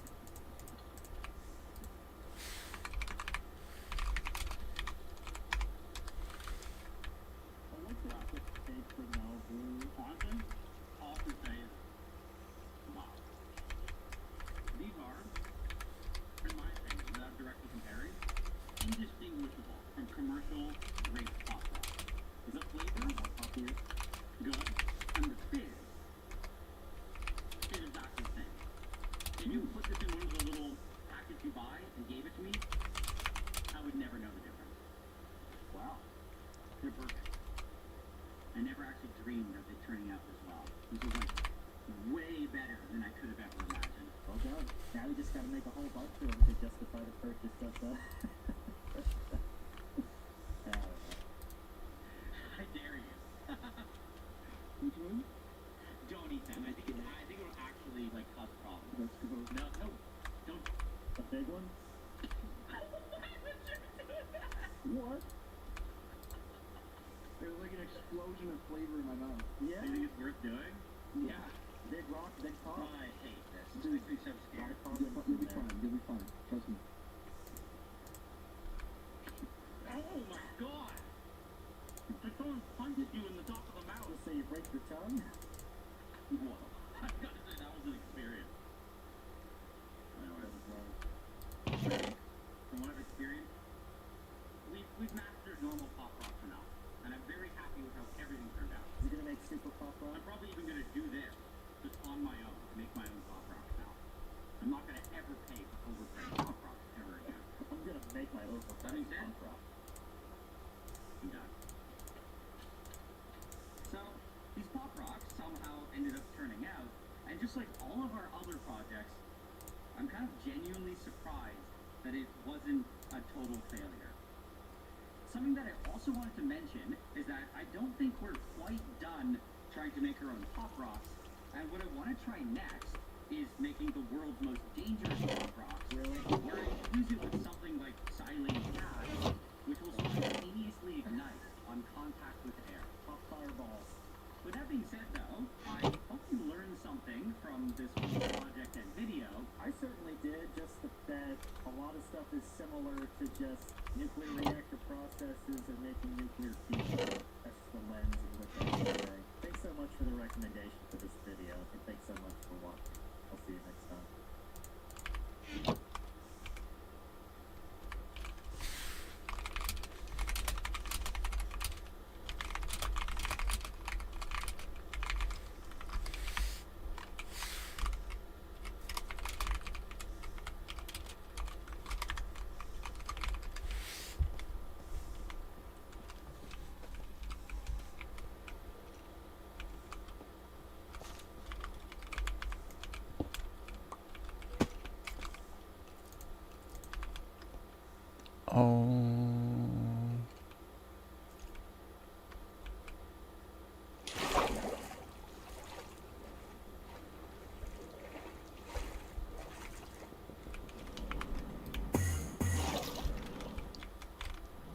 Alright, we have another water wheel hole.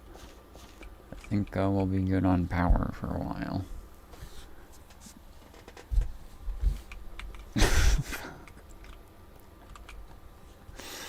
Oh my goodness, that is not what I was I would have never... Fuck. I would have realized Nugget was missing, and then I would have found this hole. That's what would have happened.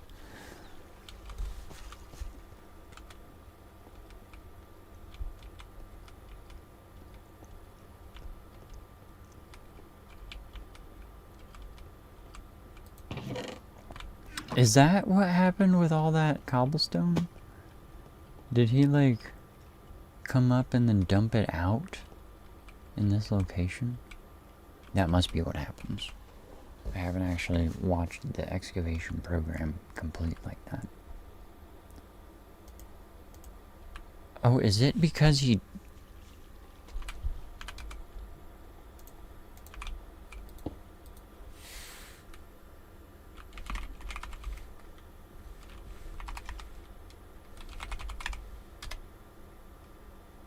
Yeah, he was pretty low. So he knew that he needed to come up.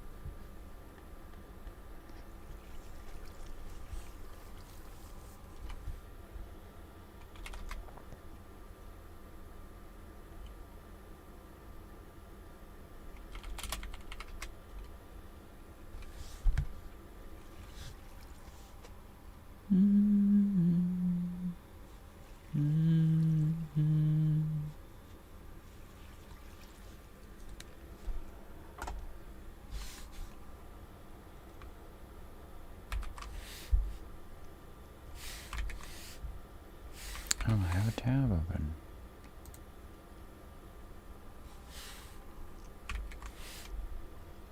It's gonna pop up over here.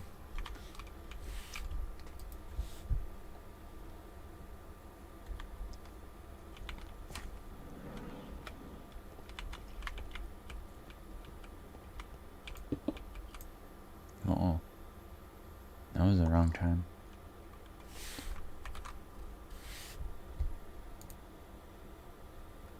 Ech.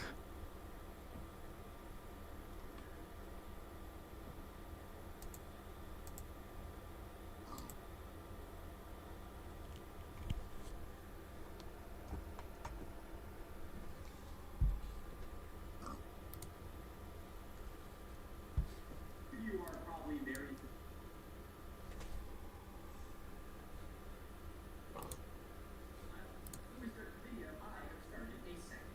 Currently, the second channel is home to my archaeological unboxing series, where I open all my fan mail, which you can send to this address right here. And urban exploration stuff, and whatever I fucking want. Now that we got all that out of the way, let's get right into the video. The dispersal of early humans across North America is one of the most contested topics in our...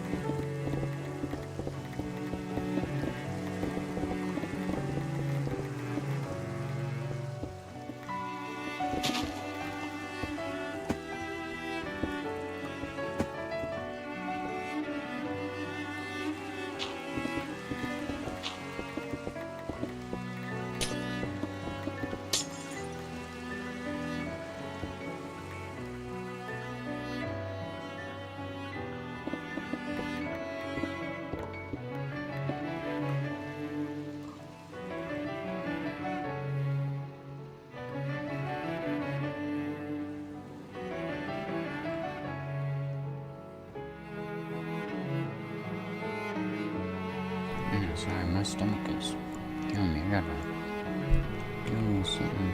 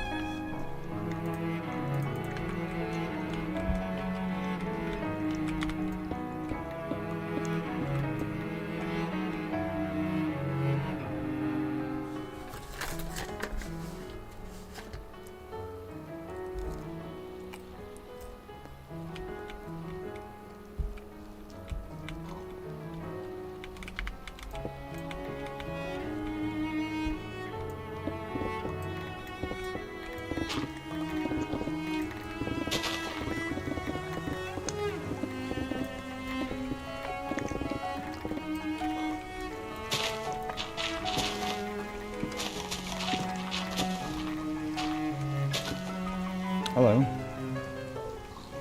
Not interested particularly.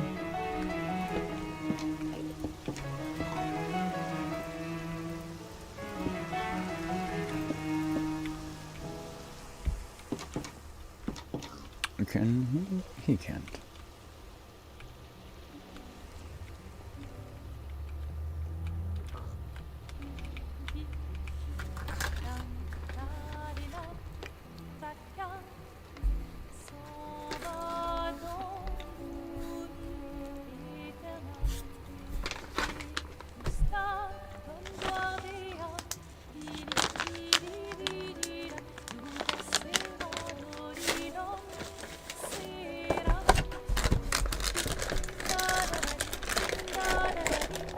Sorry, I'm interrupting the music.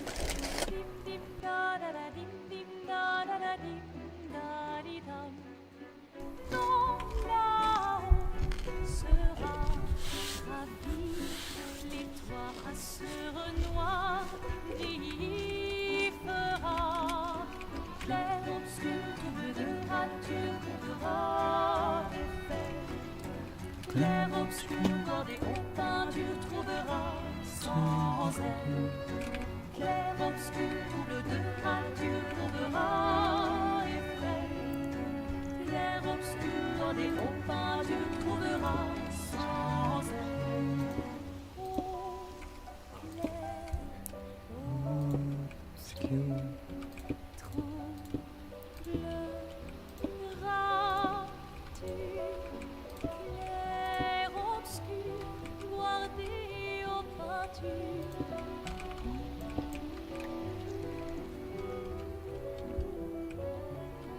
Clair-obscur, trouble de rature, courera effet. Clair-obscur, guardé aux peintures, trouveras sans aile. Clair-obscur, trouble de rature, courera effet. Clair-obscur, guardé aux peintures, trouveras sans aile.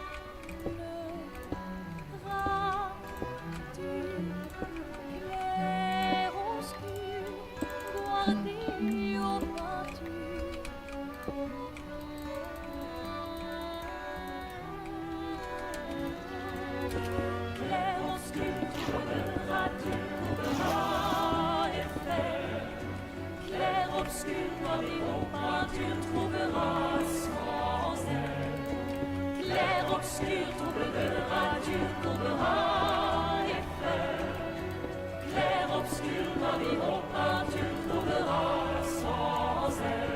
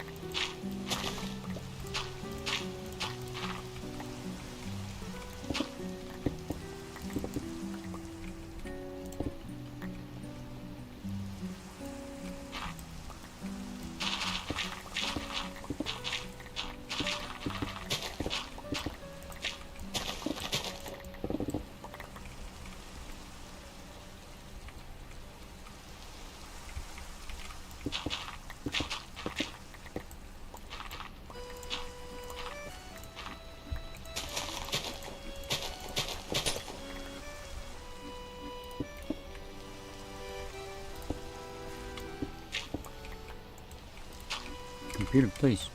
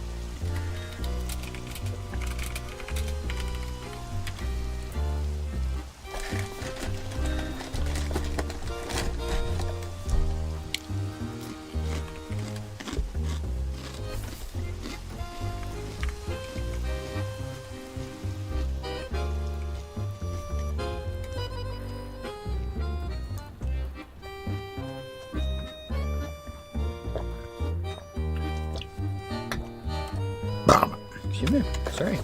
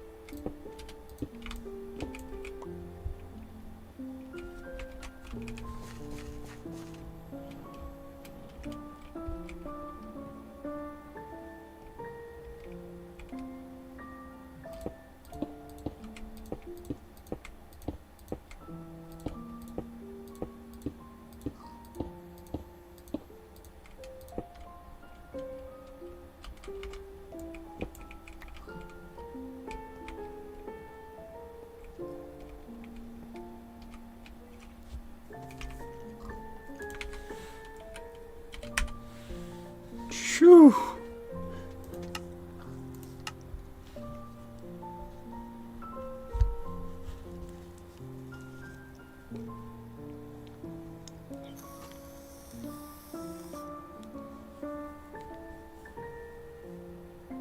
Look at all them colors, man.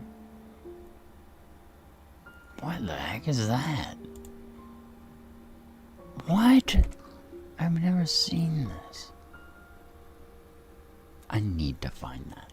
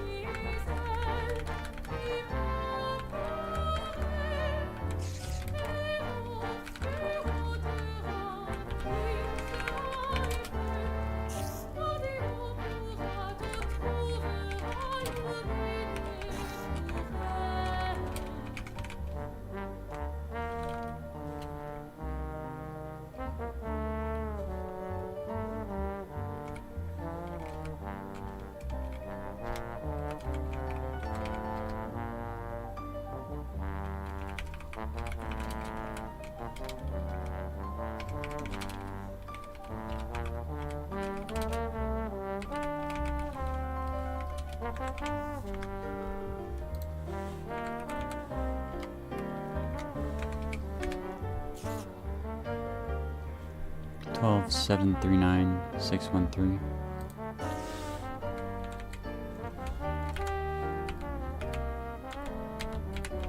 12,739,613. 12,739,613. 12,739,613.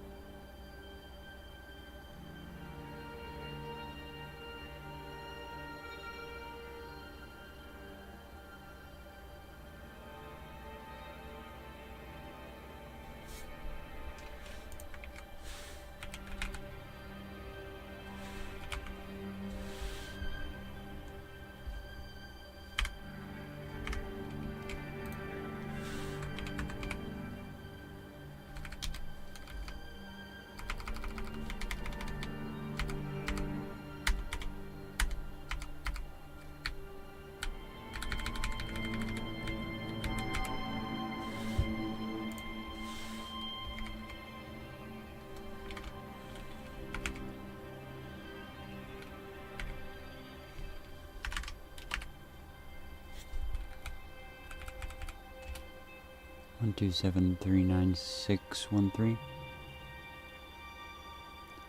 12739613.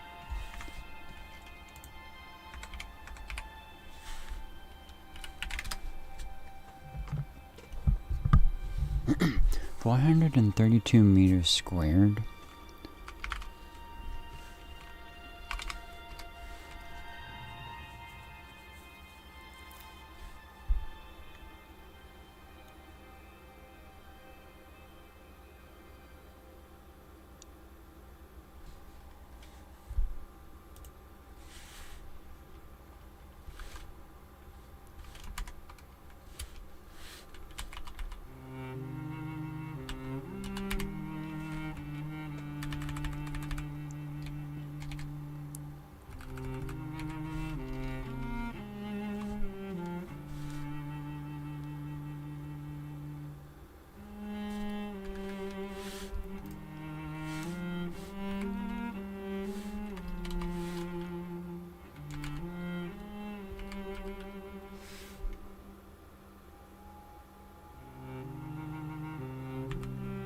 This isn't gonna be...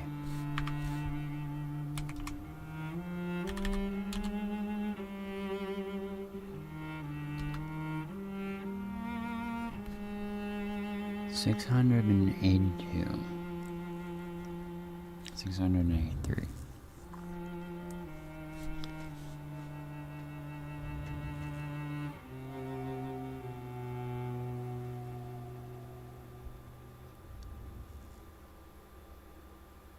Wait. Millibuckets, though. Millibuckets. Right. 1 millibucket is 1 meter, though.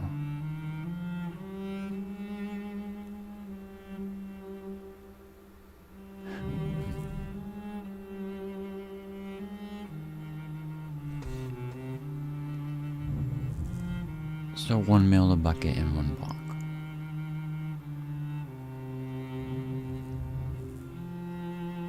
Yeah. Let's assume that it instantly vaporizes all of the material. Right? But no, it won't because it's super cold. It's super cold. It gets hot. It vaporizes. It goes out. I think it's good. Do I even need to make more? Do I try it? No. Let's put the fuel in. No, not the fuel. Let's put the coolant in. Okay. I'll fix what I just took apart. And then we'll make sure that it's constantly producing it. And then we'll put a little fuel in it.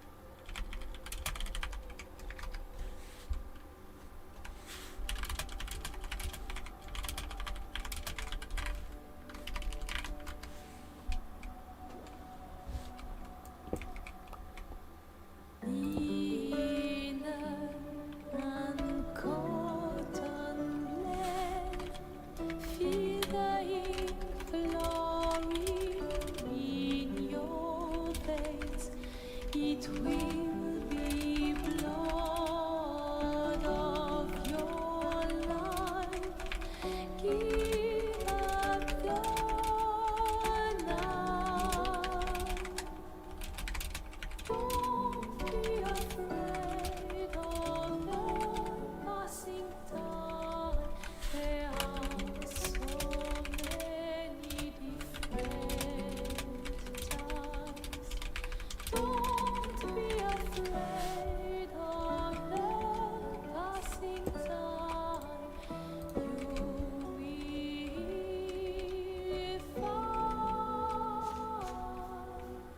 infinite time, remaining time, fleeing time, suspended time, infinite time, remaining time,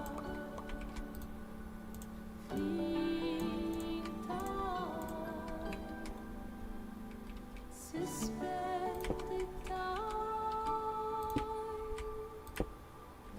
in an unforgotten land. Feel the ink flowing in your veins. It will be blood of your life. Give up the night. Every sorrow is born of love.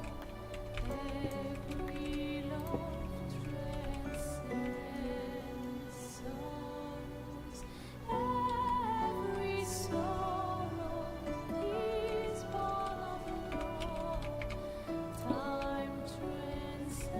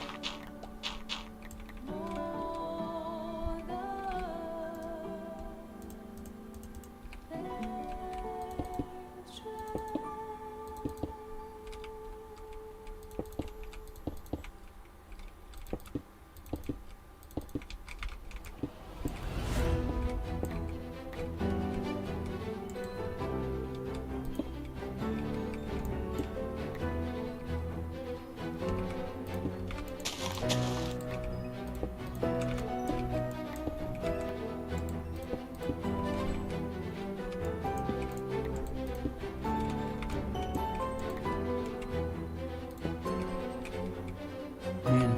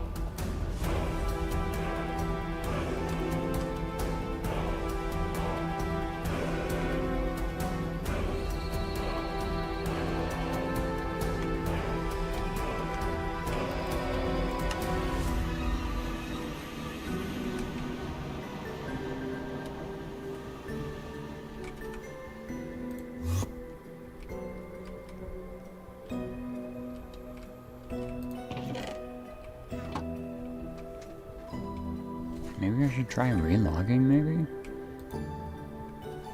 I don't know, I think it's my computer's fault.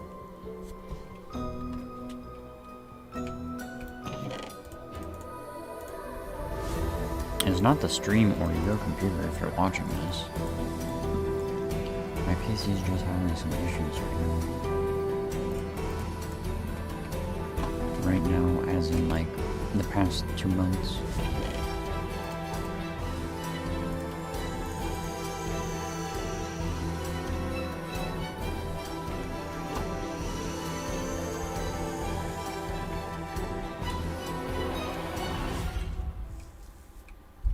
Let's start placing some of these blocks back down. Actually, before I'll get some of this stuff up.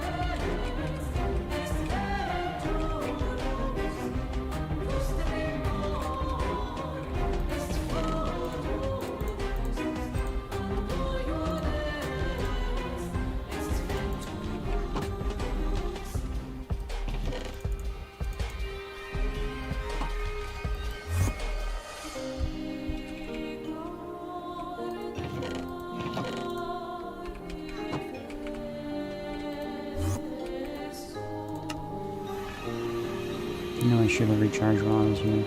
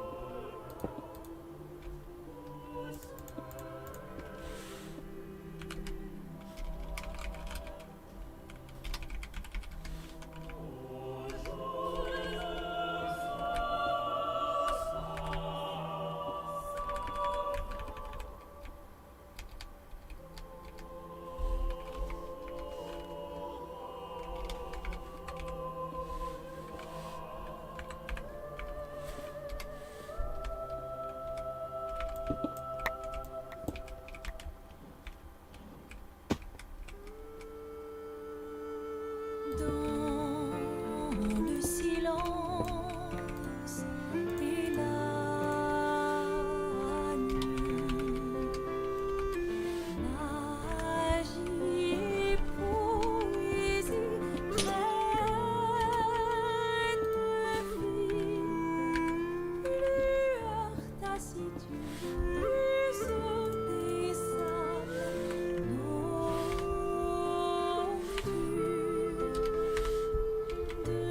demi-lune à demi-monde murmure et dans ton manteau clair obscur de la nuit, ta sagesse éclaire nos esprits, esquisse dans l'air, ta magie opère, poussière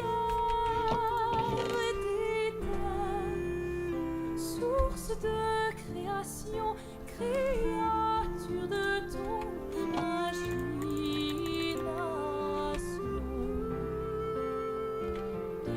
Demi-lune à demi-monde murmure et dans ton manteau clair obscur de la nuit, ta sagesse éclaire nos esprits. Artiste fébrile, pinceau invisible, trait d'encre indélébile, croissant de rêve, danse, tout s'achève, où tout s'achève.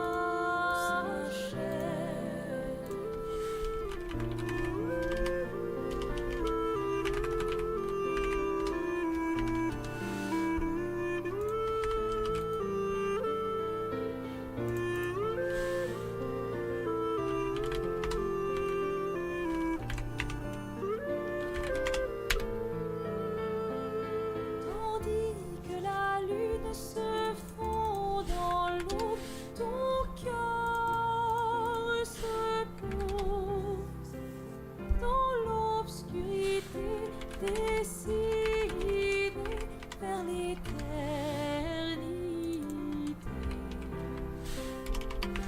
Demi-lune à demi-monde murmure et dans ton manteau clair obscur de la nuit, ta sagesse éclaire nos esprits. Artiste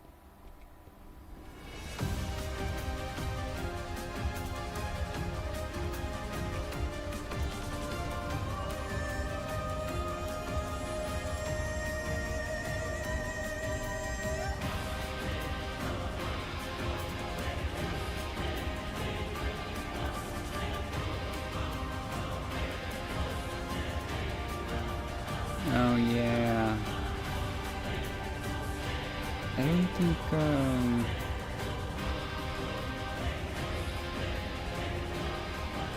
that's because of this.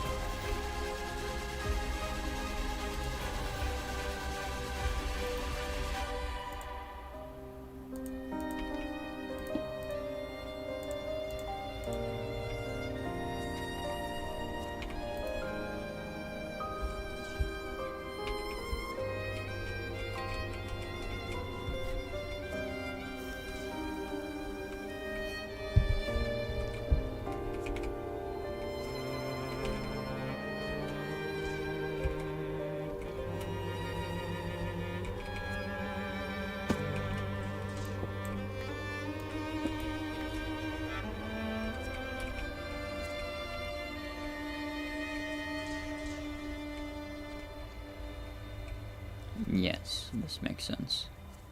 Yeah, because down there, that wall's out by one, and this one's in, so like I'm compensating here, so. The solution here is to bring it here.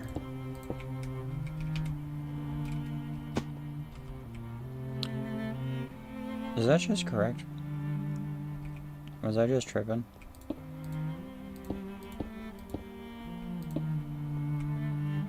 Huh.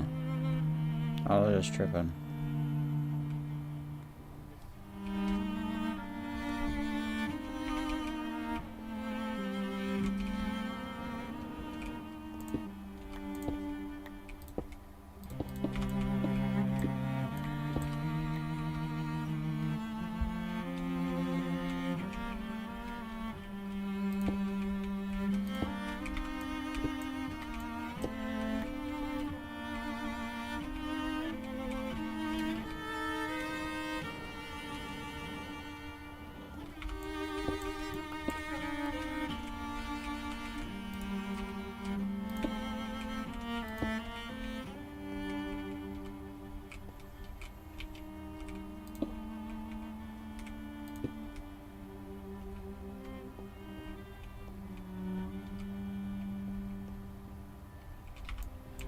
I think I'm trying to do something that doesn't math out correctly.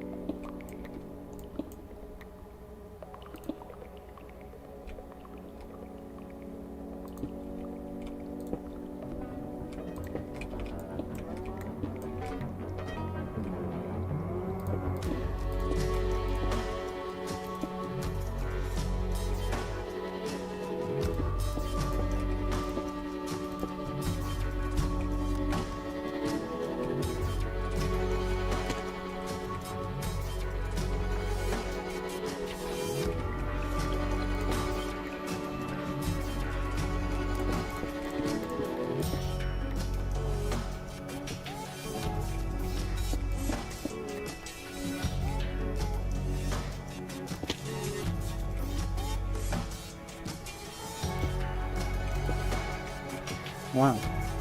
That's nice. It's surprising because this place is actually off-center by one. In that direction. But you wouldn't know because I built it kind of... You can kind of tell because that wall is missing. So, I might be able to fix it. But, just a little... What the frick?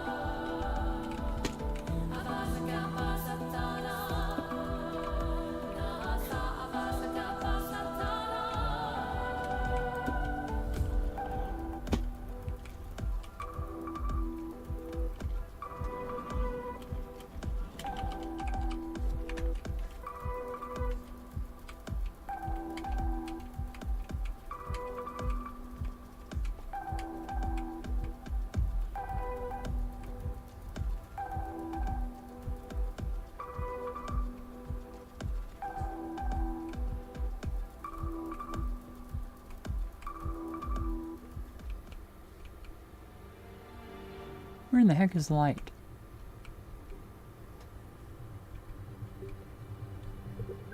The client light, 15, 11,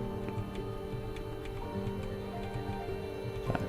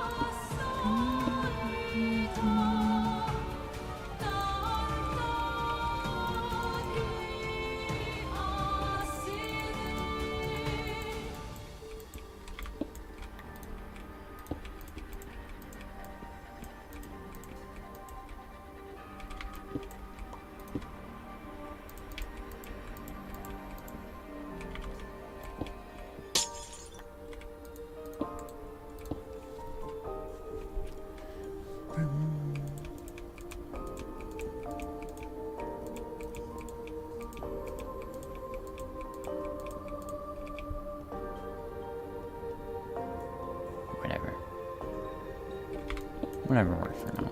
I'll do them later.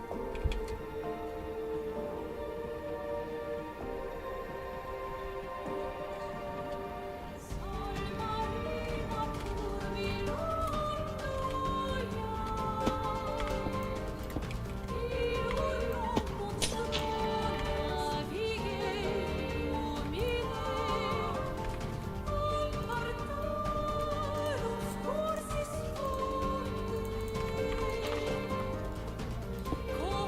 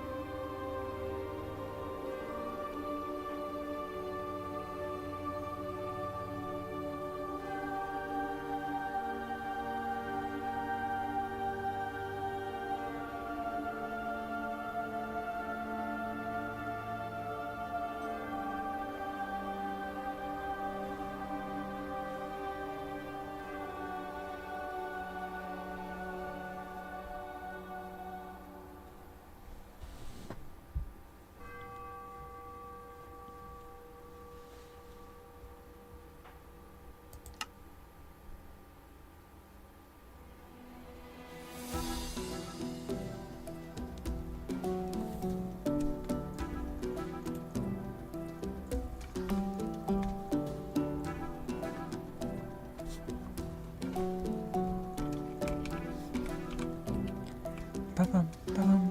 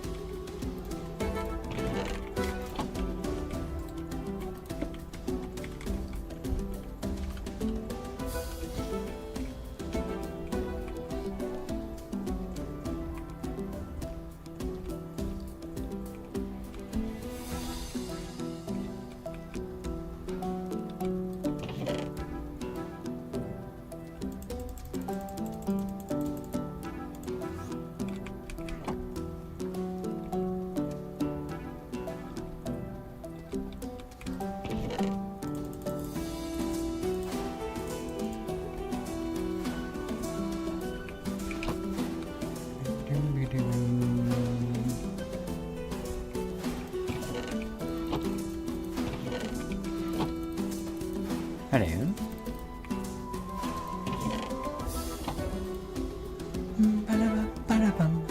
I keep getting that wrong. It doesn't go like that. Maybe at one point it does.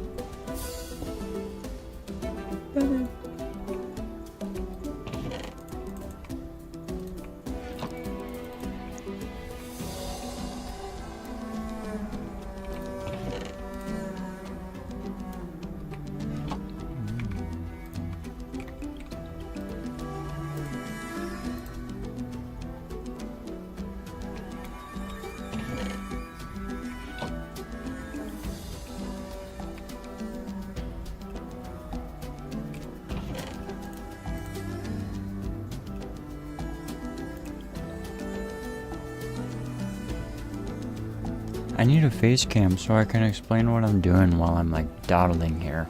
Because I'm like slightly jamming. Like all the time.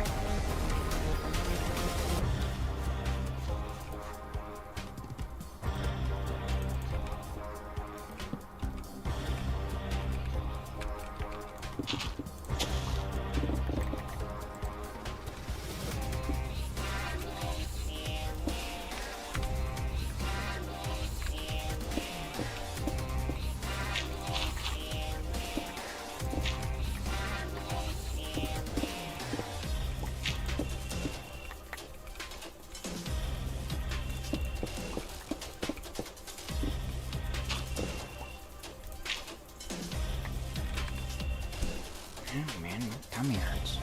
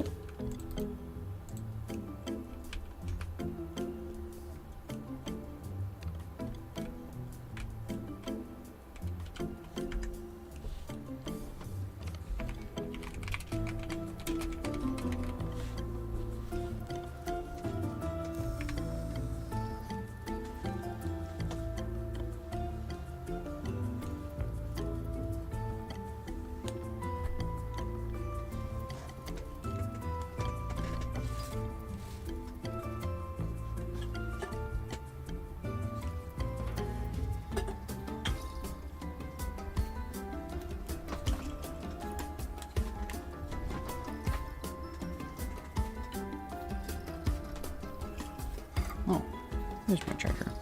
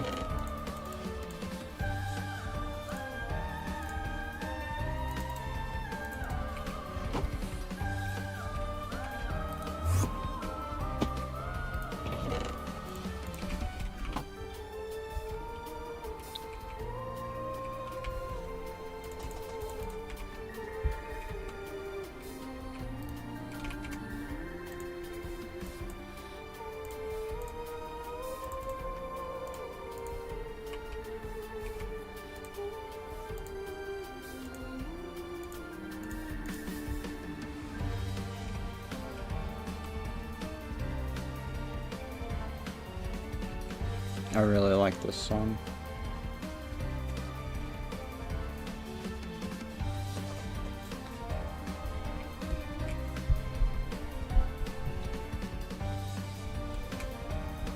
I'm gonna, at some point I think, I'm gonna try and do a cover of, I think one of these songs. Not this one, maybe. Or maybe it is this one? It's certainly not this guitar solo part. I don't know, I could probably bust something out, but I haven't played the trumpet in such a long time, but this would probably make me want to bust it out again. I just have nowhere to practice right now.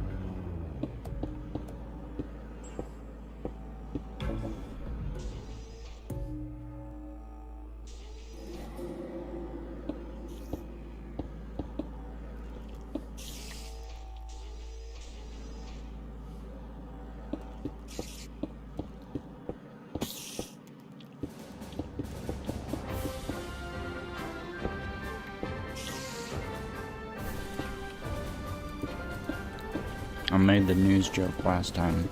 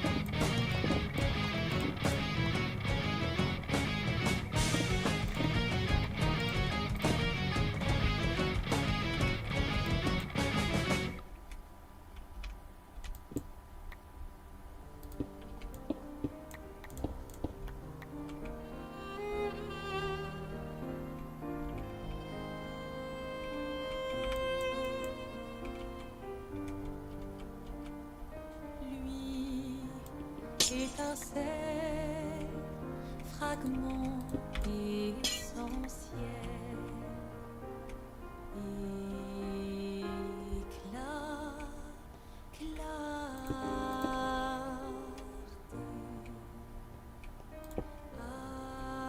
ardent regard vigilant du néant, universel, acquisistance, splendeur de l'arc-en-ciel.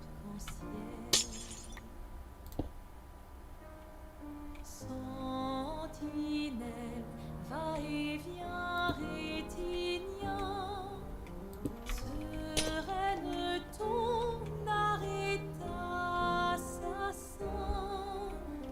libre le vent, délivre ton cœur, aérienne ton élan et sans peur.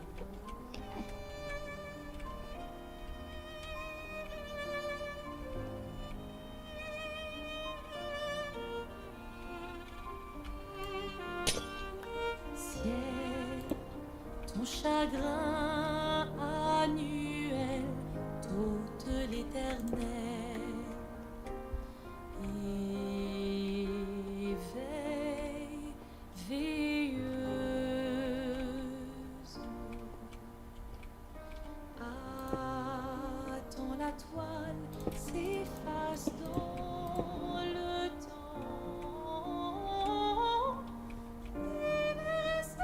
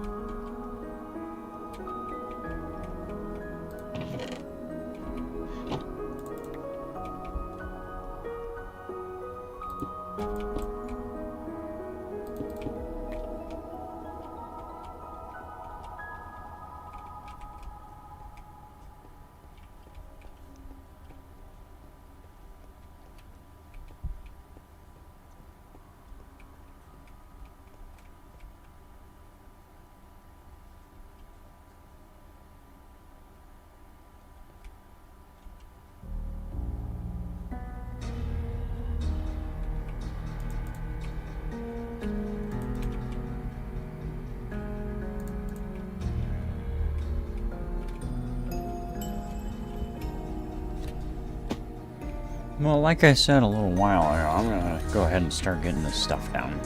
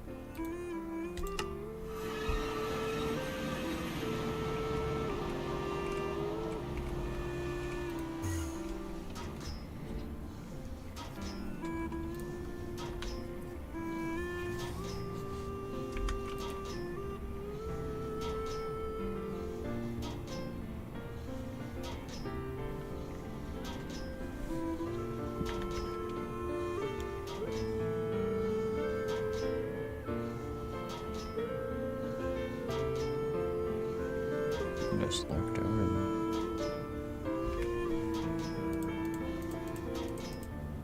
I'm not lagging too much.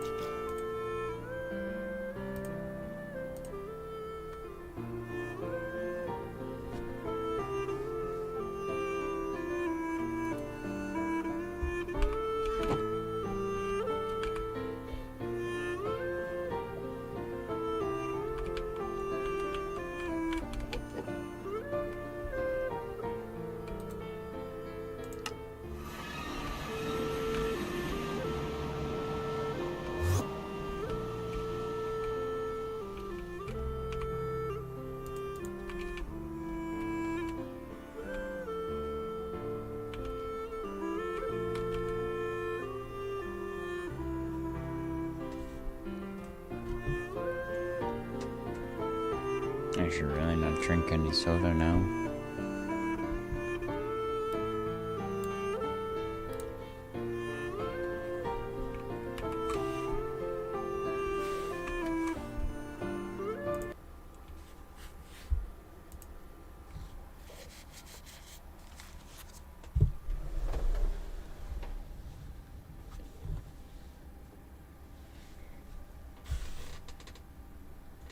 Where's my bottle?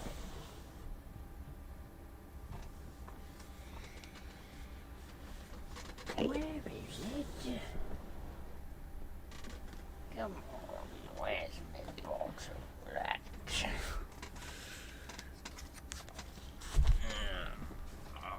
That's wonderful.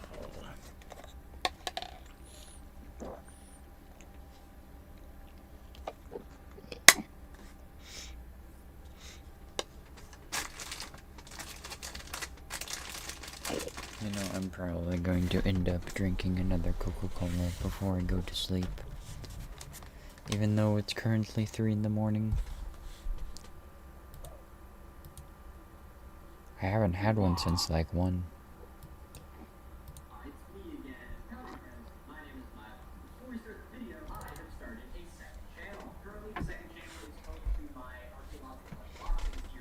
I should eat something that's not a peanut. Jerky won't dry on my mouth as much.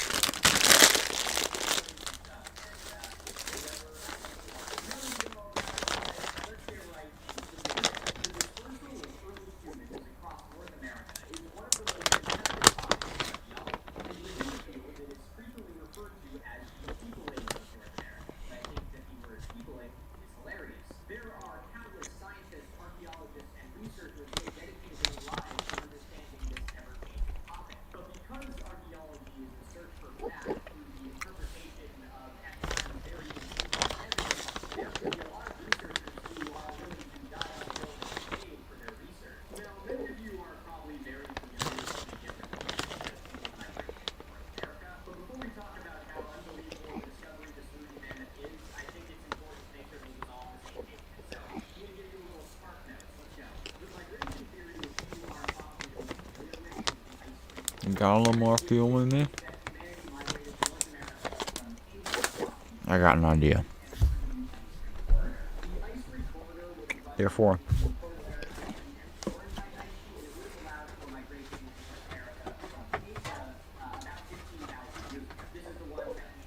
okay, a cold one.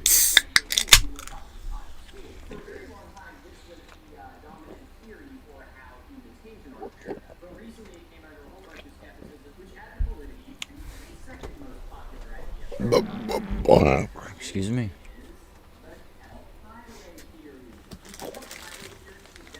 Now I take out the peanuts again and I only eat one. Not another one.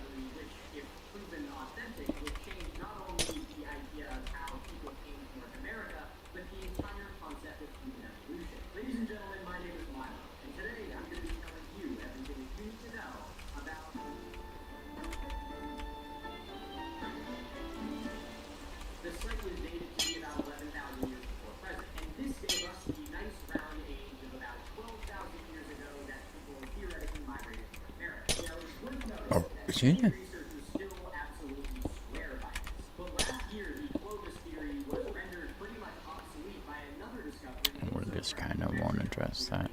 In a location known as White Sands in New Mexico, a discovery was made. It'll be okay. Human migration. I actually made a TikTok about it when it came out. It's a set of human footprints, an adult and a child that were once walking along. We'll make it even over there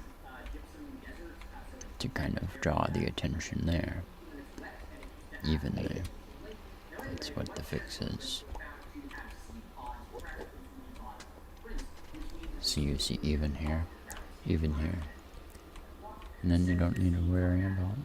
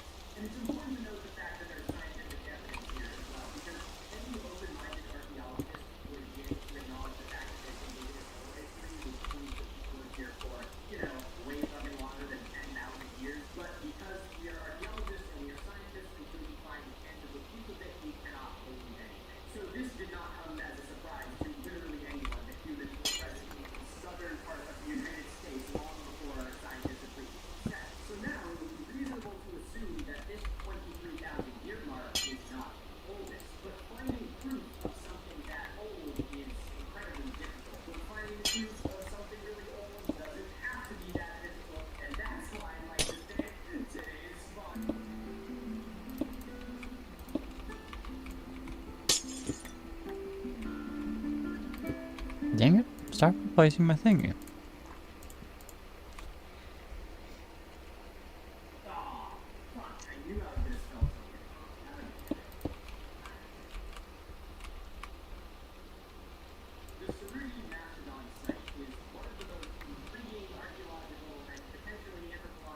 Looks way brighter.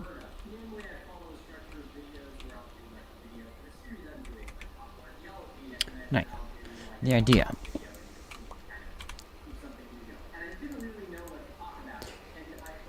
is we go like this. Let me put away everything. And then stop it.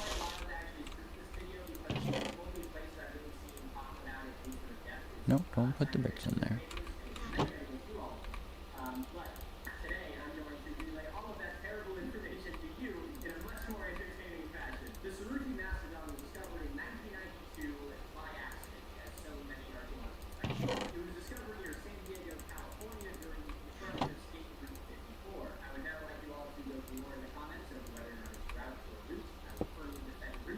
We are full on glass.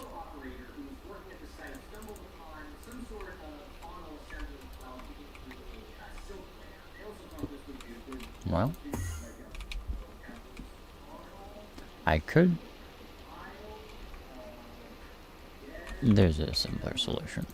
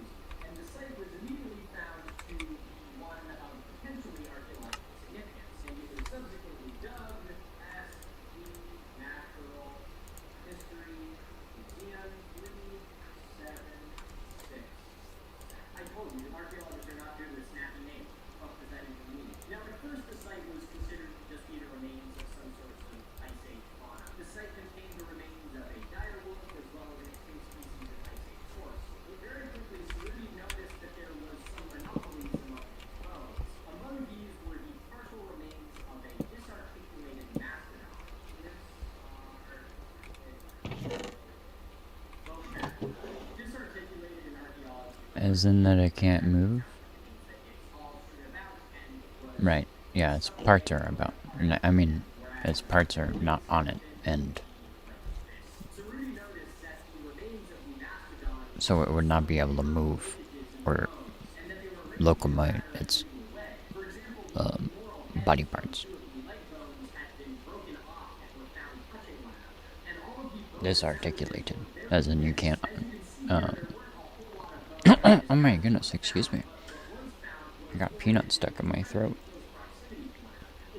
Disarticulated, as in to not be able to be moved finely or to any degree, I guess.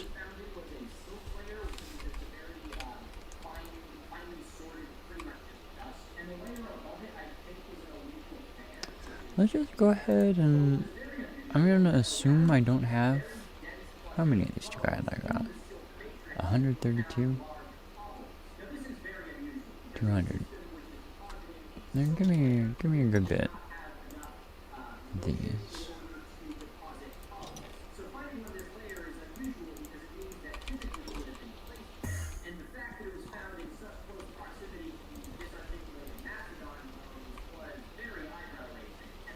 Oh, I'm all out.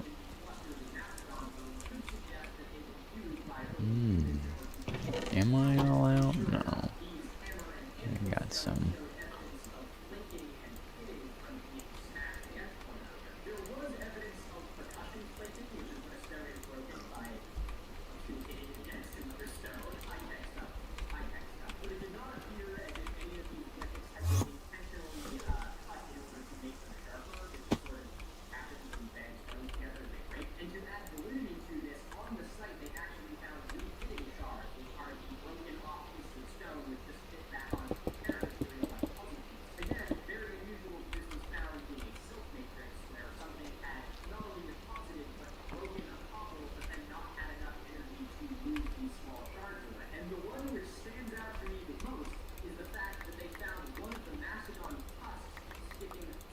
Wait a minute. That's the junk border. But this will still work. There will be water.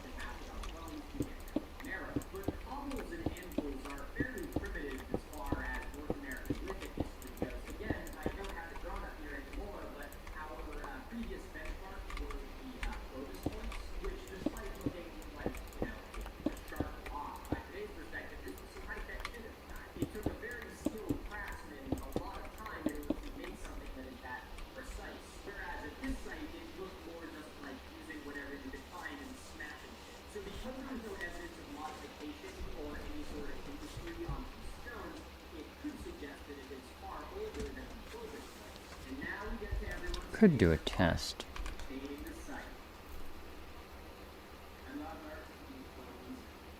I ran the test on my brain and it wouldn't work. Look at me with my cables in my hand.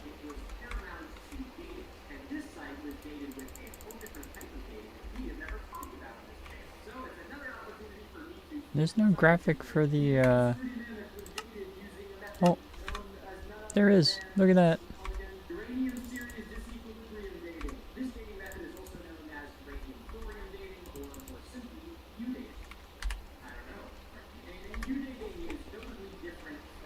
Sorry, flashbang you if I did. There was a lot of whiteness.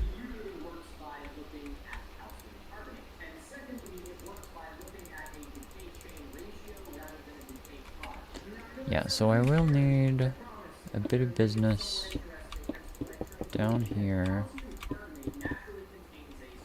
No, not even there. I don't need it there, but I'll put some blocks there.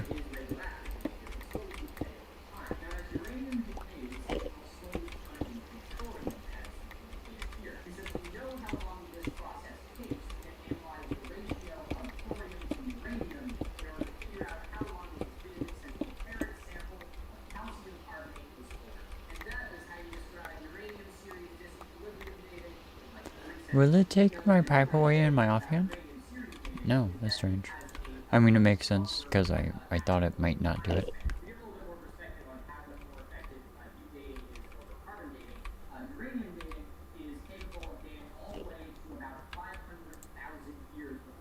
Now, do I need... I don't think so.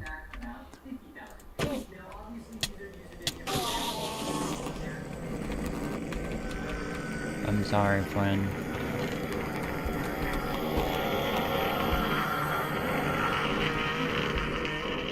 Hang on, my friend. The results of this study were fucking earth-shattering.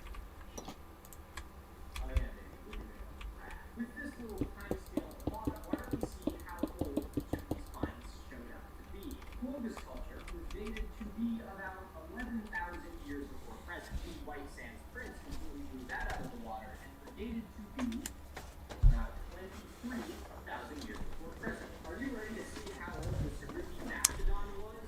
Yeah, for Clear Obscura, I want to play the main theme song on the trumpet. We have Clovis culture being a little bit more than 10,000. We have the white sands prints dating to be a little bit more than 20,000 years.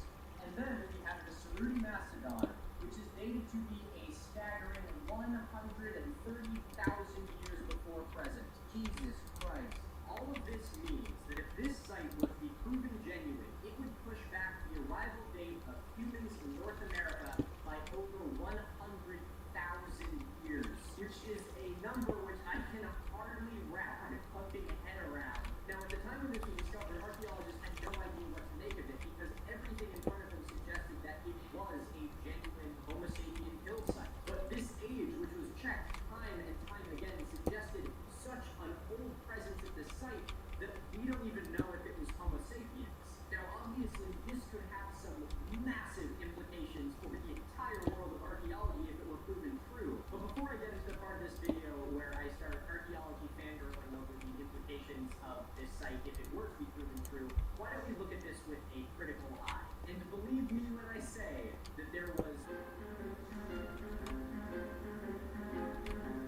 Real quick, I want to thank all the people who sent me this like really nice chalk, and the person who sent me this like deer-hide eraser from my fan mail thing, because this shit is so nice. I never thought that I would have a point in my life where I am excited about chalk, but here I am. On April 27th of 2017, the first paper on the Saruti Mastodon was published. It was entitled A 130,000-Year-Old Archaeological Site in Southern California, USA, and it was published by Foley et al. You can see it right here. There are all of the et als, as previously mentioned. Now, the major claim in this paper was that this site suggests a hominid presence in North America 130,000 years ago. And the claim in this paper came from 4 different pieces of evidence. The first of these was that the date was proven to be reliable. This date was cross-checked in multiple different locations around the site and was so unanimously confirmed that even the critics of the site were able to agree that this date is right. The second piece of evidence was the existence of perceived stone artifacts in an otherwise sandy, silky matrix. The third point was that there was evidence of tool-imparted percussion on the remains of the Mammoth Americana, or the Mastodon. And the final piece of evidence was that the entire site was found in a layer of undisturbed strata. This would mean that the site was left as is and wasn't disturbed by heavy machinery or rainfall or a landslide or anything like that. Now, while all of these claims make quite a bit of sense on paper, they were thrust forth into the world of some of the most judgmental, fucking annoying people in the world, and it's archaeologists. And each and every one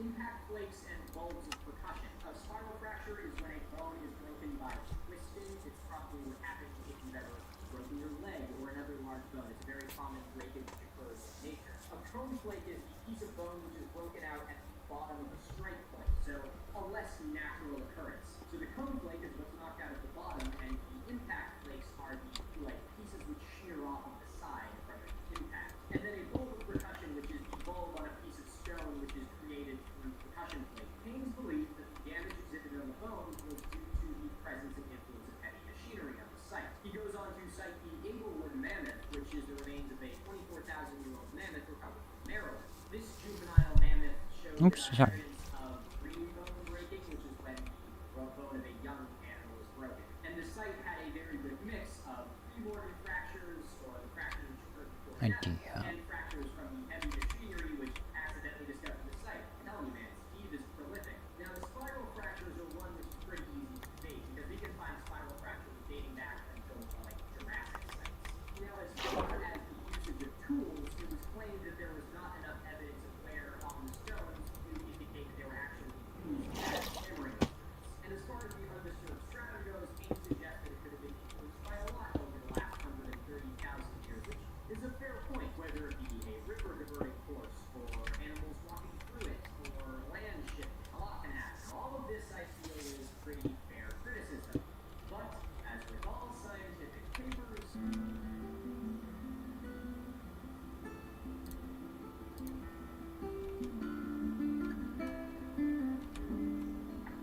dude, I'm telling you, archaeologists love fucking adding each other in papers. It's insane. Firstly, Bullen's response paper starts with an amazing clap on Haynes for his suggestion of the alluvial fan theory. Haynes claims that Bullen, quote, postulates a previously unrecognized alluvial fan, which is pretty much a fancy way of saying, you pretty much just made that up to try and steal my cloud, didn't you? You fucking asshole. Now, obviously, I speak in hyperbole here, but what Bullen does go on to say is actually a very fair point. Why would an alluvial fan with the ability and the motion and momentum to carry massive cobbles leave behind mastodon teeth? And why are cobbles not found in other places around the site other than locations that have the mastodon bones? Once again, these are also very dense assemblages of bones, stones, and refits, all things which would have been washed away if they had been left at the mercy of an alluvial fan. And the presence of the Actually, then, positioned femoral heads and the all the rest of this piping is not necessary then.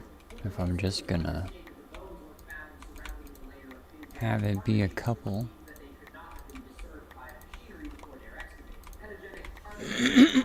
Pardon me.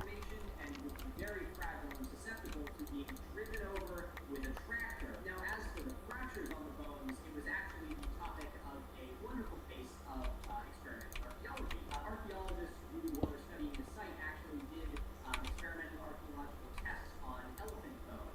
And by using elephant femurs and stones similar to those found at the site, they were able to reproduce almost the same breakage patterns that were present at the Varity mastodon site. And furthermore, and possibly the most damning piece of evidence for any criticism of this site, is that recently isotopic analysis has revealed that there are similar isotopes on the one pitted side of the stones that are not present on the other, indicating that the isotopes were picked up from hitting the bone. Now, this is only a fraction of the discourse which has been occurring in the archaeological community over this Varity mammoth.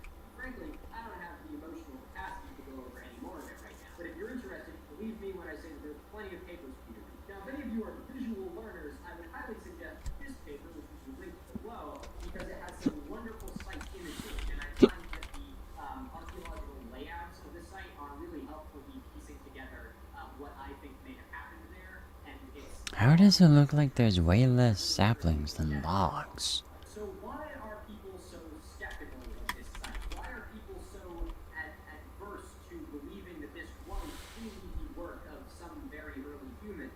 We finally get to the part where I just get to talk about the archaeology. Ladies and gentlemen, let's talk about the last glacial maximum.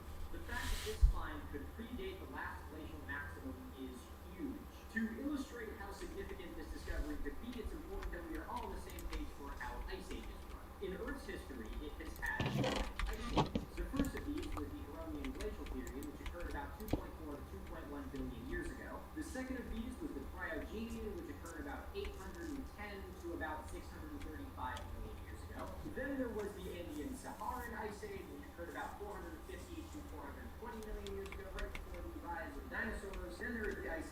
best name, the Karoo Ice Age, also known as the Late Paleozoic Ice Age. It occurred between 360 and 260 million years ago. And finally, the Quaternary Ice Age, which started about 2.6 million years ago, and we are still in to this day. Like all ice ages, the Quaternary has had its ebbs and flows. Most of the ice age is spent with massive continent-sized ice sheets dominating much of the planet, and these glacial periods can last from anywhere from 50 to 150 million years.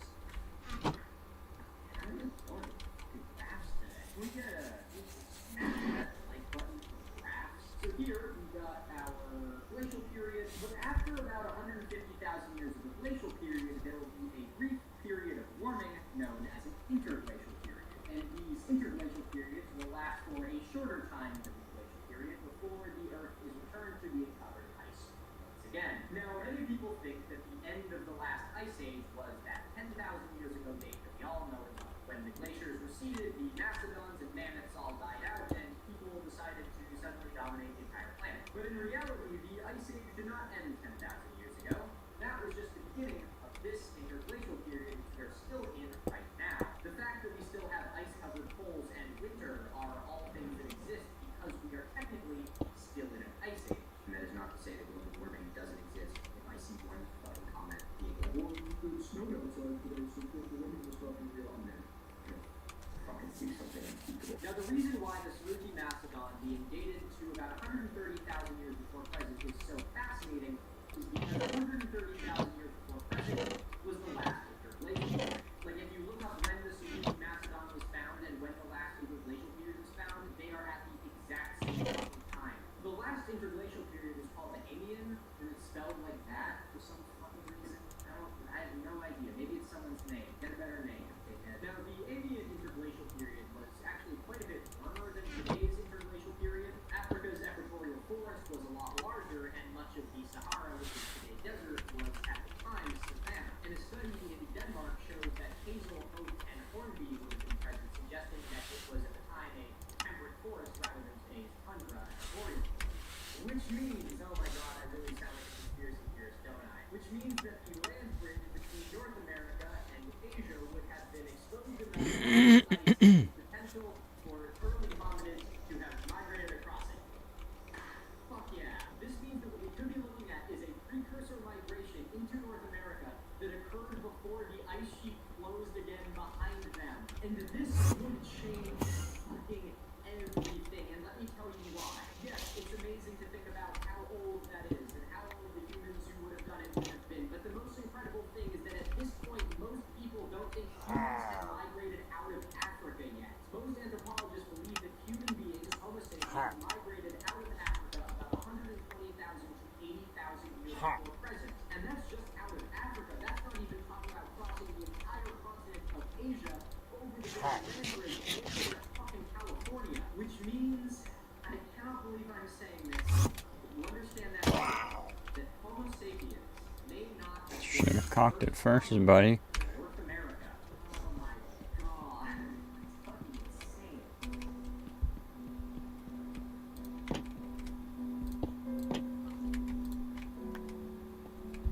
I am a very critical person, as you all know. I mean, that's probably why you're here. I've made a name for myself ripping conspiracies to shreds. From ancient aliens to faked artifacts to younger creationism, I've seen it all, and I like to think that you could trust that I wouldn't bring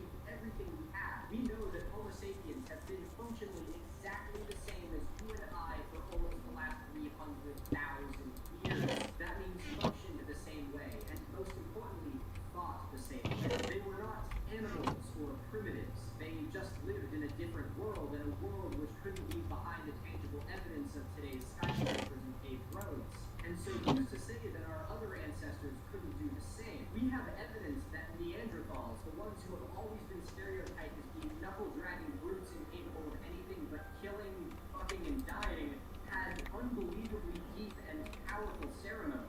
There's countless pieces of evidence for this, from the drawings on the inside of caves to the one which stands out the most to me, which are the findings at Shanidar Cave, which show the remains of an adult Homo neanderthalensis, or a Neanderthal who was buried and laid to rest with flowers. This spirituality and passion and connection is something which is distinctly human, but there's a reason that we call those who came before us early humans, because they were just like us. So is it impossible to say that at the same time when Homo sapiens walked on two legs and functioned just like you and I, that another one of our ancestors, perhaps a Neanderthal or a Denisovan, had wandered across the barren land bridge in hopes of better hunting grounds and clean water? To me, that theory doesn't feel like that much of a stretch, but for now it remains just that. Thank goodness. I don't know what the problem was then. Captivatingly fascinating to think about. And perhaps out there right now, in a secluded cave or an ancient riverbed, the remains of the skull of a species of Homo sapien who made it to North America 100,000 years before we did.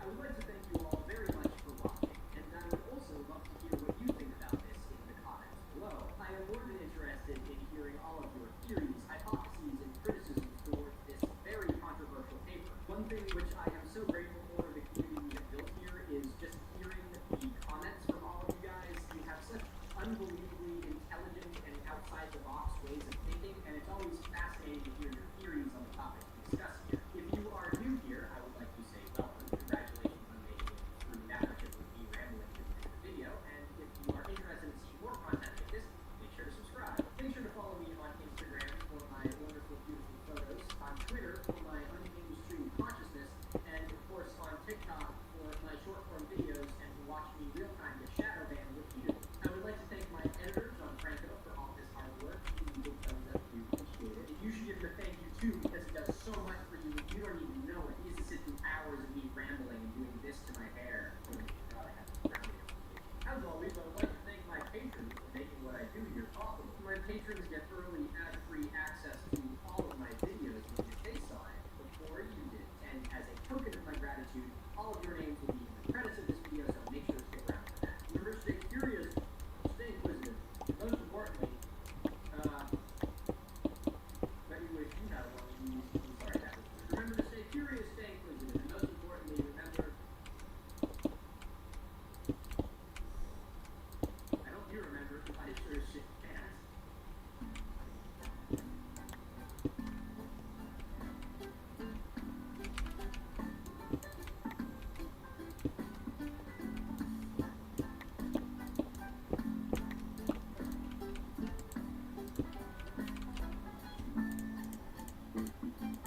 Why always slot 3? Stop taking away slot 3.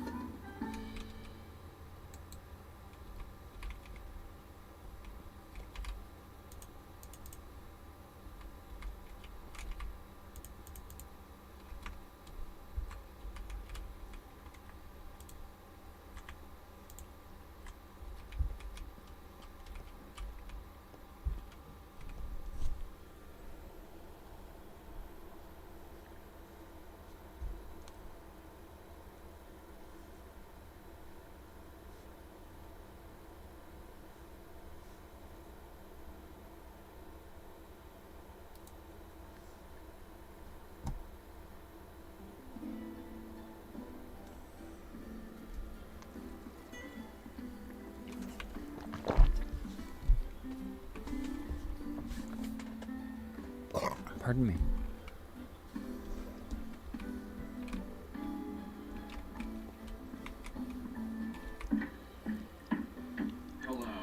back to Awful Archaeology. This is my second time filming this because iPhones suck. Spent 45 minutes filming this entire video this morning, and then the file corrupted. So if I seem extra exasperated in this video, that is why. I didn't even turn on my ring light. Oh yeah, ow. Anyway, welcome back to Awful Archaeology, the show where I spin this gigantic wheel, which is completely covered in archaeological-based conspiracy theories, and I talk about whatever it lands on, so that you can hopefully learn something to impress your friends and family with, and you also gain sadistic pleasure from watching me completely destroy my mental health. As you already have probably had spoiled for you by the title, and the fact that I said what I was going to do at the end of last video, today we are going to be talking about the Ornitius Phineas map, as has been decreed by the Wheel of Perpetual Torment. But what kind of video would it be if I didn't give you a...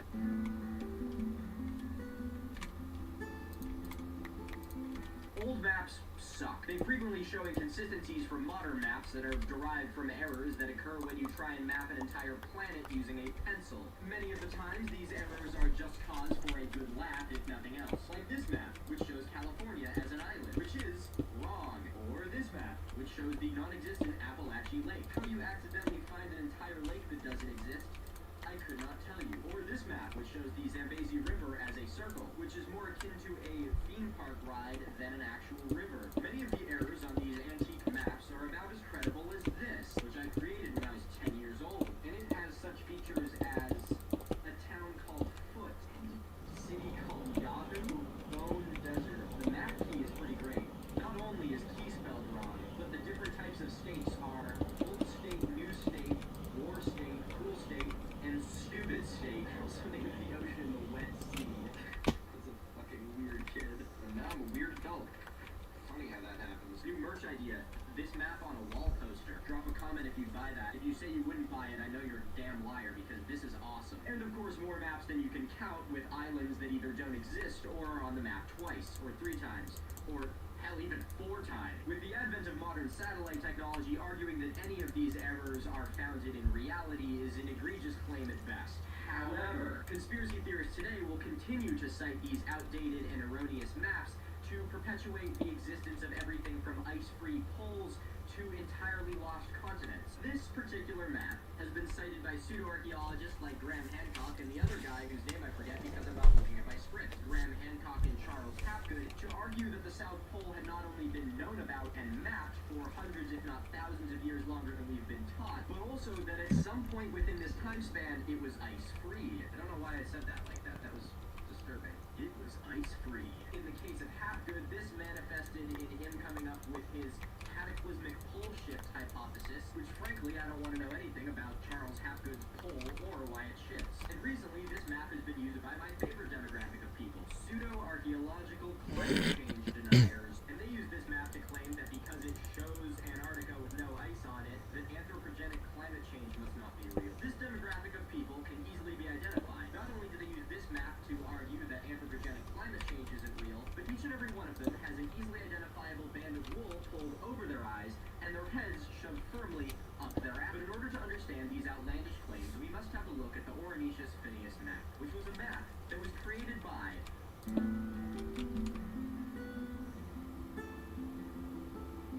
Laurence Finet was born in 1494 to a French family who lived in France. Laurence Finet. I don't know why I did the Italian hand gesture carried over a little bit. Laurence Finet. He was born to a multi-generational family of doctors and physicians. He obtained a college education and a degree in medicine, and much of his later years was spent in academic writing, primarily concerning things like math and other boring stuff. But he did have a particular interest in astronomy, to the point where he was actually arrested for teaching judicial astronomy. He would even go on to publish an astronomy textbook entitled On Heavenly Spheres. It is unclear whether or not this name came from him studying celestial bodies, or from a failed pickup line attempt at his local bar. Hello baby, my name is Laurence Finet. I wrote this book, but I would like to see your heavenly spheres. And just like that, I have alienated all 3 of my French viewers. But undoubtedly, the greatest lasting legacy of Finet are his maps. Living at the intersection where the old world and the new world met, Finet quite literally saw the blank edges of the map being filled in. And in 1531, he would go on to produce this, the Carte of Ornitius Phineas, which, for those of you wondering, is the Latinized version of his name. Why he did this? He was incredibly pretentious. Sorry, I mean French. This map, like many other Atlas-style maps of the time, was created by combining the work works of multiple different cartographers to create what can only be described as a masterpiece. By using this process, it was possible for the map maker to create not only a larger span of the world, but also iron out inconsistencies that may have carried over in a handful of the maps. It was pretty much peer reviewing the maps and using the scientific process to get rid of inconsistencies. And while this process could result in more accurate maps, it was also possible that this process could result in some pretty enormous errors. And in the case of this map, an error manifested itself in the form of a heavily debated mysterious continent known as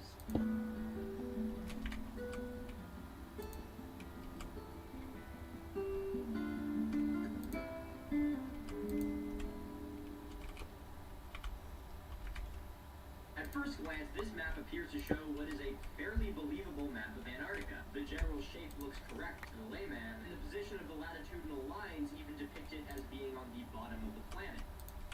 Pseudoscientists who read into it more go on to validate these claims even further, claiming that features such as the Ross and Weddell Seas, Maudland, and Mary Bird Land are not only present, but shown at their correct longitude. So why don't we have a little look at what some of these conspiracy theorists have to say? Like the fact that my phone is plugged in right now. I'm like a giant extension cord with legs. Let's have a look at this one from the Daily Journalist. Ornitius Phineas map, Antarctica ice-free. Here is a summary of some of the most unusual findings about the map. Scrutiny of the map shows that the makers knew the accurate circumference of the Earth within 50 miles. The coastline and islands that are shown in Antarctica must have been navigated at some point prior to 4000 BC. He goes on to talk about the Perry Reese map, which is weird. That's also on the Wheel of Pain, but I haven't gotten to it yet. In 1959, the Library of Congress happened to notice a presumably authentic map that instantly wiped out the doubt. Even to the most skeptical, the Ornitius Phineas map is startling. Who, although it was printed to a book in 1531, and was thus not subject to subsequent amendment, it is remarkably similar to the Antarctica. Is it though? Admittedly, it is too close to the tip of South America, and it's incorrectly oriented.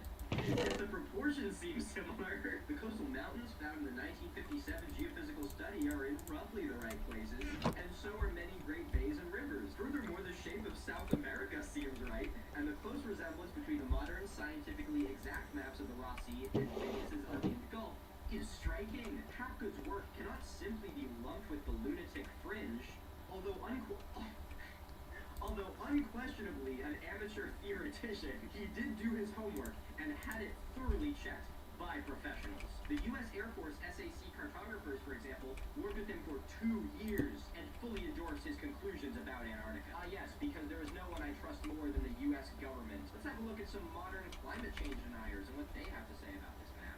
Here we are. Explorer's Web. Ancient Antarctic map challenges man-made global warming theory, which really is going to be the death of me. An ancient map that was drawn in 1531 by French cartographer Ornitius Phineas shows the globe from the perspective of the South Pole and the North Pole. Bolded, theory of man-made global warming. In an article written by Professor Alan Quist of Minnesota, he said that the ancient map of the globe drawn by Ornitius Phineas disproves the theory of man-made global warming. For those of you wondering who Alan Quist is, just did a quick little search here. Alan Quist is a Minnesota politician, a former state representative, and two-time candidate for governor of the state. But he has suggested that dinosaurs lived alongside humans as recently as the 12th century, and he believes that abortion should be a first-degree homicide. Quist campaigned against the advent of same-sex marriage in Minnesota. He led efforts against extending human rights protections to gays and lesbians, and supported former governor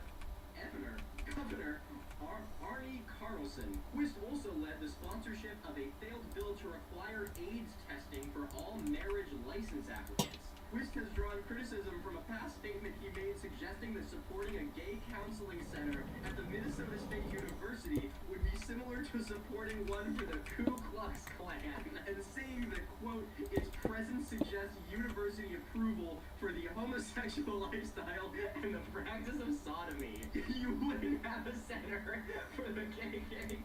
And that quote, oh my god, I don't even want a soundbite of myself saying this out loud. So to make very clear, I'm quoting Alan Quist on this one, and the quote, both would be breeding grounds for evil.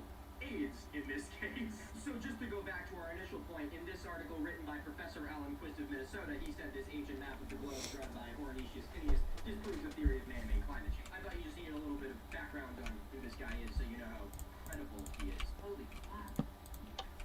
God, I just got my blood pressure going. The enormous significance of the map has now become apparent as Congress considers sweeping legislation intended to combat global warming supposedly caused by human activity. Since Antarctica was much warmer when some of the source maps were drawn than it is today, the theory that man-made carbon dioxide emissions are the primary cause of climate change must be given up. I don't really follow that. If it didn't have ice before, and it has ice now, and the ice is receding, wouldn't that still be proof of climate change? I don't understand what this means. Maybe they'll go on to explain it. Antarctica shown to be flowing rivers.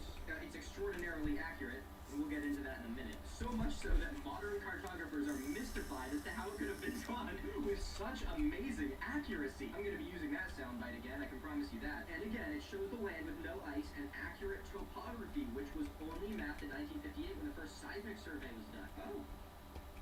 They don't go on to explain how this debunks climate change. Who would have thought that these people have no idea what they're talking about? Okay, let's get back on track here now that we know the kinds of people that we're arguing with. Now, the general gist of these claims seems fairly convincing on paper and to those of us who don't have a map of Antarctica memorized. But under a more critical lens, these claims fall apart faster than a crunchy Nature Valley bar in the hands of a ravenous toddler. These particular claims, which were perpetuated by Hapgood, were analyzed further by Keith Fitzpatrick Matthews. Fitzpatrick Matthews found that in order to reach the same conclusion that Hapgood had, one would have to jump to an inconceivable amount of conclusions, including, comedically, editing the map. Here's a little list of all the things Hapgood would have to manipulate in order to prove that his claim was real. He would have to rotate Terra Australis by 20 degrees, which is a lot. He would have to move the South Pole by 7.5 degrees, or 1,600 kilometers. He would also have to scale down the entire continent by 230%, which for those among me who are terrible with math, means that this continent is more than twice the size of the South Pole. He would also have to reshuffle enormous chunks of the coastline, and he overlooked the complete negation of the Antarctic Peninsula, which is like the most recognizable part of Antarctica. And if they had mapped all the way up to South America, they probably would have mapped this part too, despite showing mainland South America touching the continent. Such amazing accuracy. What Hapgood did to come to this conclusion is similar to being presented with a Rorschach test, being asked to describe what you see, and then just flipping it over and just drawing whatever you want on the back. When taking all of this into account, it is clear that this map does not depict Antarctica nearly as clearly as conspiracy theorists would like you to believe. So now that we know what Terra Australis isn't, let's talk about...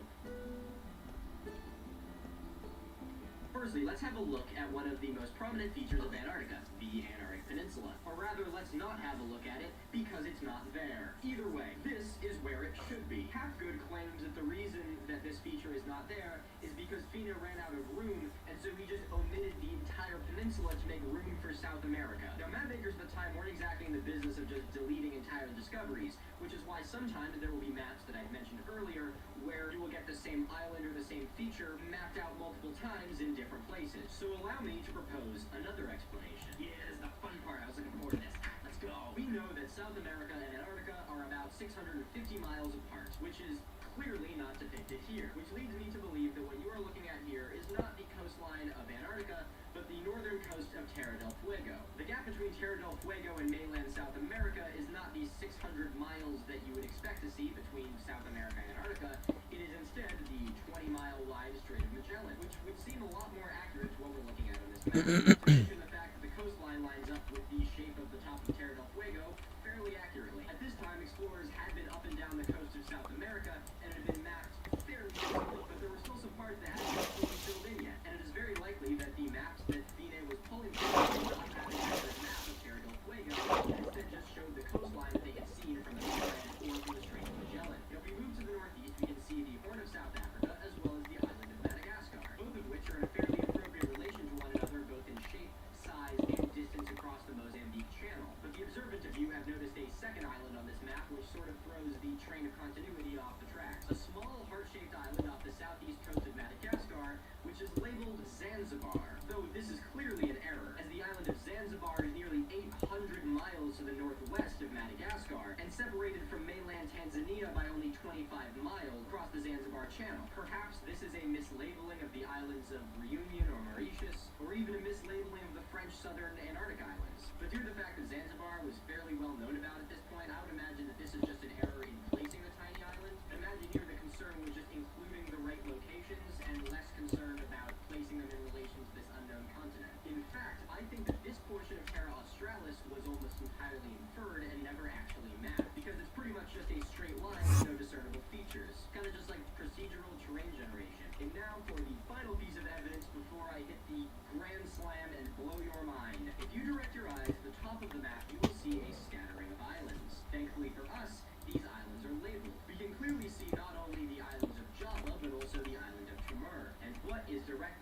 south of the islands of Java and Timor, Australia. This part of the map is, almost without a doubt, the northern coast of Australia, depicting the Carpentaria Gulf. In fact, this map even includes the two islands that are in the Gulf, with Mornington Island in the south and Groot Island in the northwest. Put all your I am Groot jokes in the comments with everyone else, you filthy animal. The Long Peninsula, which myself, as well as many of you, may have thought was supposed to be the Antarctic Peninsula, and is here labeled as Regio Patalis, is actually the Cape York Peninsula. So why is this continent 230% larger than Antarctica? And why does it come so close to South Africa? And why is the South Pole shown as being right in the center of it? Because Where am I gonna run in this power from, huh?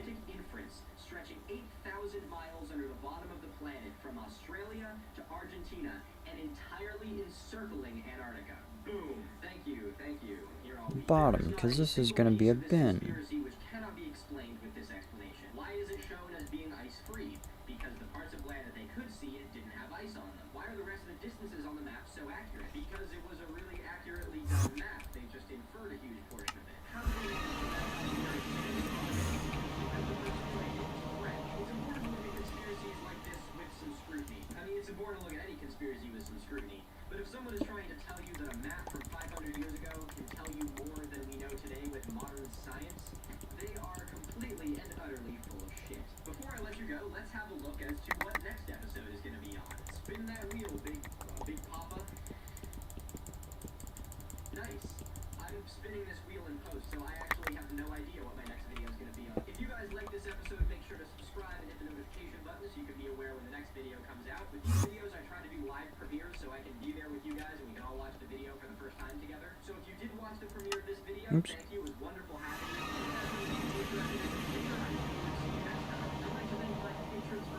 I gotta stop streaming or else YouTube isn't gonna keep this up.